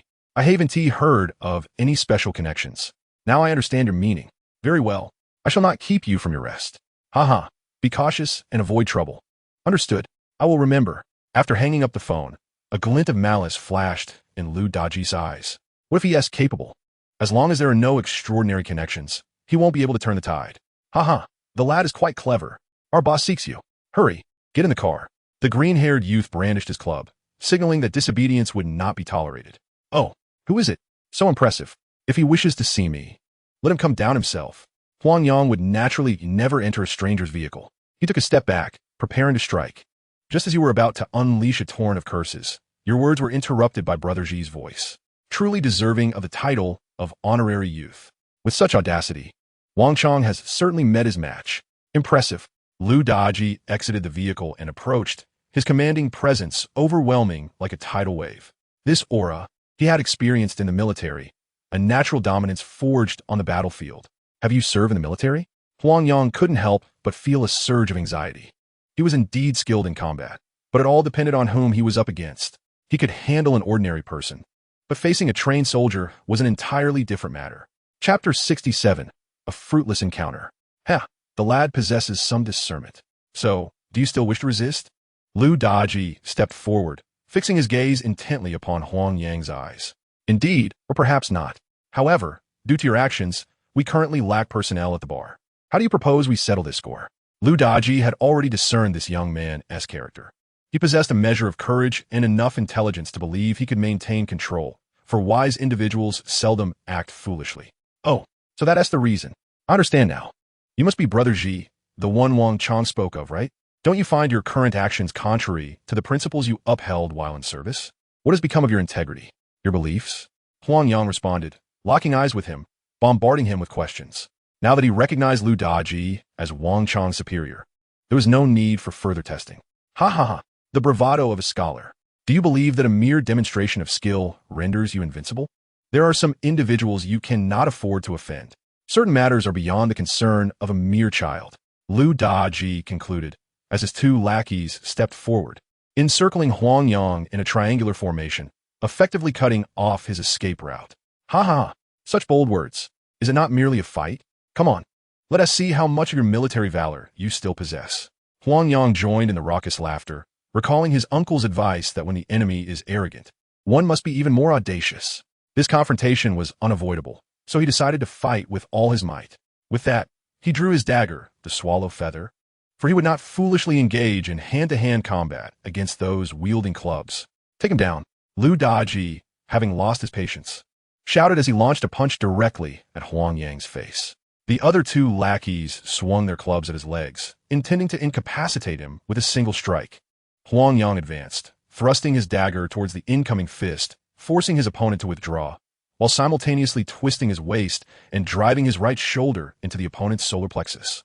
The club swept perilously close to his shins, narrowly avoiding the strikes from the two lackeys. In the next moment, Lu Daji seized him in a bear hug, lifting him off the ground and sending him crashing to the earth in a perfect parabolic arc. As the embrace tightened, Lu Daji leaned back, executing a backward throw. With a resounding thud, his body met the asphalt, pain radiating from his left shoulder and hip. Thankfully, his left hand still clutched the dagger. He gritted his teeth against the agony and attempted to rise. However, at that moment, the three had once again encircled him, their large feet raining down like a torrential downpour, striking his thighs, lower back, and shoulders like iron being hammered on an anvil. Damn, he truly is a veteran. He is not comparable to Wang Chang's band of ruffians. The fight had reached such a point that defeat was inevitable. Yet, to sit idly by would surely invite even more excruciating blows. One must devise a means to resist. Heavy feet continued to rain down upon his body, leaving one side numb. With the feathered lance in his right hand, he swung his arm in a circular motion, utilizing his shoulder as the fulcrum. The resistance he encountered swiftly dissipated, followed by the sound of three bodies collapsing to the ground. The legs of the three assailants had been struck by the lance, causing them to tumble. In this moment, the sharpness of a lance proved its worth, leaving three deep wounds that bled profusely. The trio clutched their shins, wailing in agony. Indeed, they were no longer the formidable foes they once were. Such minor injuries elicited their cries. It seems your ambitions will come to naught this time. Huang Yang, gritting his teeth against the pain, sat up and mocked them. You little rascal, a mere child in the brothel. Do you think you can save yourself from being crushed? I advise you not to overestimate your own strength. Lu Daji scolded sharply, having recognized the youth as a mere fool. The tactics of intimidation and bribery would no longer suffice. If they did not subdue him this time, there will be no next. Do not concern yourself with that. Save whoever you can. If we cross paths again, lending a hand is not a great matter. Huang Yang retorted, nursing his own injuries. Very well. You certainly have spirit. We shall see how this unfolds. The three, supporting one another, limped to their vehicle and departed. He understood this round was lost. To deal with the youth, he would need to devise a different strategy. As for running them over with a car, he lacked the audacity. Watching the car fade into the distance, Huang Yang felt a wave of melancholy. Last time, he wallowed in despair for over a week due to the plight of his fallen classmates. And now he had been thoroughly beaten. What on earth was happening? After sitting on the ground for an extended period, he finally rose and made his way back to his rented room. Several groups of people hurried past, merely casting him a glance before moving on, none stopping to inquire. The following morning, his injuries had somewhat lessened, yet he could barely move, and thus, he opted to forego his morning exercises. As he treated his wounds in front of the mirror, he noticed that his shoulder, left rib, hip, and thigh were all a mottled blue. It seemed prudent to take a day off. Take a day off? More like skip class altogether, with no phone nearby. He went teeny to make the trek to school to ask for leave. After washing up, he retrieved his emergency supplies and lay on the bed to continue his studies. At that moment, he regretted moving out. Had he remained in the dormitory, at least some classmates could have helped him with meals and water. Now, breakfast was a lost cause. The morning passed in this manner until his stomach growled audibly. Suddenly, there was a knock at the door. Little sheep, are you in there? Zhu Mingtao's anxious voice called from outside, and it appeared she was not alone. You rascal. Hiding here and sleeping soundly has worried us all morning. Why aren't you in class? As the door swung open, four beautiful girls stood at the threshold, with Zhu Mingtao leading the charge. Exactly. If you want to be lazy, at least let us know. Look at how worried you made our Taozi. Yang Xiaowan chimed in with her complaints. Zhu Mingtao's face flushed red, and she offered no defense as the other three girls looked at him in confusion. Come in, and we can talk, Huang Yang invited, swaying slightly as he followed them into the room. What happened to you? Are you injured? It was Zhu Mingtao's keen observation that uncovered his anomaly. Chapter 68, reporting to the police. Injured? How did this happen? Upon Zhu Mingtao's exclamation, several people noticed Huang Yang's peculiar condition and began to inquire simultaneously. I was beaten last night. Huang Yang, observing the indifference of the crowd, realized that they were solely concerned about his injuries rather than their own hunger, and thus recounted the events of the previous night. Call the police. We must act swiftly. It is outrageous. They dare to bully our esteemed youth. We cannot let them escape unscathed. Should we take you to the hospital? This is untenable. Dear friends, shall we first address the matter of our meal? If the police do not arrive soon, I might starve. Very well. I shall go buy food, and while at it, call Uncle Chio. Let us see what he says about contacting the police. Does that sound agreeable? Agreed. Let us proceed with that plan. Before long, Huang Yang finally enjoyed his first meal of the day. The others clamored to examine his wounds, but Huang Yang hesitated to reveal the injuries, eventually lifting his shirt to show them the bruises. Upon seeing the extensive contusions, the girls were nearly brought to tears and clamored to take him to the hospital. Only after Huang Yang's earnest persuasion did they relent, busily changing his bandages, while his upper body was manageable. The injuries to his pelvis and thigh left the girls blushing with embarrassment. At that moment, Uncle Chiu arrived with the police, alleviating the awkwardness among them. The two police officers were familiar faces, having been present during the previous hostage incident at Weha Beach. They began taking notes as Huang Yang candidly recounted the sequence of events. Afterward, the officers pulled Uncle Chiu aside for a hushed conversation. "You might find this disappointing," one officer remarked, "but we can only register this as a public order incident. Compensation for medical expenses and other damages will depend on the severity of the injuries. Your testimony alone is insufficient to convict the assailants. They will conduct a thorough investigation, and the outcome will depend on their findings." Uncle Chiu conveyed the reality. Such brawls occur frequently, and without pursuing legal action, they typically do not garner much attention. Each party merely covers their own medical expenses, and the matter is forgotten. How can this be? We are clearly the victims. Yes, Huang Yang was assaulted while attempting to dismantle a criminal organization to protect his classmates. It is utterly unjust for this to end without consequence. The school cannot easily overlook an incident where a student is assaulted. They will pressure the police to impose severe penalties on the assailants. However, that is the extent of it. To classify this as coercing a young woman into selling her body lacks sufficient evidence and diverges significantly from your original intent. Prepare yourselves for this reality. Focus on your recovery. We will address subsequent matters once you have healed. Be cautious in the coming days. The assailants will likely not remain passive after the police report. Uncle Chiu advised. "All right, I apologize for the trouble. Huang Yang acknowledged. This outcome was somewhat anticipated, and he did not feel overly disheartened. Nevertheless, he had his own methods. He would not let that scoundrel escape unpunished." In the hospital ward, Lu Daji and two others lay in their beds, occasionally hearing Green Hair's complaints. "Brother Ji, we cannot let this slide. I do not even know how my leg will recover. If the tendon surgery fails, I could be limping for life. When have my brothers ever faced such a significant loss with me? Should we consider legal action? The young man who caused the trouble has plunged into ruin. Ideally, he should be sent directly to face the consequences, thereby alleviating our predicament." The injuries sustained by the trio were assessed early this morning. The other two fared relatively well, merely suffering from deep flesh wounds, and with some first aid and stitching, they would soon be discharged. However, the situation for the green-haired one is dire. He suffered a ruptured tendon in his left foot, and after an extensive surgery lasting over an hour, it was reattached. If his recovery does not progress well, that foot may be rendered useless. What is even more infuriating is that the police have now approached them, despite their eloquent arguments. They cannot escape the fact that they have assaulted a minor without cause. The police determine on site that not only must they account for their own injuries, but they are also liable for the other party's medical expenses, lost wages, and a multitude of other costs. Were it not for Lu Daji leveraging his connections to speak with the attending officers, they would have faced immediate detention. "Green-hair brother, did you not hear the police state that we assaulted a minor without provocation? We cannot win a lawsuit against them if they choose not to press charges.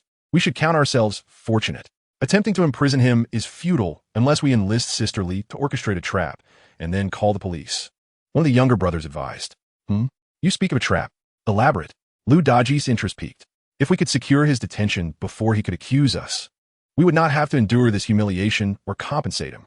He was attentive, realizing that paying a little money or spending 10 days to half a month in confinement was not an issue. Such occurrences were commonplace in their line of work. Yet, the indignity was unbearable. Not only had the three of them been laid low by a mere student, but they were also compelled to offer compensation. How could they maintain their reputation if this were to get out? At one moment, he even contemplated utilizing his connections. Now, hearing of a potentially better solution to ensure the young man's imprisonment, he was eager to act without delay. "I was thinking along those lines." The younger brother recounted his thoughts in detail. "Brother Ji, our injuries." Green-haired one interjected anxiously, aware that his leg was immobile. In the rented apartment, after bidding farewell to the women, Huang Yang indulged in a long nap. Perhaps due to the relaxation of his mind, he slept soundly until after 5 in the afternoon, only to be stirred by a soft knock on the door. Why are they here so early? After donning a coat and slipping into his slippers, He ambled to the door. Usually, he would be found in just his autumn attire, but anticipating a visit from several female classmates, he hastily put on a jacket. Chapter 69, Hydration. Upon opening the door, a beautiful woman in police uniform stood outside, her expressive eyes fixed intently upon him. Oh, please come in. Are you alone? Huang Yang quickly ushered the female officer inside, shutting the door behind him as he leisurely moved to the sofa. Weren't your statements already recorded this morning? Is there any progress in the case? Huang Yang inquired, puzzled. Indeed, the three who assaulted you have confessed to their crimes and agreed to fully compensate your losses. What are your demands regarding the compensation? Hu Xiaoli removed her police jacket, casually tossing it onto the sofa, the snug pink sweater accentuating her alluring figure. As she placed her hat on the coffee table and absent-mindedly brushed a stray strand of hair behind her ear, she appeared utterly captivating. Are all female officers so enchanting? Huang Yang found himself entranced, realizing that such mature women possess an entirely different charm. Are you listening, Huang Yang? Hu Xiaoli observed Huang Yang's unusual demeanor and called out. Huh? Oh, I am listening. You say those three have confessed? How could it be so smooth? Weren't we supposed to wait until their injuries healed before proceeding? Huang Yang cuestioned, filled with suspicion. Isn't it a good thing that the case is progressing smoothly? What? Do you doubt our police's capabilities?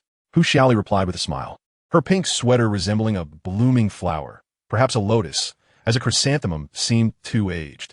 Oh, no. I hold great admiration for your department's investigative skills.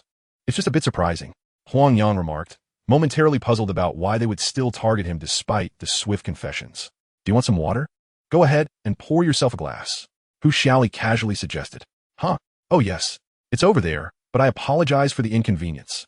Huang Yang suddenly remembered his manners, having been distracted by the alluring policewoman. Everything felt so natural and effortless. You should drink too. Hu Xiaoli placed a glass of water in front of Huang Yang and immediately took a sip from her own. Thank you.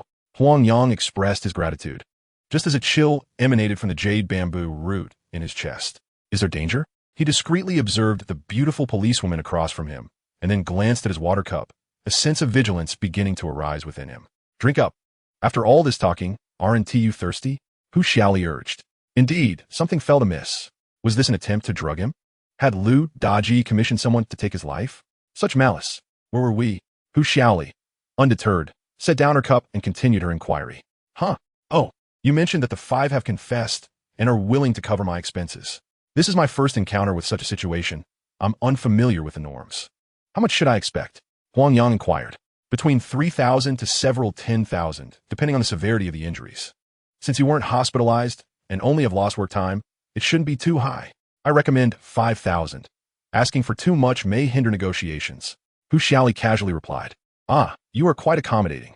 If this were anyone else, they wouldn't settle for anything less than 10 or 20,000. Why didn't you go to the hospital for your injuries? In such cases, the police department would cover medical expenses. Hu Xiaoli took another sip from her cup. I'm actually a doctor. I can tend to my own wounds, so there's no need for that hassle. Huang Yang explained. You're a doctor? Aren't you still in school? Does Lin School have a medical program? Hu Xiaoli inquired, her surprise evident as she fired off multiple questions. Yes, it's a hobby of mine. Think of it as a part-time pursuit. Oh, you're impressive. A fighter, a healer, and a university student. Truly enviable. Is that so? It's nothing much. Where's the restroom? I need to step out for a moment. Hu Xiaoli stood to head to the restroom. Over there, that door. Huang Yang thought to himself, realizing that the moment of confrontation was upon him. Thank you. If the water gets cold and you don't drink it, it'll go to waste. Hu Xiaoli reminded him before turning to leave. Thank you. Huang Yang raised the cup to his lips, but upon seeing her enter the restroom, he quietly set it down. He began to strategize on how to break the impasse. Given his current condition, engaging in another fight seemed exceedingly unlikely. As I gazed at the water cup across the table, I resisted the urge to swap drinks, for one could never be certain of the substances another might use. Should I succumb to a fatal dose, the consequences would be dire. Moments later, the policewoman emerged from the restroom, utterly transformed. Her hair was a chaotic mess, resembling a bird's nest. The snug sweater she had worn was now clutched against her chest, leaving her clad only in a white garment that hung askew, revealing ample porcelain skin. The lipstick smeared across her face gave her a disheveled appearance, as if she had been through a tussle. Huang Yang could only stare in astonishment. Hey there, little brother, do I look pretty? Hu Xiaoli tossed aside her sweater and spoke in a coy tone. Is this where the show begins? Huang Yang remarqued, observing her with a mix of amusement and critique. The look is intriguing, but your performance could use refinement. It was at this moment that the intentions of the other party became clear. She sought to frame him. What do you mean? You figured it out? And what of it? When the police arrive, will they believe you or me? Hu Xiaoli's flirtatious demeanor vanished, replaced by a fierce expression. I too am curious. The police should be arriving shortly. No? Just then, a series of knocks echoed from the door. Hu Xiaoli hurried over to open it, and indeed, 2 officers stood there, prompting her to cry out, "Officers, you've finally arrived." He forced me. Oh, I can't go on. He is a beast. So young yet so lawless. As she sobbed, she pointed accusingly at Huang Yang, her theatrics on full display. Ah, officers, what a surprise to see you again so soon. I presume you received a tip-off from a concerned citizen? Huang Yang remained seated, casually engaging with the officers, one of whom was the same officer who had visited earlier that day. Chapter 70, Blushing. With a flurry of clicks, the officers began taking photographs, capturing every detail of the scene from the doorway to the interior. After a considerable time, they closed the door and entered, retrieving the discarded sweater and tossing it to Hu Xiaoli, urging her to cover herself before guiding her to the sofa to speak. Officers, you must take my side. She wept. I am Hu Xiaoli, an employee at a supermarket, sent out this afternoon to promote our home delivery service. Upon arriving at their residence, he forcibly dragged me inside and assaulted me. You've seen the aftermath. Hu Xiaoli had evidently rehearsed her script, crying and recounting her ordeal with dramatic flair. Tears and snot streaming down her face. Do you have your ID and work badge? Please present them for registration, one officer commanded, bypassing further questions. Yes, I have them. I'll fetch them for you, Hu Xiaoli replied, rummaging through her bag on the sofa to retrieve her documents.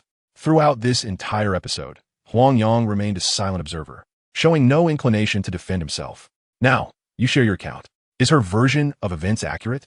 The officer inquired, directing his gaze toward Huang Yang. Not at all. After you left, I was napping all afternoon. Huang Yang recounted the sequence of events. The police uniform, the hat, the 2 cups of water, her position when you entered, and my injuries. All attest to the truth of my words. He then moved to the bedroom to retrieve his ID and student card for the officers to document. That is not how it happened. These are not police uniforms. They are merely work attire from the supermarket that bears a resemblance to police garb. He claimed that there was medicine in that cup, and indeed, it was he who placed it there. This is his home, and he poured the water.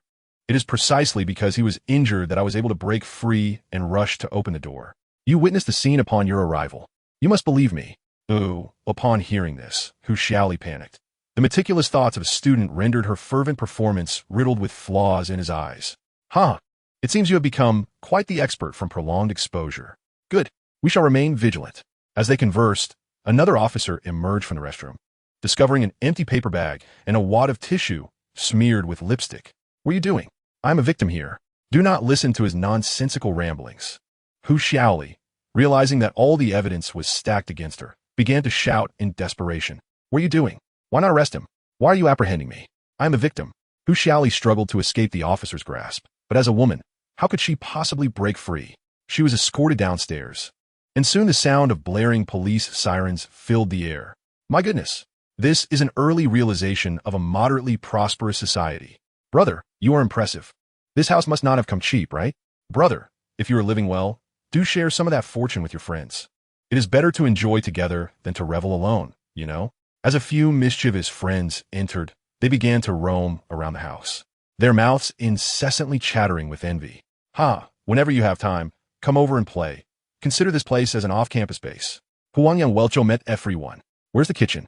We brought ingredients to cook here, Zhang Jiahao inquired, carrying a large bag of vegetables and meat. It's inside. How thoughtful of you all. Go on, go on.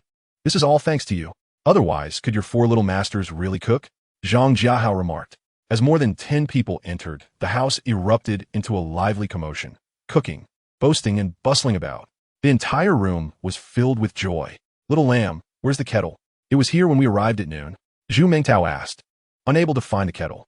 Huh? Oh, I accidentally broke it this afternoon. Just boil water in a pot. Huang Yang, unwilling to let his classmates worry too much, told a little fib. You are quite capable. Taozi rolled her eyes and headed into the kitchen. Huang Yang could only smile wryly.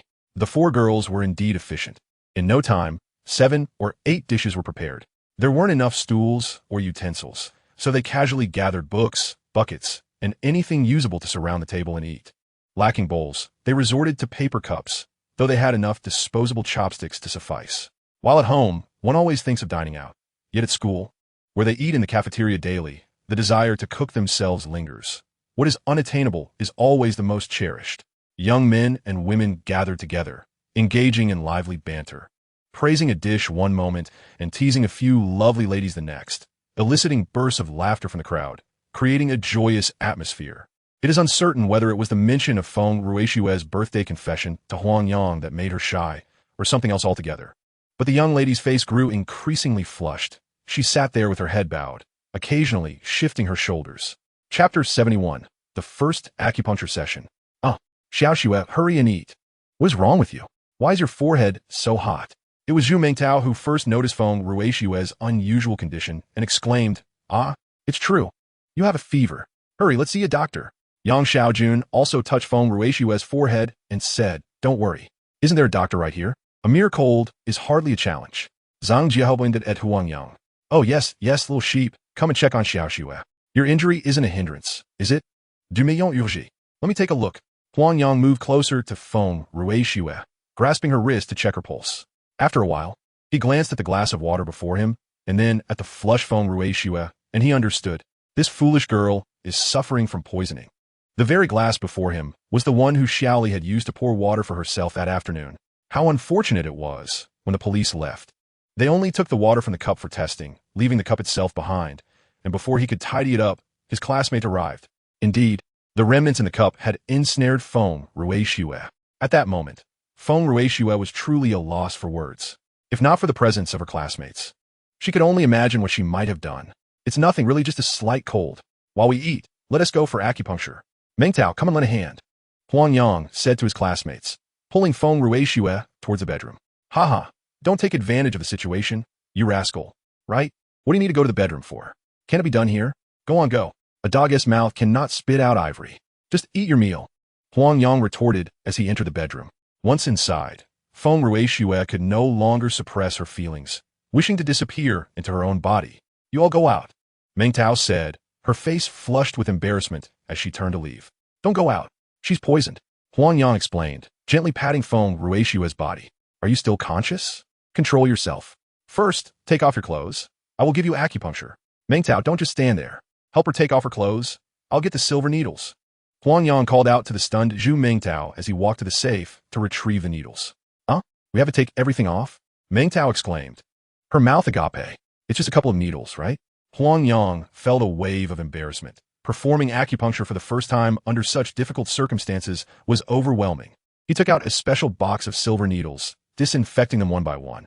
Taking a deep breath, he turned around and, upon seeing the scene, felt his nose nearly burst with blood. After a long period of study, Mengtao understood the healer's compassionate heart to a doctor treating a patient. There is no distinction between genders. Yet, how could Feng Ruishue comply? She squirmed, leaving Mengtao utterly powerless. Little sheep, what are you doing? Hurry and help. Mengtao finally squeezed out a sound, struggling against Feng Ruishue's hold. Oh. Huang Yang wiped the blood, threatening to spill from his nose, and awkwardly moved to the bedside, taking a silver needle and plunging it firmly into the pristine flesh of her rear. Feng Ruishue cried out in pain, her clarity returning slightly. Lie still. We're starting the acupuncture, Huang Yang said, bending over and keeping his head down. Hold her hand and don't let her move. Peach suddenly regained her senses, rising to sit on Feng Ruishue's head, firmly pressing her hands down on either side. With a sigh, Huang Yang leaned closer, preparing to administer acupuncture. The exquisite beauty lay before him, yet his trembling hands rendered him hesitant to proceed. Hurry up, Feng Ruishue urged, her discomfort palpable as she felt the young man's gaze scrutinizing her body, wishing to vanish into the ground. Huang Yang, too, struggled with his own feelings. His flushed face nearly compelled him to discard the silver needle. At last, he steeled himself, administering a needle into his own thigh, the pain dispelling the chaotic thoughts in his mind. Steadying his hands, he began the procedure, targeting the shoulders, chest, abdomen, thighs, and feet. As the last needle was placed, beads of sweat trickled onto the beautiful skin below, forming a perfect curve. Completing the final insertion, he felt a warmth in his nose, and two streams of crimson flowed forth. Stretching his aching back, he felt a sense of relief. Suddenly, Peach gasped, covering her mouth in shock. What happened? Huang Yang exclaimed. Startled, Peach remained silent, her face flushed as she stared at him. Following her gaze, he realized the issue lay with himself. Blood from his nose had dripped onto his chest, and a wave of heat washed over him, compelling him to hunch over, too embarrassed to stand upright. Oh no! Huang Yang quickly bent over and fled the bedroom. Darting into the bathroom. Hey, little lamb, are you feeling better? Came Yang Xiaojuan's voice from behind.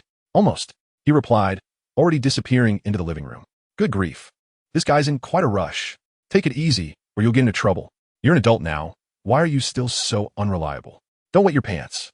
Laughter erupted from his classmates. After some time, Huang Yang emerged from the bathroom, his hair damp and steaming, wiping it with a towel. What on earth are you doing? Wasn't it acupuncture? Why are you washing your hair? Zhang Jiahao asked, bewildered. Oh, I just got a bit sweaty. Needed to cool off. Huang Yang explained it. Cool off? In the middle of winter? Zhang Jiahao began to question further, but Huang Yang had already retreated into the bedroom, closing the door with a click. What's going on? Zhang Jiahao muttered, continuing to invite everyone to eat. Inside the bedroom, Peach stood by the bed, observing Feng Ruishue's condition. Her once flushed face was visibly returning to normal. Are you feeling cold? Huang Yang asked tentatively, not daring to face her directly. A little, Feng Ruishue replied with a tiny whimper. Let us wait a bit longer. If you feel cold, let me know to remove the needles, he said, remaining inside. Who knew what questions the others might ask? Is she going to be okay? Why was she poisoned? Zhu Mingtao inquired. Chapter 72. The back was wet. Even someone inexperienced could discern that Feng Ruishue had been afflicted by an aphrodisiac. Where could a wounded young man obtain such a drug?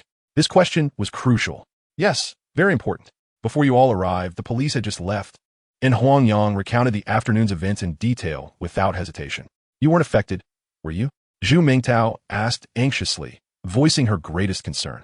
No, I wasn't. What are you so worried about? Zhu Mingtao felt a wave of embarrassment wash over her, as if a heavy stone had been lifted from her heart, and her intellect regained its rightful prominence. Was it that scoundrel Ji Gu attempting to ensnare you? The voice of Feng Ruishue echoed from behind, having regained her composure. Yes, I can feel it. Hurry and remove the needle. It's so cold, Feng Ruishue urged. Unbeknownst to those outside, Huang Yang cast the soiled linens into the restroom to wash them. When he emerged, the others were gathered around Feng Ruishue, showering her with concern, leaving him, the true victim, in a state of disarray. In the bar's office, Lu Daji and his subordinate, who had suggested the trap, sat anxiously awaiting news. In the afternoon, they had witnessed Hu Xiaoli being taken away by the police, screaming and thrashing about, and they understood their scheme had collapsed. The agony of waiting was unbearable. Hours passed with no respite. At this moment, both were on the brink, dreading the sound of a knock at the door, fearing the police might burst in and arrest them. The reason was simple.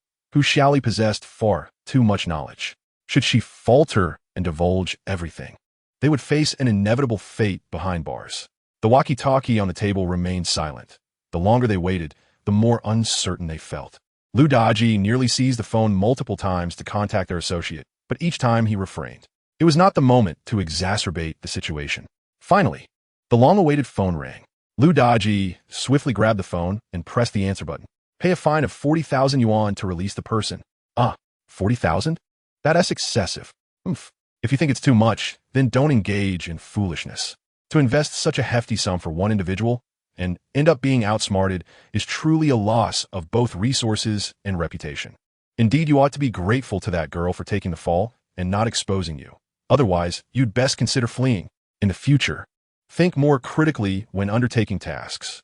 Yes, that kid possesses such influence. All right, I shall pay the money and retrieve the person.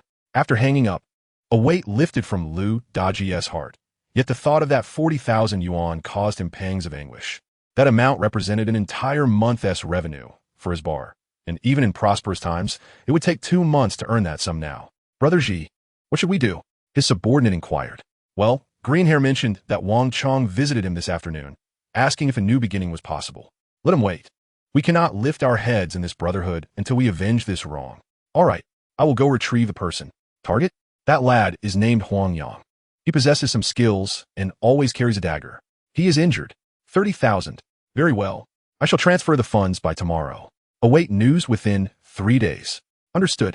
Their conversation was succinct, devoid of superfluous words, yet each understood the other's meaning.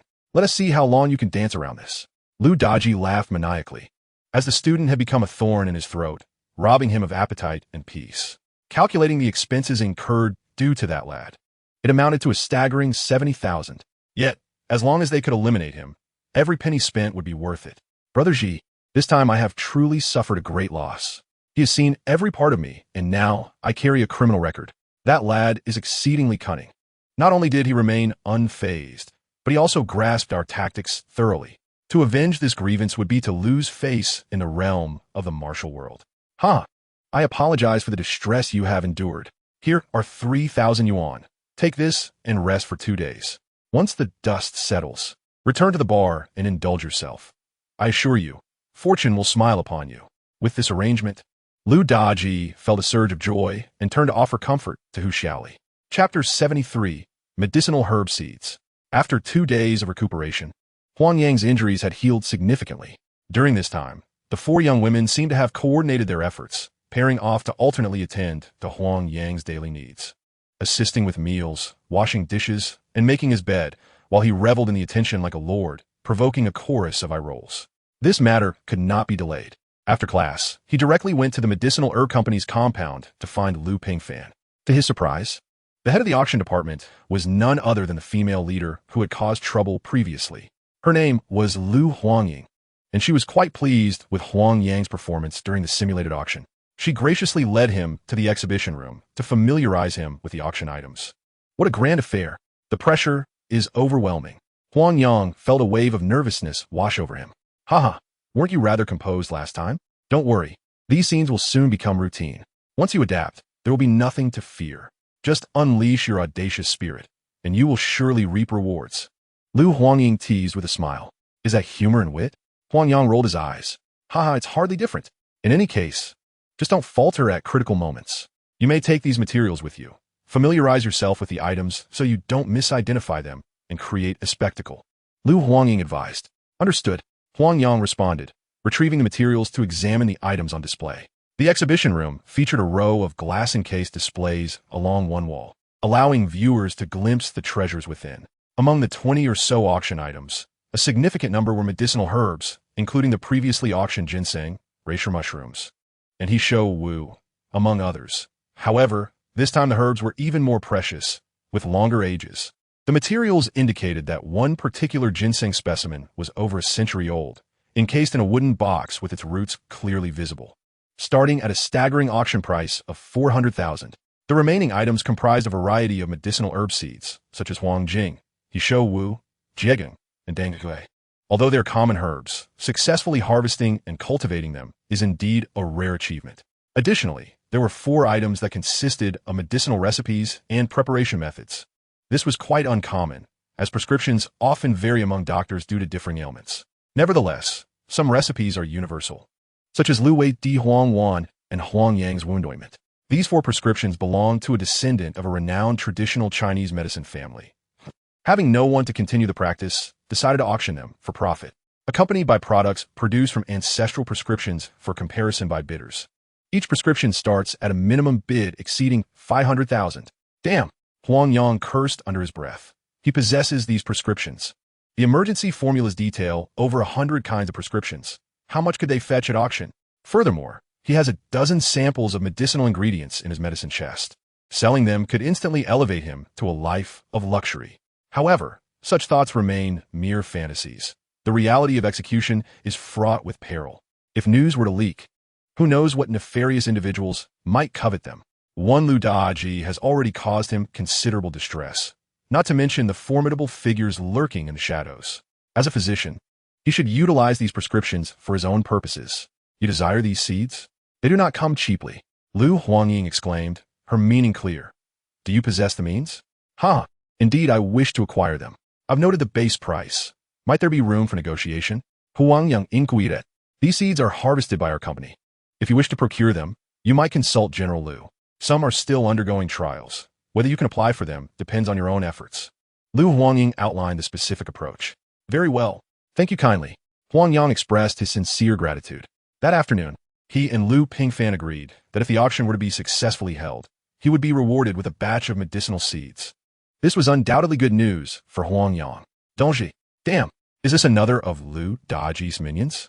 The ordeal is not yet over. Without hesitation, he took flight, and indeed, he soon heard the sound of pursuit behind him. In a hurried glance over his shoulder, he spotted a lean man clad in ordinary athletic attire hot on his heels, a military dagger glinting ominously in his hand. Damn, another soldier. Huang Yang cursed silently and fled desperately.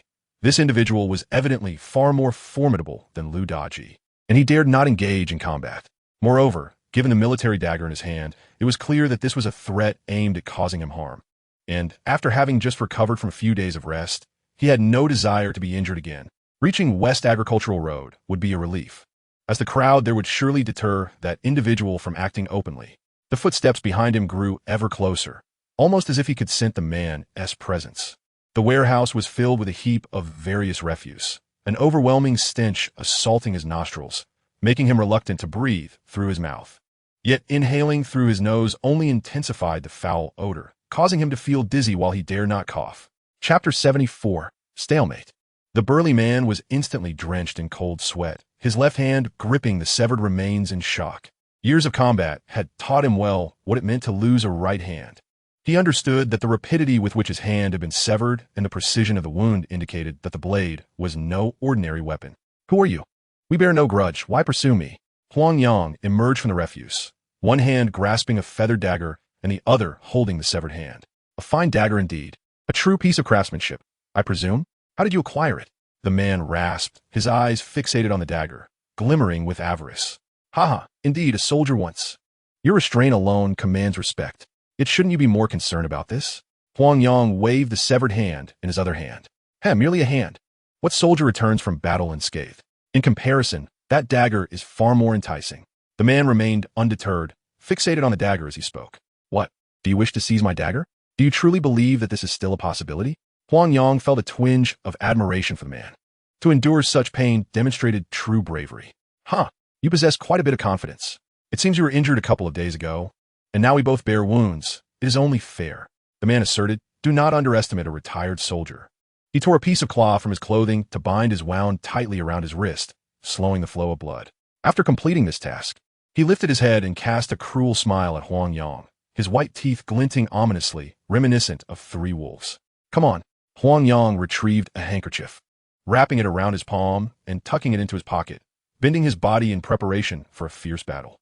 You seem to value that item even more than I do, the burly man remarked, puzzled. Such a bold claim. To sever bones requires a surgeon of at least chief physician rank. And you, a mere boy, are truly brazen. The man scoffed.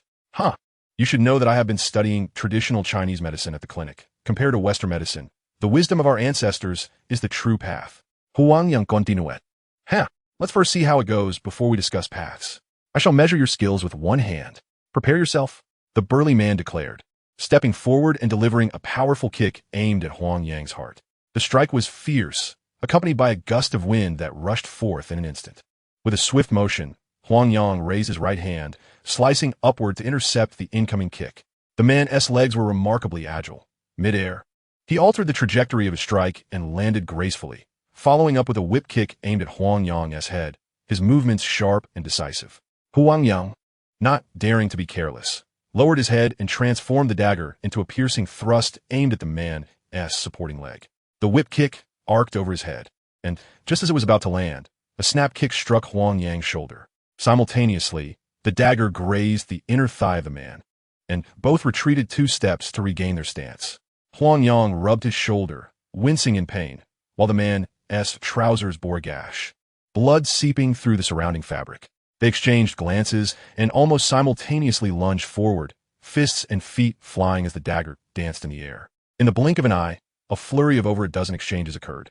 The man's legs were both nimble and powerful, leaving numerous imprints on Huang Yang's body. However, he too did not come away unscathed, as the sharp dagger had etched 5 or 6 cuts upon him, though thankfully they were not deep enough to be fatal. The two found themselves at a stalemate. Yet, knowing their own capabilities, had the man not lost the use of one hand, his movements would have been significantly more formidable. And even with the dagger in hand, Huang Yang was but a novice. The ferocity displayed by his opponent was not something he could contend with. You have some skill, boy. Let us part ways today. We shall meet again, and it will be a fight to the finish. The man felt a wave of dizziness, his steps faltering, a clear indication of excessive blood loss.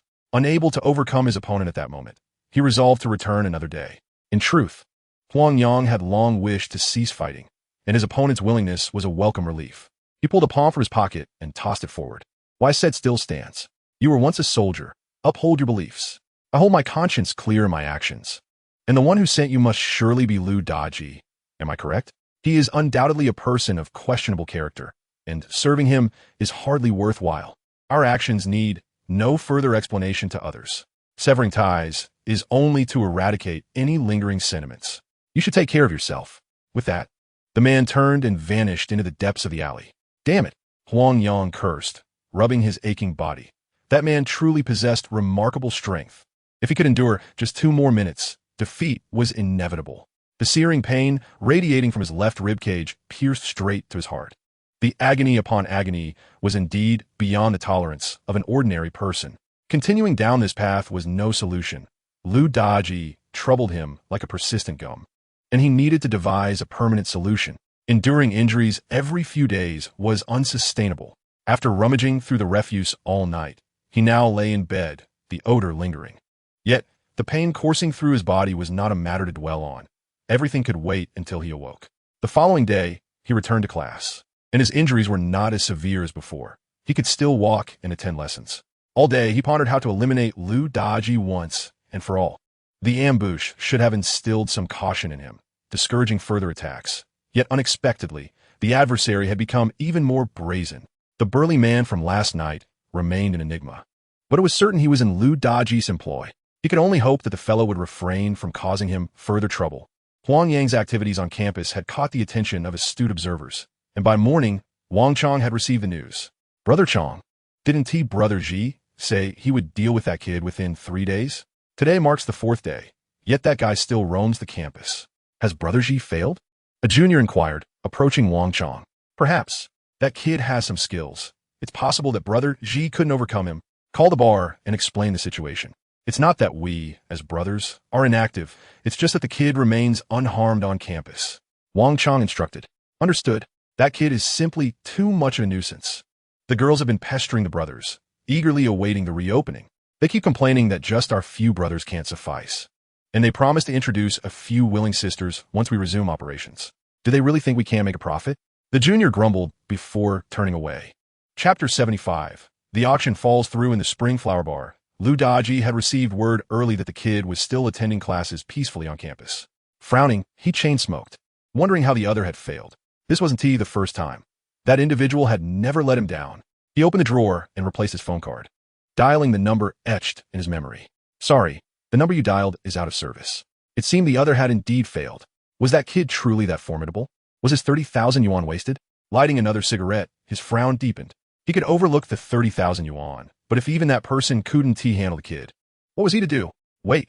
For now, all he could do was wait and uncover what had transpired. Days passed without anyone troubling Huang Yang, and his injuries gradually healed.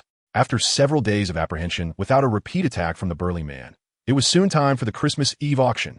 Upon hearing about the auction, the 4 girls clamored to join in the excitement. But alas, Huang Yang couldn't procure an invitation, and they had no choice but to give up.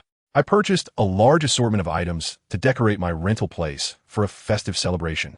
The auction hall shimmered with brilliance, adorned with colorful lights, a sleigh drawn by Santa Claus, gift boxes, and exquisite delicacies that harmonized beautifully with lively music, creating an atmosphere that was both vibrant and warm. At 7 o'clock, the auction commenced punctually, and Huang Yang, donned in a bright yellow tang suit and a Christmas hat, stepped onto the auction stage. His rather incongruous attire elicited a hearty laugh from the audience. What on earth is this? A clown? Is this a performance? There were murmurs of surprise. The young man is quite easy on the eyes. Rather than being offended, Huang Yang smiled and confidently approached the auction table, addressing the crowd. Ladies and gentlemen, esteemed guests, Merry Christmas to you all. Applause erupted in response to his enthusiasm, lifting the spirits of everyone present. The seasoned business elites began to take a keen interest in this young man. Those who had traveled from afar surely harbored high expectations for the evening's offerings. So without further ado, he announced, let us begin with our first item of the night. A beautiful lady in a cheap how carefully placed a tray on the display table, gently unveiling its crimson satin cover. The first item was a century-old ginseng, painstakingly sourced by the company's employees from deep within the Qinling Mountains. The value of ginseng is well known, often referred to as the king of herbs. This particular specimen, a rare century-old ginseng, is even more extraordinary. Records indicate that the last appearance of such a treasure was 2 decades ago. This is a rare opportunity, so those interested should seize it. A century old? Is that true? Absolutely. The documentation shows that numerous industry experts have certified its authenticity. No need for their validation. Just look at the density of those pearl-like nodules and the roots. It's undoubtedly a century-old ginseng. The local medicinal herb company in Yangling truly deserves recognition for finding such a gem. Indeed, I heard they recently sold a 60-year-old one. Upon seeing the first auction item was a century-old ginseng, the audience became quite animated. Those knowledgeable in the field eagerly prepared to showcase their skills, while the less informed sought guidance from their mentors, creating a bustling scene. Well, it seems our esteemed guests are determined to acquire this ginseng. I hereby announce the starting bid for the century-old ginseng is 400,000 yuan, with each subsequent raise to be no less than 10,000 yuan. Please place your bids. 410,000, 450,000, 480,000. The opening was rather standard, neither particularly outstanding nor marked by any glaring mistakes. However, the allure of the auction item was undeniable. The century-old ginseng, typically reserved for the grand finale at other auctions, was placed at the forefront, ensuring that the atmosphere remained electrifying. Soon, this remarkable ginseng was sold for an astonishing 1,200,000 yuan amidst the resounding applause, and congratulations were exchanged all around. Following this, items such as Isho Wu, kudzu, and Ganoderma were auctioned off in succession, yielding satisfactory results. Although not as intense as the allure of ginseng, several medical institutions were nonetheless embroiled in fierce competition, with transaction prices surpassing the starting bid by 2 to 3 times. This achievement left Mr. Liu and his fellow leaders utterly speechless. However, when it came to the auction of medicinal seeds, the atmosphere in the room plummeted to an icy silence. After years of merely addressing basic sustenance, the concept of specialty agriculture had only just been introduced, and people had yet to savor its benefits. Thus, it was quite understandable that these seeds garnered little interest. Yet, the executives from the medicinal herb companies were far from at ease. They had invested considerable effort into acquiring these seeds, hoping to capitalize on the momentum of specialty agriculture for a profitable sale, only to find themselves utterly overlooked. The quantity of seeds was substantial, with over a dozen varieties ranging from dozens to hundreds of pounds, with some reaching as much as 500 pounds. At the starting bid, this amounted to a staggering 12,000 yuan. Money aside, the real challenge lay in the fact that cultivating such a large quantity of seeds would require at least 1,000 acres of land. This posed a significant hurdle. Requisitioning over 1,000 acres from farmers for medicinal herb cultivation was no small feat. Huang Yang, standing at the auction podium, felt increasingly awkward. Despite exhausting all his persuasive abilities, he could not ignite the purchasing appetite of the esteemed executives, and he was reluctantly compelled to announce the auction's failure. Mr. Liu and the other leaders could only watch helplessly, utterly devoid of options. Fortunately, following the seeds, the auction of several medicinal prescriptions ignited unprecedented enthusiasm among the executives. Chapter 76. Vision for the Plantation. The starting bid of 500,000 for the 4 prescriptions was already quite hefty, and each medical institution rallied with vigor, ultimately driving each prescription's price beyond 2 million. Astonishingly, the final sale price of the liver-protecting pill soared to 3,120,000, leaving all present in awe. While unexpected, this development was not entirely surprising. With the encroachment of Western medicine, traditional Chinese medicine had gradually diminished. However, over the past few decades, the side effects of Western drugs, such as cephalosporins and hormones, have become increasingly apparent, suppressing pathogens while simultaneously compromising human immunity. Consequently, major medical institutions have shifted their focus back to the study of traditional Chinese medicine, and with ready-made prescriptions and preparation techniques available, it is entirely reasonable for them to compete fiercely, driving prices higher. The auction concluded successfully, although the medicinal seeds had failed to sell. The other items fetched unexpectedly high prices, rendering the inaugural auction a resounding success overall. Huang Yang, this is your reward. Since some items did not sell, I cannot give you the commission as originally agreed. However, your performance tonight has been recognized, and I hope this modest reward conveys our appreciation. Please don't take offense. Lu Huangying remarked as she handed Huang Yang a red envelope. All right, thank you. I am powerless regarding the unsold seeds. Huang Yang replied, accepting the envelope with gratitude. It's not your fault. We simply had our expectations too high for those seeds. Now we find ourselves with so many seeds and no idea how to handle them. The leaders were already troubled by the situation. Lu Huangying's spirits were also low. Despite not being responsible, it was undeniably a vexing matter, and it could jeopardize the year-end bonuses. Haha, Sister Huangying, you need not worry too much. I might have a way to deal with those seeds. Huang Yang said with a smile. As for the land issue, while it may appear to be a challenge to others, it is merely a trifle in the mountains. Thousands of acres are simply a matter of a few hilltops. However, improper cultivation could lead to significant setbacks. It would require some labor to tidy up the village and the surrounding mountainous areas, and I fear these medicinal seeds might not suffice. The only concern is funding. Contracting the mountains, labor for the cleanup, purchasing seeds, and managing the fields all necessitate financial resources. A rough estimate suggests that it would be impossible to proceed without at least 200,000. Nonetheless, over the past 6 months, he has earned a considerable sum from refining medicine for the military, and there is at least one more income from refining before the year ends. If all else fails, there's a box of gold ingots in his safe. Selling that piece of gold could yield a substantial amount. Do you have any ideas? This matter is no laughing matter. Upon hearing this, Lu Huangying felt that the young man was jesting. Such a large quantity of seeds will be difficult to sell even in the medicinal market. Am I really that unreliable? Come, let us consult with Mr. Lu. I'll buy, but he must give me a discount. Huang Yang declared. Are you serious? No. If this batch of seeds, isn't handled well, how would he possibly sleep? The two pushed open Mr. Lu's office door. Indeed, as Lu Huangying had mentioned, Lu Pingfan and several leaders from the medicinal company were gathered there, looking quite flustered. Director Lu, what brings you here? Is Huang Yang dissatisfied with this reward? Let me tell you, Huang Yang, do not accuse us of not following the rules. That batch of seeds truly did not sell. Lu Pingfan remarked upon seeing the two enter. According to the previous agreement, the 1% commission would amount to a considerable income. Even if those medicinal seeds did not sell, the total revenue still exceeded twice the starting price. However, it is crucial that there are no unsold items, as that would result in a loss of income. Mr. Lu, you misunderstand. We are here to help you solve the problem. Lu Huangying smiled. Huang Yang chuckled, but remained silent. It would be ideal to receive this commission, but if not, it would merely be a disappointment. After all, he is no longer as financially strained as when he first enrolled. Solve the problem? What do you mean? Do you have a way to sell those seeds? Lu Pingfan inquired, puzzled. I do not, but Huang Yang does. Don't forget, you promised to give Huang Yang some seeds. Lu Huangying said. He had indeed promised to give Huang Yang a batch of seeds after the auction. Huang Yang, quickly, tell us how you plan to sell these seeds. You're not suggesting I simply give them all to you, are you? Lu Pingfan felt disheartened upon hearing that Huang Yang had a solution. What could a student possibly do with such a large quantity of seeds? No need for gifting, but I can purchase them. However, the price cannot be based on the auction price. Huang Yang continued to smile. Oh, are you serious? Lu Pingfan began to believe it. Dealing with a family sounds more reliable than a student. Certainly, the last time I requested seeds, it was at my family's behest. Huang Yang replied. Can your family handle such a large quantity? Lu Pingfan still questioned with concern. My family has contracted several hilltops. This amount is not excessive.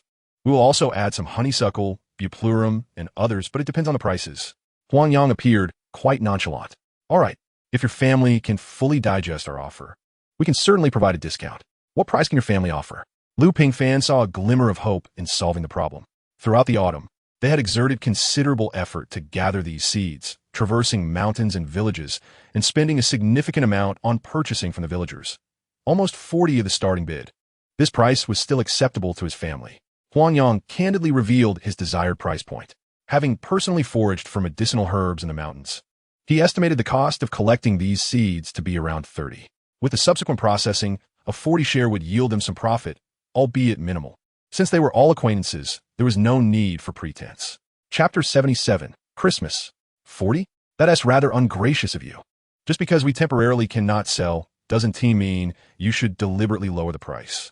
We have invested considerable effort in gathering these seeds. Lu Pingfan was displeased upon hearing this. The price was being slashed too harshly. Haha, perhaps Mr. Lu is unaware, but I too have foraged deep in the Qinling Mountains. If we consider costs, 30 should suffice for these seeds' expenses. Offering 40 is already quite generous. This is not an auction. Esteemed leaders, do not set your expectations too high. Huang Yang directly stated his assessment. You are extorting us. No way. At 40, factoring in storage and flotation, we would incur losses. Indeed, this price is far too low. The company has many to support. The pressure is immense. Huang Yang, we are all on the same side. You must not be so ungracious. Exactly. Although these seeds haven't been auctioned, their value remains undiminished. The leaders, each voicing their concerns, deemed the 40 offer too low, and as their chatter intensified, it felt as though they wished to sell the seeds as if they were gold. What? Lu Pingfan was taken aback. Can the calculations be made this way? For a moment, they exchanged glances, each silent, awaiting Lu Pingfan to make a decision. Ha ha ha. Truly, our chosen auctioneer is remarkable, according to your calculations. Selling at 40 still leaves us in profit. Very well. We shall proceed with your 40 price. Let us sign the contract. Everyone in agreement? Lu Pingfan was amused by the young man. Indeed, they had struck a lucrative deal. This auction had yielded commendable results, and there was no need to haggle over these seeds. All right, no objections. Agreed. Notably, the 1,000 yuan deposit was a reward from Lu Huang Yang. Once the deal was finalized, both parties were elated, and the young man received much admiration and praise. Upon returning to his rental apartment, Lu Pingfan was astonished by the scene that greeted him. For a fleeting moment, he questioned whether he had mistakenly entered a ballroom. The room had been transformed into a miniature disco by 4 lovely hosts, with colorful lights flashing, wild music playing, and tables laden with drinks and wine. 4 pairs of new socks were stuffed and hung around their necks, and they swayed in the living room like wobbling dolls, thoroughly enchanted. Punishment. We must be punished. Leaving us 4 beauties at home while you frolic about, this wine must be consumed. We must drink. No retreat to bed until it's finished. What about our gifts? Don't tell me you Haven Tea prepared anything. It appears that the 4 ladies have indulged quite a bit. Upon seeing Huang Yang, they cast aside all notions of modesty, unabashedly chattering away. Indeed, what were gifts? You Haven Tea forgotten to prepare them, have you? At the mere mention of gifts, the eyes of the 4 ladies sparkled with anticipation, all of them fixating on Huang Yang with eager gazes. Goodness, you truly didn't prepare anything. Expel him. This is a blow to our dignity. Yes, throw him out. How heartless. Upon hearing the absence of gifts, the 4 ladies grew displeased, pushing and shoving one another as they approached to evict him. Slap, slap, slap, slap. Seizing the opportunity while the ladies were off guard, Huang Yang swiftly planted a kiss on each of their cheeks, grinning with delight as he proclaimed, "You're going to regret this. Such a surprise attack is unfair." Feng Ruishua shouted in protest. "Calm down, dear master. If that doesn't count, I can certainly do it again. Rest assured, this time it will surely please you all.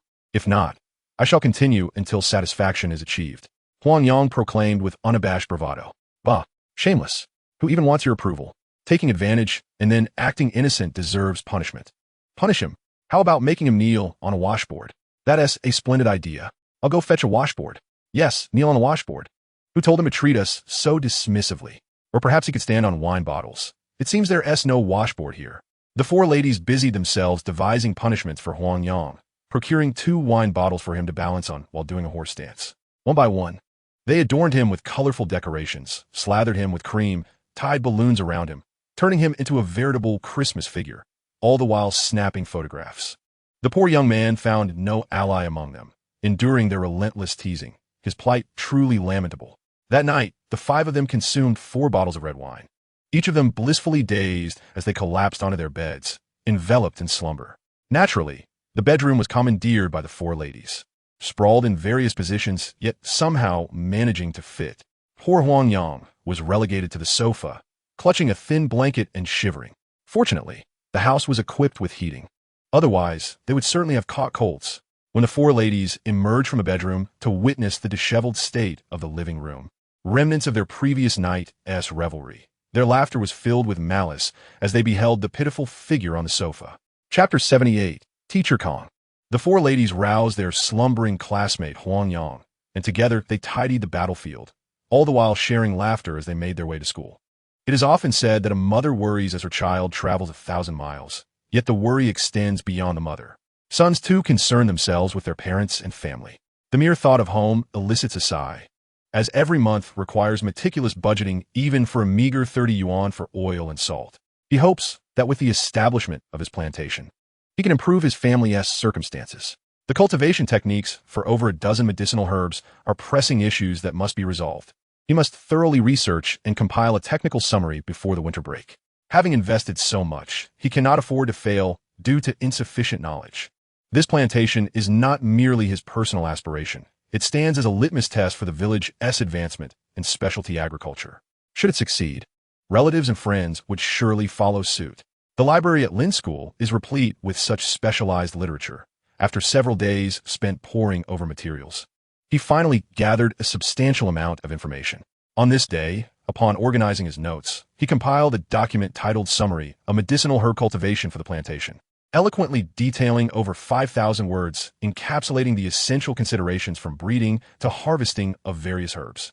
Gazing at the fruits of his labor, spanning over a dozen pages, he pondered the necessity of seeking guidance from a professional. Engaging in solitary endeavors without external insight was not the attitude befitting the stewardship of a plantation. The homeroom teacher introduced two distinguished instructors. One was Mr. Chun, who taught economic botany, renowned for his exceptional technical expertise and his involvement in the compilation and validation of the flora of the Qinling Mountains, holding substantial influence in his field. The other was Mr. Kong, who instructed on the cultivation techniques of medicinal herbs, frequently invited by various institutions for technical consultations. Both educators were undoubtedly experts, and Huang Yang resolved to visit them in succession. Given that Mr. Kang's course aligned more closely with his needs, he decided to pay him a visit first. To avoid appearing too presumptuous, he thoughtfully brought along a large bag of fruit from a vendor, along with his planting summary, and knocked on the door. A woman in her 40s answered, wrapped in a purple winter robe that made her resemble a giant panda. Her freckled face, accentuated by bright red lips, inexplicably reminded Huang Yang of the delicate compass described by Lu Sun. "Good day. Is this Mr. Kang's residence? I am Huang Yang, a student from class 198, seeking Mr. Kang's counsel." He hastily clarified his purpose, aware that staring was impolite. "Oh, very well. Thank you, dear. Please accept these fruits as a token of my respect for this initial visit," he quickly offered, realizing that he could not simply bring the fruit to the laboratory. "No, I prefer to seek him out in the laboratory. Discussing matters in front of tangible specimens would be more conducive." Huang Yang declined. "Very well then. Do come by again next time." The teacher's wife replied courteously. "Thank you, ma'am." Huang Yang expressed his gratitude before departing. The breeding laboratory was situated in a corner to the north of the playground, comprising several simple cottages with a designated plot of land for experimental cultivation of various crops. Examining their growth characteristics and a series of data on input and output. In comparison, it was relatively basic, lacking the sophistication of a fully monitored laboratory. Upon arriving at the laboratory and preparing to knock, he was startled by muffled cries emanating from within, accompanied by a man's coarse breathing.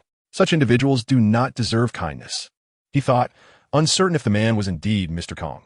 If so, this instructor too seemed unworthy of respect.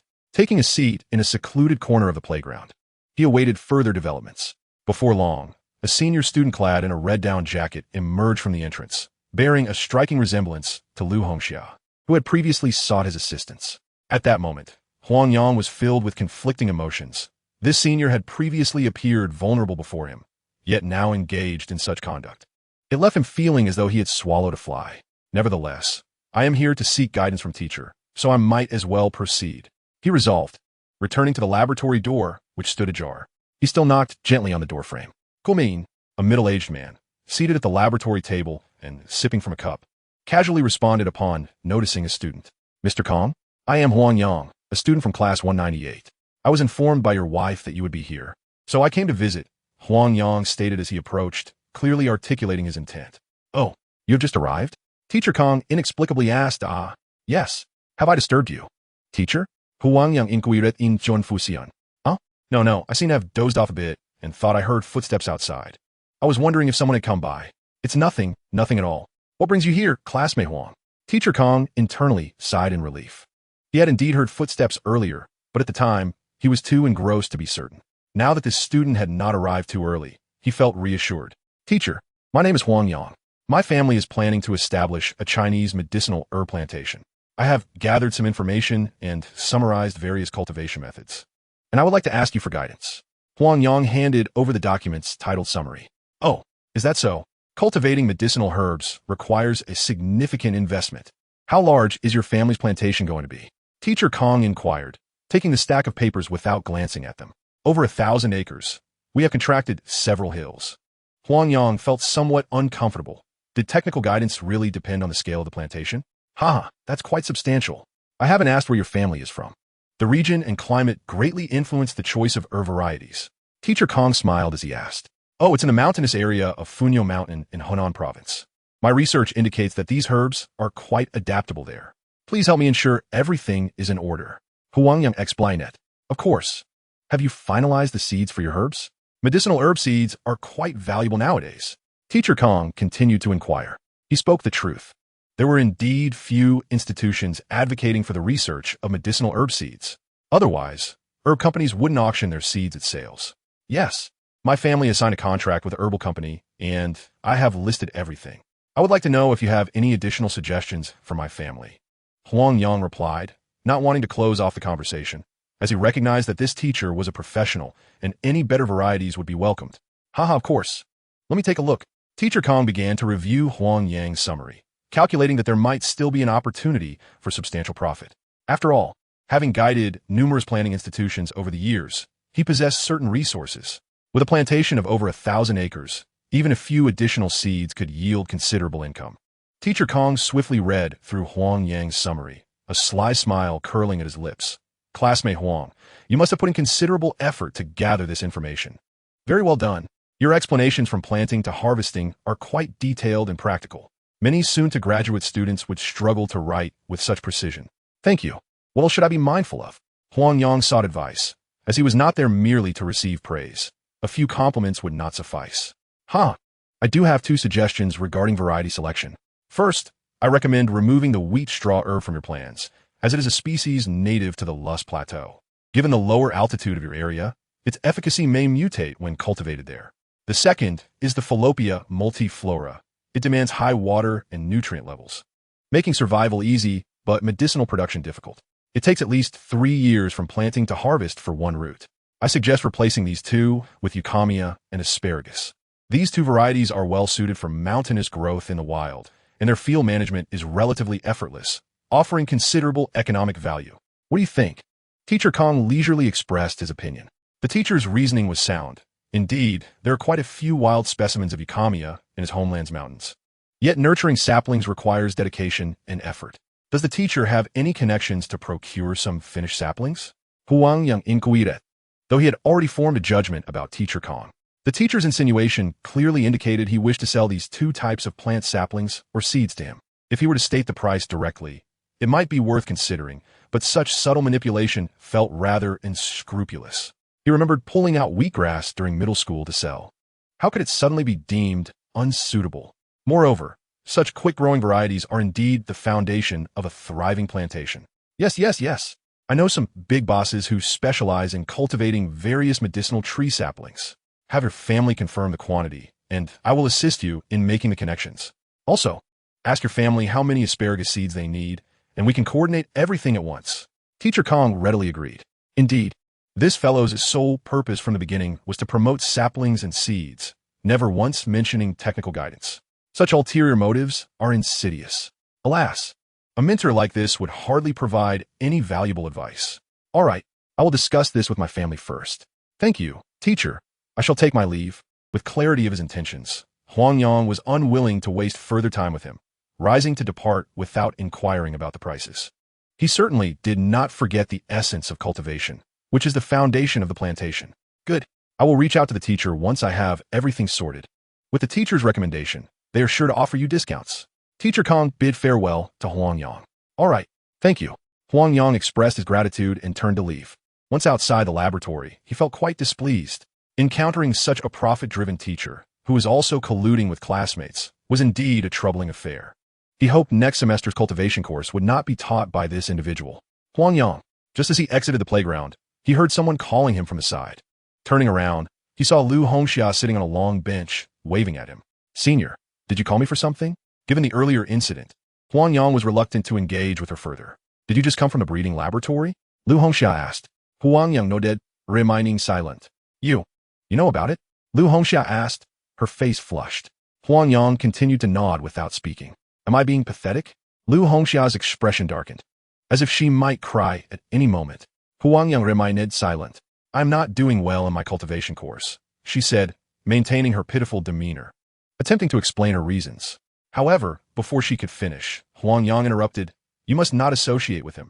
He is scum. As Huang Yang walked away, Lu Hongxia stood up, reminding him from behind.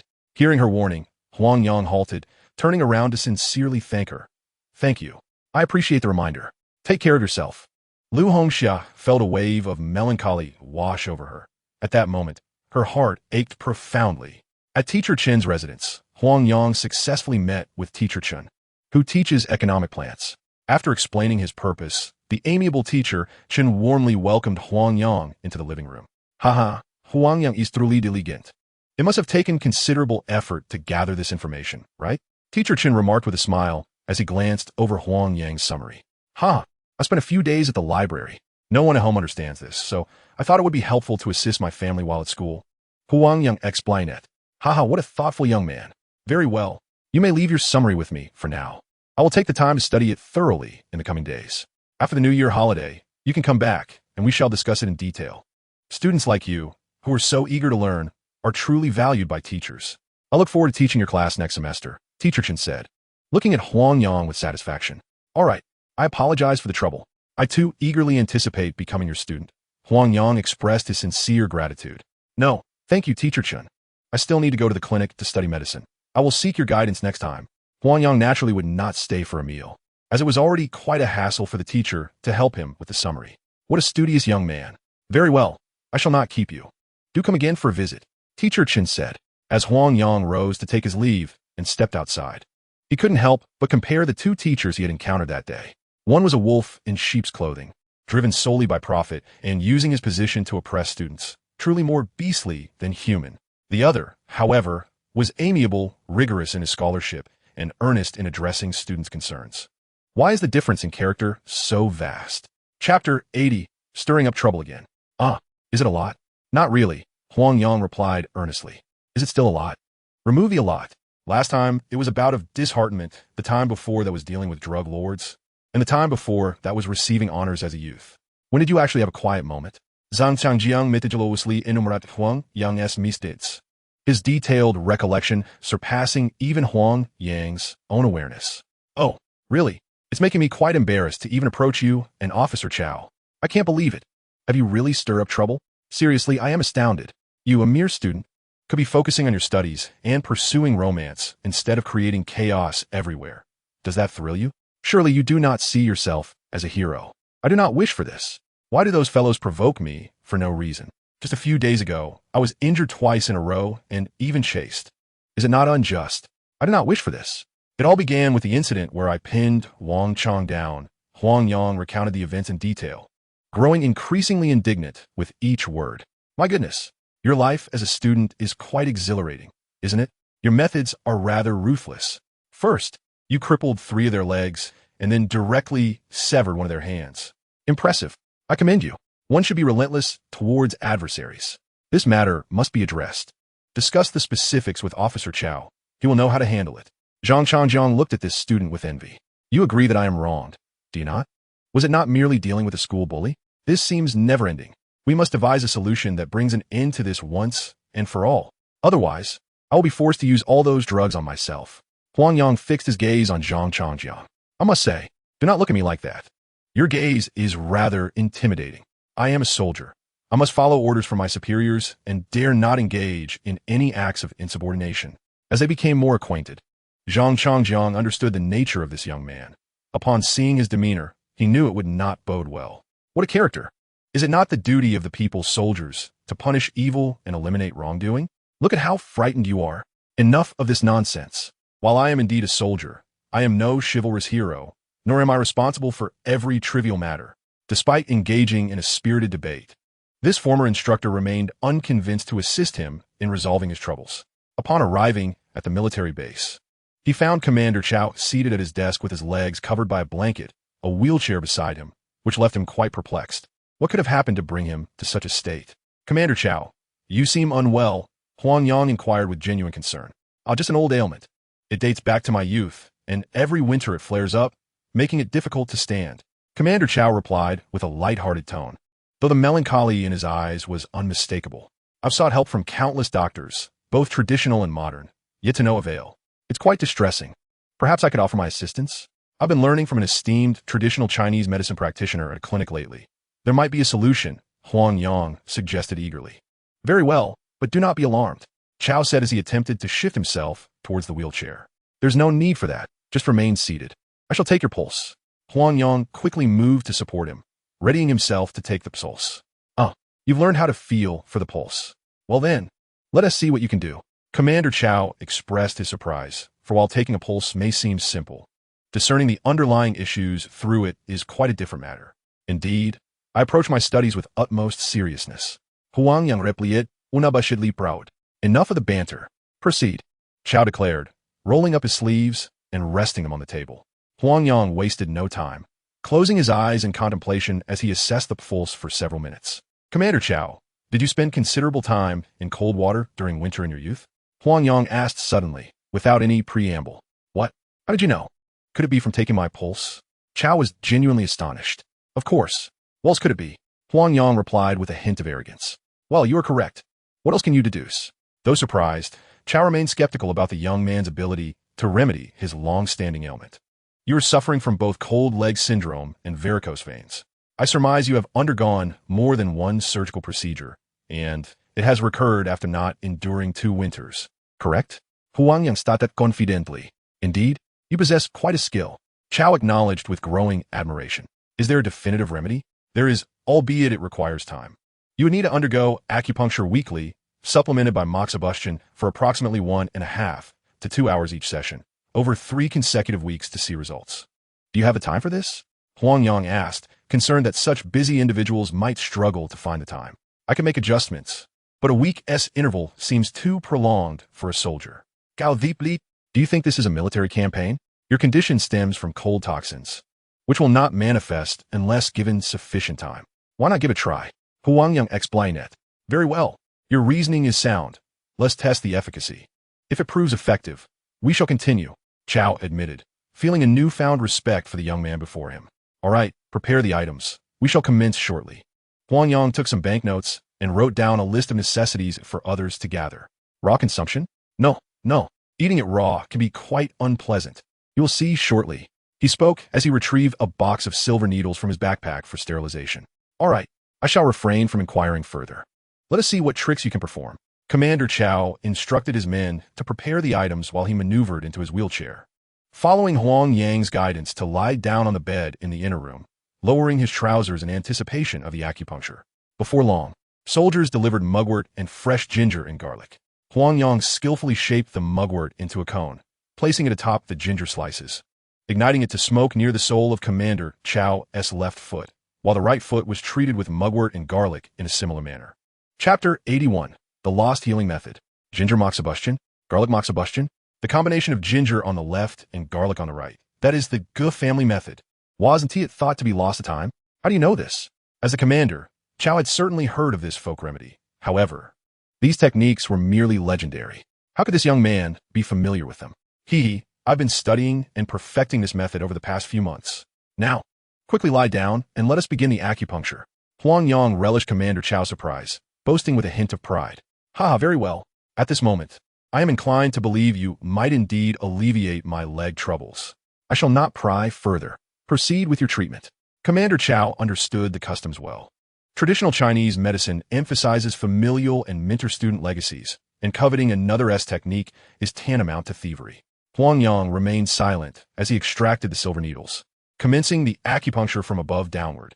Only he was aware that this technique was derived from the Emergency Military Preparation Manual, and to be recognized by the precious root of the yuzu was no trivial matter. Minutes passed, and Commander Chow was soon adorned with numerous silver needles. Huang Yang adjusted the electric heater to its maximum setting, pulling it closer to Commander Chow before departing. Over an hour later, he returned to collect the needles, finding the commander fast asleep, emitting a steady rhythm of snores. Is the time up? I hardly felt anything, Commander Chow was startled awake, attempting to rise. Do not move. Lie still a bit longer. The moxibustion is not yet complete. Wait until it is finished before attempting to get up. I estimate you will experience some relief today, but getting on your feet will have to wait until next week. Huang Yang Adfi said gently. All right then, I shall entrust my 100+ pounds to your care. If you manage to heal me this time, I will introduce you to a few of my old comrades, all of whom suffer from similar ailments and are quite affluent. Rest assured, you will earn a handsome reward. Commander Chow noted a significant reduction in pain, particularly the previously lingering chill. That is splendid to hear. However, do not misconstrue my intentions. I do not provide treatment for monetary gain. Huang Yang replied with a smile. Ha! Even if you ask me for payment, I shall not oblige. I have not demanded compensation for all the care I have provided you. I have certainly not shortchanged you during our previous medicinal preparations. By the way, this time's medicinal task involves 50,000 doses. Next month may bring even more. Prepare yourself mentally upon hearing that no fees would be charged. Commander Chow felt a wave of gratitude. This young man possessed a semblance of conscience for all he had done for him. 50,000 doses? Why so many? Huang Yang was equally astonished. Your medicine has proven effective. Our military district has allocated resources, and upon informing the higher-ups, we were assigned a substantial mandate. The entire military region is to be outfitted. It was only through the commander's persistent efforts that the quantity was reduced to 50,000. Further increases will follow in due course. The military district has mobilized a batch of medicinal herbs specifically for your alchemical endeavors. Do not falter. As Commander Chow spoke of the hemostatic medicine, a smile crept across his face, for they had made quite an impression within the military district, achieving tangible political merit. Very well. As long as the compensation is satisfactory, I am not one to complain. However, should anyone dare to bully me, you must stand up for me. Huang Yang pouted like a wronged young bride. I am wronged. It was that fellow, Lu Daji. Huang Yang hastily recounted his grievances to Commander Chow. Upon hearing of Huang Yang's tribulations, furrowed his brow. Thus, once the matter is settled, let Zhang Changjiang accompany you. We shall uproot this Daji. How dare he bully those in our ranks? He even resorts to hiring thugs to commit murder, more loathsome than traitorous scoundrels. You focus on your alchemy. I will handle this matter. Go forth. Commander Chow, in high spirits, took it upon himself to tackle this troublesome affair for the young lad. Huang Yang turned to his alchemical work, completing 50,000 doses of the hemostatic medicine in 3 days and nights. This time, he adeptly managed the process using 3 large enamel basins simultaneously, finishing with a vigor that surpassed his previous efforts. Ha ha ha. Excellent. It is enough that my brothers stand up for me. I have a plan. Everyone follow my lead. This time we shall ensure he is sent away to keep company with Hao Ziqiang. I thank you all in advance. I shall cover all expenses, and afterward, I will treat you to the finest restaurant. Huang Yang proclaimed grandly. It is rare for you to be so generous. Very well, prepare the drinks. Let us take this opportunity to test our drinking prowess. Zhang Changjiang responded with equal exuberance, as strict regulations against alcohol consumption in the military made this outing all the more desirable. That night marked the final eve of the New Year's holiday, and the Spring Flower Bar was abuzz with patrons. Although the absence of college girls had somewhat dampened the business, the bar had been packed over the holiday, allowing Lu Daji to momentarily forget his troubles, rallying his younger brothers to maintain the bar's operations. The 3 were seated in a corner booth, drinks in hand, clinking glasses with the beautiful women surrounding them, reveling in the freedom like untamed stallions. Hey there, can I invite you for a drink? A provocatively dressed young girl plopped down beside Zhang Changjiang, wrapping her arm around his. What would you like to drink? It's my treat. Zhang Changjiang, enchanted by the beauty, responded foolishly. He obediently summoned a waiter to order drinks, only to be taken aback by the prices at Rose Manor. A single bottle cost 368 yuan, startling him. Many people's monthly wages might not even cover the cost of that bottle. Since Huang Yang was footing the bill, he felt no remorse and promptly ordered a bottle for everyone to enjoy. Hey, sweetheart, why not invite a few more friends over? Don't you see my brothers here are all single? Tonight, we expect top-notch service. Money is no object. Zhang Changjiang declared with rare flamboyance. You truly are generous. Just a moment. I'll call my sisters over to keep you company. The young lady remained seated, casually beckoning a waiter and whispering a few words in his ear. Before long, 2 beautiful women approached, joining 2 soldiers, engaging in flirtatious banter. The trio of men and women exchanged laughter, and shortly thereafter, all six rose simultaneously to ascend the stairs, eliciting knowing smiles from passersby. Meanwhile, in Director Guo's office at the Public Security Bureau, classmate Huang Yang had been persistently pleading for over half an hour, his objective clear, to persuade Director Guo to dispatch officers to apprehend Lu Daji. Yet, despite his fervent entreaties, Director Guo remained resolute, citing insufficient evidence. It wasn't that he was unwilling to assist. Rather, it was the fact that Lu Daji had disregarded protocol. Why had he not reported the attempted murder sooner? Days had passed since the incident, and Huang's solitary testimony could hardly justify police action. Did he believe the police were akin to his personal security? However, Huang Yang was not one to relent easily. He had expended considerable resources to indulge the soldiers, and had even funded their entrance into a bar to ensnare Lu Daji. If the police did not act, his investment would amount to naught. In desperation, he produced the special expert certificate given to him by Officer Chow, prompting Director Guo to take him seriously. Special expert? Is this certificate authentic, or are you attempting to deceive me with a forgery? Director Guo scrutinized Huang Yang after examining the document. Ah, my esteemed Director Guo, your imagination knows no bounds. Why not call the military to verify? Who would dare to forge such a prestigious document? Huang argued. Even so, without evidence, how can I justify an arrest? The case from last time has been closed. Once the paperwork is finalized, you will receive compensation for your medical expenses. Military experts are no exception. Director Guo replied solemnly. Please, I have pleaded all night. Why are you being so obstinate? Once the police mobilize and gather evidence, capturing him will be a mere formality. Huang persisted. Before Director Guo could further dissuade him, a patrolling officer interrupted, announcing, "We have a report of an emergency. I will accompany the team." Upon hearing of the alert, Director Guo promptly decided to investigate personally. He glanced at Huang Yang and instructed, "Come with me." Realizing that his extensive pleading had yielded no results, while a single phone call had prompted Director Guo to spring into action, Huang felt a renewed sense of urgency to hone his persuasive skills. The police car swiftly arrived at the Chunhua bar, where officers stormed into the hall, silencing the music to ascertain the situation. Upon learning that the reporting party was located in an office on the second floor, they promptly cleared the area. Director Guo led a contingent of officers into Lu Daji's office. Inside, a handful of thugs huddled in the corner, while Lu Daji crouched among them, his head resting on his knees, fearful of drawing the police's attention. Nearby, 7 women adorned in vibrant attire squatted against the opposite wall, their long hair obscuring their faces as they sobbed quietly. Before commencing any actions, Zhang Changjiang sat at the desk, a large mobile phone and a transfer list beside him. Who made the report? One officer inquired. It was I who called the police. Here is my identification. These are the fallen women from their bar, and they are involved in organized prostitution.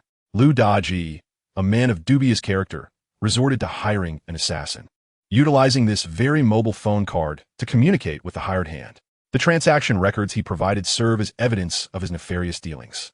Comrade Zhang Changjiang, exhibiting his characteristic decisiveness, introduced everyone present in rapid succession, meticulously enumerating the evidence at hand. Indeed, the police acted with remarkable swiftness. A group of individuals was quickly handcuffed and taken away, while the incriminating items were collected in plastic bags, leading to the bar's closure. The entire operation from the police's entry to their departure took less than 10 minutes. Comrade Changjiang, we are grateful for your assistance in apprehending these criminals. Such heinous acts will be subject to rigorous interrogation and severe punishment. I kindly ask all comrades to oversee our efforts. Director Guo expressed graciously while shaking Zhang Changjiang's hand. Not at all. We merely seized the opportunity to act. Zhang Changjiang replied. According to Lu Daji's confession, the last person he hired to commit a crime was none other than our esteemed expert. We are merely seeking justice for our own. I'll learn from this. You cannot achieve results without solid evidence. Even in our quest to combat evil, one must adhere to proper methods. Familiarity does not grant one the liberty to arrest someone based solely on a word. Director Guo admonished Huang Yang. Huang Yang, failing somelhat embaraset, sheepishly scratched his head and chuckled. On their way, he had shared his thoughts, only to be met with opposition from 3 soldiers. Unsurprisingly, he found himself defeated by his own naivety and wishful thinking. Well, everyone, let us part ways here. I hope to reminisce at the police station another day. Tonight, we shall conduct thorough interrogations to expedite the resolution of this case. Rest assured, We will deliver a just outcome for the harm inflicted upon this young man. Director will bid farewell to the soldiers. Thank you. This young man is not one to be underestimated. I hope Director Guo will keep a keen eye on him, Zhang Changjiang remarked. Of course. He is also an honorably recognized youth under my guidance, though he still lacks maturity in handling matters. Nevertheless, his righteous indignation against evil aligns well with my temperament. Director Guo responded. The four men watched as the police car departed. And Zhang Changjiang gently patted the young man's shoulder, saying, how about it? A bet is a bet. Shall we head to the hotel? Absolutely. Huang Yang replied with conviction. Chapter 83. Guidance from Teacher Chen. That night, the four men indulged in revelry, causing Huang Yang to succumb to a stupor after consuming over 1,600 coins worth of spirits, primarily due to the prodigious drinking abilities of the soldiers. The case of over 200 bottles of premium Shifeng liquor was nearly depleted, granting him a glimpse into the formidable drinking prowess of the military brethren. Through this experience, Huang Yang realized he had underestimated the complexity of the situation. Upon reflection, he acknowledged the influential individuals he had encountered, including Commander Chao, Principal Deng, Director Guo, General Liu, and Dr. Yang, all formidable figures in their own right. Gaining their favor would undoubtedly require considerable effort and strategy, as evidenced by his recent unsuccessful appeal for assistance. The next day, following a break, classes resumed, coinciding with the scheduled guidance session with Teacher Chen. After class, Huang Yang deliberately brought along the remaining wolfskin waist protector and knocked on Teacher Chen's door. Huang Yang, my dear student, Happy New Year. Please, come in and have a seat. The teacher's wife warmly welcomed him, recognizing him from his previous visit for guidance. In recent days, during the holiday, my partner has been effusively praising the newly admitted studentess summary, often murmuring in my ear, this is indeed a remarkable piece. Wolf fur is a rare treasure. You must have spent quite a fortune on it. Allow me to cover your expenses. As the teacher's wife fondly accepted the wolf fur waist protector, she understood its value well. No, this was obtained during my last herbal foraging trip in the Qinling Mountains when I encountered a wild wolf. It cost me nothing. I'm just glad it can be of use to you. Huang Yang quickly declined the offer. You managed to catch it yourself? You encountered a wolf? How perilous. How could you engage in such a dangerous endeavor? The teacher's wife was instantly alarmed. The notion of hunting wolves seemed a distant memory, something heard only during the era of rural work many years ago. Haha, please don't panic. I've trained in martial arts since childhood under my uncle, so I could manage. Wolves aren't much stronger than dogs, and with 4 or 5 of us, we could handle it. Huang Yang reassured her, noticing her genuine concern. Nonsense. Wolves are far more formidable than dogs. Haven't you heard that wolves roam the world consuming flesh while dogs scavenge? Mr. Chun, who had just entered, interjected upon hearing Huang Yang's account. Huang Yang felt a warm glow. This was the essence of a true educator, deserving of the student's admiration. So the wolf-hunting hero that Principal Deng spoke of is indeed you. Impressive, truly worthy of the title of honorary youth. You align with my tastes. Mr. Chen laughed heartily after hearing Huang Yang's tale, appearing to shed years in that moment. You've heard about it too, Mr. Chun. I'm hardly a hero. I ended up writing a lengthy 1,000-word reflection. Huang Yang lamented once more. Writing a reflection? Indeed, 1,000 words is barely sufficient. Mr. Chun chuckled exuberantly, causing the teacher's wife to stifle her laughter as well. Dear boy, that reflection was well-deserved. Engaging in such perilous activities is not to be taken lightly. The mere thought of wolf hunting sends shivers down one's spine. One must not harbor any illusions. Do you understand? Mr. Chin spoke with a serious tone. Understood. I shall accept this waist protector. Your thoughtfulness is appreciated. However, do refrain from gifting me anything further. You are still a student. Do not squander your money.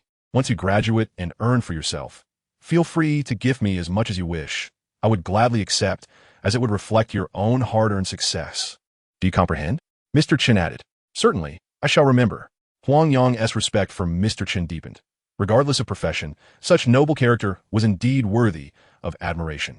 Juste ramambe. Now, tell me about your plantation. I have read your summary, and it is truly commendable. Many aspects can be directly implemented. However, if one merely transcribes it verbatim to instruct others, it may come off as overly textbook-like. I have annotated my opinions on irrigation and field management. Take a look. Mr. Chun produced Huang Yang's summary and handed it to him. Huang Yang received the stack of papers with both hands, flipping through them, and was genuinely moved. The pages were densely filled with red ink annotations of the teacher's insights and interpretations, most of which presented new perspectives and suggestions, making practical application much more accessible.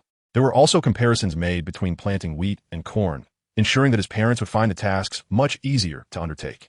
The two engaged in meticulous deliberation for over 2 hours, covering every detail from breeding, sowing, pest control, to irrigation and weeding.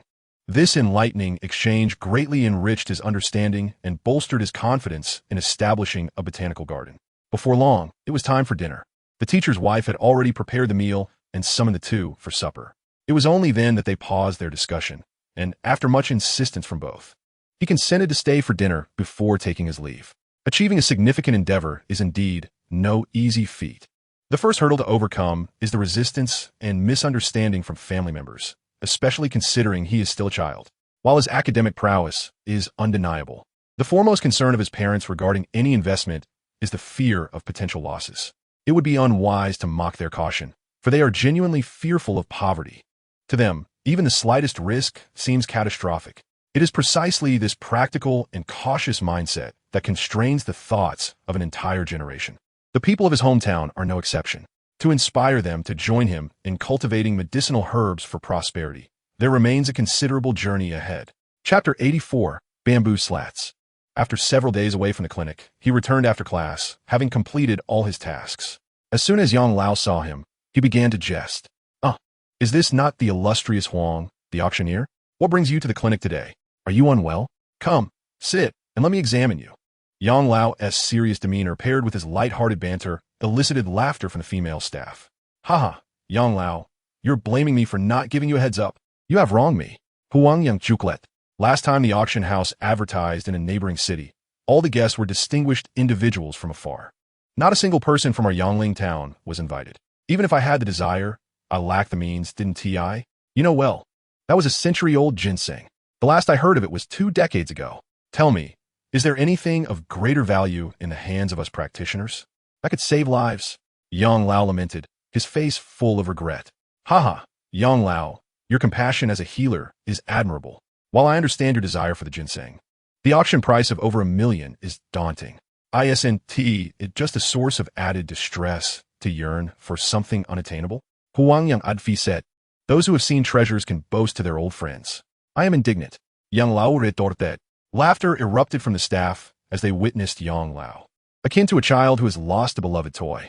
The afternoon brought a good number of patients, and the two toiled until closing time before finally catching their breath.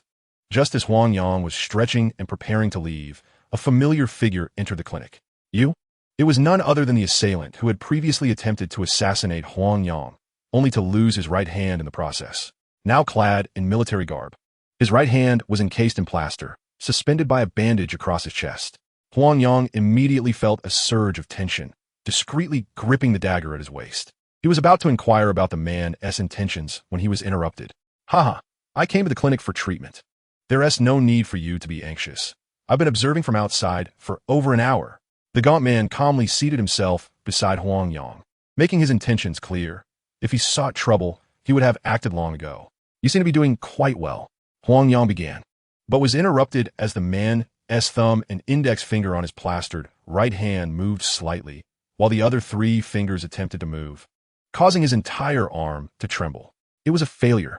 The doctor remarked that 3 tendons had suffered localized necrosis, and restoration to their former state would require nothing short of a miracle for regeneration. I recall you once mentioned there was a solution, correct? At this moment, the man no longer embodied the resolute spirit of yore. He appeared as someone on the brink of despair, akin to a drowning soul clinging to the last straw, his eyes brimming with desperation and longing. Have you heard the tale of the farmer encountering a snake? Do you believe I should intervene? Huang Yang, too, found himself at a loss for words. Why would he save someone who would harm him? Was he a fool? The revolutionary soldier, a mere brick in the wall. Wasn't Liu Daji already apprehended? Given the presence of outsiders, the emaciated man's words were veiled, yet Huang Yang grasped their meaning. Clearly, he indicated that the two bore no animosity. They were merely hired hands. With the principal now in custody, it was time to let go. Yet, could Huang Yang truly release such burdens? Certainly not. Had he not taken refuge in the garbage warehouse and successfully launched a surprise attack, the outcome could have been dire. Your information flows freely, does it not? Yet, it seems insufficient, do you not agree? Huang Yang mused with a hint of amusement. Ah, the revolutionary soldier. A brick indeed. This presents two opportunities for labor. The emaciated man handed over two bamboo slips, stating, Huang Yang examined the slips, which, akin to business cards, bore a series of phone numbers inscribed upon them. The sharp edges themselves constituted a weapon. Huang Yang remained non-committal, lost in thought as he caressed the bamboo slips. It is dinner time. Shall we indulge in a bowl of palma nearby and engage in a casual conversation? The man, perceiving Huang Yang's hesitation, encouraged him. In a crowded establishment, speaking in hushed tones was hardly befitting a soldier. Very well, Huang Yang concurred, feeling that such discretion was indeed unsatisfactory, and thus he agreed. After bidding farewell to old Yang, he settled into a corner of the palma shop across the street. Are you intrigued by my appearance? The man seemed to perceive Huang Yang's thoughts and directly inquired. Huang Yang nodded, Cho Sing Silence. A professional thug is typically a sight one observes only on television, often characterized as a ruthless ruffian. Yet, this individual donned military attire, rendering the situation all the more intriguing. There was no need for concealment. The man had approached Huang Yang with no intention of hiding his identity.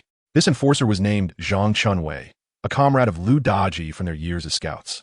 However, their fates diverged. Upon transitioning to civilian life, Lu Daji failed to secure an official position and squandered his days running a bar, while Zhang Chunwei leveraged connections to join the fire department, becoming a firefighter. Having witnessed the underbelly of society, both men discarded their military convictions and engaged in illicit activities. Lu Daji capitalized on his bar to run a prostitution ring, while Zhang Chunwei, disapproving of such ventures, resorted to clandestine enforcement work. They maintained occasional contact, each contributing to the other's ventures, amassing considerable wealth. None could have foreseen that both would ultimately fall at the hands of student. It is indeed a poignant reflection. What are your future plans? Will you continue down this path? Huang Yang sighed, recognizing that everyone bears their own burdens. Yet, this does not justify criminality. No, the two bamboo slips I gave you are the final tokens. Our shared misfortunes have been ample. Previously, our struggles were for survival, but as children grow, I cannot allow mine to only see me through prison bars. Would you really want to send me in as well? At this moment, Zhang Chunwei was not merely a cold-hearted enforcer, but rather a weathered father. I have kept these two bamboo slips. Huang Yang finally spoke after a prolonged silence.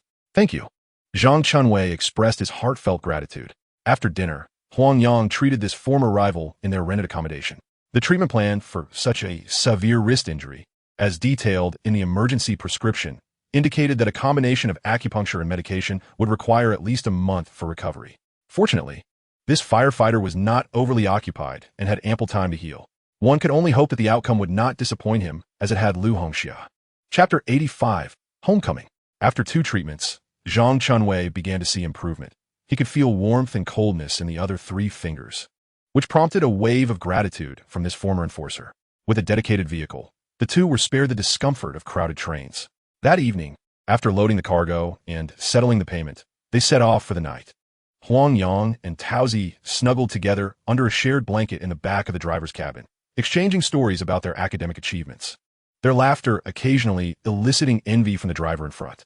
Navigating the Qinling Mountains at night was undoubtedly perilous, but with 2 drivers alternating and keeping watch over each other, they traversed the mountains without incident. At around 5 in the morning, the vehicle dropped off Taozi at her doorstep, where her parents awaited her arrival.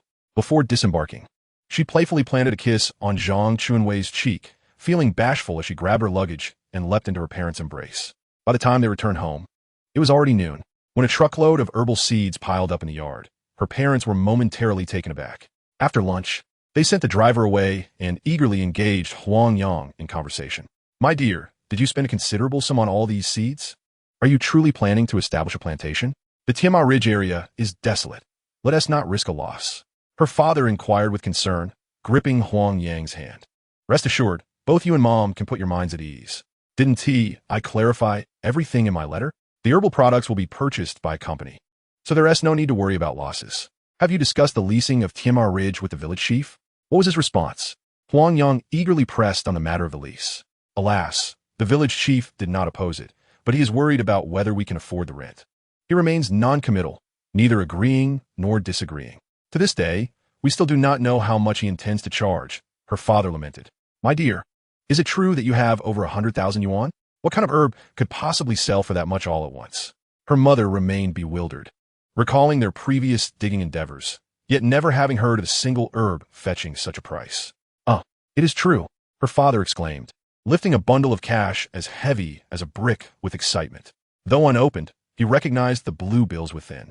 His hands trembled uncontrollably, clutching it tightly to his chest as if fearing it might sprout legs and flee. My child is capable of earning money. Tomorrow, I shall ascend the mountain to express gratitude to the ancestral deity for their benevolence. Surely, it is the ancestral deity's blessing that has allowed my child to uncover wild ginseng. Her mother murmured to herself, cradling another bundle of cash. In the village, there was a temple dedicated to the ancestral deity where residents sought divine guidance for ailments, weddings, and funerals, and for many years, the incense offerings had flourished. Indeed, let us thank the ancestral deity. I could never amass such a fortune in my lifetime. My child is remarkable. Follow my lead, the elderly father proudly declared. What my child earns is as good as my own. There is no distinction. Haha, how shameless. Yet he's still my child. The allure of cash had a magical effect. Upon seeing the money, the parents felt reassured and ceased to impede his venture in a plantation. However, behind closed doors, a different narrative emerged. When a group gathered, the discourse shifted. Is the Huang family truly embarking on cultivating medicinal herbs? What kind of herbs do those seeds represent? This lad has only completed half a year of schooling. From where did he procure the funds to purchase these seeds? His child is indeed promising. I heard he even sent money back home recently, claiming it was from selling medicinal herbs. Can that mountain really yield such a bounty? Who can say for certain? If he's not diligently attending school, how can he be digging for herbs at home? Running so far to collect herbs, how can he still pursue his studies? This is clearly a dereliction of duty.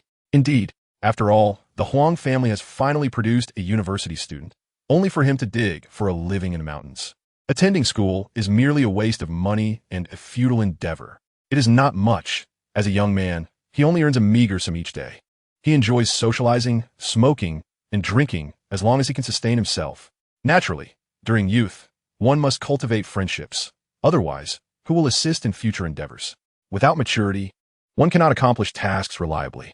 Youngsters tend to act impulsively. Can he truly strike it rich in herbal cultivation when so many others in town are unaware of the craft? Just wait and see. It will all come to naught eventually. Chapter 86. The Village Chief. The idle gossip of the neighbors was unknown to Huang Yang, who slumbered soundly. In his dreams, the four captains of the wolf-toothed squad nestled against him, their delicate forms and fragrant allure eliciting laughter even in his sleep.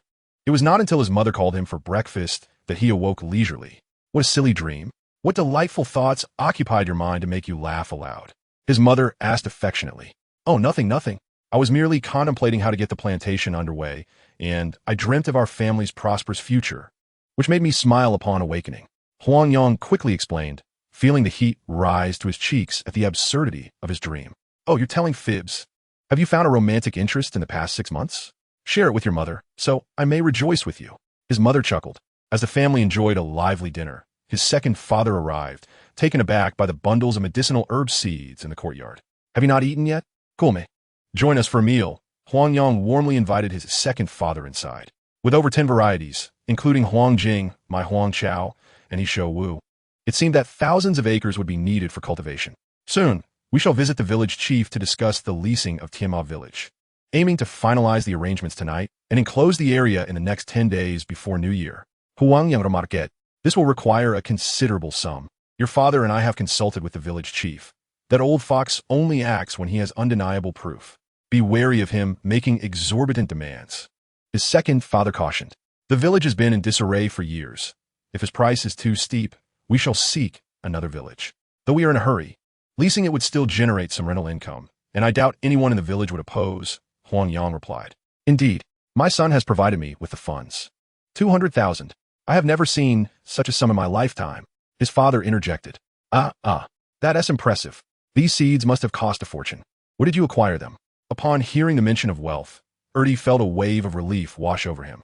The medicinal herbs were procured from a reputable company, and the cultivation techniques had been guided by our esteemed teacher. Once we secure the contract for Tianma village, you and my father need not venture outside. We shall enlist my uncle to oversee the plantation, and we shall agree on an annual remuneration of 10,000 yuan.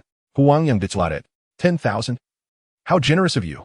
That would make one a wealthy individual in an instant. What if we incur losses? Erdi responded, astonished. Do not fret.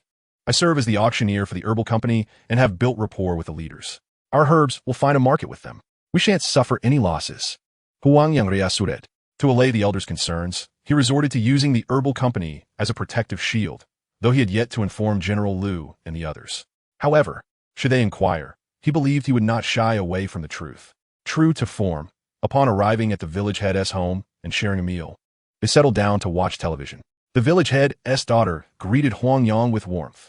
Ha! It's not so easy for a child from the mountains to change. A bit darker, a bit thinner, but still charming. Huang Yang chuckled, but you have transformed quite a bit. You become quite beautiful, and you know how to dress well. Really? I've only bought a few outfits, Guishali remarked, touching her face shyly. You ought to stop being so vain. Your father is waiting for you. Why not invite him in? Xiali's mother interjected as she noticed them lingering at the door. Oh, uncle, come in quickly. My father is inside, Guishali called out, ushering them into the house. All right, let us play tomorrow. Huang Yang and the others entered the main room, where the village head, Guofugua, rose to pour tea. Fortunately, I've adjusted to the noodles, which were initially as thick as fingers. I couldn't get used to them at first, but now it's fine. I brought you 2 local Monkey King cigarettes. To give them a try. Huang Yang placed the cigarettes on the table, continuing, indeed, this semester, I've observed that the locals have shifted from farming to cultivating greenery, with every household owning a tricycle or motorcycle. Growing those crops in the mountains yields no market. After consulting numerous teachers, I've confirmed that cultivating medicinal herbs holds promise. Thus, I wish to give it a try. If successful, it would provide the villagers with a new path to prosperity. Huang Yang deliberately elevated the significance of the venture, hoping to capture the village head's attention. Haha, you're quite the thinker. Contracting Tianma village will require a substantial investment. Those neglected lands have been unattended for years. Some are even collapsing, and those that remain intact have been left untended for so long that it will be a considerable task for you and your family. Guofugua expressed his concerns. No worries. As long as we can secure the contract, we'll enlist the villagers' help to tidy the land. We should aim to have it ready before the year's end. This expenditure is justified. Uncle Gua, could you clarify how the contracting process for Tianma village works? I aim to secure it for at least 20 years. Huang Yang inquired directly, without beating around the bush. 20 years? You are indeed bold. Guofugua took a puff of his cigarette. The Tianma village, along with the surrounding hills, encompasses over 1,000 acres. If we calculate at 30 yuan per acre, that amounts to 30,000 yuan annually. Over 20 years, that totals 600,000. Can you earn that much from cultivating medicinal herbs? Chapter 87. Commencement of work. Here we are. Indeed, Gua village head has quite the appetite. 30 yuan per acre is for established farmland. Yet the Tianma village area consists of wasteland that has been abandoned for years. How can it be assessed at the rate of arable land? Haha, Uncle Gua, your concerns are noted. The Tianma village land has been fallow for many years. Restoring it to productivity will require at least 5 years. All of this entails significant expenditure. I wonder if the village can rally the locals to assist with the leveling? Huang Yang smiled. Considering the pricing based on mountainous terrain, when I specifically requested, it seems quite reasonable, does it not? Remarked father.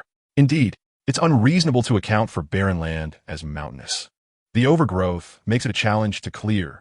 He added, years ago, several villagers were injured during voluntary labor to rehabilitate the mountains. The cost for lost wages and medical care amounted to quite a sum. I believe pricing it at half the rate for mountainous terrain is more fitting. Chimed in second uncle. Huh, you 3 are harmonizing beautifully, merely expressing discontent over the price, aren't you? Pray tell, what is the maximum amount you would deem acceptable? Surely, half the price is out of the question, for that would have the villagers gossiping behind my back. Chuckled Guofugua, surveying the trio before his gaze settled on Huang Yang, whom he regarded as the decision-maker. Huh, Uncle Gua, you are well aware of the situation at Tianmajai. How about this? We draft the contract at half the price for mountainous terrain for 20 years, settling every 2 years. Each year, I will compensate you with 1 yuan per mu of land, to be paid in a lump sum after 20 years. What do you think? Huang Yang understood that to sway this cunning old fox, a sweet incentive was necessary. Really? Do you have such a sum at your disposal? Guofugua was evidently intrigued. 20,000 yuan was indeed enticing. His annual income barely reached 5,000 to 6,000. The prospect of receiving 20,000 at once was exhilarating. Yes, indeed. I have prepared the 20,000 for you. Huang Yang produced 2 bundles of 100 yuan bills, extending them towards him. It appears you have truly made strides this past half year. Excellent, excellent. Youthful ambition is commendable. Let us proceed, as you suggested. As a university student, draft the contract, and we shall sign it tomorrow morning. I too hope for your swift success in uplifting our fellow villagers. Guafugua, upon seeing the cash, readily agreed. Typically, gifts consisted of a pack of cigarettes or a few eggs, but this was an unprecedented sum. Moreover, half the price was still substantial, and the villagers would have little to say against it. Father and second uncle could only watch, their mouths agape, as their child secured a deal worth 20,000. They felt a pang of regret. With the contracting matter settled, a great weight lifted off Huang Yang's shoulders. Upon finalizing the contract tomorrow, he could commence land leveling with great fanfare. However, both father and second uncle expressed their reservations about the 20,000, repeatedly lamenting that too much had been offered. In the afternoon, the trio summoned uncle to join them in an on-site inspection at Tianmajai. The mountain road was treacherous, with ancient pathways devastated by flash floods. Armed with a measuring tape, they assessed the necessary repairs and the surrounding areas requiring fencing. They climbed to survey the topography, planting zones for various medicinal herbs, areas for drying and storing the herbs, and the accompanying water and road infrastructure. This was no trivial undertaking. The group toiled until dusk, sketching out a rough plan. They spent the entire afternoon without entering the village, merely gazing from afar at a ring of stone walls enclosing a relatively flat valley, within which lay several terraced fields and dilapidated houses, presenting a rather desolate scene. After dinner, Huang Yang secluded himself in his room, beginning to draft a layout for his plantation. Although he had not formally studied design, he managed a simple delineation of the areas. After toiling through the night, he finally produced a planning map that satisfied him before succumbing to slumber. Early in the morning, my father and my second uncle were rallying the neighbors in the village to repair the road. With the new year just a few days away, the idle laborers were enticed by the prospect of earning 15 yuan a day, and one by one, they abandoned their card games, shouldering their hoes to follow them into the mountains. Upon learning that the three grandfathers had contracted Tianma village, they praised Huang Yang for his promising future. To everyone's surprise, Guoxiali also came along, bouncing up to Huang Yang and cheerfully exclaiming, "Yanghua, didn't you say yesterday that you wanted to play with me? I've been waiting all day and you never showed up. I'm not here to play. I want to witness firsthand how you transform wasteland into a plantation. Did you draw this plan? When did you learn to paint?" Guo Xiaoli snatched the planning map from Huang Yang's hands. Her curiosity piqued. "I worked on it late into the night. You can tag along, and you can help me measure with a ruler. It counts as your day's pay. Though it might be a bit chilly." Huang Yang replied.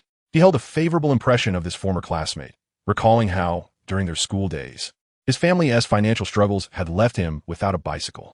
This girl often rode her bike to take him to school, and feeling embarrassed to have a girl carry him, he resolved to learn to ride. She generously lent him her bicycle for practice, and soon it was Huang Yang who rode her to school. Reflecting on those times now brings him joy. "I'm not afraid of the cold. Mountain kids are tough. Is 15 yuan really worth it? You're getting the short end of the stick," she said, blinking her eyes playfully. "Ha! You're the only one who can handle it. But we have plenty of work ahead. There is no room for laziness." Huang Yang teaset, blithely pinching her nose. This was merely a habit formed in childhood. He couldn't resist the urge to tease her when she batted her eyelashes. Chapter 88. Battling with wild boars, how extravagant. Have you truly made a fortune digging for herbs? Are there really so many medicinal plants in the mountains of Qinling? Guoxiali asked with a smile. "Why else would I be digging? The population is sparse over there, and not many people are collecting herbs. It's not surprising to stumble upon a ginseng root, right?" Huang Yang replied, "Somelhat ifasifali." He was weary of explaining the source of his newfound wealth, having done so countless times before. "How fortunate you are. I must go pay respects to the ancestor before the new year, hoping that I too might find a wild ginseng and strike it rich." Guoxiali seemed convinced. The two chatted and laughed, reminiscing about their school days. Guoxiali was deeply enamored with the idea of university life and held Huang Yang, the college student, in high regard. Once the tasks for the villagers were organized, Huang Yang led Guoxiali deeper into the village. Today's mission was to assess the condition of the houses within the village and determine the locations of water sources and drying areas. Before long, they approached the village wall, which stood an impressive 5 meters high, constructed of large stones with smaller stones filling the gaps. Despite the passage of years, it remained steadfast, with dried moss creeping across its surface. No one could remember when or by whom the village was built, and the dilapidated houses within hinted at a long abandonment. Wow, this desolate mountain and the crumbling thatched cottages look so forlorn. Are we not a bit too fragile for this? Aren't you scared? Guo expressed her concern, gazing apprehensively at the bleakness of the village. What is there to fear? While I was foraging for herbs over by the Weha River, I spent the night alone there, and it was far more desolate than this. Let's check out that area over there. Huang Yang pointed toward the drying area not far from the village entrance. The threshing ground, once a place for ancient people to sun-dry their grains, now lies in disrepair, with long fissures snaking across its surface due to years of neglect. Patches of wild grass have taken root, contributing to its desolate appearance. Fortunately, there are no areas that have collapsed, and a roller can be employed to flatten it slightly, making it suitable once again for drying. Further in, several collapsed thatched huts stand above the threshing ground. Leveling the area and connecting it to the surrounding wasteland could yield a terraced field. As I delve deeper along the ancient path within the village, small houses are scattered on either side, with only a few sturdy brick structures still standing, their corners protected by tiles. Many windows and doors are broken, lying on the ground, revealing the antiquated furnishings inside. Approaching a relatively well-preserved house, Huang Yang cannot help but hum, feeling the fluctuating warmth and chill from the jade bamboo root against his chest. What does this signify? Is there a coexistence of danger and treasure? Might there be riches hidden within this dilapidated abode? Stepping forward, he instinctively positions Guo behind him. The heavy wooden door of the brick house has already collapsed, and a foul stench emanates from the dark interior. Step back, there are livestock. Huang Yang warns, drawing his dagger in readiness. What? Could it be a wolf? Guo, sensing the impending danger, trembles as she retreats. But it is too late. A dark wild boar, its body as large as a calf, bursts forth from the doorway, its massive head and bristled mane striking an imposing figure.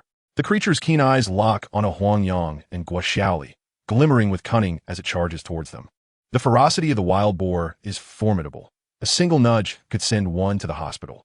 Its combat prowess rivals that of a pack of wolves, and being targeted by such a beast is far from desirable. Go call for help, Huang Yang shouts, not retreating but advancing to confront the wild boar. The bristles on its neck stand erect, and its short legs propel it forward with remarkable speed, as its snout, sharp as a spear, aims directly at Huang Yang's midsection. Damn it! Huang Yang curses, evading the charge and striking the boar's side with his dagger, leaving a long gash that causes blood to flow down its belly, leaving a trail of crimson. Are you all right? Guo calls out, her concern evident. I'm Fine. Hurry and get help. This creature will become more frenzied if injured. Go, Huang Yang urges, not sparing a glance at her. Indeed, the wild boar, after a brief moment of confusion, is incited into a frenzy by the pain of its wound. Rampaging wildly, in no time, the small area in front of the door is transformed into a battlefield, with the boar relentlessly pursuing Huang Yang in frantic circles. Soon, he finds himself breathless and weak-kneed from fear. The boar's rampage is truly savage. Large stones, the size of millstones, are uprooted and shattered under its assault. Yet, could the terrain be utilized to his advantage? Casting a quick glance beneath the millstone, he spots several large rocks forming a cluster, rising several meters high. Surely, should the wild boar tumble down, it would not fare well. Huang Yang let a sigh of relief as he slumped onto a nearby stone, staring blankly at the wild boar below. Had it not been for his quick thinking and utilizing the shield, the outcome could have been quite uncertain. Confronting this wild boar was far more perilous than the previous encounter with 3 wolves. Li Liang, are you all right? Are you injured? Do you need to go to the hospital for a checkup? The wild boar's ferocity was no trivial matter. One must not overlook any potential hidden injuries. Did it knock you over? Don't force yourself. His father, accompanied by several villagers, hurried over, their concern palpable. I'm Fine. Just a bit startled. I managed to wound the boar before it bolted. Huang Yang rose, stretching his limbs and pointing at the wild boar. We're fortunate. We'll have meat for the new year. As long as you're all right. This big wild boar is enough for several families. One villager remarked. Little Yang is truly fortunate. Once processed, wild boar meat is far more fragrant than domestic pork. Old Huang, your son is quite capable. Another added. Little Yang excels in both academics and physical prowess. The last wild boar was hunted by 5 or 6 men last year. The villagers, well aware of the wild boar's ferocity, praised Huang Yang for his remarkable feat. To take down a wild boar single-handedly was something worthy of being recorded in the ancestral records. All right, let's proceed with the task at hand. Everyone lend a hand. His father, in a rare display of generosity, called for the villagers to help carry the boar. Chapter 89. The bandit's treasure. Huang Yang rested on the shield for quite some time until he regained his composure, feeling a chill as the cold sweat evaporated from his body. "Little Yang, come quick. There's a small wild boar here." Xiaoli's voice rang out, revealing that the girl had unexpectedly entered the house on her own, her voice filled with excitement. Coming. Huang Yang was intrigued. Did the mother wild boar bring a litter of piglets? Indeed, a section of the wall inside had partially collapsed, revealing 6 piglets nestled together in a corner of the earthen mound. Judging by the color of their bristles, these piglets were barely a month old, their tawny fur thick and vibrant. "All right, I'll find some straw to make them a nest, then build a fire and repair the doors and windows to keep them here temporarily. Without the mother boar, we need to raise the temperature. Go to my house and get some pig feed." Huang Yang instructed. The warmth from the bamboo root in his chest still lingered. The cold sensation from dealing with the wild boar had vanished, replaced by a more pronounced warmth. After sending the girl away, he could conveniently search for treasures. For wealth can be quite tempting, and sharing a portion might be harmless, but leaking the information could lead to trouble. "All right, just wait." The girl darted off, her enthusiasm for such furry little creatures evident. Once she left, Huang Yang meticulously searched for treasures, quickly discovering that the temperature at the corner of the yet-to-collapse wall was at its peak. He fetched a shovel and began to dig slowly. Removing the surface soil revealed several large blue bricks. As he pried them open one by one, an old wooden box, slightly larger than a medicine chest, came into view. The box appeared to be crafted from old elm wood, its dark brown surface richly patinated. He cradled it in his arms. The box was heavy, weighing at least 50 pounds. A delicate copper lock secured the box, its surface marred by patches of verdigris. It is not the first time, yet the exhilaration within me remains uncontainable. With a deft turn of the copper lock, I pry open the chest to reveal its treasures. Inside, neatly wrapped in red paper, lie rolls of silver dollars, filling the entire chest to the brim. I gingerly lift a roll, flipping it over to inspect, the faint inscription of Bi Ting Fong becoming discernible through the red seal. After ensuring everything is in order and discreet, I hoist my backpack and proceed with my tasks. You university student must enhance your physical stamina. A mere piece of pigskin has managed to weigh you down, so there will be plenty of labor involved in managing a plantation ahead. Very well, I concede your point. I shall return here tomorrow to tend to the pigs. Is there any other task you wish to assign me? Xiaoli muses about the little piglets confined within that room, wondering if they will cause a ruckus. No need for that. We cannot keep borrowing from your family for plantation work. It would be more appropriate to purchase a vehicle. A lightweight model is not overly costly. Huang Yang explains. Fine. Seeing the reason in his words, the young lady decides not to press further. Uncle, second father, have you heard of Bi Ting Fong? Huang Yang seizes the moment as the others are busy preparing wild boar meat to inquire. Bi Ting Fong? I feel as though I have heard that name before. During the Republic, our generation had a notorious bandit by that very name. Why do you ask? Uncle replies. Indeed, that very bandit. It is said your grandfather once worked under him. His formidable prowess was renowned throughout the entire county. My father adds. Oh, is that so? No matter. Huang Yang was about to share more about the treasure when he was interrupted by Dongzi's mother's voice from outside. Sister Huang. Oh, you're all home. I heard you captured a wild boar, so I thought to buy a piece of meat to treat your grandfather and grandson. Is there any left? Upon entering the courtyard, Dongzi's mother fixates on the wild boar meat hanging beneath the eaves. Not much remains. With so many workers today, there's just enough for each to have a piece for the new year. If the young lady wants some, I can spare a bit for dumplings. No charge among neighbors. My father says as he slices off a piece of meat and hands it to Dongzi's mother. Chapter 90, Aunt Lu. Oh, I feel terribly embarrassed. Dongzi's mother exclaims, accepting the meat while showing no sign of actual embarrassment. No need for that. We haven't spent any money. My father reassures her. Carefully, I unwrap a roll, revealing the glistening silver dollars within. As I examine each piece, I find coins from the 3rd and 8th years of the Republic, along with Shangshu-made Guangxu dragon dollars and Sun Yat-sen silver coins, 50 coins neatly bundled together, sealed with wax, faintly revealing the imprint of Bi Ting Fong. After counting, I discover that the chest contains 107 rolls, totaling 5,350 silver dollars. Even in that era, it represented a considerable fortune. In recent years, with the economic resurgence, collecting has become increasingly popular. Though I may not be fully informed, it is undoubtedly a significant treasure. as many elders pass down silver dollars as family heirlooms to the next generation. With this sum in hand, the modest rent for Tianma Zhai becomes inconsequential. Awakening with a smile from a splendid dream, I quickly have breakfast and board the bus to the county agricultural machinery market.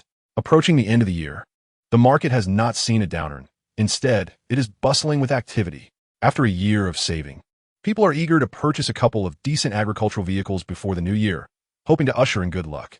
Driving a newly acquired tricycle or tractor while visiting relatives during the festive season undoubtedly adds to one's prestige. Consequently, these two vehicles are exceptionally popular at year-end, prompting businesses to engage in vibrant promotional activities. Huang Yang glanced at the Dongfanghong tractor but shook his head, continuing further into the market. It was not that he did not wish to buy a tractor, but rather that the narrow mountain paths of Tianma were ill-suited for such a large machine. Even two side-by-side carts would struggle to pass through. Another impoverished fool. What a waste of breath, muttered a soldier escort, glancing at the young man without a second thought. Huang Yang, oblivious to the soldier's disdainful gesture, soon encountered an infamous pickpocket. Before him, at the entrance of a shop selling Zongshan light tricycles, a gaunt middle-aged woman stood inspecting a tricycle. A young man, clad in a train engineer's cap, squatted behind her, stealthily reaching into her pocket. Just as he was about to succeed, the woman turned around, perplexed by the presence of an unfamiliar young man. "Who are you?" E.M. Antguo. The thief, caught off guard by her sudden movement, could no longer proceed, casting a resentful glare at Huang Yang before slipping away quietly. "Aunt, you might want to check if anything is missing. That man was trying to steal from you." Huang Yang whispered, "No teaching Herr John Fuxian." Oh, the woman finally grasped the situation and hurriedly checked her pockets. A corner of a bundle of cash peeked out, almost falling out. "I didn't lose anything. Thank you. Young man, I've saved up for a year to buy this tricycle for my pancake stall. If it weren't for you, I would have lost it all. I'm truly grateful." A genuine smile spread across her weathered face. "Don't mention it. Are you buying a tricycle too? How is this model?" Huang Yang inquired. "Oh, this one is quite good. Lightweight, fast, and powerful. It climbs hills effortlessly. Several of my fellow vendors sell this model. Do you want one too?" The woman replied enthusiastically. "The mountain roads? How are they?" Huang Yang asked cautiously.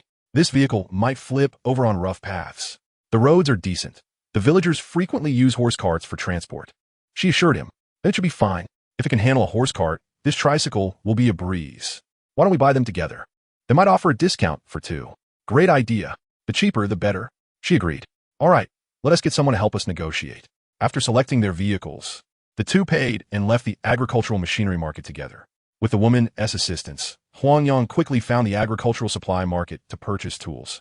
He needed an excessive amount of plastic netting, which was not in stock, so he paid a deposit for delivery in 3 days.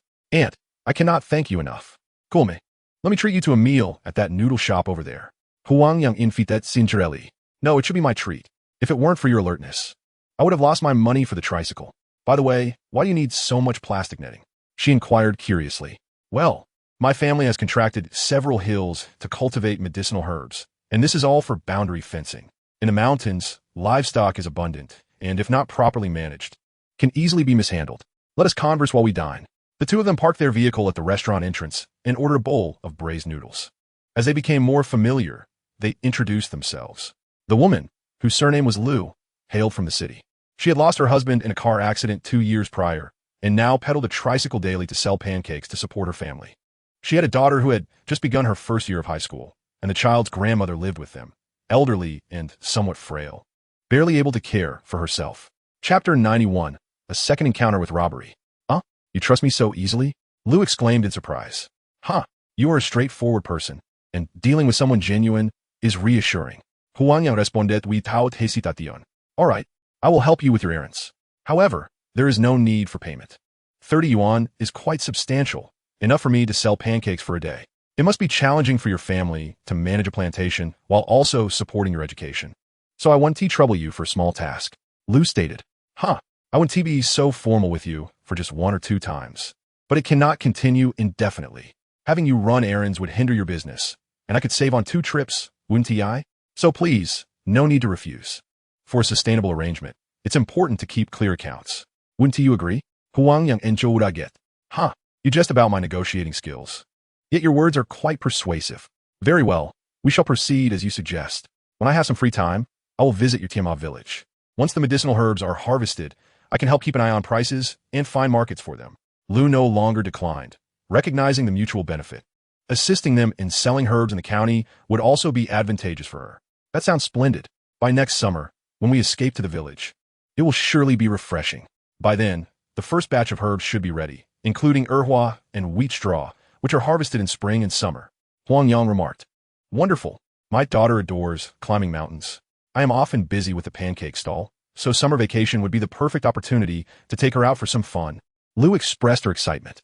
After their meal, the two bid farewell, and Huang Yang rode his new bicycle home. He pedaled slowly, feeling the chilly wind. And despite pulling his hat down and huddling his body, he still shivered from the cold. Just as he left the county, several motorcycles surged out from behind, swerving to block his path. Two of the motorcycles turned sharply to position themselves behind his tricycle, and 7 or 8 young men dismounted, each wielding a steel pipe, effectively encircling him. Tiger brother, this is the kid. If it weren't for him interrupting, I would have succeeded. Look at this thick stack. All 100 yuan bills. At least 4 or 5,000. The man in a scarf pointed at Huang Yang, addressing a scar-faced man. Are you foolish? You let such a little brat scare you? I thought he was a strong man. The burly figure, referred to as Tiger Brother, smacked the scarf man's head and scolded him. Huh. Tiger Brother's eyes glinted as he stepped forward, his gaze fierce and menacing. You little brat, did you hear that? Hand over everything valuable you have on you. And that new bicycle too. We'll take it. Otherwise, you will resort to violence? Do you think you 3 can intimidate me into submission? I've faced far worse than you, having dealt with soldiers toughs like Zhang Chunwei and ruffians like Hao Ziqiang. This is hardly a challenge. Isn't it just a fight? Let us do it. Oh, you have quite the audacity. Let's take him down. But be careful not to damage that new bicycle. Upon witnessing the young man's defiance, Tiger Brother called out to his subordinates to take action.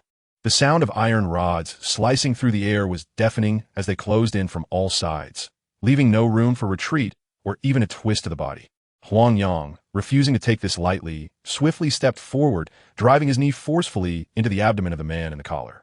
Seizing the moment of pain, he yanked him back and hurled him behind, where several iron rods struck him solidly. The sound of a thud echoed, followed by a scream reminiscent of a slaughtered pig. Meanwhile, the protagonist stood unharmed beside Tiger Brother, the cold blade of the dagger pressed against his neck. Tiger Brother was filled with frustration. Having just stepped back to observe his brothers torment the boy, he was suddenly met with an icy chill at his throat. Turning to look, he found a youthful face smiling at him. This kid had some training. He thought to himself, don't be fooled by the small knife. I don't believe you would dare to commit murder in broad daylight. My brother-in-law is the chief of police in Qinling Town, and if you lay a finger on me. Yet even as he boasted, his legs trembled uncontrollably. A sharp slap resounded, leaving a red mark on Tiger Brother's face. What if I do? He retorted. Is the police chief that impressive? Do you think he could save you if I merely grazed you? With each word, he received another slap, and soon blood trickled from the corner of his mouth, his right cheek swelling grotesquely. Please stop. I concede. Isn't that enough? Just let me go. We will never trouble you again. Tiger Brother, enduring the blows, could no longer maintain his bravado and hastily begged for mercy. Not looking for trouble anymore? You don't want a new car? You're willing to forego all that money? Huang Yang looked at the fool with a mix of pity and disdain. No more. I beg you, spare us. It was my foolishness to provoke you. Tiger Brother was genuinely terrified. The pain on his face was secondary to the chilling blade at his throat. A mere nick could spell his end. Good. Hand everything over then. If you don't want it, I will keep it for you. This money will suffice for the new year, understand? Huang Yang raised his palm. What? What do you mean? Tiger Brother was utterly bewildered. Don't understand? If you don't want the money, why keep it in your pocket? Empty your pockets of all valuables, quickly. Don't make me do this the hard way. Huang Yang raised his hand again. What? Damn. This is robbery, turned into being robbed. Who are you? Is there no justice left? He thought, realizing the irony of being robbed by someone who was supposed to be the robber. Yet, these thoughts remained unspoken, for voicing them would only invite another slap. What's this? You don't agree? Not keeping your word isn't the behavior of a good child. You deserve a beating. Huang Yang threw out the net, preparing to lift his hand once more. Agreed. Please don't hit me. Here's my watch, my cell phone, cash, all of it. Tiger Brother, though reluctant, had no choice but to swallow his pride and comply. He could only wait for the moment he would be free to retaliate. Chapter 92, Identification. What about you? Huang Yang accepted the object handed to him by Hu Gu, tightening his grip on the dagger in his other hand. Hurry. Why are you still hesitating to hand over the valuables? I've laid everything bare. What are you waiting for?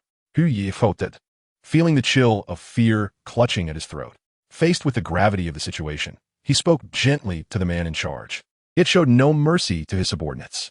The 6 or 7 young men exchanged glances, hesitating as they dropped their iron rods and began to rummage through their belongings. Watches and cash were extracted until their hands were overflowing. Place everything on the seat. Huang Yang commanded, nudging Hu Ge forward as he tossed a substantial collection of items onto the seat as well. You lot, he my command. Turn around.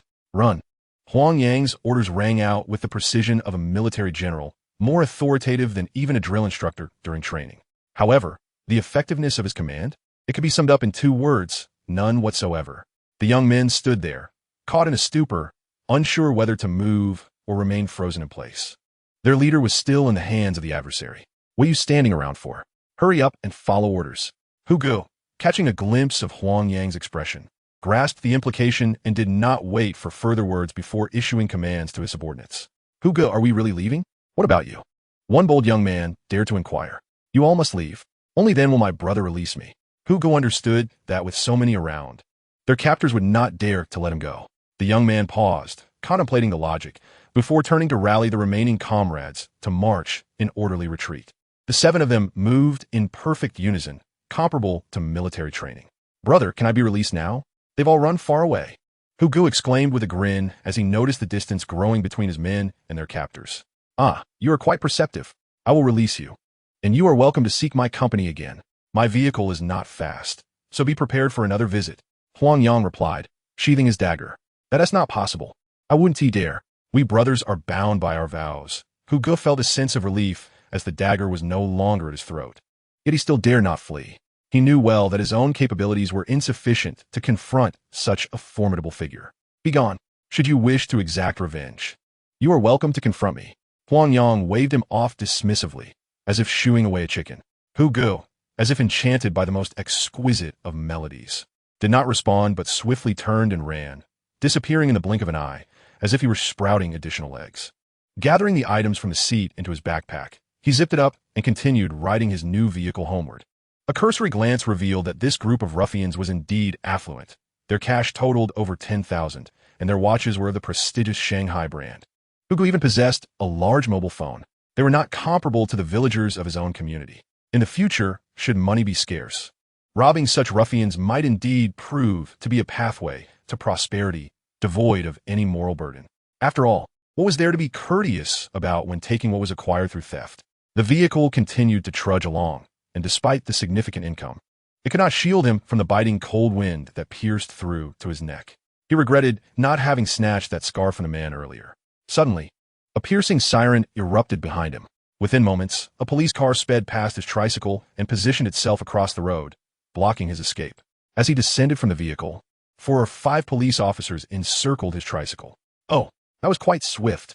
Please present your identification. Huang Yang remained seated, rubbing his hands nervously. You need to step out and accompany us, exclaimed one officer, his temper flaring. What kind of audacity is this from a mere robber? Do you think this is a game? The police officer's ire intensified, confronting him with an air of superiority. Do you not know that one must present identification when being questioned? I trust you do possess it. Huang Yang, having dealt with law enforcement on numerous occasions, was well aware of their internal protocols. Enough of this nonsense. You must come with us at once. Or else, the officers surrounding him gestured insistently for him to exit the vehicle, their threats palpable. Huh, you certainly have some nerve. What grants you such bravado at such a young age? Another officer stepped forward. Are you inquiring into my background? Do you possess any credentials? If not, you are quite unqualified. Huang Yang scrutinized the officer's badge, noticing it differed from that of his companion. Here is my identification. The officer reluctantly produced his badge, displaying it briefly before retracting it. As long as you have identification, Huang Yang retorted, retrieving his own expert certificate from his pocket and presenting it. The officer, upon glancing at the document, felt a shiver run through him. If this identification were legitimate, they had truly encountered a formidable situation. He raised his eyes, confusion etched on his face, as he regarded the young man before him. Can you comprehend this? If not, feel free to contact your superior. Huang Yang remarked with a hint of a smile. What is this all about, Lang? Is it truly worthy of such gravity? The initial officer inquired. The surrounding officers exchanged perplexed glances, utterly bewildered. Huang Yang leaned back in his seat, closing his eyes to gather his thoughts, silently hoping that Officer Chow would not lead him astray. If this expert certificate proved to be worthless, he would be in a predicament. Comrade Huang Yang, please hold on. Our chief and the county's criminal investigation team leader are on their way to personally handle this matter. After making a phone call, the officer descended with a noticeably more amicable demeanor. Upon informing the chief of the identification circumstances, the chief became anxious. He was well aware of his brother-in-law's reputation, and if military personnel were involved, it would spell trouble for him, even as a mere station chief. He quickly contacted a friend, the captain of the county's criminal investigation team, to assess the situation on site. If the certificate were authentic, they would need to devise a solution. If it were a forgery, however, it would be a significant triumph. Soon, 2 police cars arrived almost simultaneously. The chief and captain exchanged glances before approaching the officer who had first questioned Huang Yang. They conferred for some time, scrutinizing Huang Yang's certificate from every angle before finally addressing him. Comrade Huang Yang, this is your identification. We have misjudged the situation. Please accept our apologies. One of the leaders stepped forward, extending the certificate back to Huang Yang with both hands. Misunderstanding? Are you certain? Huang Yang inquired as he accepted the document. Absolutely. We are entirely certain. It was our error. Comrade Huang Yang, if you are busy, you may depart. Should you need anything, do not hesitate to come to the station and seek me out, the chief said, his expression one of obsequiousness. Very well. Thank you, esteemed leader. On this frigid day, your visit must have been quite taxing. Huang Yang, wishing to avoid any trouble, prepared to take his leave. Not at all. I apologize for taking up your time. The director, relieved that no one was pursuing the matter further, exchanged a few polite words before preparing to see them off. Huang Yang, is your father Huang Ji? You are the second son of the Huang family. Just as Huang Yang was about to leave, another leader beside the director exclaimed in surprise. Oh, you are Uncle Sang? It truly is you. Huang Yang, upon closer inspection, recognized this leader as his relative, Uncle Sang, and joyfully alighted from his vehicle, grasping the man's arm. Indeed, it has only been a few years, and you've grown into quite the young man. Why haven't you stopped by our home while in the county? Uncle Sang said with delight. Ah, I intended to, but it has been so many years that I couldn't find a place. The last time I visited, I was around 6 or 7, accompanied by my mother. The winding paths have blurred in my memory. The 2 relatives engaged in spirited conversation, while the nearby officers exchanged glances, realizing not only was this man formidable in his own right, but he also had influential connections. Thank goodness there was no offense taken. Old Sang, do you know each other? The director inquired, somewhat perplexed. Of course. This is the second son from the Yulan family. We haven't seen each other in many years. What a remarkable coincidence. Uncle Sang responded with exuberance. Excellent. Young comrade, this is truly an unexpected reunion. As always, should you require assistance, do not hesitate to seek me out at the station. I shall be at your service. The director's sincerity was evident this time. Thank you. Thank you. Perhaps we can arrange another day, as riding this tricycle is rather awkward, Huang Yang said, feeling a bit uneasy. A tricycle at home is a matter of pride, but it's rather inappropriate for visiting relatives in the city. If neighbors see you carting farm tools around, they might start to gossip. Uncle Sang insisted, guiding Huang Yang into a police vehicle, which then wound its way toward home. Along the journey, they discussed matters regarding identification, and Huang Yang, without reservation, recounted his experiences during military training, omitting any classified details, enough to astonish Uncle Sang.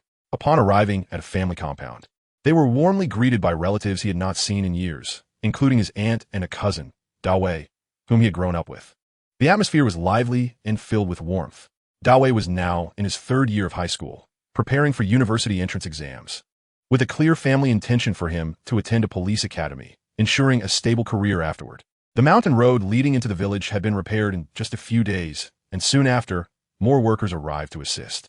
Houses marked for demolition were torn down, while those that could be restored were renovated. Collapsed structures were reinforced, and the overgrown weeds and shrubs in the fields were cleared away. Once the plastic mesh arrived, the entire contracted area was enclosed, and the terraced fields of Tianma village regained their vitality, finally resembling a flourishing plantation. Fortunately, this year's harvest had brought a flurry of activity, earning praise from the neighbors for the second son, which brought some comfort to his parents. The New Year festivities were filled with joy, featuring firecrackers, spring couplets, frying dough, and making dumplings. Every household set up card tables to play mahjong, landlord, and chess, creating a lively atmosphere. Children scoured the neighborhood for spent firecrackers, which became treasures in their hands. Everywhere, by chicken coops, pig pens, and doghouses, laughter erupted as children set off firecrackers, causing chickens to flutter and dogs to scatter, while the old sow grunted in surprise, creating a scene of sheer delight. On the first day of the Lunar New Year, people rise early, donning their brand new garments, and make their way to the Qinling Mountains Zushi Temple to offer incense and seek blessings. The older generation approaches the rituals with utmost seriousness, lighting incense, bowing respectfully, and earnestly making wishes. In contrast, the youth display a less sincere demeanor, wielding their cameras to capture moments, particularly the first rays of sunlight on New Year's Day, which create breathtaking views at the mountain summit. Beginning from the second day of the new year, families visit relatives, exchanging gifts of homemade, steamed buns accompanied by packets of white sugar and similar treats. Relatives gather to share stories, express their New Year hopes, and discuss their struggles, which fosters a sense of closeness among them. This year, with the establishment of a plantation and the acquisition of a tricycle, relatives no longer offer red envelopes to Huang Yang, but instead commend him for being industrious and capable of earning money, which brings unceasing smiles to his parents' faces. During mealtime, his uncle even poured him a glass of white liquor, treating him as an adult. His aunt and younger female relatives eagerly discussed finding him a partner, causing Huang Yang's face to flush with embarrassment. After the fifth day of the new year, the festive atmosphere begins to wane. Guo Xiaoli eagerly takes Huang Yang to Tianma village to see the wild boars. During the holiday, she had filled the pig trough to the brim, but hadn't checked on them since, leaving her quite anxious. Chapter 94. The Two Adventurers. Xiaoli, what do you plan to do now that the new year has passed? Huang Yang inquired, riding his tricycle and engaging in casual conversation with the girl trailing behind him. My dad wants me to substitute teach at the village primary school, and he has already spoken with the principal, but I don't want to go. I wish to raise wild boars in your plantation. Would you take me in? Guo Xiaoli gazed hopefully at the back of the young man's head, her grip on his shirt tightening unconsciously. Well, you can still raise wild boars while substituting. Just come by on weekends to help out. This year is primarily about physical labor. I doubt you could handle it. Huang Yang suggested. You say that, but I want to go. The girl pouted, unwilling to relent. How can a child teach in school? Wouldn't tea that make me the one being taught? It seemed the village chief had a keen insight. Perhaps you could come to oversee the plantation next year, but this year is mostly about construction. I wouldn't want your delicate skin to be roughened up. Or you might have trouble finding a husband. Best to stick with teaching for now, Huang Yang explained, sensing her disappointment. Are you serious? You said it. Don't go back on your word. I'll teach for a year, then come to grow medicinal herbs with you. You mustn't abandon me. The girl's spirits lifted, and she couldn't help but hug the young man's waist tightly. What is happening? We used to ride the same bike to school, and she would only hold onto my shirt. Now she is hugging me from behind. What does this mean? What are you doing? I'm still riding, Huang Yang said, feeling bashful. What's wrong with the hug? No one can see us. The girl replied, releasing him, her face flushed. Ah, so you want to hug, do you? Once we reach our destination, I'll let you hug to your heart's content. Just say the word, and I won't resist. Huang Yang teased, unable to hold back. Shameless. Just ride your bike. She playfully swatted him on the backside. The joy of youth is ever present, and this unexpected embrace was delightful. A tingling sensation that was truly refreshing. Ah, the villagers have been saying that you have taken a romantic interest. Is it true? The girl casually steers the conversation toward this topic. Not really, right? Didn't I mention previously? We have a Wolf Fong team dedicated to the adventurous pursuit of medicinal herbs. It's merely a regular exchange of letters. One cannot possibly engage with 4 partners at once, can they? Huang Yang interjected. The Wolf Fong team. Yes, precisely that. No, I must accompany you on your herbal expeditions. After we finish observing the wild boars today, let us venture deep into the mountains. Oh, isn't that unnecessary? We've been gathering herbs together since childhood. This is merely a thrill for city dwellers. Absolutely not. Today is the day.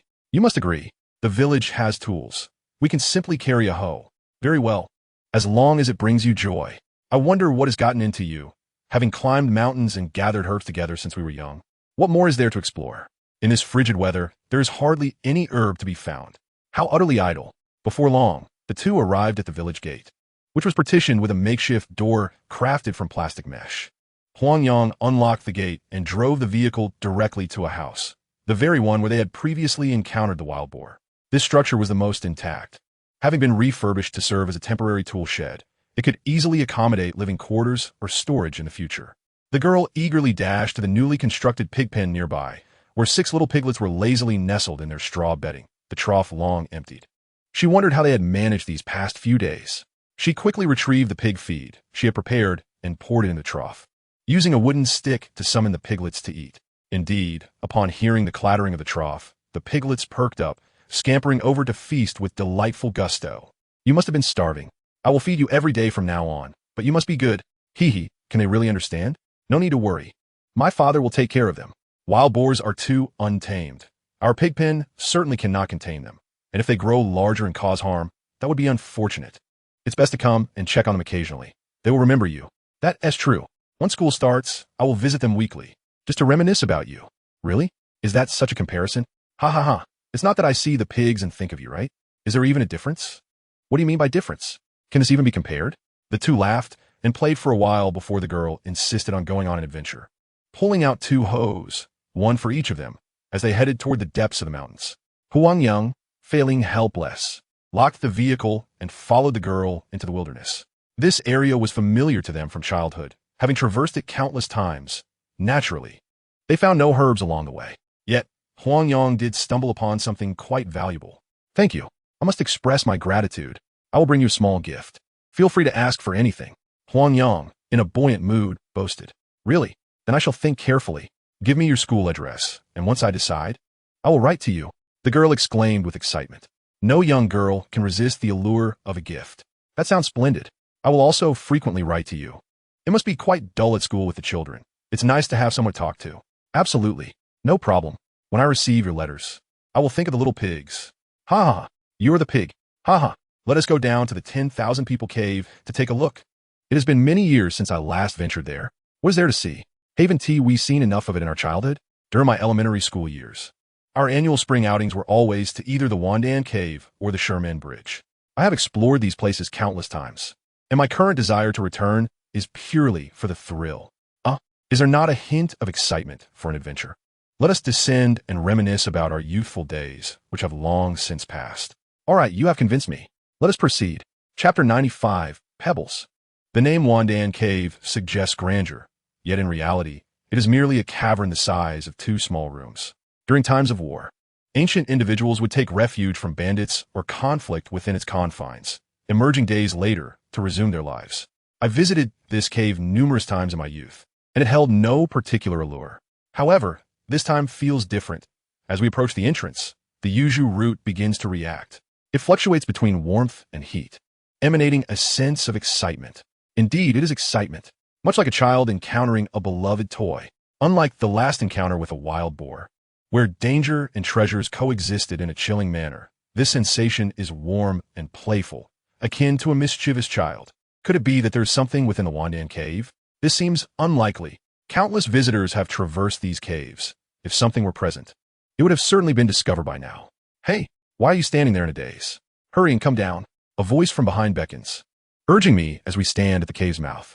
Oh, wait a moment. Let us conduct a little experiment. If no one has entered for a long time, it would be unwise to venture without precautions. Huang Yang recollects, pulling a handful of hay, igniting it, and tossing it into the cave.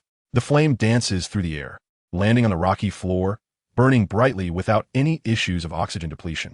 Huang Yang then retrieves 2 dry branches, wrapping one end with hay, igniting them to create a makeshift torch, which he cautiously raises as we descend into the cave. The entrance is lined with stone steps, worn and unmaintained, making them precarious. One misstep could lead to a fall, thus we tread carefully. Look at you being so cautious. You've become timid since entering university. You weren't like this before. As we reach the cave's floor, Xiaoli observes the familiar surroundings. In the past, it was merely for entertainment. Now, we are embarking on an adventure.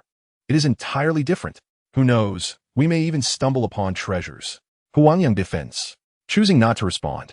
Huang Yang is unable to account for the presence of the yuzu root.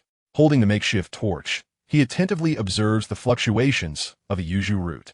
Indeed, upon reaching the cave's floor, the yuzu root becomes increasingly animated, its warmth oscillating with a childlike glee. The dim light of the torch grazes the rock walls, which are adorned with a layer of moss, now a dull yellow due to the cold. In some areas, ice has formed, reflecting scattered glimmers of light. The ground, smoothed by countless footsteps, remains uneven, with sharp rocks strewn about, showing little change over the years. It is just as it has always been, despite the passage of time. Even the air carries the same earthy scent. The girl surveys the surroundings and remarks, "Indeed, it is a blessing that it has not collapsed. To expect gold to emerge from it would be wishful thinking. And you dare to criticize me? Who was it that suggested searching for treasures? Have you found anything yet?" "Almost. Hand me the pickaxe and hold the torch for me as I dig a little." The yuzu root's reaction seems to indicate a particular spot on the cave's deepest wall. Scraping away the moss reveals no significant differences. Perhaps it is time to test the pickaxe. What could possibly excite the root of the yam plant, if not something extraordinary? Truly, what an endeavor. Guxiaoli, unfazed, casually passed the pickaxe to Huang Yang, who took the torch and settled down, eagerly awaiting the unfolding spectacle. Now that they were here, Huang Yang seized the pickaxe and began to chip away at the rock face, the sounds echoing dramatically within the cavern. As the pickaxe struck the wall, several white marks appeared, with fragments of rock flying and striking him painfully. Such labor would be better suited to a chisel, but alas, they only had a pickaxe, relying solely on brute strength for remarkable results. After a considerable time, a small pit the size of a palm was carved into the stubborn rock, revealing a smooth, spherical surface. At first glance, it appeared no different from the surrounding stones, yet that perfectly shaped sphere was undeniably exceptional. What could it be? Could it possibly be a dinosaur egg? How did you know there was something in this rock face? The girl exclaimed in surprise upon seeing the rounded surface. This is far too complicated to explain. It's a geological matter. Just know that your brother possesses remarkable skills. Huang Yang struggled to find a reasonable explanation and resorted to fabricating a response. "You're quite the show-off. Just a lucky stroke of fortune." Guxiaoli didn't delve further, attributing it all to mere chance. Huang Yang could only acquiesce with a chuckle. Once the sphere was revealed, they could no longer use brute force. Instead, the pickaxe was gently tapped around the sphere, and the shattered rock powder gradually fell away. Eventually, the sphere grew larger until the entire stone rolled free, landing squarely on Huang Yang's right foot. "Ha ha ha, it's just a pebble. And you went through all this trouble for it. Such stones are abundant by the river. Was it worth the effort to dig it from the rock face?" The girl picked up the stone, laughing so hard she could barely stand. "Huh?" Huang Yang took the stone and examined it closely. Indeed, it was nothing more than a pebble. Aside from its rounded shape, its weight, color, and texture were indistinguishable from the pebbles found by the riverbank. This shouldn't be. The root of the yam plant wouldn't covet something as mundane as a pebble, would it? Could the yam plant be jesting? No, this was a pebble encased within a rock. It was certainly not an ordinary item. Could it be that it desired something else? Uncertain, Huang Yang instructed Guxiaoli to take the stone up first while he remained by the rock face to sense any changes. Indeed, as the distance increased, the yam plant's reaction gradually diminished. This meant that the yam plant truly desired that pebble. "What are you doing? You don't need to go through all this trouble just to dig up a pebble." The girl protested unwillingly. "Isn't this what exploration is about? There's nothing particularly thrilling. Is your Wolf Fong team truly this dull?" After experiencing a taste of adventure, the girl's enthusiasm waned as she found it rather ordinary. City kids have never encountered such things. To them, this was exhilarating. After all, they were merely idle. Huang Yang explained it. "You're quite idle yourself. After a whole morning, you've only unearthed a pebble and treat it like a treasure. Are you still a child of the mountains?" Guxiaoli chimed in. Huang Yang could only scratch his head and chuckle. Chapter 96, Seeds.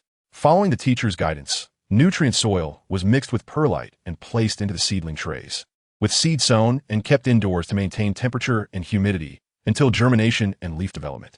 This process takes between 10 days to a month, and now, just before the vernal equinox, the seedlings would be perfectly ready for transplanting into the fields.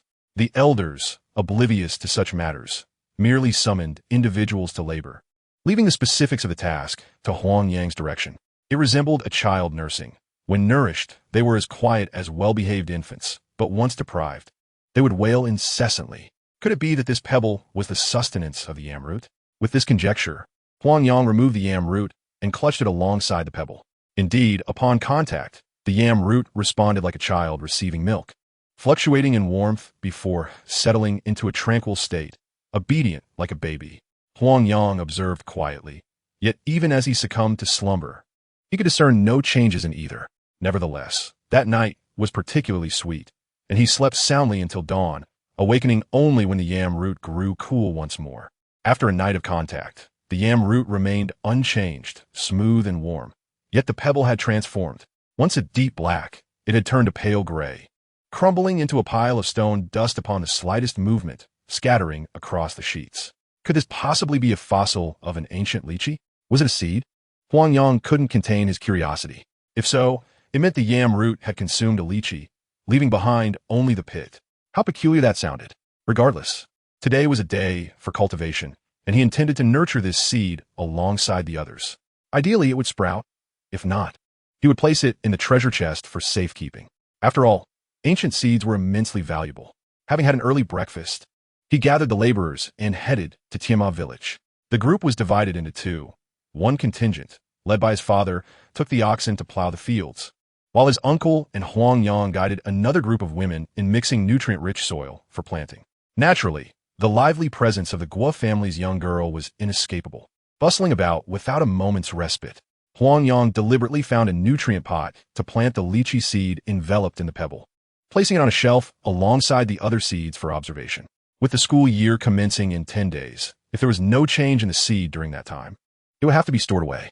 In the following days, Huang Yang sowed various medicinal seeds, turning over 1,000 acres of land, patiently awaiting the right moment to plant them all according to his plan. Inspired by a previous expedition to gather wild saplings, Huang Yang, his father, and his uncle scoured the fields for native trees. Honeysuckle, euphorbium, forsythia, hawthorn, crepe myrtle, redbud, and osmanthus. Everything they could find was transplanted into the village. A philosopher once said that to prevent a patch of wasteland from sprouting weeds, one must cultivate crops. After many days of transplantation, the hills surrounding the village became blanketed with these trees, transforming the once weedy and bushy terrain into a park-like landscape. Perhaps in a few years, Tiamat village would evolve into a secluded garden in the mountains. Why are you still in the village amidst all the commotion? Have you had dinner? I have. I came up after dinner. These little sprouts are still quite delicate. They need supervision at night. How has school been these past few days? Quite well, I presume. Not at all. Those rascally children drive one to distraction. I truly admire the teachers for enduring such noise semester after semester. You'll get used to it. We were the same in our youth. You were the most troublesome little one, often referred to as little sparrow behind your back. And you were no different. You would cry at the slightest altercation, earning the nickname Crying Cat. Once during a quarrel with Dongzi, I managed to knock him down, yet found myself in tears first, which led our teacher to express concern for me and scold Dongzi instead. How mischievous of me. Oh, have you purchased fireworks too? Naturally, with the plantation established. It is only fitting to celebrate. Since my father and the others are not inclined to flee, let's set off some fireworks together tonight. Huang Yang brought out 2 boxes of fireworks to the threshing ground. Bang! Crackle! A plume of fire ascended towards the heavens, exploding into a magnificent red orb that illuminated the entire valley. Bang! Crackle! The fireworks continued. Such box-style fireworks are rarely bought, and had it not been for the plantation, Huang Yang's parents would not have permitted him to spend extravagantly on such costly fireworks. Little darling, you have done well. These are the most beautiful fireworks I have ever seen. Indeed, it is a sign of prosperity with the plantation's success. Aren't they splendid? The two stood side by side, admiring the beautiful display, their cheeks flushed with excitement. Suddenly, taking advantage of his distraction, the young girl planted a kiss on his cheek and naturally took his hand. Huang Yang was taken aback. Was it merely to watch fireworks? How foolish. This was his first kiss. Was it delightful? He couldn't quite tell. Perhaps another kiss? As he spoke, he tightened his grip on her hand, pretending to pull her closer. Such sweet fantasies. Chapter 97. The Beginning of School. Huang Yang understood the young girl's affections, but refrained from voicing them, recognizing that they were still quite young and their emotions were shrouded in uncertainty. Being a student, he felt unsure of what promises he could make to her. He decided to let things unfold naturally. On the 16th day of the lunar month, the transplantation of seedlings commenced. The number of early sprouting leaves was scarce, yet several families came together, and under Huang Yang's guidance, they learned swiftly. After a day and a half of diligent work, they completed the planting of several early maturing varieties, watering them and patiently awaiting their growth. The ancient lychee seed, after a prolonged period of nurturing, finally showed signs of life. On the morning of the 17th day, a tender sprout emerged from the nutrient pot. Slightly thinner than a chopstick, with 2 cotyledons about to unfurl, a delightful shade of pale yellow. Huang Yang specifically instructed his father that once this seedling grew larger, it should be transplanted near the water source in the pond. He eagerly anticipated what it would eventually become. The survival of a seed, encased in stone for countless years, was a miraculous occurrence in itself, especially since it was a treasure discovered by the root of the jade bamboo, intensifying his expectations. Unfortunately, time was not on his side. He could only hope for the summer vacation to arrive swiftly. On the morning of the 18th day of the lunar month, he embarked on his journey back to school. Despite the myriad of reluctance in his heart, he had no choice but to depart. Being a student remained his foremost responsibility. Before his departure, his parents filled his backpack with delectable treats, offering countless reminders to take care of himself while away. The night before, Huang Yang had informed his parents of the treasure he had found, urging them to keep it a secret from everyone. Upon discovering a full box of silver dollars, his parents were astonished, unable to close their mouths in disbelief. That evening, they locked the box in his mother's dowry trunk, excitedly unable to sleep throughout the night. "Little lamb, how is your plantation progressing? I see you have not gained weight over the new year, but rather lost a bit." "Lost weight? I'm doing just fine. The plantation has thrived. Had it not been for the breeding mishap, I would have returned to school long ago. During the summer vacation, I invite you all to visit. The transformation of the village deep in the mountains is quite captivating." "Well done, you rascal. Silently accomplishing such a grand feat. Impressive. I shall definitely go during the summer." An ancient village in the depths of the mountains. How exhilarating it sounds. Alas, all of you from the Wolf Fong squad have arrived. When shall we gather? Do not merely indulge in your own pleasures. Create opportunities for your brothers as well. Have your captains invite a few friends, and how about we meet tonight? Once classes commence tomorrow, time will be scarce. Indeed, this is feasible. Let us not leave our brothers waiting in vain. Quickly now, contact them. Let us head to the girls' dormitory. Is that permissible? Will the dormitory supervisor allow you upstairs? Do not worry. Bring along delicious treats. I shall take care of everything. Upon hearing about the visit to the girls' dormitory, excitement surged among the group as they rummaged through their backpacks, gathering delectable snacks before heading to the dormitory. Upon reaching the bottom of the building, Guadali presented a package of goodies to the dormitory supervisor, gaining entry without issue. Along the way, the sight of so many boys arriving startled the girls, who hurriedly retreated into their rooms to tidy up, fearing an inspection. "Little sheep, is it really you? How did you get up here? Did the dorm supervisor not stop you?" As they passed the water room, Yang Shaowan emerged, holding a basin, drying her hair while inquiring. "Ha, with our handsome boy here, the supervisor could not possibly object. Have you all returned to campus?" Huang Yang asked with a smile. "We have indeed. When did you arrive?" "Just at noon. We were wondering why you had not yet returned." "I just got in. I thought I'd bring you some treats." "Oh, truly. We did not dote on you for nothing. Wait a moment. I shall go in and say hello." "No. A surprise attack is necessary to witness the thrilling spectacle." Upon entering the girls' dormitory, the four captains, along with two classmates from other classes, stood to welcome them, all adorned splendidly. The anticipated excitement was tightly concealed, leaving this rowdy bunch somewhat disappointed. Ha, you are all too courteous. We are among friends. No need for such formality." Duhelax, upon witnessing this scene, Guadali couldn't help but show off, imagining he had entered harem. "Begone. You think yourself a king? Do not pose." Yang Shaowan, unyielding, directly urged him to leave. Ha. Now you cannot boast, can you? Come, everyone, enjoy the treats. We have brought you delicious goodies." Guadali hastily seized the items from Huang Yang and presented them forward. Ha. One moment a king, and in the next a eunuch. Incredible. Such is the swift transformation of our three-flower-faced friend. This classmate is quite amusing. Come, sister grants you a piece of mung bean cake. Quickly, take it. One girl from another class, unable to contain herself, offered a piece of mung bean cake. "Thank you. I am grateful for your generous gift." Guadali, with his thick skin, pretended to accept the mung bean cake with exaggerated gratitude, mimicking the mannerisms of Lulu Ogwa. This spectacle incited another round of uproarious laughter in the dormitory. A group of young individuals gathered together, sharing laughter and conversation after a month of separation, creating a lively atmosphere that attracted fellow classmates from other dormitories to join in their joyous exchange. As dinner time approached, a few brothers called out to go out for a meal, and the girls eagerly responded. They reserved a spacious private room at a Sichuan restaurant, diving into a hearty feast amidst the bustling chatter. It was quite remarkable to observe how the brothers from the dormitory found companions, pairing off to engage in animated discussions. The four female team leaders naturally surrounded Huang Yang, inquiring about his well-being while sharing their experiences related to the plantation and their respective New Year celebrations.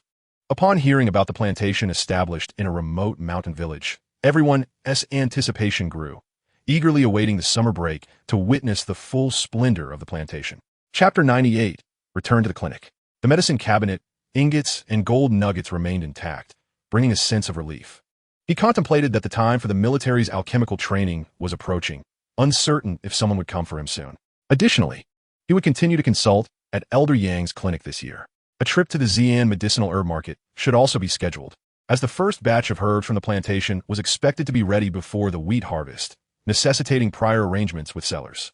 Moreover, he intended to fulfill Hao Ziqiang's commission while passing by, as procrastination was not a viable option.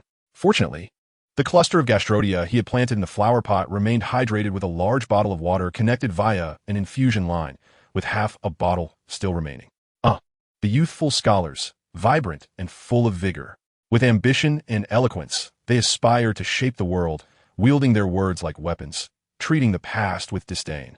After a day of classes, he arrived at Elder Yang's clinic with Zhu Mingtao, bringing a large bag of fruits as a New Year gift. You two arrived just in time. I thought you wouldn't be visiting this semester.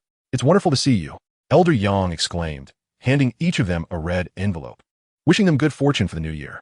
Now, let me discuss your salaries with you. Salaries? Is Elder Yang planning to pay us this year?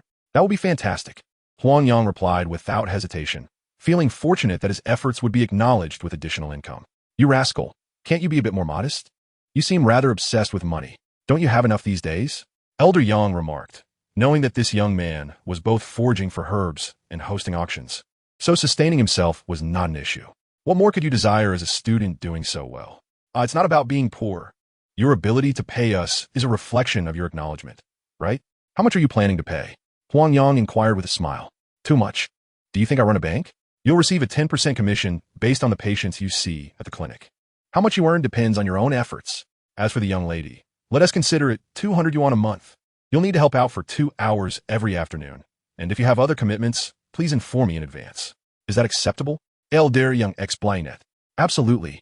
That is more than fair. 200 yuan is quite substantial, enough for a young lady's monthly living expenses. Huang Yang replied enthusiastically. Very well.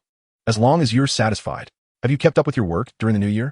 Elder Yang added, really effet. Indeed. I understand the importance of being filial to my parents and benefiting my relatives, Huang Yang assured him. As anticipated, the afternoon was relatively quiet, with only a few men coming in to purchase hangover remedies, fearing they might overindulge at their evening gatherings.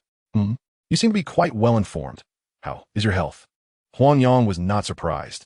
For a seasoned enforcer, gathering intelligence was merely child's play.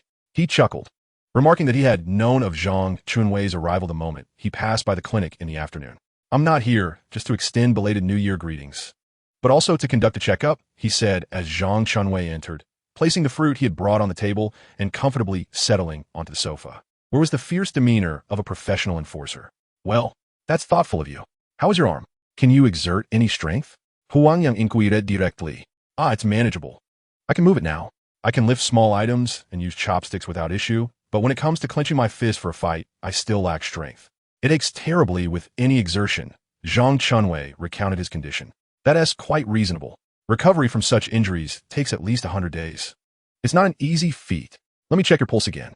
Upon examination, it was evident that Zhang's condition had significantly improved since the previous year, indicating that his treatment was effective. A couple more acupuncture sessions would lead to complete recovery, although fighting would still be affected.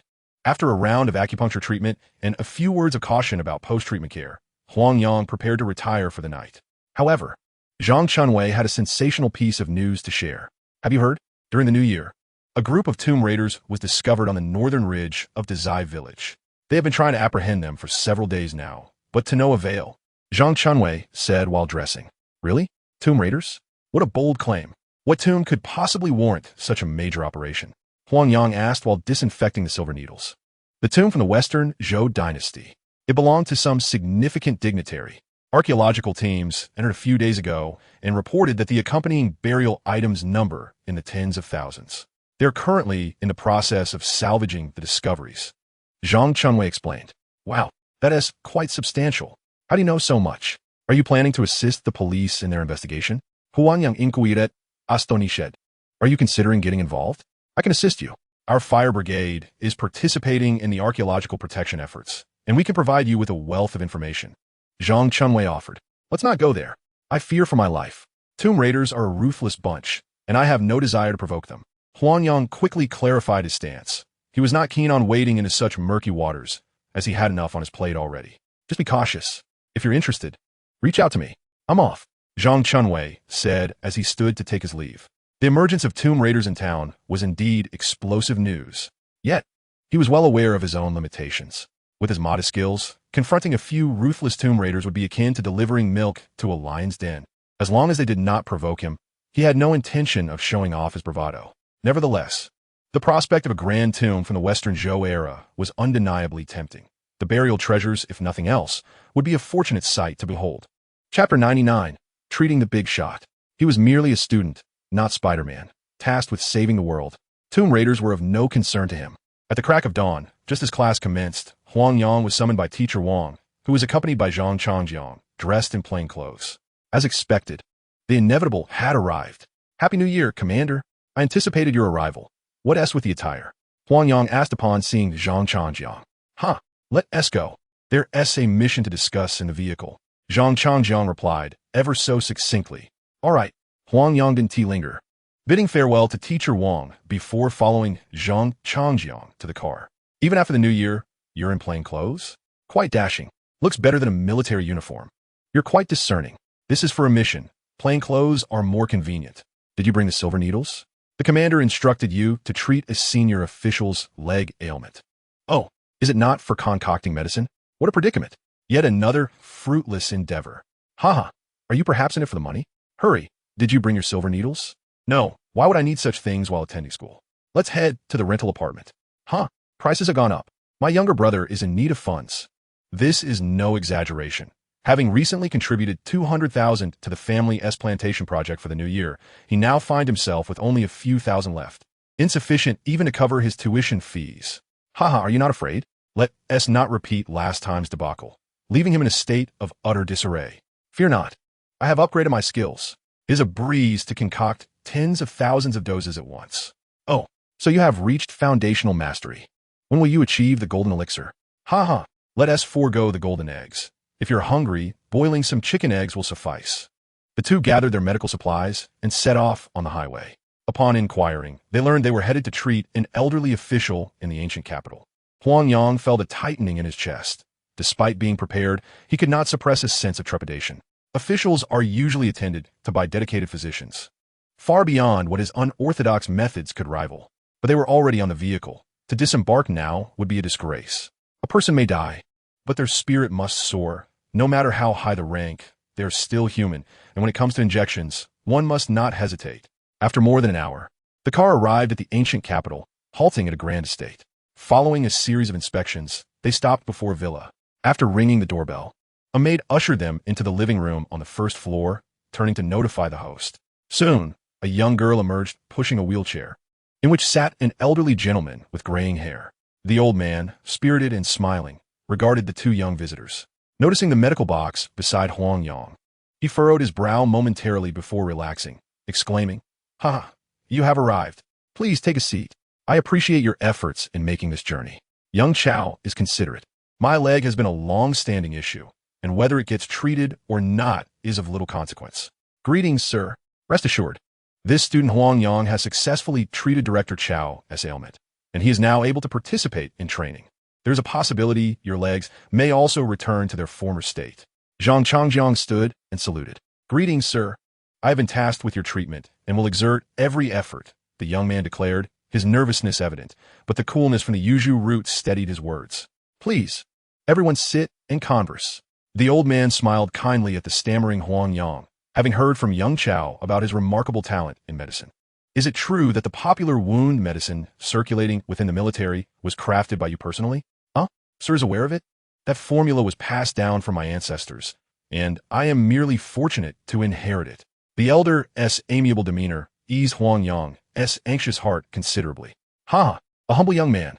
Now, let me have you examine me. I am quite curious about your abilities. The old man indeed seemed intrigued, extending his hand for Huang Yang to check. Very well. Please place your left hand upon the pulse pillow. By this moment, Huang Yang had composed himself. Nobles and commoners alike are mere mortals, and treating patients is a matter devoid of hierarchy. Huang Yang closed his eyes and felt the pulse, proceeding from the left hand to the right.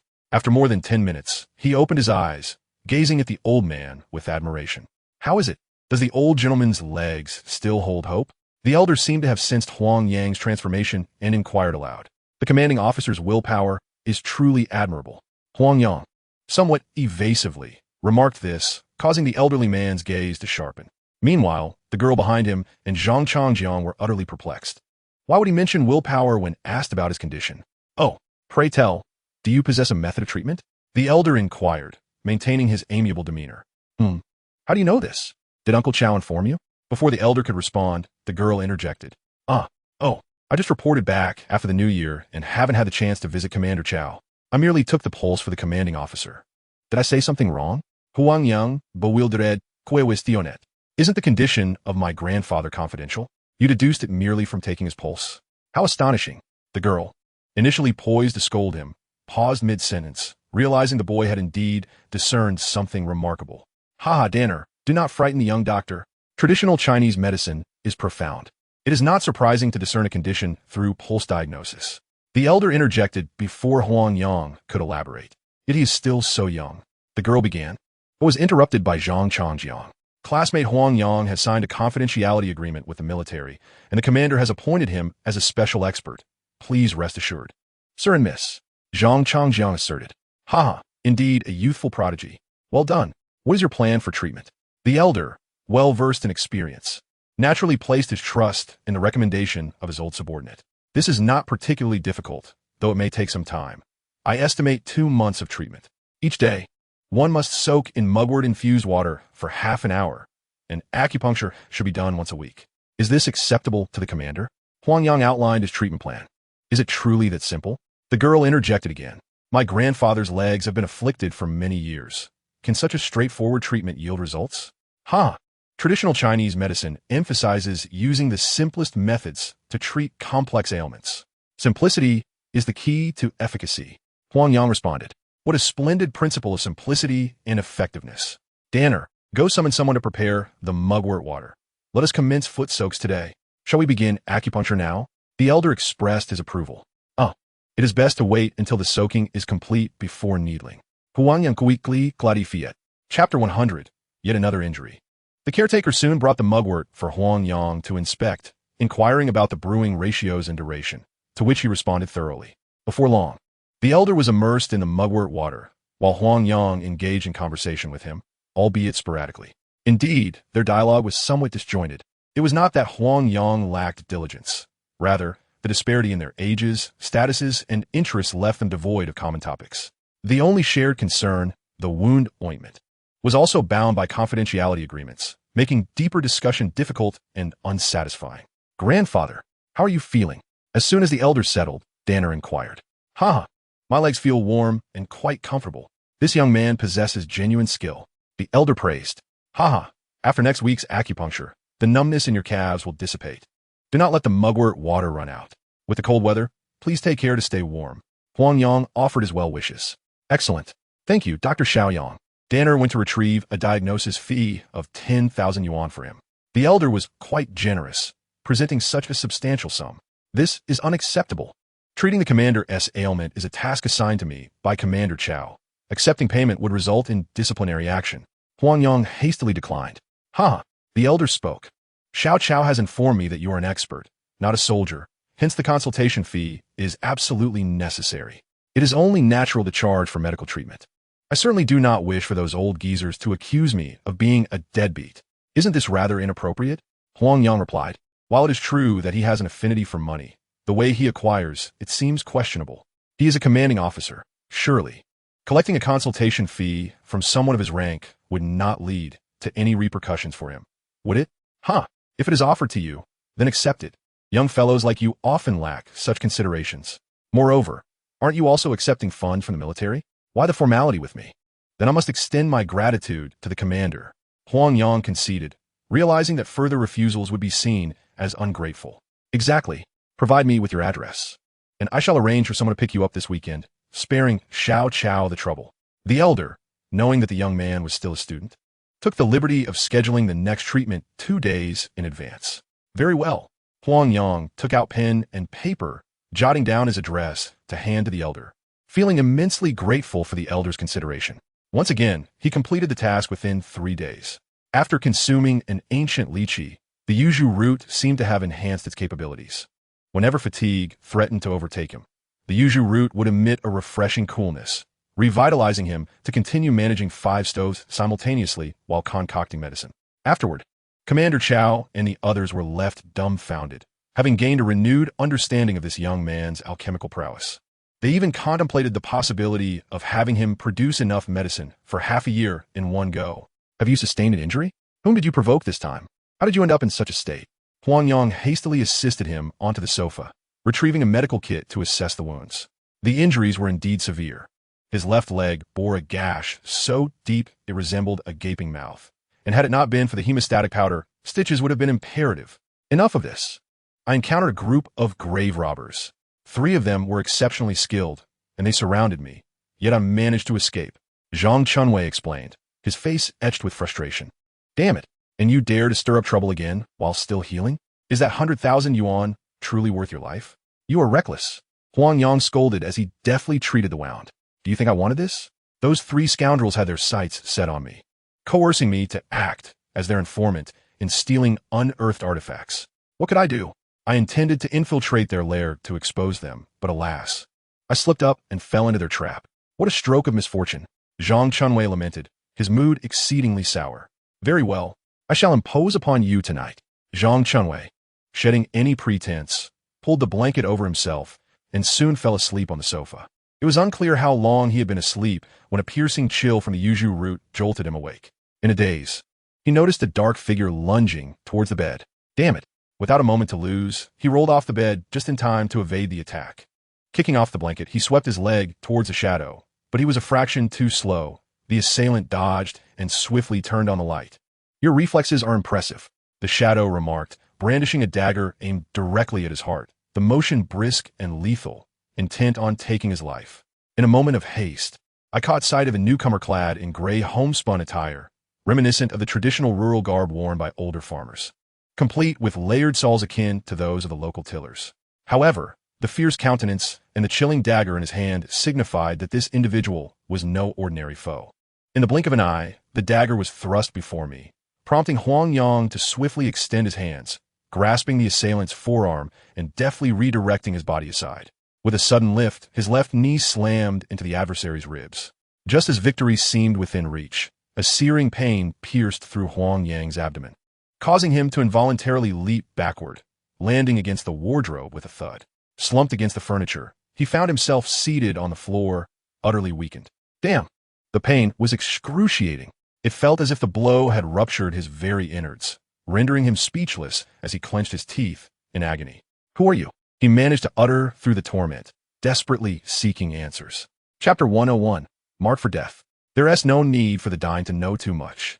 You brought this upon yourself by meddling, the man retorted, advancing toward Huang Yang with the dagger raised, its gleaming blade resembling a demonic maw eager to devour. Damn it! You're grave robbers. I'm merely a doctor, healing the sick. Huang Yang was genuinely frightened. What madness was this? Had he wronged anyone? It seems you possess more knowledge than I anticipated. Thus, you cannot be allowed to live. Remember, in your next life, do not meddle in others' affairs. As the man closed in, he lifted the dagger, a glint of cold steel flashing as it aimed for Huang Yang's chest, unbeknownst to the assailant. His feet positioned on either side of Huang Yang's right leg, the threat to his life propelled him to disregard any notions of martial decorum. Summoning all his strength, Huang Yang executed a powerful upward kick with his right leg. Ah! The man howled in pain, his body arching like a shrimp, tears glistening in his eyes. Huang Yang felt a chill beneath him, instinctively clenching his legs. This was an opportunity not to be squandered. With a clenched fist, he delivered an uppercut to the man's throat.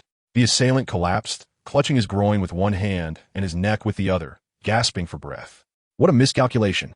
Meanwhile, Huang Yang, still clutching his aching abdomen, struggled to rise, bending down to retrieve the fallen dagger and advancing towards the man with an icy glare, mirroring the earlier menace directed at him. The man, sensing danger, seized the moment to roll away and escape through the bedroom window, vanishing into the obscurity of the night. When Huang Yang pursued, all that greeted him was the chilling wind that rushed through the window. Damn it, he cursed, closing the window and collapsing onto the floor. Cold sweat streaming down, dampening his autumn shirt. In the living room, Zhang Chunwei was nowhere to be seen. The blankets and clothes lay in disarray, leaving Huang Yang uncertain of his fate. The front door remained intact, suggesting that the intruders had entered through the window. Being on the 9th floor, he pondered how they had managed to ascend. Retrieving the mobile phone he had stolen during the New Year festivities, he attempted to call for help, only to discover it had inexplicably powered down. He had taken the phone without a charger and had no idea where to find one. Forget it. It's dark, and all the stores are closed. I won't be able to make a call anyway. It appears that this window requires some urgent attention. Having my residence targeted by these desperate individuals has transformed it into a veritable park. Just the thought of it ignites my ire. Was it not merely a matter of rescuing someone? Yet, I find myself ensnared in this predicament. Zhang Chunwei, that scoundrel, brings nothing but misfortune. Just as I was on the brink of slumber, the doorbell rang. Startled, I instinctively grasped my dagger and approached the entrance, peering through the peephole. Outside stood a man, hunched and dressed in a gray autumn shirt, leaning against the door, his hair disheveled, as if in a bird's nest, and a pool of blood beneath his feet. Who is there? I hesitated to inquire. It's me, Zhang Chunwei. Hurry, open the door. His voice drifted through the threshold. Damn, you're still alive. I muttered an expletive before unlocking the door to let him in. Ensuring no one was tailing him, I secured the door behind us. Seeing you unharmed brings me relief. It's all my fault, Zhang Chunwei expressed, his shame palpable. You wretched fool. You've boarded a pirate ship. I longed to reprimand him thoroughly, yet his pitiful appearance stayed my tongue. Let us tend to your wounds first. Words are futile. I can only hope this fellow possesses some valuable insights on how to extricate ourselves from this peril. Unsurprisingly, his wounds had reopened, and a new gash marred his right arm, blood seeping profusely from both sides, as if a dagger had pierced through. After a flurry of activity, the two of us settled onto the sofa to converse. Speak your mind. What are your intentions? I have no desire to be targeted by these outlaws. Do you think I wish for this? I thought they had already eliminated you. Damn, being entangled in this mess is one thing, but wishing for my demise is quite another. Heartless. Ha, I did not intentionally lead those men away, yet I never anticipated one would remain. Thankfully, your quick reflexes saved us. Had I been caught unawares in slumber, I would carry that guilt for a lifetime. Damn, share some practical information. What is our plan? Are we not contacting the authorities? I yearn to alert them. Capturing tomb raiders is their duty, and I need not risk my life. However, alerting the police would be of little consequence. By morning, they would merely take notes and review the altercation, offering no real assistance in resolving this crisis. Worse yet, they might want us to act as bait to lure those scoundrels. Regardless, we are already mired in this murky water. So why not join forces to apprehend them before notifying the authorities? We could split the 10,000 yuan reward down the middle. Teaming up with you? Given your current state, what can you possibly contribute? I have information on them. Moreover, these superficial injuries do not render me entirely powerless. Are you hiding something by resisting the idea of contacting the police? Do you intend to engage in a black market transaction? Huh. Let us set aside the notion of blackmail. I've taken a keen interest in this tomb for quite some time. What do you mean? Since you've also plunged into this murky affair, it's only fair to share with you. As he spoke, he picked up a bloodied piece of gauze and handed it to me, inviting me to discern if it differed in any way from ordinary blood. Confused, I accepted the gauze and inhaled its scent. It seemed to bear a much fainter metallic tang than that of the average person. My ancestors were also tomb raiders. Zhang Chunwei recounted his tale. It turns out that Zhang Chunwei hails from a renowned lineage, a branch of the illustrious Zhang family, who, under the guidance of the esteemed Zhang patriarch, established numerous antique shops across the nation to engage in the trade of antiquities. His great-grandfather, Zhang Jingtian, was the family's representative in the Northwest, overseeing numerous antique shops in that region. Under Zhang Jingtian's leadership, a cadre of professional tomb raiders was cultivated. Their presence frequently felt across the 5 provinces of the Northwest, bringing substantial wealth to the family. During one particular tomb raid in Zhouyuan, Zhang Jingtian personally led a dozen men into the burial chamber.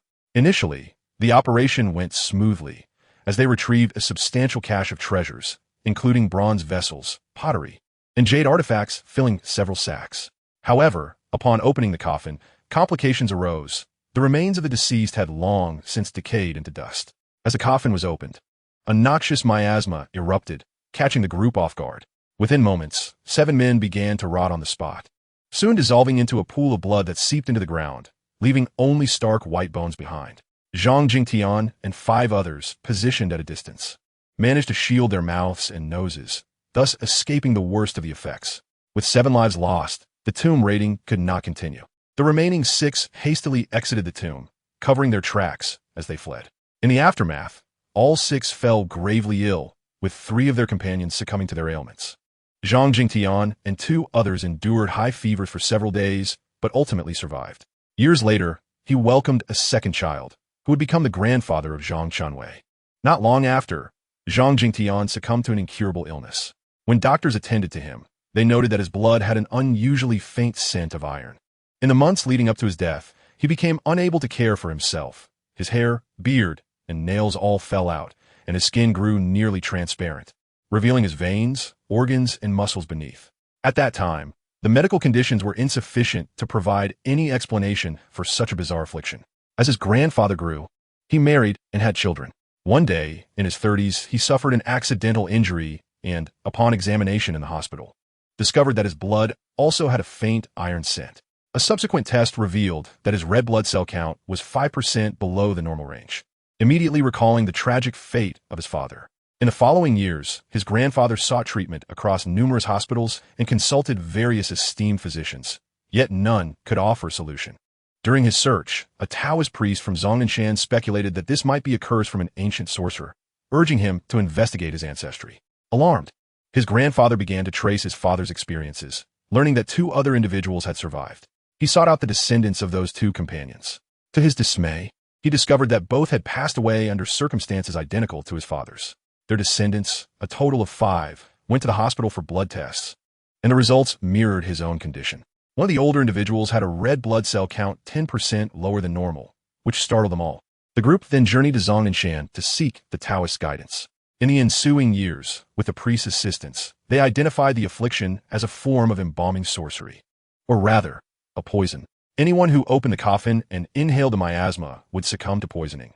The severe cases would rot away instantly, while milder ones would experience a gradual thinning of their blood, leading to malnutrition and a slow, agonizing demise.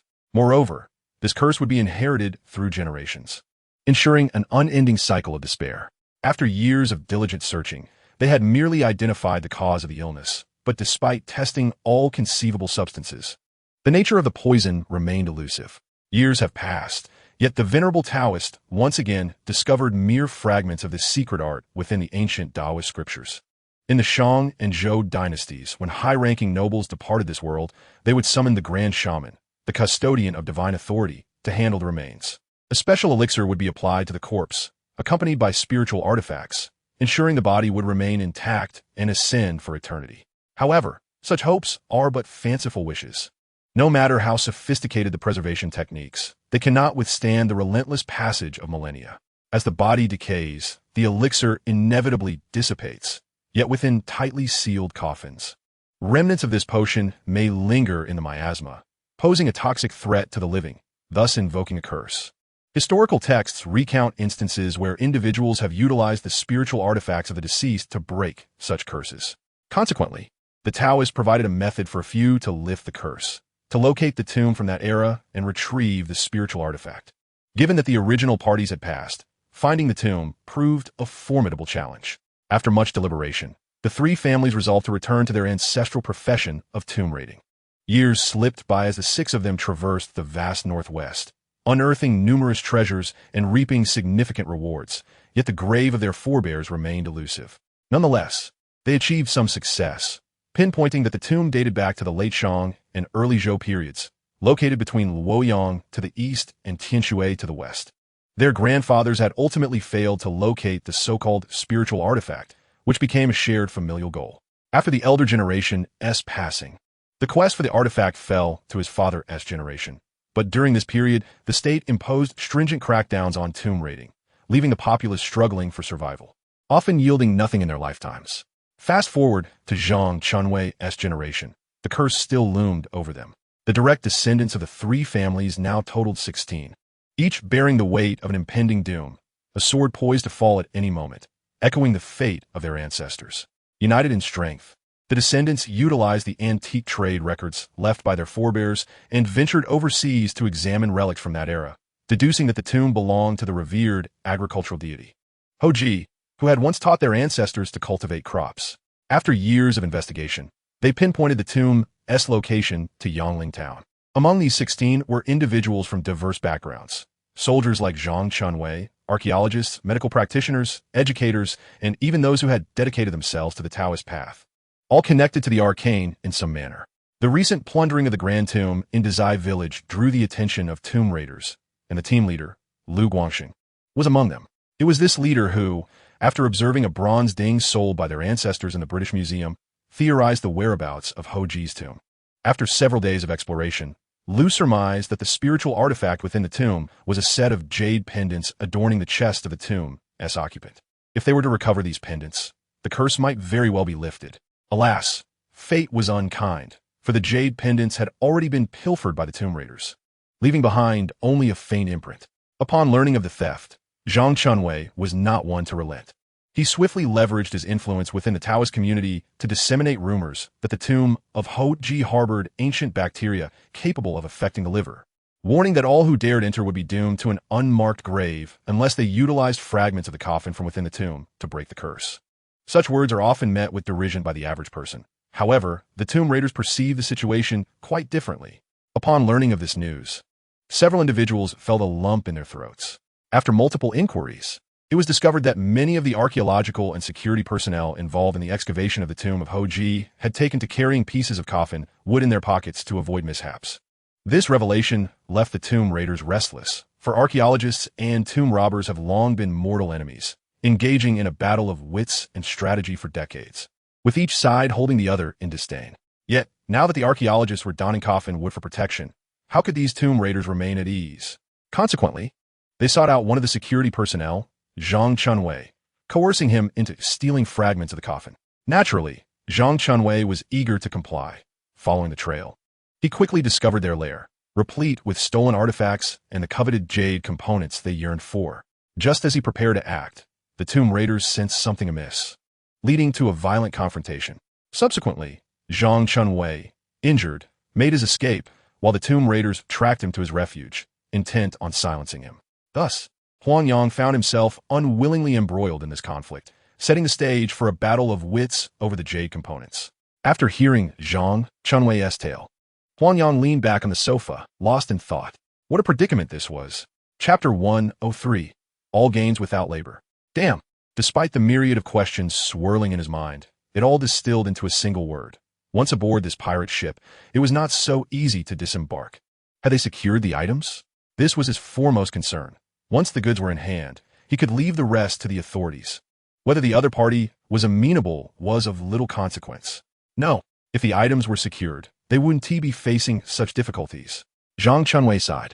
Huang Yang remained speechless. In such a sizable town, locating two individuals should not pose a significant challenge, unless they chose to seek him out. As their conversation unfolded, dawn broke. After a modest breakfast, Zhang Chunwei stayed behind to recuperate in the rented room, while Huang Yang proceeded to the clinic for his duties. A restless night weighed on him, with the burden of this troublesome affair disrupting his peace of mind.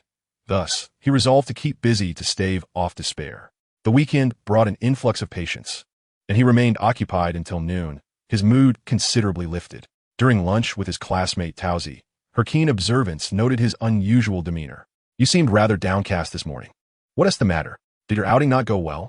Nothing major. Just a bit fatigued from an increased workload. Huang Yang replied with a smile. Does a heavier workload mean a higher paycheck? That is a good thing. Shouldn't you treat us? Indeed, treating is certainly on the table. As long as you're willing, I consider you my premium long-term dining companion. You flatter yourself. Just because you've established a plantation doesn't make you a big boss. A big boss? Why not? This fellow, in jest, puffed out his stomach with a grin. Indeed, you look like a pregnant woman. I can't believe it. Did you forget to bring anything for lunch? You really are something. Taozi laughed, allowing Huang Yang to lead her along. I'm a bit weary. I left in a hurry this morning and forgot. Huang Yang suppressed his excitement, hastening back to the rented room. Upon arriving at the entrance of the residential complex, Huang Yang instructed Taozi to wait there while he hastily entered the building, only to find Zhang Chunwei still sprawled on the sofa, lost in slumber. What a stroke of luck. This is turning out to be remarkably effortless. Zhang Chunwei, now roused from his sleep, swiftly donned his shoes and headed outside. You go ahead, I'll follow shortly. There are classmates waiting outside. Huang Yang locked the door, offering a brief explanation. Such a nuisance. Ignoring his own injuries, Zhang Chunwei sprinted away, disappearing from sight. Seizing the opportunity, and with no patience in the clinic, Huang Yang excused himself under the pretext of obtaining a phone card, swiftly pursuing the trail left by Zhang Chunwei. He followed the trail out of the town streets, ultimately reaching a small inn at the far western outskirts, where the trail abruptly ended. Scanning his surroundings, Huang Yang found no trace of Zhang Chunwei, and as he stepped into the inn, a plump lady called out to him. Hey, young man, are you the little doctor? Your friend is waiting for you in room 306. Oh, yes, thank you. Huang Yang quickly realized and expressed his gratitude. No problem. Your friend is quite injured. You should check on him, the kind lady urged. All right, thank you. Before her words faded, he was already darting up the stairs, leaving her momentarily dizzy. He runs faster than a rabbit. Youth certainly brings vitality. He seems rather handsome too, the lady mused enviously as she glanced at the staircase. The corridor was empty, and just as Huang Yang reached the door of room 306, it swung open, and Zhang Chunwei yanked him inside, shutting the door behind him. You, Huang Yang began, but Zhang Chunwei quickly interrupted him. Shoo. They're right next door, diagonally opposite. There are two others, likely buyers they are in contact with, and they probably haven't finalized the deal yet. One of them is also quite skilled. Zhang Chunwei whispered urgently. Damn, another two have arrived. What do we do now? Huang Yang felt a surge of frustration. This group was already formidable enough, and now another expert was involved. Wasn't that courting disaster? Don't panic. Let's follow them to locate the goods. Once we have them, we will call the police immediately. Right now, with my injuries, I can't afford a direct confrontation.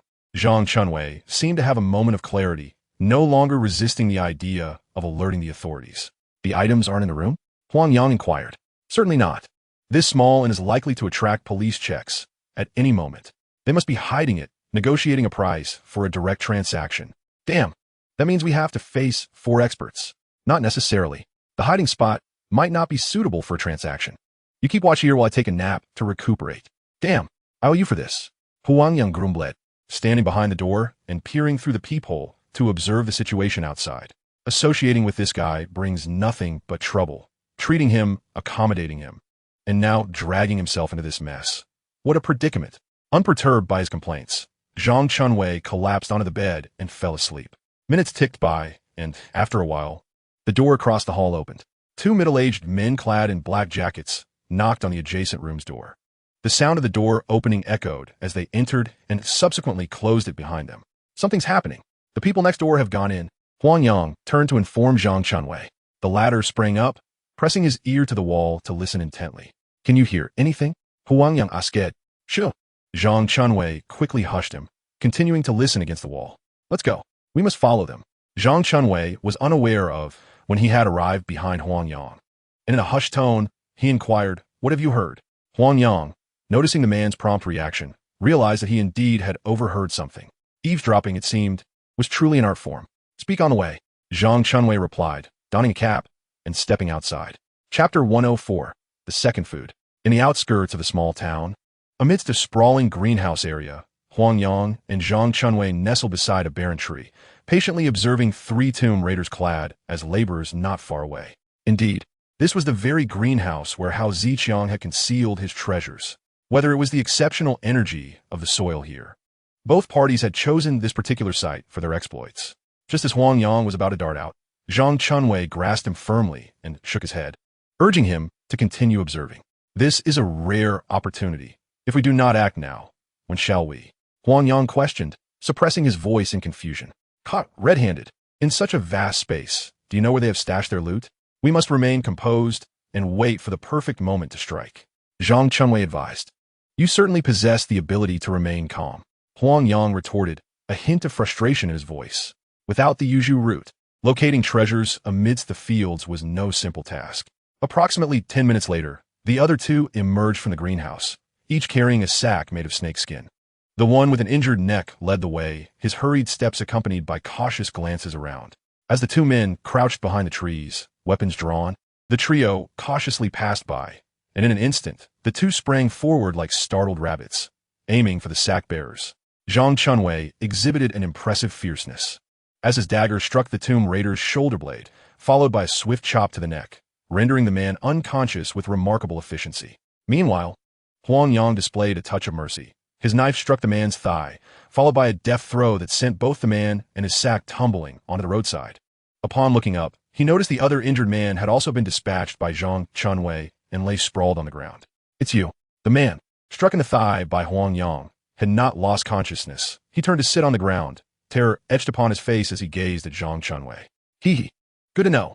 Zhang Chunwei ignored him, preoccupied with rummaging through the two fallen snakeskin sacks.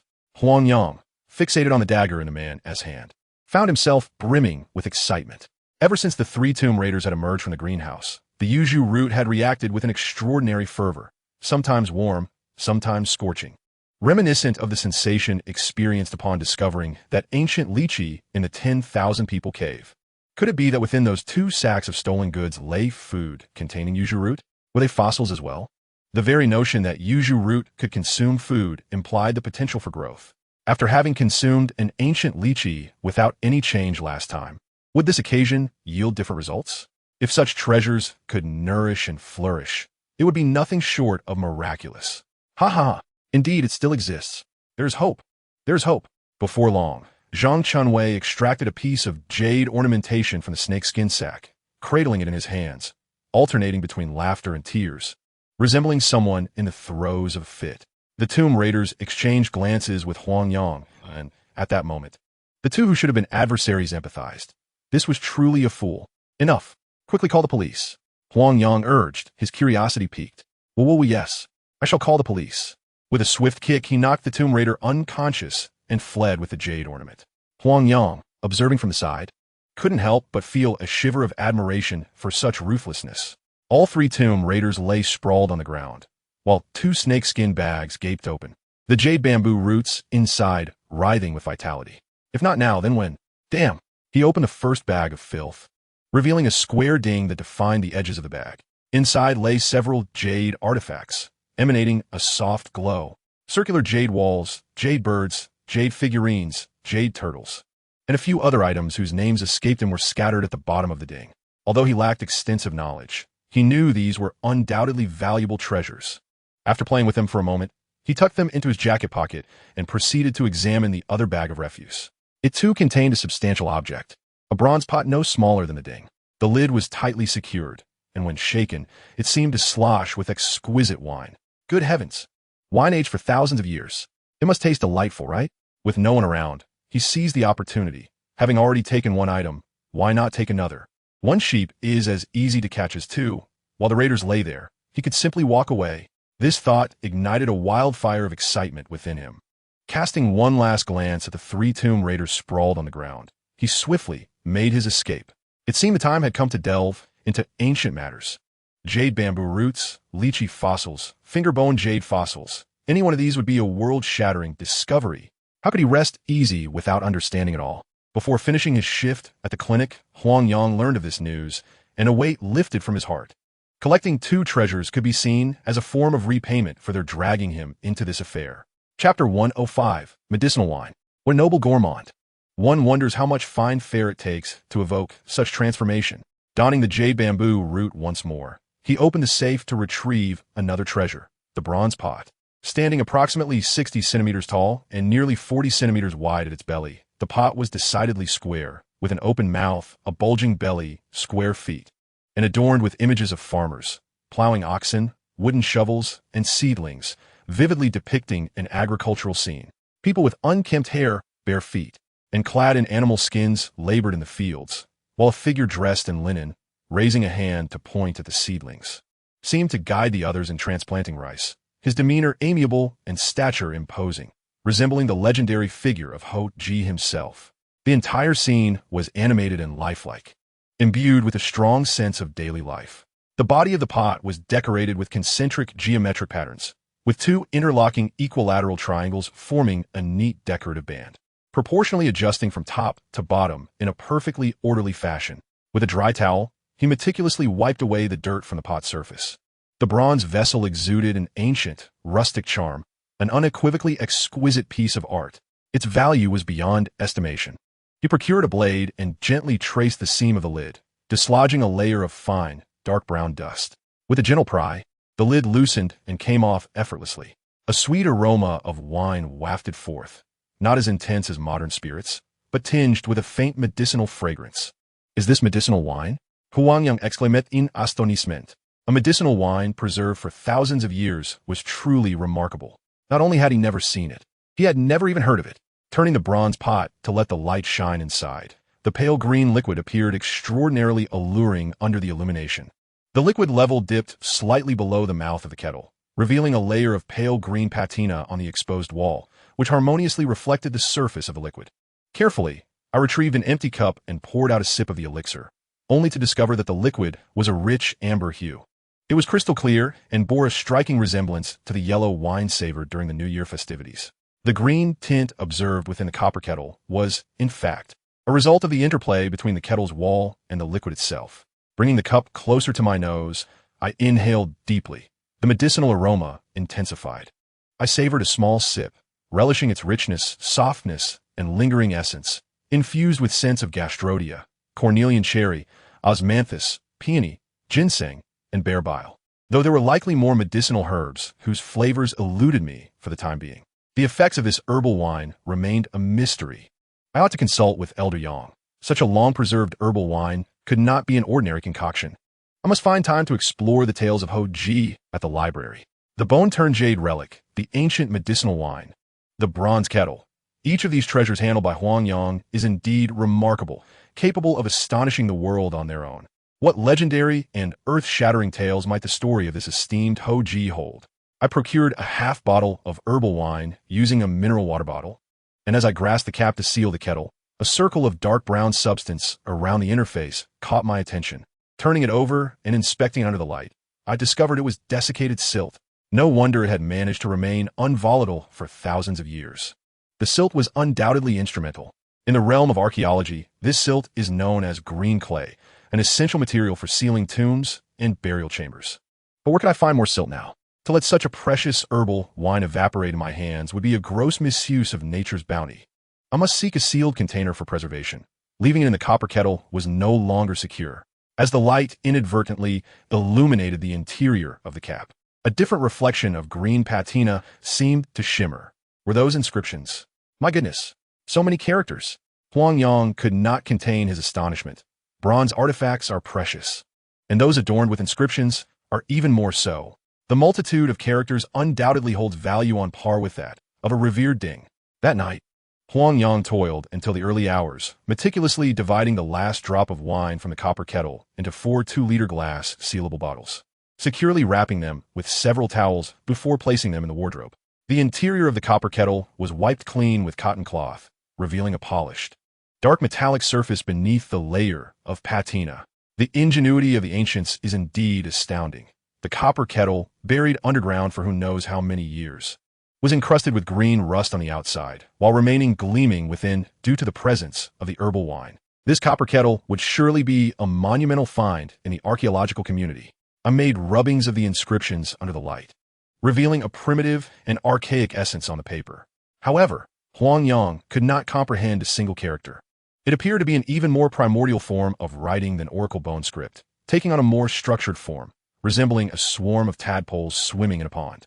Upon awakening, I resumed my martial arts practice, and after breakfast, a car arrived at the entrance of the community, seeking me out. Today was Sunday, and it was time for my follow-up consultation with the esteemed chief of the compound. "Dr. Xiaoyang, where are you off to? Have you forgotten that you are to treat Grandpa today?" It was none other than the chief's granddaughter, Danae, who approached me as I donned my sports attire. "Not at all. I was just waiting for you. Have you eaten yet? The tofu pudding at that place is delightful. Would you care to try it?" Huang Yang replied cheerfully. "I've already had breakfast. In our household, Grandfather insists on military standards for all of us. Are you just back from your morning jog?" "Indeed. After finishing breakfast, you arrived. Come, let us sit upstairs for a moment. I'll change my clothes, and we shall set off." "All right. Why don't you stay in the dormitory, being a student? It's more convenient to study medicine outside. I wouldn't want to disturb my classmates. You do have your considerations. The cleanliness and tidiness here stand in stark contrast to the male dormitories I have encountered, which are often reeking of unpleasant odors. Furthermore, it seems he has no unsavory habits. What is this? Surely you cannot be that indolent. Just as I reached that conclusion, I spotted a half-filled bottle of yellowish liquid in a mineral water bottle on the table. The young girl's eyes widened in shock. The imagery in her mind was rather scandalous. How could such a seemingly bright young man be so sordid? Chapter 106, The Second Treatment. What? Huang Yang, having just changed his clothes, dashed out with his zipper still undone, hearing the girl's startled exclamation. You should first get dressed. Donner es cheeks flushkrimchen. What she just glimpsed. The young man was wearing purple underwear. Pervert. Oh. Huang Yang was equally perplexed. He was merely getting dressed. So what was all the fuss about? Was this not rather impolite? Adjusting his trousers, he gazed at the blushing young lady, rendered speechless. What did you just say? Indolent? The young lady pointed at the mineral water bottle on the coffee table, her face now tinged with a hint of disgust. That is mine. You surely do not think it's urine, do you? I assure you, it is a treasure. Stop filling your mind with such filth. Huang Yang rolled his eyes. How could this precious item lead her to such thoughts? Could such a small opening possibly contain that? Truly, he carefully stowed the bottle away in the cupboard.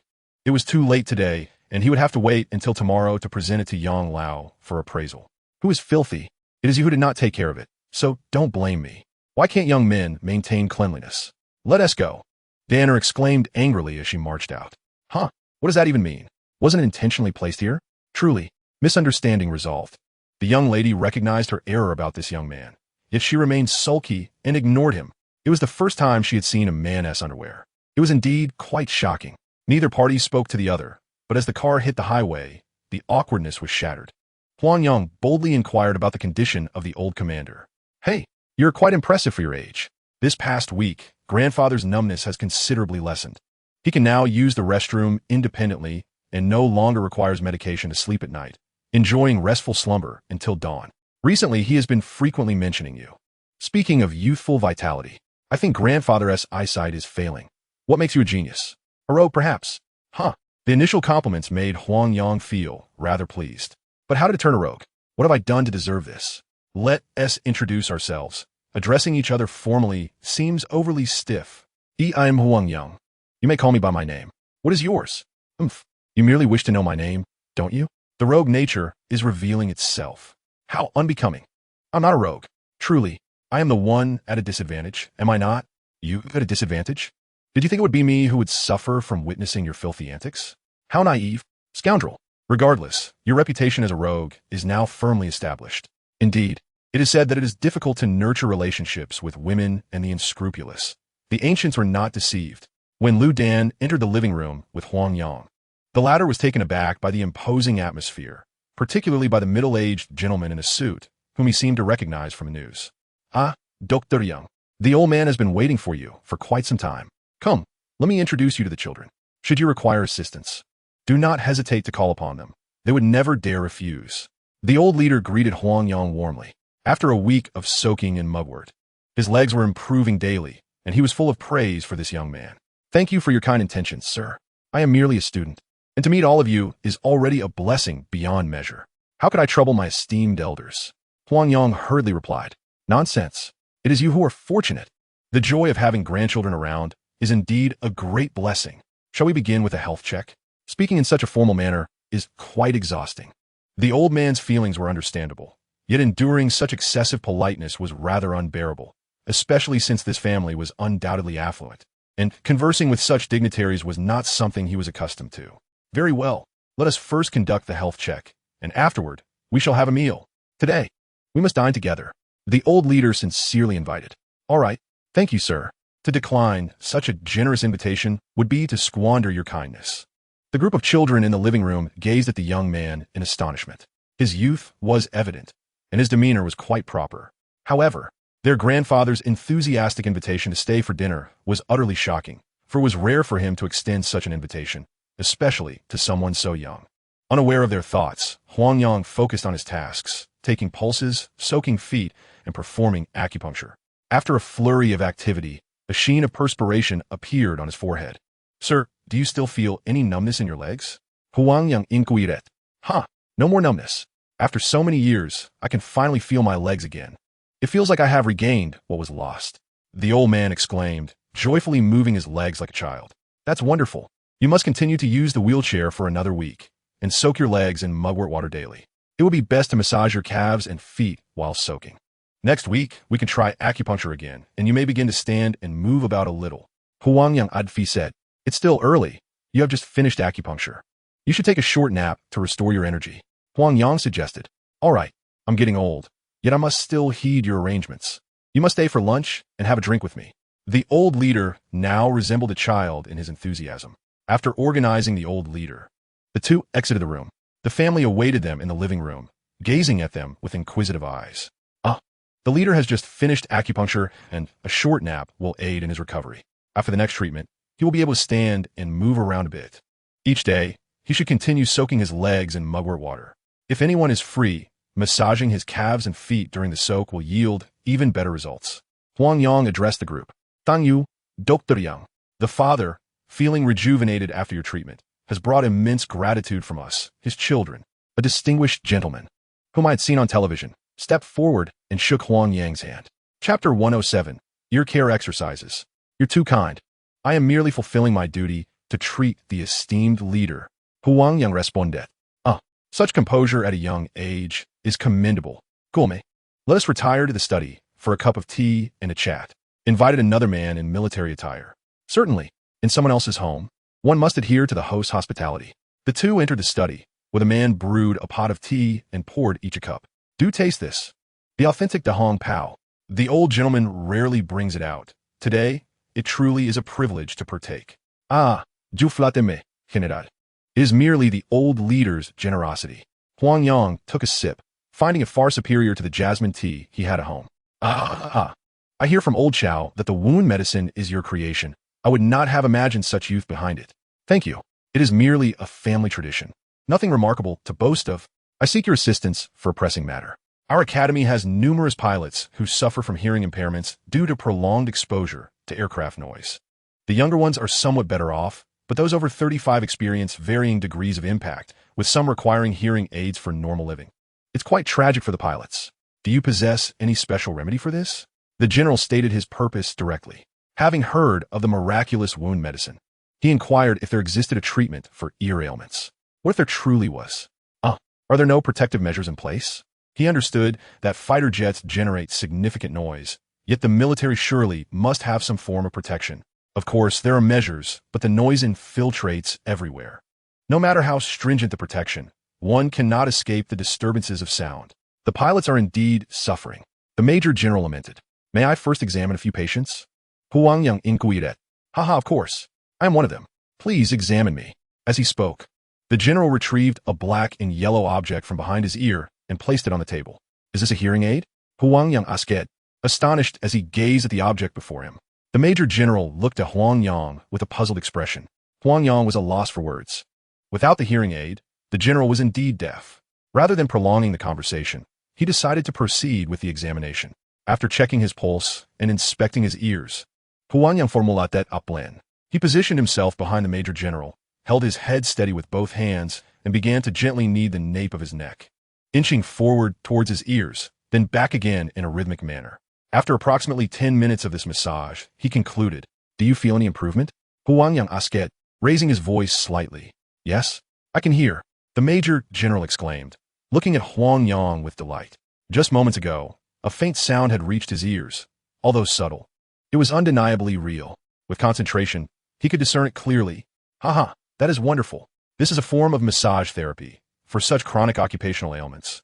Medications merely address the symptoms without remedying the root cause. Daily massages for maintenance are indeed the way forward. Huang Yang continued, his voice elevated. Dr. Xiao Yang speaks the truth. Many have been tormented by this affliction, cycling through it repeatedly until they, like me, are reliant on hearing aids. How many sessions of such massage would it take for a complete cure?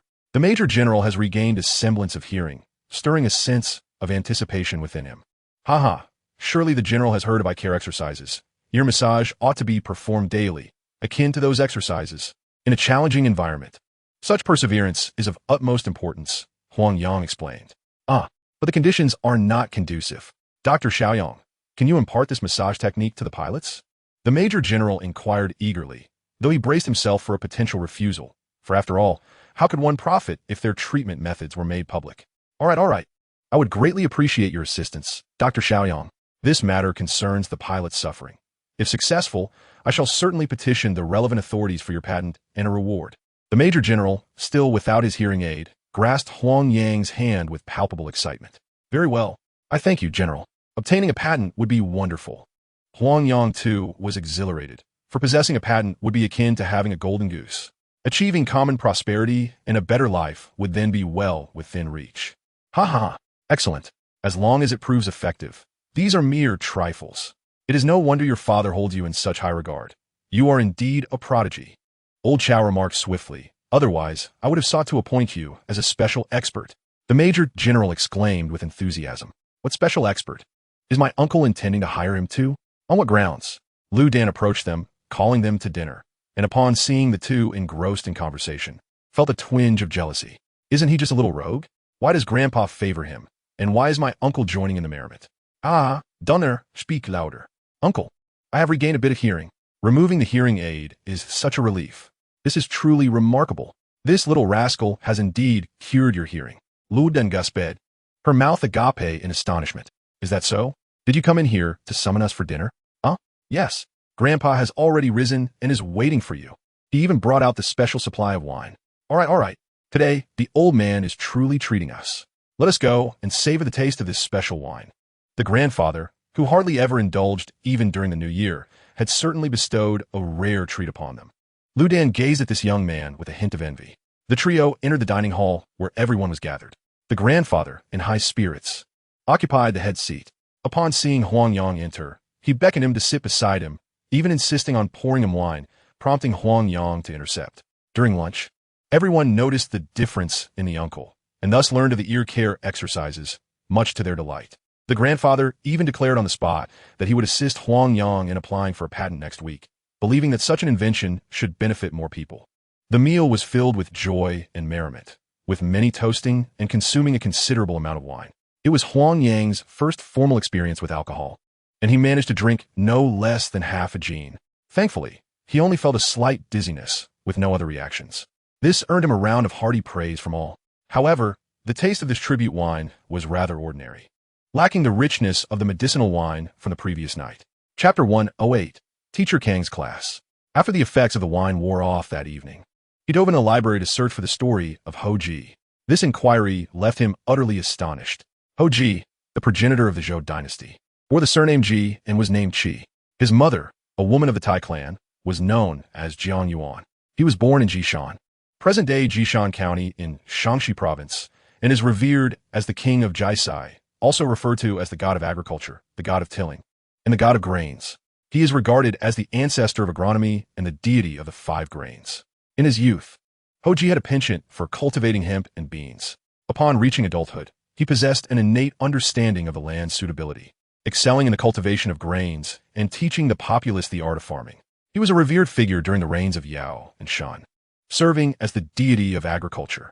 Ho Ji was the first to establish granaries and implement the system of land measurement, providing food relief in times of famine and bestowing seeds upon the common folk. He is considered one of the most trusted ministers of Yu the Great. Remarkably, many records indicate that Ho Ji was the son of Emperor Ku, who was one of the legendary 3 sovereigns and 5 emperors, a renowned descendant of the Yellow Emperor. Yangling Town was once his fiefdom, a figure from the mythological era. To glimpse the artifacts of such a deity is indeed a blessing, and this young man was fortunate enough to encounter 3. Alas, one was devoured by a root of jade bamboo. One night, he fell into a deep slumber, his mind filled with thoughts of venerating the divine. Upon awakening, he continued his morning exercises before attending class. The first class of the day was microbiology, and to his astonishment, it was taught by Teacher Kong. He had a vivid memory of this instructor from the previous semester, when he had sought guidance on planting techniques, only to find the teacher more interested in promoting seedlings than providing earnest advice. What infuriated him further was Kang's attempt to seduce Lu Hongxia. Knowing Kang's character, he was certain that the man would not easily let him be. Indeed, during the 10-minute break, Teacher Kong approached classmate Huang Yang, the two conversing alone by the flower bed. Hello, Huang Yang. Do you recall our agreement from last semester regarding the seedlings? How has your family considered it? Kong inquired with an unfriendly demeanor. It appeared that he was not ready to relinquish his hopes of personal gain. However, Huang Yang was determined not to allow himself to be exploited so easily. Oh, the planting garden has already been established. The teacher mentioned that there are plenty of wild eucalyptus trees on the mountain at home, and I have already transplanted a substantial area. The fallow grass has been sown. Its price has been favorable in recent years, and the wait is worthwhile. Huang Yang expressed his gratitude, maintaining the respect due. Oh, what a pity. Kang's lips twitched in irritation, clearly displeased at the prospect of losing a potential source of income. Hee, if your family wishes to expand the variety of crops next year, I shall trouble Teacher Kong again, Huang Yang thought to himself, well aware of Kang's intentions. It was best to steer clear of such individuals. Well, the pesticides and fertilizers needed for the management of medicinal herb fields are also within the teacher's channels. Classmate Huang Yang can discuss this with your family. Scientific field management is crucial for increasing yield and profit. Negligence is not an option. Kang's scheming mind was now fixated on pesticides and fertilizers, intent on securing some advantage. Fortunately, Huang Yang's family had already established contacts with suppliers in the county, ensuring convenient service due to proximity. Most importantly, the medicinal herbs demanded strict standards regarding pesticide residues, and the family had consulted numerous agronomists to adopt methods that minimized chemical use, favoring plant-based pest control instead. Teacher Chun had provided a wealth of suggestions, such as planting fig trees along the ridges to combat aphids and sowing mugwort to deter flies, all of which Huang Yang diligently implemented. That is excellent. The courses of your class are scheduled for both semesters. Should you have any needs, do not hesitate to approach the teachers. Having navigated this field for many years, the teacher possesses certain resources. Once the courses conclude, it will be more convenient for them to assign grades, would it not? Teacher Kong, perceiving the stubbornness of this individual, resorted to veiled threats. The implication was unmistakable. Without some form of benefit, passing these two courses would be an unattainable dream. It is rather excessive for a teacher to coerce students through their grades. What began as promotion has transformed into intimidation. Such a teacher deserves condemnation. Teacher Kong may be unaware that I am not merely a student, but also a physician, specializing in traditional Chinese medicine. I have treated a senior student for a gynecological ailment. Do you comprehend my meaning, teacher? Huang Yang's smile was rather cold. His seemingly innocuous words held deeper significance for those who understood. Teacher Kong looked at him in astonishment, his eyelids twitching incessantly. Indeed, he grasped the implication. His heart trembled as he pondered which senior student had sought his assistance. Students' families invest tremendous effort to support our education, enabling us to acquire valuable skills for a promising future. Thus, this is a transaction. Products that fail to meet expectations are subject to return. Teacher, please focus on your teaching. Huang Yang continued. What do you mean? Teacher Kong asked, a look of confusion crossing his face, a fleeting subtle expression barely perceptible. Do people believe what you say? Ah, teacher, you might not remember me, but I am the honored youth personally awarded by Principal Deng. I frequently visit him. Do you not think? Huang Yang responded with a cold smile. Teacher Kong felt a pang of fear. Whether it was engaging in impropriety with students or merely fulfilling his teaching duties, either would be enough to land him in trouble with the principal. This young man could indeed speak to the principal. That was a different matter altogether. Not only could he not afford to offend him, but he also needed to find ways to win his favor. Ah, you have misunderstood, Huang Yang. As a teacher, it is only natural to take my responsibilities seriously and to treat students with earnestness. Very well, let us conclude our conversation here for today. We shall see how things unfold. If this continues, I might find myself out of a job. This young man is quite formidable. He is not someone to provoke. That is for the best, Huang Yang replied, concealing his smile before turning to leave. The matter with Teacher Kong was now behind him, and his classmates were quite pleased. Who would have guessed that Huang Yang was the one orchestrating everything from behind the scenes? This incident with Teacher Kong reminded Huang Yang of Teacher Chun, who had guided him significantly. Since the start of the new term after the holiday, he had been preoccupied and had yet to express his gratitude. Perhaps he should visit Teacher Chin tonight to thank him and inquire about the inscription. After all, he was a renowned expert, and decoding that inscription would fulfill a long-held desire. Chapter 109. The Efficacy of Medicinal Wine. That evening, Huang Yang arrived at Teacher Chin's door carrying a bag of fruit. Is Huang Yang. Guomin. Old Chun, Huang Yang has arrived. Teacher Chen's wife opened the door, welcoming him inside. Hello, teacher's wife. Hello, Teacher Chen. I should have visited sooner. I regret the delay. Huang Yang greeted them warmly. Haha, all is well. You're always buying things. You are quite the disobedient child. Teacher Chen remarked, eyeing the fruit Huang Yang carried. Do not scold me, teacher. I purchased these with my own earnings. Having opened the clinic after the new year, I received my salary. Thus, for my first expenditure, I chose to purchase some fruits for my esteemed teacher. Ha! Huang Yang, remembering his teacher's teachings, deliberately made this remark. Truly, you are indeed thoughtful. Has your family's plantation commenced? Teacher Chen held this student in high regard, appreciating his initiative to study medicine. It has indeed begun. Today, I came to express my gratitude for Teacher Chen's guidance. Over 1,000 acres have been cultivated according to his advice, which I believe are now flourishing. That is wonderful. In the depths of the mountains, cultivating medicinal herbs while preserving the land and generating additional income is splendid. If teacher is not too busy during the summer vacation, I shall bring my wife to visit. It's a quaint village transformed into a summer retreat, quite suitable for relaxation. We shall discuss it then. Each year, the school organizes activities, yet I am uncertain about this year's arrangements. Very well. The plantation has also transplanted quite a number of wild fruits, including machinery, European plums, hawthorns, and more, which will be ripe during the summer break. The children in the mountains find delight in such pursuits. Splendid indeed. After conversing for a while about the plantation, Huang Yang presented a piece of paper that bore an imprint of an inscription to Teacher Chen. The latter took the paper, studied it for a long time, and recognized it as an ancient script, yet he was unfamiliar with its content. I have a classmate who specializes in ancient script studies. I shall make a copy and send it to him. You should preserve this original, as it is a valuable piece of documentation. I will inform you once I have results. Teacher Chen stated, never inquiring about the origins of the item. Very well. Thank you for your efforts, teacher. Huang Yang, without elaborating on its provenance, hastily expressed his gratitude. It was not that he was unwilling to tell Teacher Chen the truth. The matter pertained to a tomb raiding case, and disclosing it could lead to complications for himself. If he were to fabricate a casual excuse to outsiders, it would be manageable. But deceiving his respected teacher weighed heavily on his conscience. Leaving it unexamined felt unsatisfactory. Thus, he resolved to sample a bit himself. After all, medicinal wine is meant for consumption, and at most, it might cause a few days of discomfort. He fetched a disposable cup and poured himself a modest half-cup, enjoying it alongside a small plate of peanuts. To his surprise, the millennium-old fine wine was indeed delightful, more fragrant than the tribute wine he had tasted at the official's residence.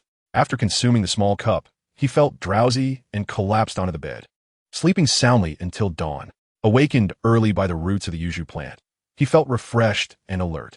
However, he sensed a sticky residue on his body, as if he had not bathed in quite some time. Rubbing his neck, he found his hand covered in grime. Sniffing himself, he was met with a strong, sour odor. Goodness, could it be? He had just bathed the previous weekend.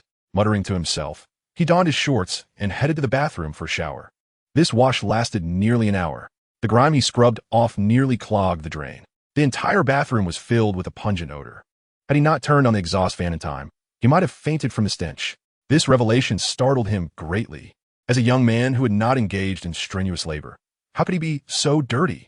Besides drinking half a cup of medicinal wine the previous night, he had done nothing else. Medicinal wine. Could this be the effect of that very wine? Cleansing the marrow and purging the bones. All this filth must have been expelled from within his body.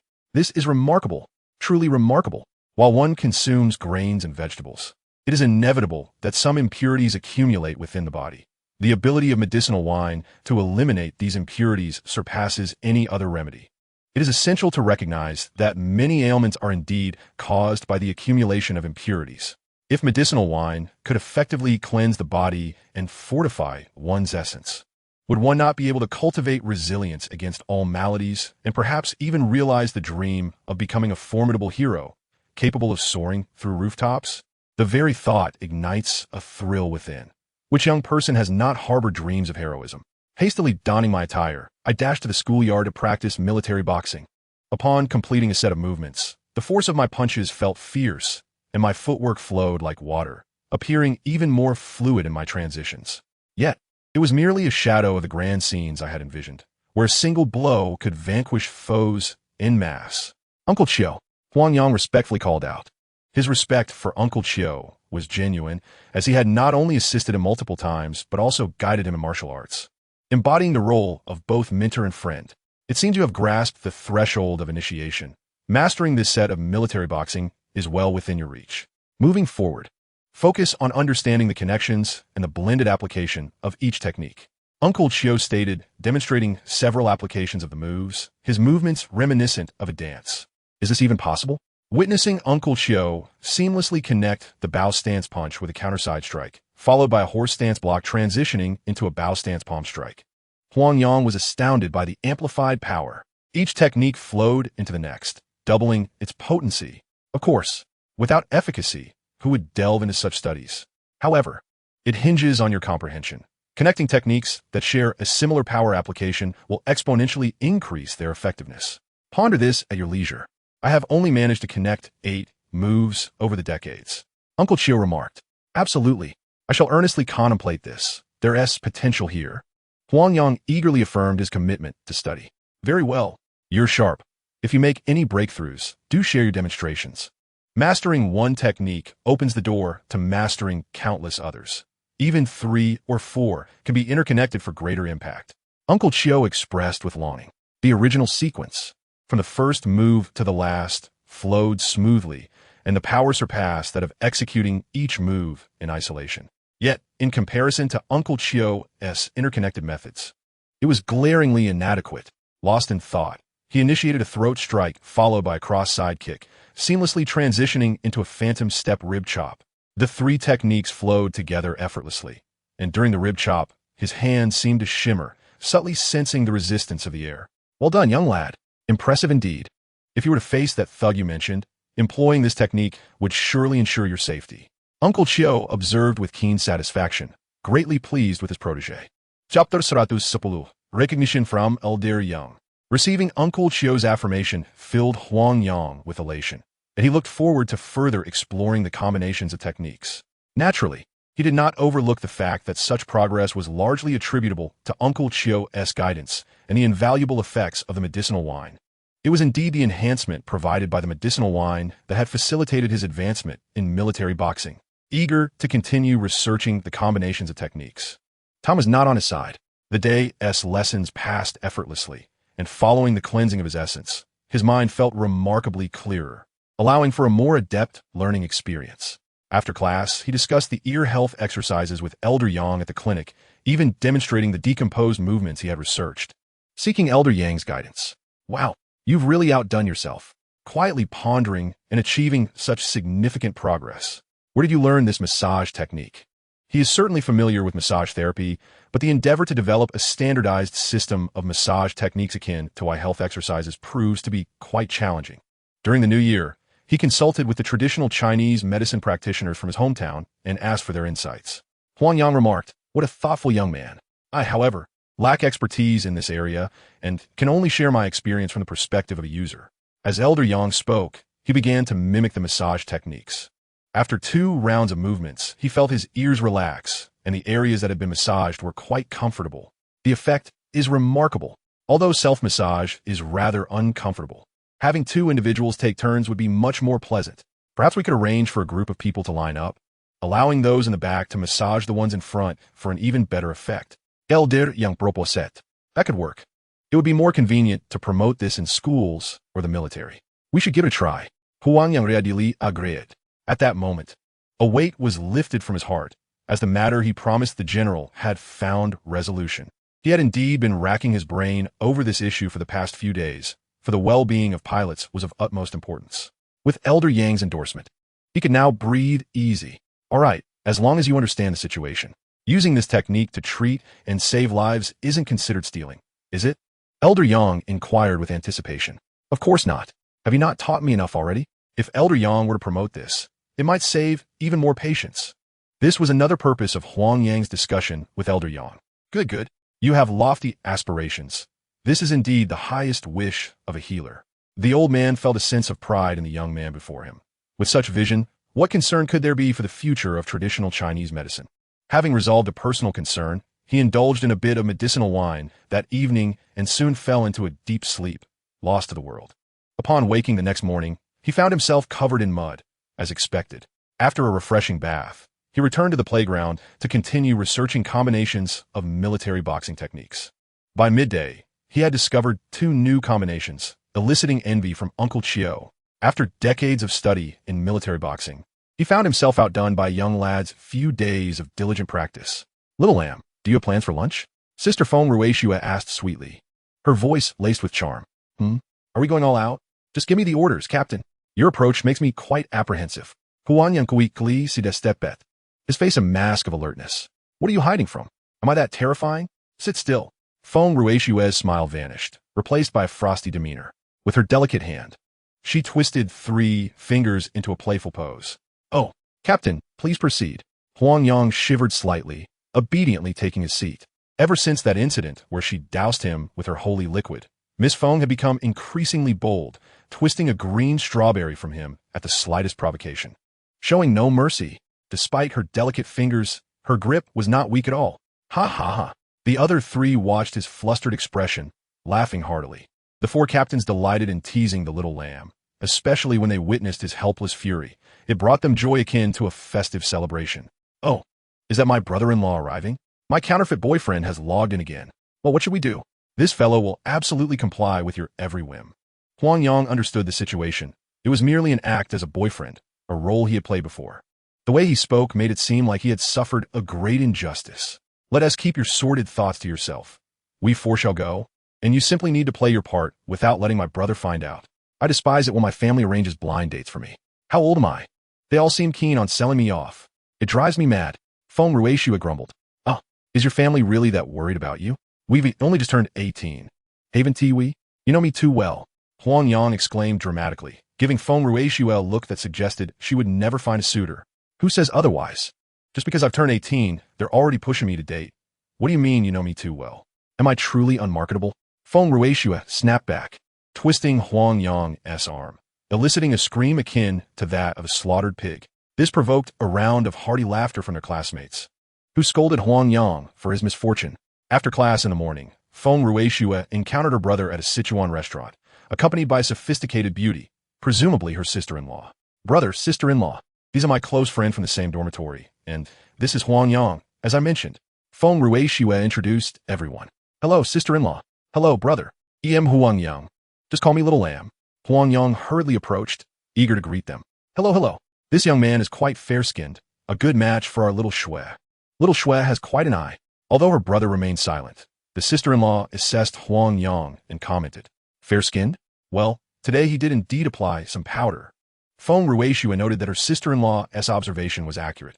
Huang Yang had indeed become noticeably fairer. She wondered when he had taken the time to groom himself. Credit where it's due.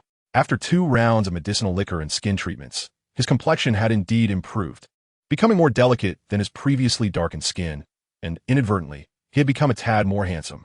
"Hee. Where's your family from, young man? What industry are they in?" As everyone settled down, her brother finally found an opportunity to inquire about the most pressing question. This was indeed a matter of family background. Compatibility never goes out of style. "Oh, my family is in the Qinling Mountain area of Hunan province, where we have a 1,000-acre plantation that has just commenced, focusing on the cultivation of medicinal herbs. Fortunately, I established the plantation myself. Otherwise, if I had simply said we farmed, this brother would likely have kicked me out. Over 1,000 acres? That's quite substantial. The market for medicinal herbs is indeed promising. Your family has great foresight." Her brother's eyes lit up as he spoke. "Hee. This young man is quite amusing. My sister has grown up in a honey pot, cherished and pampered by our family, which has cultivated her spoiled little princess temperament. You must treat her with care and not bully her." Her brother chuckled. "Bullying her? That's impossible. If I were to treat her as she treats me, I would have been turned into a beehive long ago. That grip of hers could twist rebar on a construction site." Huang Yang lamented. "Ha ha, brother, we are kindred spirits. Come, let us share a drink." Her brother laughed heartily. "Ha ha, little Shui, your boyfriend is quite remarkable, just like your brother. Come, let us have some juice." The sister-in-law greeted the girls with a hearty laugh, raising her glass. "Am I truly as unworthy as you 2 claim? Utter nonsense." With a dismissive glance at the 2 men, her delicate fingers unconsciously fidgeted. "Indeed, our gentle classmate Xiao Xue is quite the treasure. Young man, consider yourself fortunate." "Absolutely. Xiao Xue's interest in you is a stroke of luck.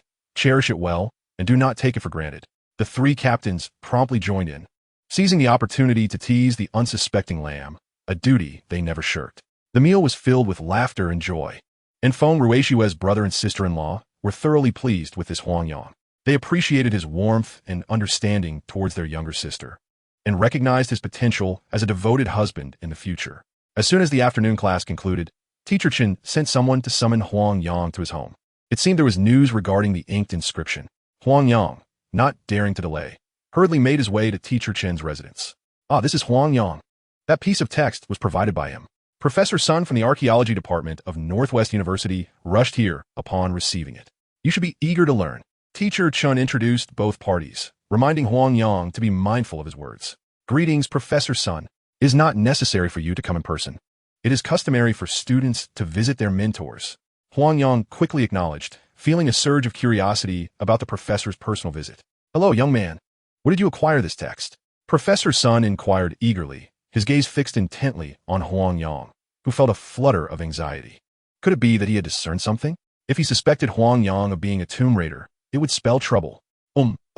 I discovered it in an ancient village called Tianma Zhai in my hometown. Along with it, there was a box of silver dollars, sealed with the words Bi, Ting Fong Xiang Yin. Huang Yang decided to speak only of the silver dollars, omitting the truth. Huh? A jade piece? What sort of jade piece? Professor Sun asked, taken aback. It is slightly larger than a palm, with both ends curved.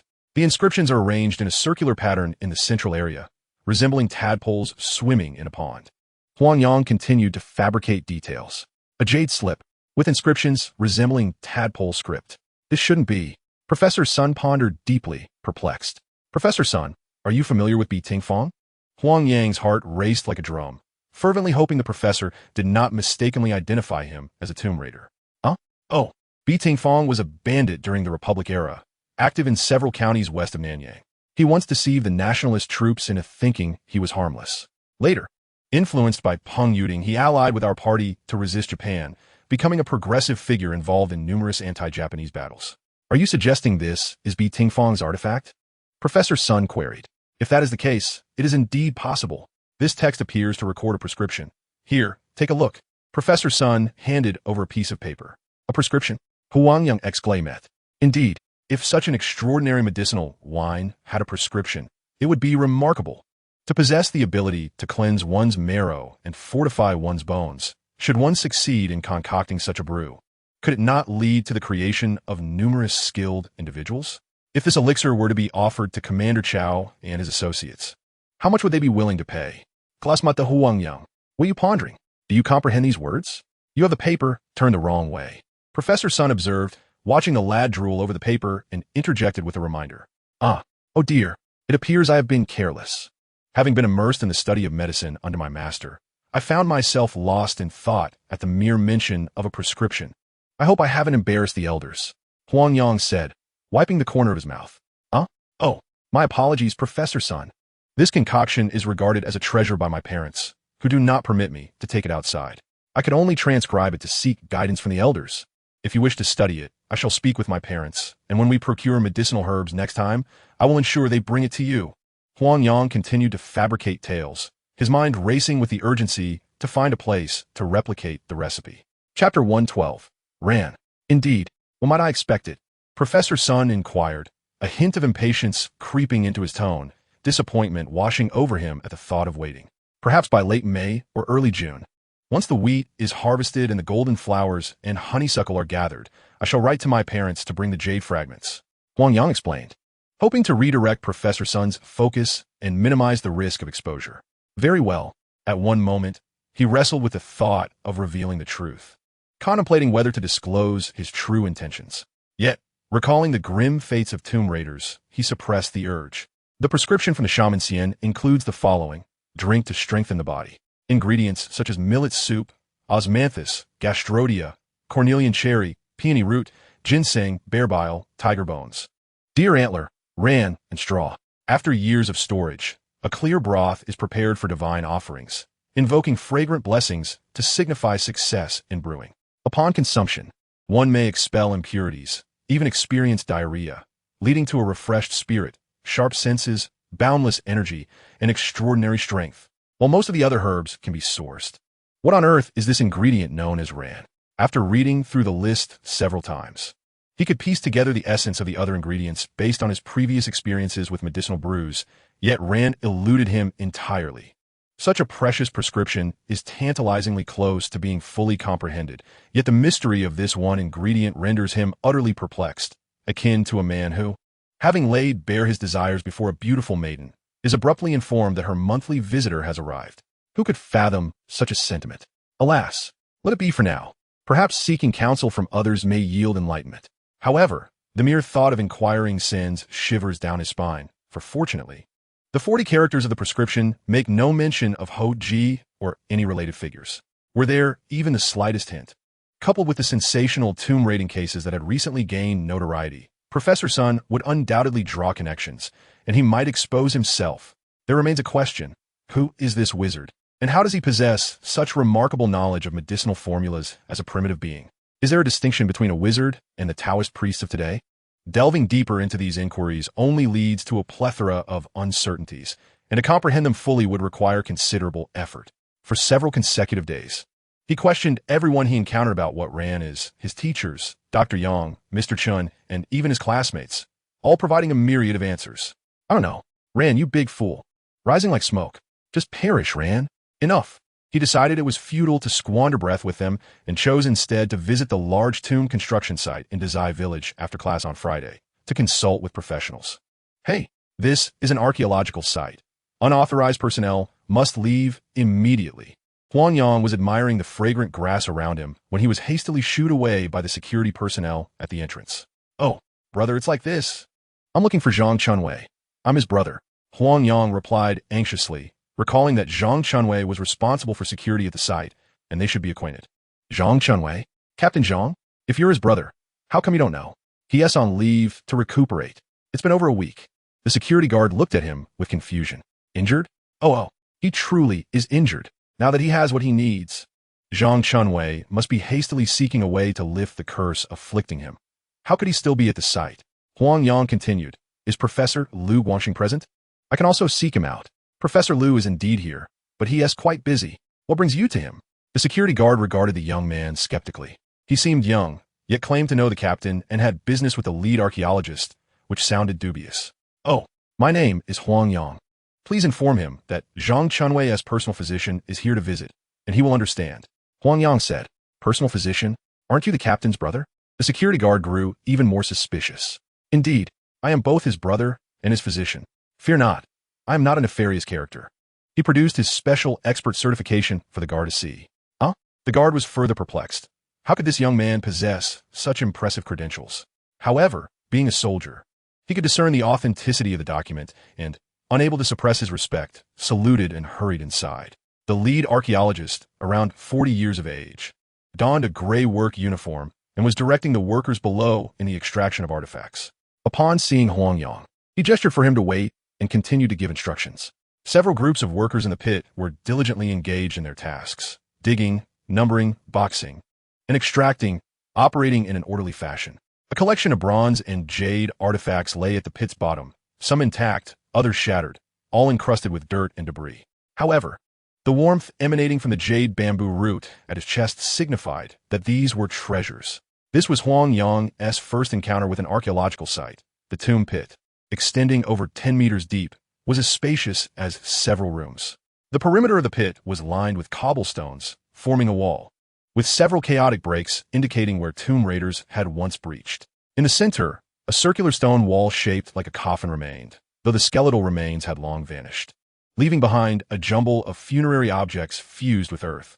People were either crouching, kneeling, or crawling, all engaged in their labors. From above, there were no treasures like human bones or jade artifacts visible. Certainly, such a conclusion is drawn solely because the reaction of yam root is merely warm, distinctly different from the mischievous excitement one experiences when encountering delicious food. Chapter 113, Motion Sickness. The excavation of the Grand Tomb is nearing its conclusion. Once the artifacts are extracted, the pebbles must be numbered and replaced, restoring the vegetation to complete the process. This juncture is indeed crucial, for once artifacts are unearthed, security measures must be heightened until they are safely stored in the museum for restoration, allowing for a sigh of relief. One by one, The artifacts were lifted and sent to a temporary laboratory for safekeeping. It was not until evening that Lu Guangxing approached Huang Yang to converse. My dear classmate Huang Yang, I apologize. Today, we were preoccupied with the extraction of artifacts until now. What brings you to me? Lu Guangxing inquired kindly. Hello, Professor Lu. I have come to seek your insight on a character. The character in Ranran Rising refers to what medicinal material in ancient times? Huang Yang directly posed his question without hesitation. Ran? Medicinal material? Where did you come across this? Lu Guangxing appeared puzzled. Take a look at the translation by Professor Sun from Northwest University. Huang Yang presented the translated document to him. Toad script. This old Sun is indeed proficient. Is this a prescription? Lu Guangxing expressed his surprise. Yes. I obtained it by chance, and have been eager to comprehend its efficacy, but I've been stumped by this character Ran. Huang Yang replied. Very well. You have indeed put in considerable effort. However, I must confess that I am not familiar with the implications of this character Ran. Given it is an ancient prescription, perhaps we should consult the Huangdi Neijing, and also texts such as the Shanhai Jing, Yugong, Zhou and other ancient classics, as they may contain annotations. Lu Guangxing suggested. Indeed, you are absolutely correct. Perhaps only those texts hold the fragments of information I seek. I have already consulted many individuals, including doctors and professors. Now, I finally have some direction. Thank you.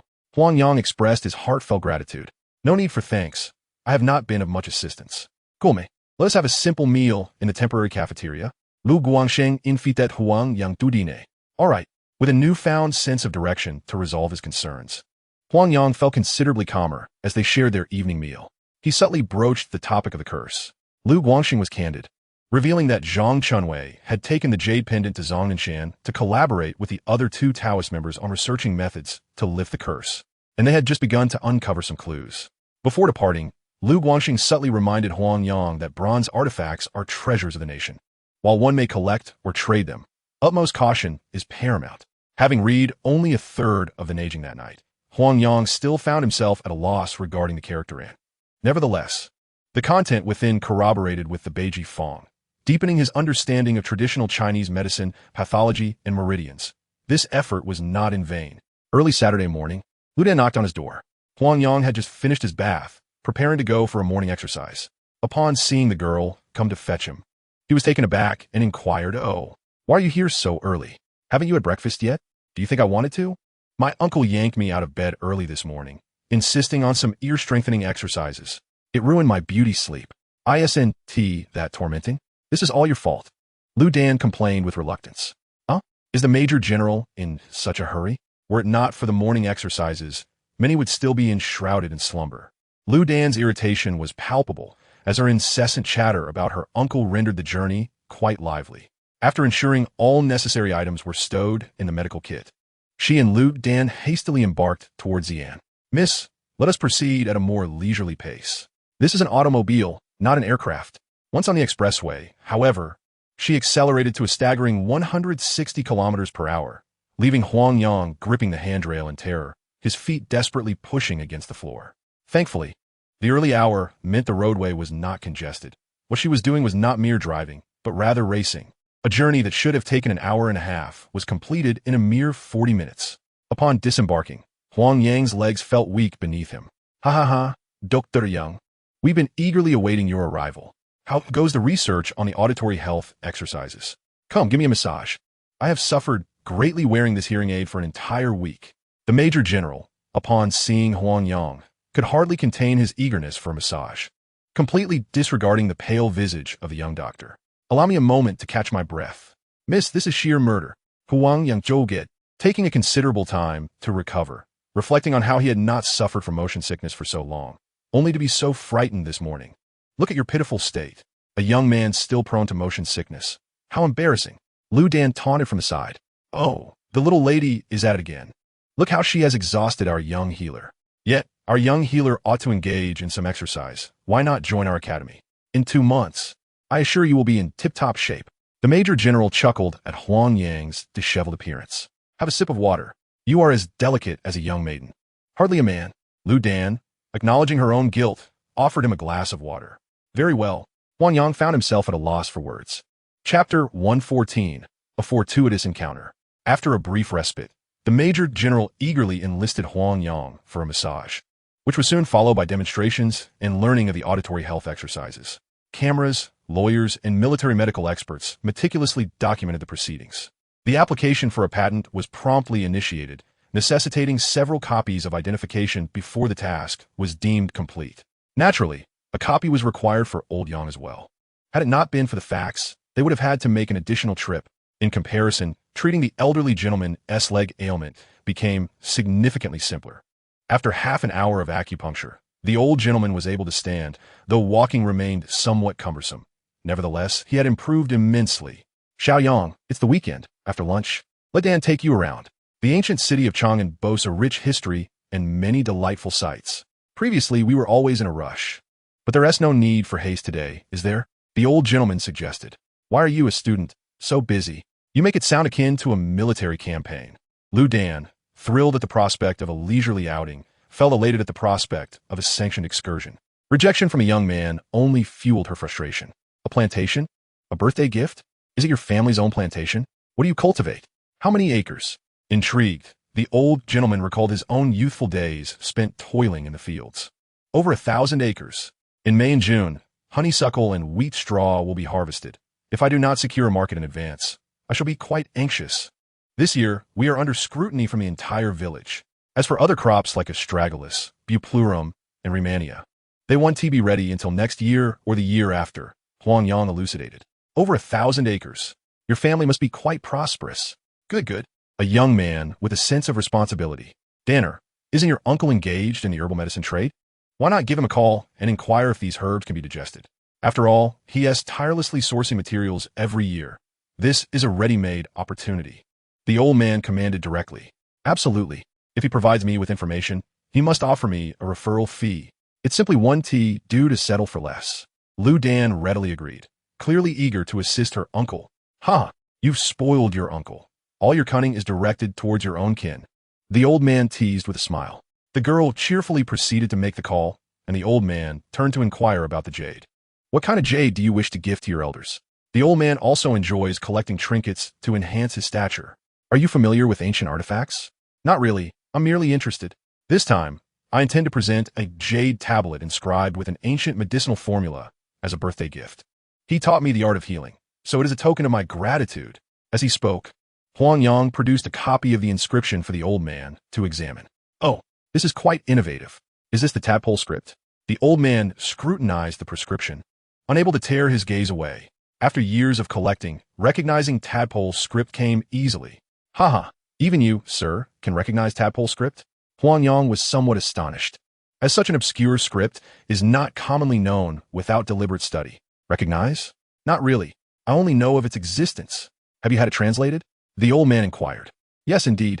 My teacher commissioned a professor specializing in ancient scripts to translate it, and it is indeed a traditional Chinese medicinal formula. However, it is meant for brewing medicinal wine, designed to relax muscles and invigorate blood circulation. Huang Yang pondered, but decided against revealing the translation. Ancient formulas and ancient jade. This can be considered a fine gift for a hero. Very good. I trust your master will appreciate it. I have an old acquaintance at the antique market in Basian and who runs an antique shop. You should pay him a visit. He has some ancient jade. However, for crafting a jade tablet, there's no need for ancient jade. Pieces from the Republic of China era will suffice. After all, recreation can also be a form of harm to cultural relics. The old man advised. Wonderful. I was completely at a loss before, but now you've clarified everything. Thank you immensely. Huang Yang expressed her gratitude. Your insight is truly remarkable. Finding a hidden gem is no easy task. Although I may not understand it deeply, the tales of discovering treasures are utterly captivating. That general's jar must have been quite a find, right? Huang Yang became excited. Not quite a major find, but it was purchased for a few hundred and is now worth several thousand. In recent years, the market has improved, and it has appreciated to nearly 100,000. I've kept it as a memento.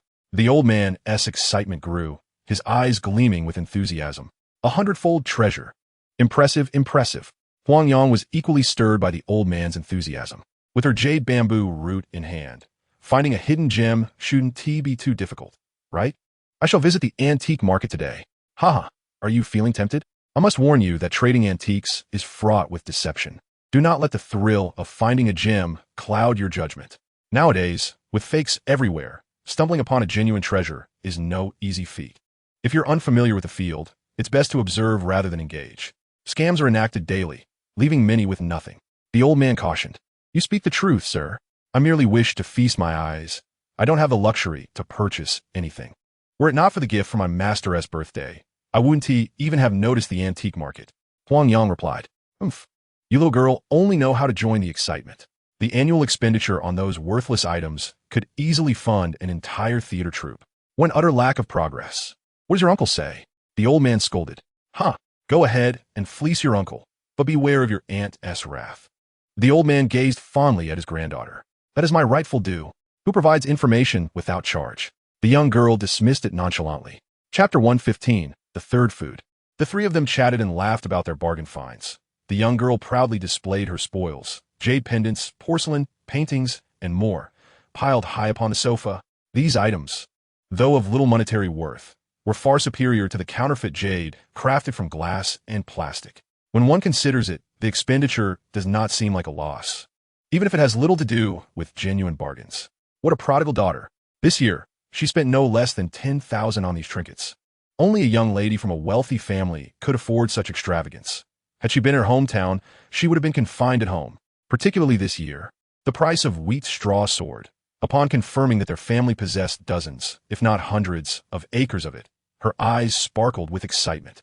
They were eager to sign a contract immediately and pay a deposit, but Huang Yang managed to postpone, insisting on an on-site inspection before finalizing the agreement. After all, she had not even seen what it looked like since the new year. Thus, finalizing a contract and accepting a deposit felt somewhat inappropriate. Her uncle came and went in a hurry. Before leaving, he was audaciously tricked out of 200 yuan by the young girl, leaving Huang Yang with a pained expression.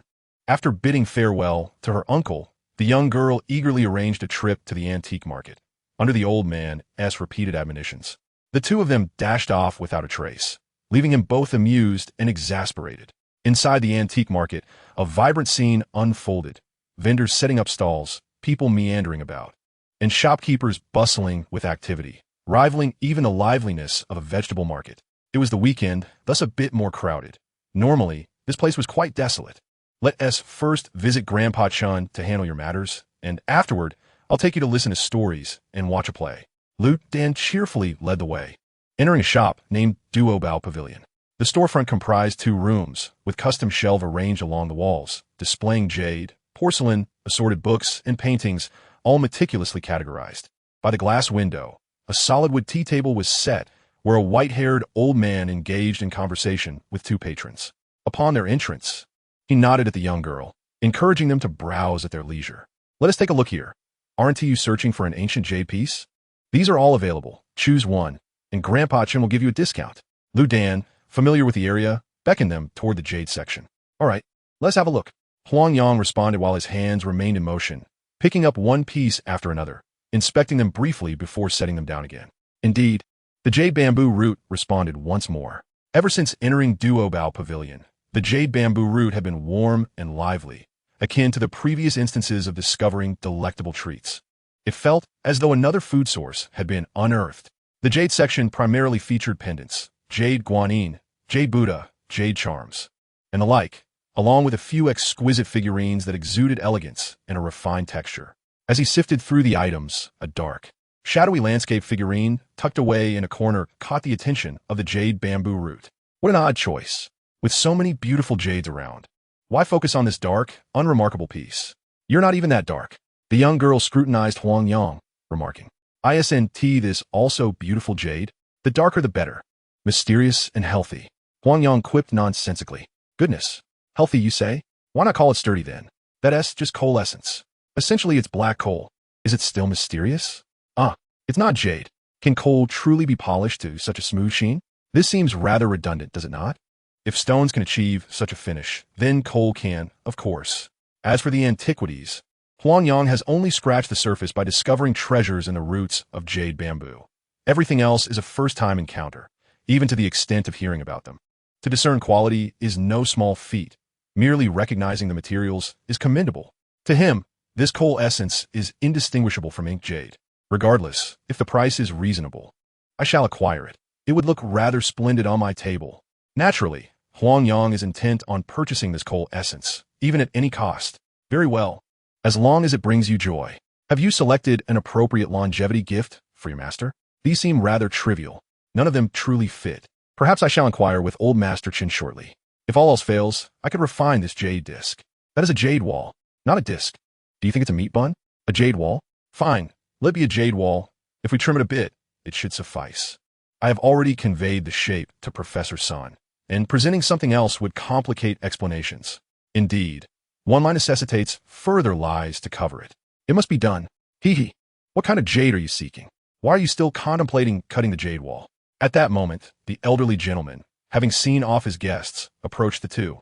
Old Chun, this young man wishes to engrave an ancient medicinal formula onto a jade tablet as a longevity gift for his master. The only piece you have that fits this size is this jade tablet. The young girl hurriedly clarified. Oh, that is quite a creative idea. The ancient medicinal formula must hold considerable value, does it not? Old Chin seized upon the essence of the matter, asserting that a mere ordinary formula did not warrant such solemnity. It is simply a recipe for brewing medicinal wine, not particularly precious, merely a special text. Huang Yang elucidated. The fewer people who know about the formula, the better. Ah, how commendable. You show respect for your teacher. This young man is indeed earnest and devoted. Come, let's sit and converse. Old Chin invited them to take a seat at the tea table. Huang Yang casually lifted the coal essence and placed it on the table, promptly getting straight to the point. Old Chun, I find this piece of coal quite appealing. Grant me a favorable price, and I shall take it for my enjoyment. Oh, pray tell, what makes this black coal so special? Old Chin's interest was piqued. It was indeed unexpected that this young man, not in a hurry to discuss the longevity gift, chose to inquire about the coal essence. I cannot quite articulate it, but the scene carved upon it bears a resemblance to my family's plantation. The village wall and the path possess a certain charm. The houses and floral arrangements within are simply exquisite. Once I earn some money, I shall construct something akin to this layout and turn it into a tourist attraction. Huang Yang pointed at the imagery etched on the coal essence. Ha ha ha, what an amusing young man. If one could indeed build such an ancient village, it would be as if painting came to life. Splendid, splendid. For your grand ambition, this coal essence is yours. When the day comes that you fulfill your dream, do not forget to invite this old man to come see it. Old Chin chuckled heartily. The coal essence, along with the craftsmanship, was merely a few hundred yuan.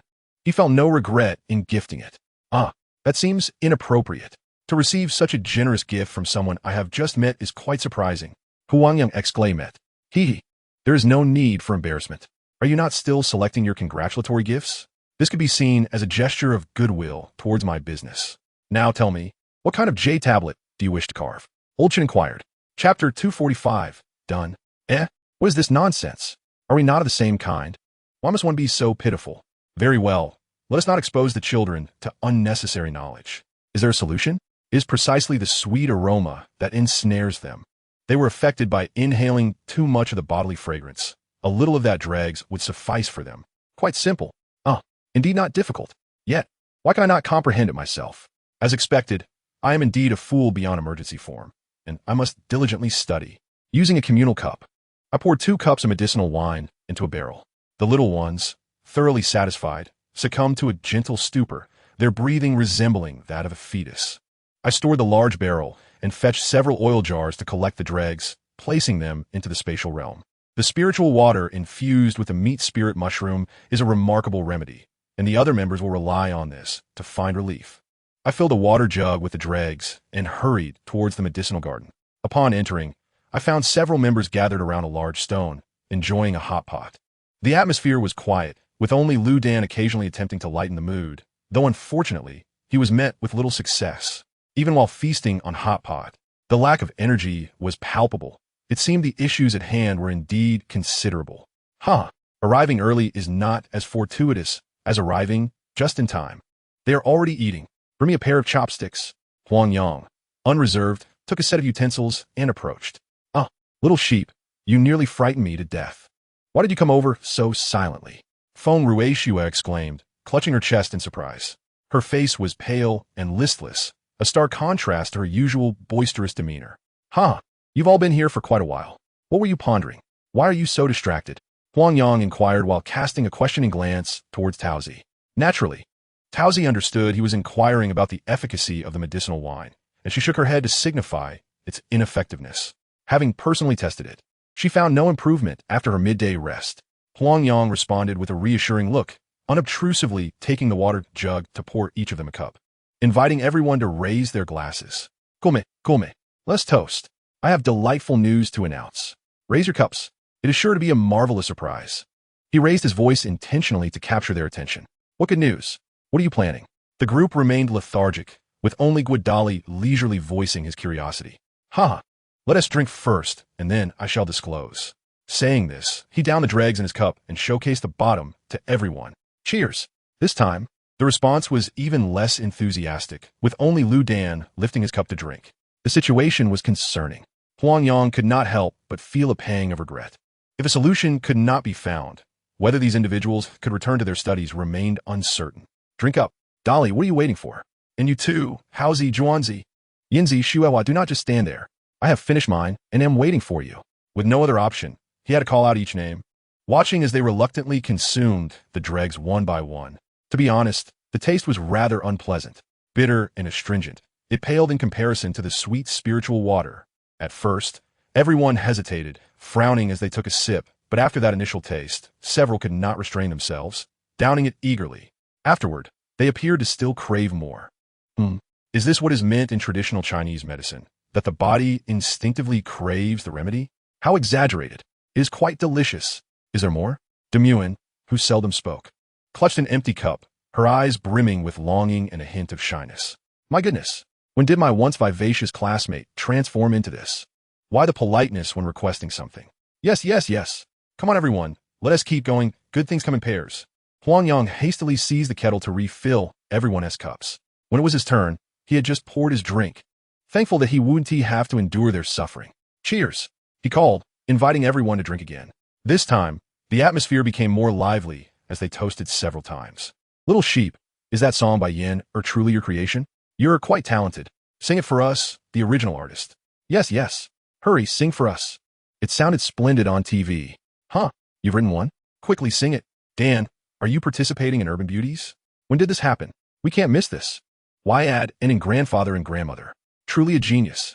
One song after another. You're not considering a career in entertainment, are you? You Haven T formerly studied music. Have you? How did you write it? I just hummed it randomly. Wouldn't anyone like to hear it? I feel quite confident about it. All right, sing. Dan, sing quickly. Just think of it as practice. Lu Dan, poised to take the stage, naturally did not falter. She cleared her throat and began to sing. Who rides a tall steed to San Lichuan, blushing against the wind, exchanging just a glance?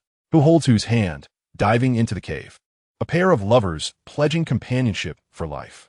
Heads touching, shoulders side by side. How many hardships have they crossed? Hair turned gray and wrinkles etched on their faces. Yet still together, cherishing memories of daily life, only remembering that one line. She likes it. Good. Is this truly your creation? Isn't it a bit too old-fashioned? I find it quite melodious. It captures the tenacity we, as Northwesterners, possess. One word, stubborn. What does stubborn even mean? I don't understand a thing. I feel quite stubborn right now. After such a commotion, the group finally regained their playful demeanor. Although they had yet to reach the carefree level of earlier times, they were certainly much improved from the beginning. Before heading to bed, Huang Yang announced the first income from the medicine garden, and everyone, based on their investment shares, would receive between 2,000 to 4,000, filling them with pride. Chapter 116, Dushan Jade. Huang Yang produced a sheet of photocopy paper and handed it to old Shun, saying, the teacher mentioned that ancient people recorded significant matters on golden slips. Though I can't afford gold slips, I thought etching them on jade would also possess a certain charm. Let us proceed with this approach. Old Lu suggested using works from the Republic of China era to avoid damaging cultural relics. This is tadpole script. You can read tadpole script? Old Chun gazed at Huang Yang in astonishment. I cannot. I consulted an ancient script teacher to decipher it, and it turned out to be a prescription. I wanted to surprise my master. How novel. Perhaps the original prescription was indeed imprinted from a jade tablet. Where did you obtain this original? Oh, it was photocopied from my master's medical book. The last page of the book contains this, and it seems the owner never deciphered it. A medical book? What kind of medical book? What is its title? Which great talent authored it? Mr. Chun posed 3 questions in succession, showcasing the distinctive traits of an antique connoisseur. Grandfather Chun, are you conducting a household registration? Is it merely a prescription? Do you aspire to practice medicine as well? Lu Dan, unable to contain himself, interjected. Ah, there is nothing secretive about it. I trust the master would not mind. The book is titled Emergency Formulations for Military Campaigns, handwritten by a physician named Hong Shan during the Xiantong era. The text merely speculates that this ancient remedy is a recipe for medicinal wine, with no further elaboration. I have just translated it, and thought to surprise my master. Huang Yang continued his whimsical chatter. Splendid. To translate such obscure characters demonstrates your dedication. Mr. Chen replied. Please wait a moment. I shall return shortly. He ascended the stairs. Although he had not heard of Hong Shan, he assumed he was not a renowned figure and thus did not dwell on it. This piece of Dushan jade was acquired by my father in Nanyang during my childhood. I had intended to craft several pairs of jade bangles and pendants. Regrettably, in my youthful mischief, I shattered it. Once the war began, no one sought such trinkets, and they were left untouched. After my father's passing, I preserved it as a cherished memory. Today, your exquisite carving of these characters suits it perfectly. Let it serve as a birthday gift. Such a design cannot tarnish its value. Mr. Chen murmured as he caressed the jade fragment. In reminiscing, the elderly gentleman appeared significantly rejuvenated. Oh, this is too precious. What will you do if you give it to me? Huang Yang, overwhelmed by Mr. Chen's generosity, felt a pang of guilt. Ah, it is merely a bygone tale. Have you not noticed my hair has turned completely white? Carving these characters upon it offers solace to my childhood. Once completed, simply take a photograph for me. This is not a gift. Considering the engraving, you shall owe me 2,000 yuan. Mr. Chen declared. No problem, no problem. Huang Yang responded. Although he felt the price was steep, nonetheless, the sentimental value made it worthwhile, especially since Mr. Chen had already gifted him something. As he spoke, Huang Yang retrieved 2,000 yuan from the 10,000 given to him for medical fees. You are quite straightforward. Let us proceed to Old Zheng's to etch the text. And this birthday gift shall be complete. Do visit me more often. I genuinely enjoy our conversations. Mr. Chen said, getting up to instruct the shop assistant before leading the two young men to a corner of the market. The shed, constructed from colorful steel tiles, served as a rudimentary workshop where 4 craftsmen were diligently engaged with chisels, each engrossed in their work. Upon their arrival, an elder craftsman stood to greet them. Mr. Chen, are you bringing business my way? Apologies for the simplicity of my establishment. There are no seats available for you 3. I do have a small task for you, Mr. Chen replied, handing over the ornate box and the paper bearing the characters. Please carve this design precisely in the center. Is that agreeable? Characters of the ancient script. This is rare. Would you prefer it carved in relief or intaglio? The elder craftsman inquired, recognizing the significance of the characters. Mr. Chen remained silent, looking toward Huang Yang, indicating that the decision lay with him. Intaglio, as it must replicate the original precisely to preserve its essence. Huang Yang articulated. The market stalls were closely packed, and the crowd had thinned out considerably at this hour, as the two immersed themselves in the intricate details of the task before them. Miss, you have brought your boyfriend today. Come and behold. These are the splendid treasures recently unearthed from the countryside. The nearby vendor clearly recognizes this young lady, and as the two approach, he warmly beckons them to come and take a look. Every time she claims to have found these in the countryside. Yet they are merely high replicas. Do not attempt to deceive me again. The young girl, having discerned the vendor's tricks, chuckles as she speaks. This inkstone is also sourced from the glass factory in the eastern suburbs, isn't it? Do not use that red character as an excuse. The differences between small seal script and imitation song are substantial. The young girl seems to delight in bantering with the vendor, her smile radiating with satisfaction. How could that be? This truly was discovered in the countryside. Just look at this patina. It is undoubtedly an antique. That rouge box is quite beautiful. Let me see it. The young girl, no longer engaging in further conversation, points to a blue and white porcelain box nestled closer inside. The young lady indeed has a discerning eye. This small box is a relic from the Qinling era, having traversed from the palace. Observe the inscription, made during the Qinling period of the Great Qing. It is clearly marked. The vendor turns the box over to show the inscription on the bottom to the young girl and sets it beside her.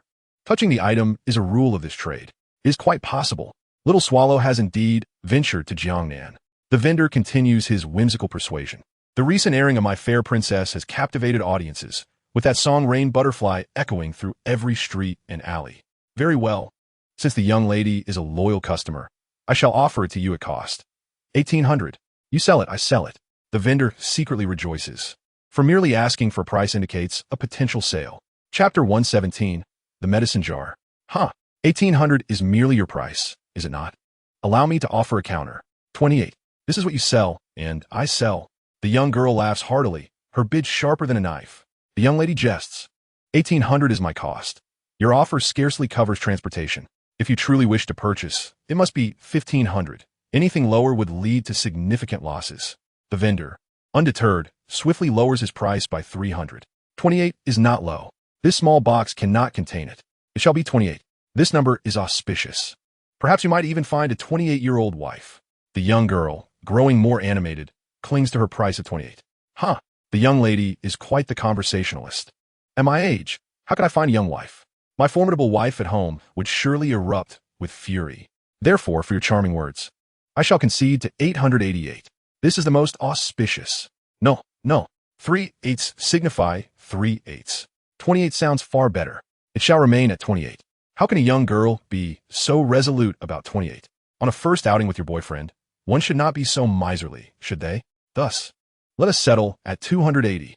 If you do not wish to purchase, I shall keep it for myself. Deal. Payment. The young girl nudges Huang Yang with her elbow. Huang Yang is perplexed. Why is it that he must pay? What do you mean? Shouldn't the young lady treat me after accompanying her for so long? Today's expenses are all on you. Hurry. With that, the young girl rises and strides toward the next stall. Alas, reluctantly, as it is money earned from her family, he concedes to the expense. Very well. The young man is fortunate to have won the affection of such a beautiful girlfriend. Do come again next time. The vendor finds a bag to package the small ceramic jar and hands it to him. Huang Yang chukles awkwardly, offering no explanation, for his heart is already filled with joy. This small ceramic jar is anything but ordinary. As they distance themselves from the duo-bow pavilion, the tranquility of the yuzu root enveloped them, and as they approached the stall, warmth returned. Huang Yang, with keen discernment, had already set his sights on a small ceramic jar while the little girl engaged in haggling. Judging by its warmth, it was undoubtedly as valuable as the medicinal box. Huang Yang obediently settled the bill from behind, casting a glance over the stall, but finding nothing particularly noteworthy, promptly requesting the vendor to give him change before departing. Thus, the two of them methodically scoured the stalls, where vendors greeted the little girl with enthusiasm akin to that of welcoming a revered leader, their faces brimming with smiles. After a round of browsing, the little girl amassed a collection of over a dozen trinkets, while Huang Yang secured 5 treasures. The medical fee of 10,000 yuan had dwindled to just over 4,000. What a bargain, yet it still inflicted a financial strain. The more than 3,000 was sufficient for his tuition for an entire year. The little girl had once again generously showered the vendors with her patronage. Now, the stall owners eagerly anticipated her visits, their joy reminiscent of festive celebrations. Upon seeing the two return, laden with bags, Elder Chun felt a wave of exasperation. His old friend's granddaughter was far too extravagant. Grandpa Chun, today it was the little doctor who paid the bill. I couldn't resist, and ended up buying a few more things. The little girl remarked with carefree abandon, her expression devoid of any embarrassment. Oh, how unreserved of you. Elder Chun shot a glance at the young man, his expression revealing sympathy for his plight. I also picked up a few pieces, Huang Yang awkwardly added. Grandpa Chun, please help me assess these items. Were any of them real finds? The little girl eagerly placed a heap of goods on the tea table for Elder Chun's appraisal. Are you dreaming? How many times has it been now? When have you ever managed to break even? Elder Chun retorted, exasperated. This time is different. I have a particularly good feeling about it. Just lend your discerning eye. The little girl implored, shaking the elder's arm. You say that every time. Unable to withstand the little girl's relentless enthusiasm, Elder Chun reluctantly began sifting through the assortment of trinkets. Is there not a single genuine item among these? The little girl felt a crushing disappointment, her spirit deflating entirely. Wasn't this to be expected? The vendors are celebrating once more. Now, let us see what you've got, Elder Chun said, beckoning her. Huang Yang chuckled awkwardly as he placed his 5 prized possessions before Elder Chun. With the little girl as previous experiences in mind, he was aware of their potential worth, but remained uncertain about their value, purely motivated by a desire to learn. Is this a prehistoric ceramic pot? Elder Chun exclaimed, his eyes lighting up as he held the small jar. He fetched a flashlight to illuminate its interior, revealing a dark, grimy surface speckled with residue, starkly contrasting with the jar's reddish exterior, with a small amount of black residue, remaining at the bottom. It must be a medicinal pot. I can smell the herbs, Huang Yang explained. Indeed, it is a pot for brewing medicine. No wonder it is so diminutive. The patterns and shape resemble those from the Bampo site, belonging to the Yangshao culture. This symbol is called the swastika. Legend has it that when it rotates left, it absorbs energy, and when it turns right, it releases energy. A remarkable find, young man. Elder Qin declared, excitement brimming in his voice. Huh? This is considered a treasure?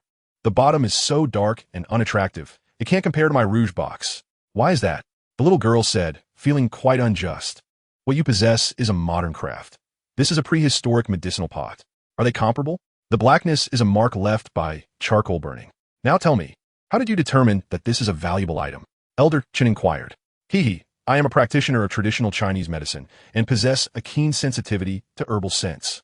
When a young lady inquired about a hint of herbal aroma while selecting that rouge box, she promptly purchased it. Mr. Huang explained. No wonder. The young man is quite astute.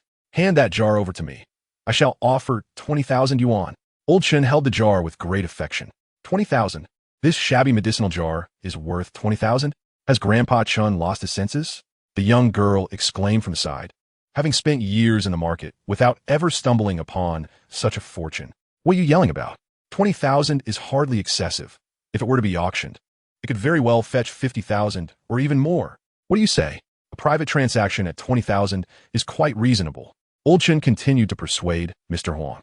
Looking at the other items, I am a medical student, and I wish to keep this jar for myself. Perhaps I can discern the remnants of the medicinal substances within. Mr. Huang asserted his position. Very well. A gentleman does not take what others cherish. Let's examine the others. Old Chen did not press further and continued to appraise the remaining 4 items.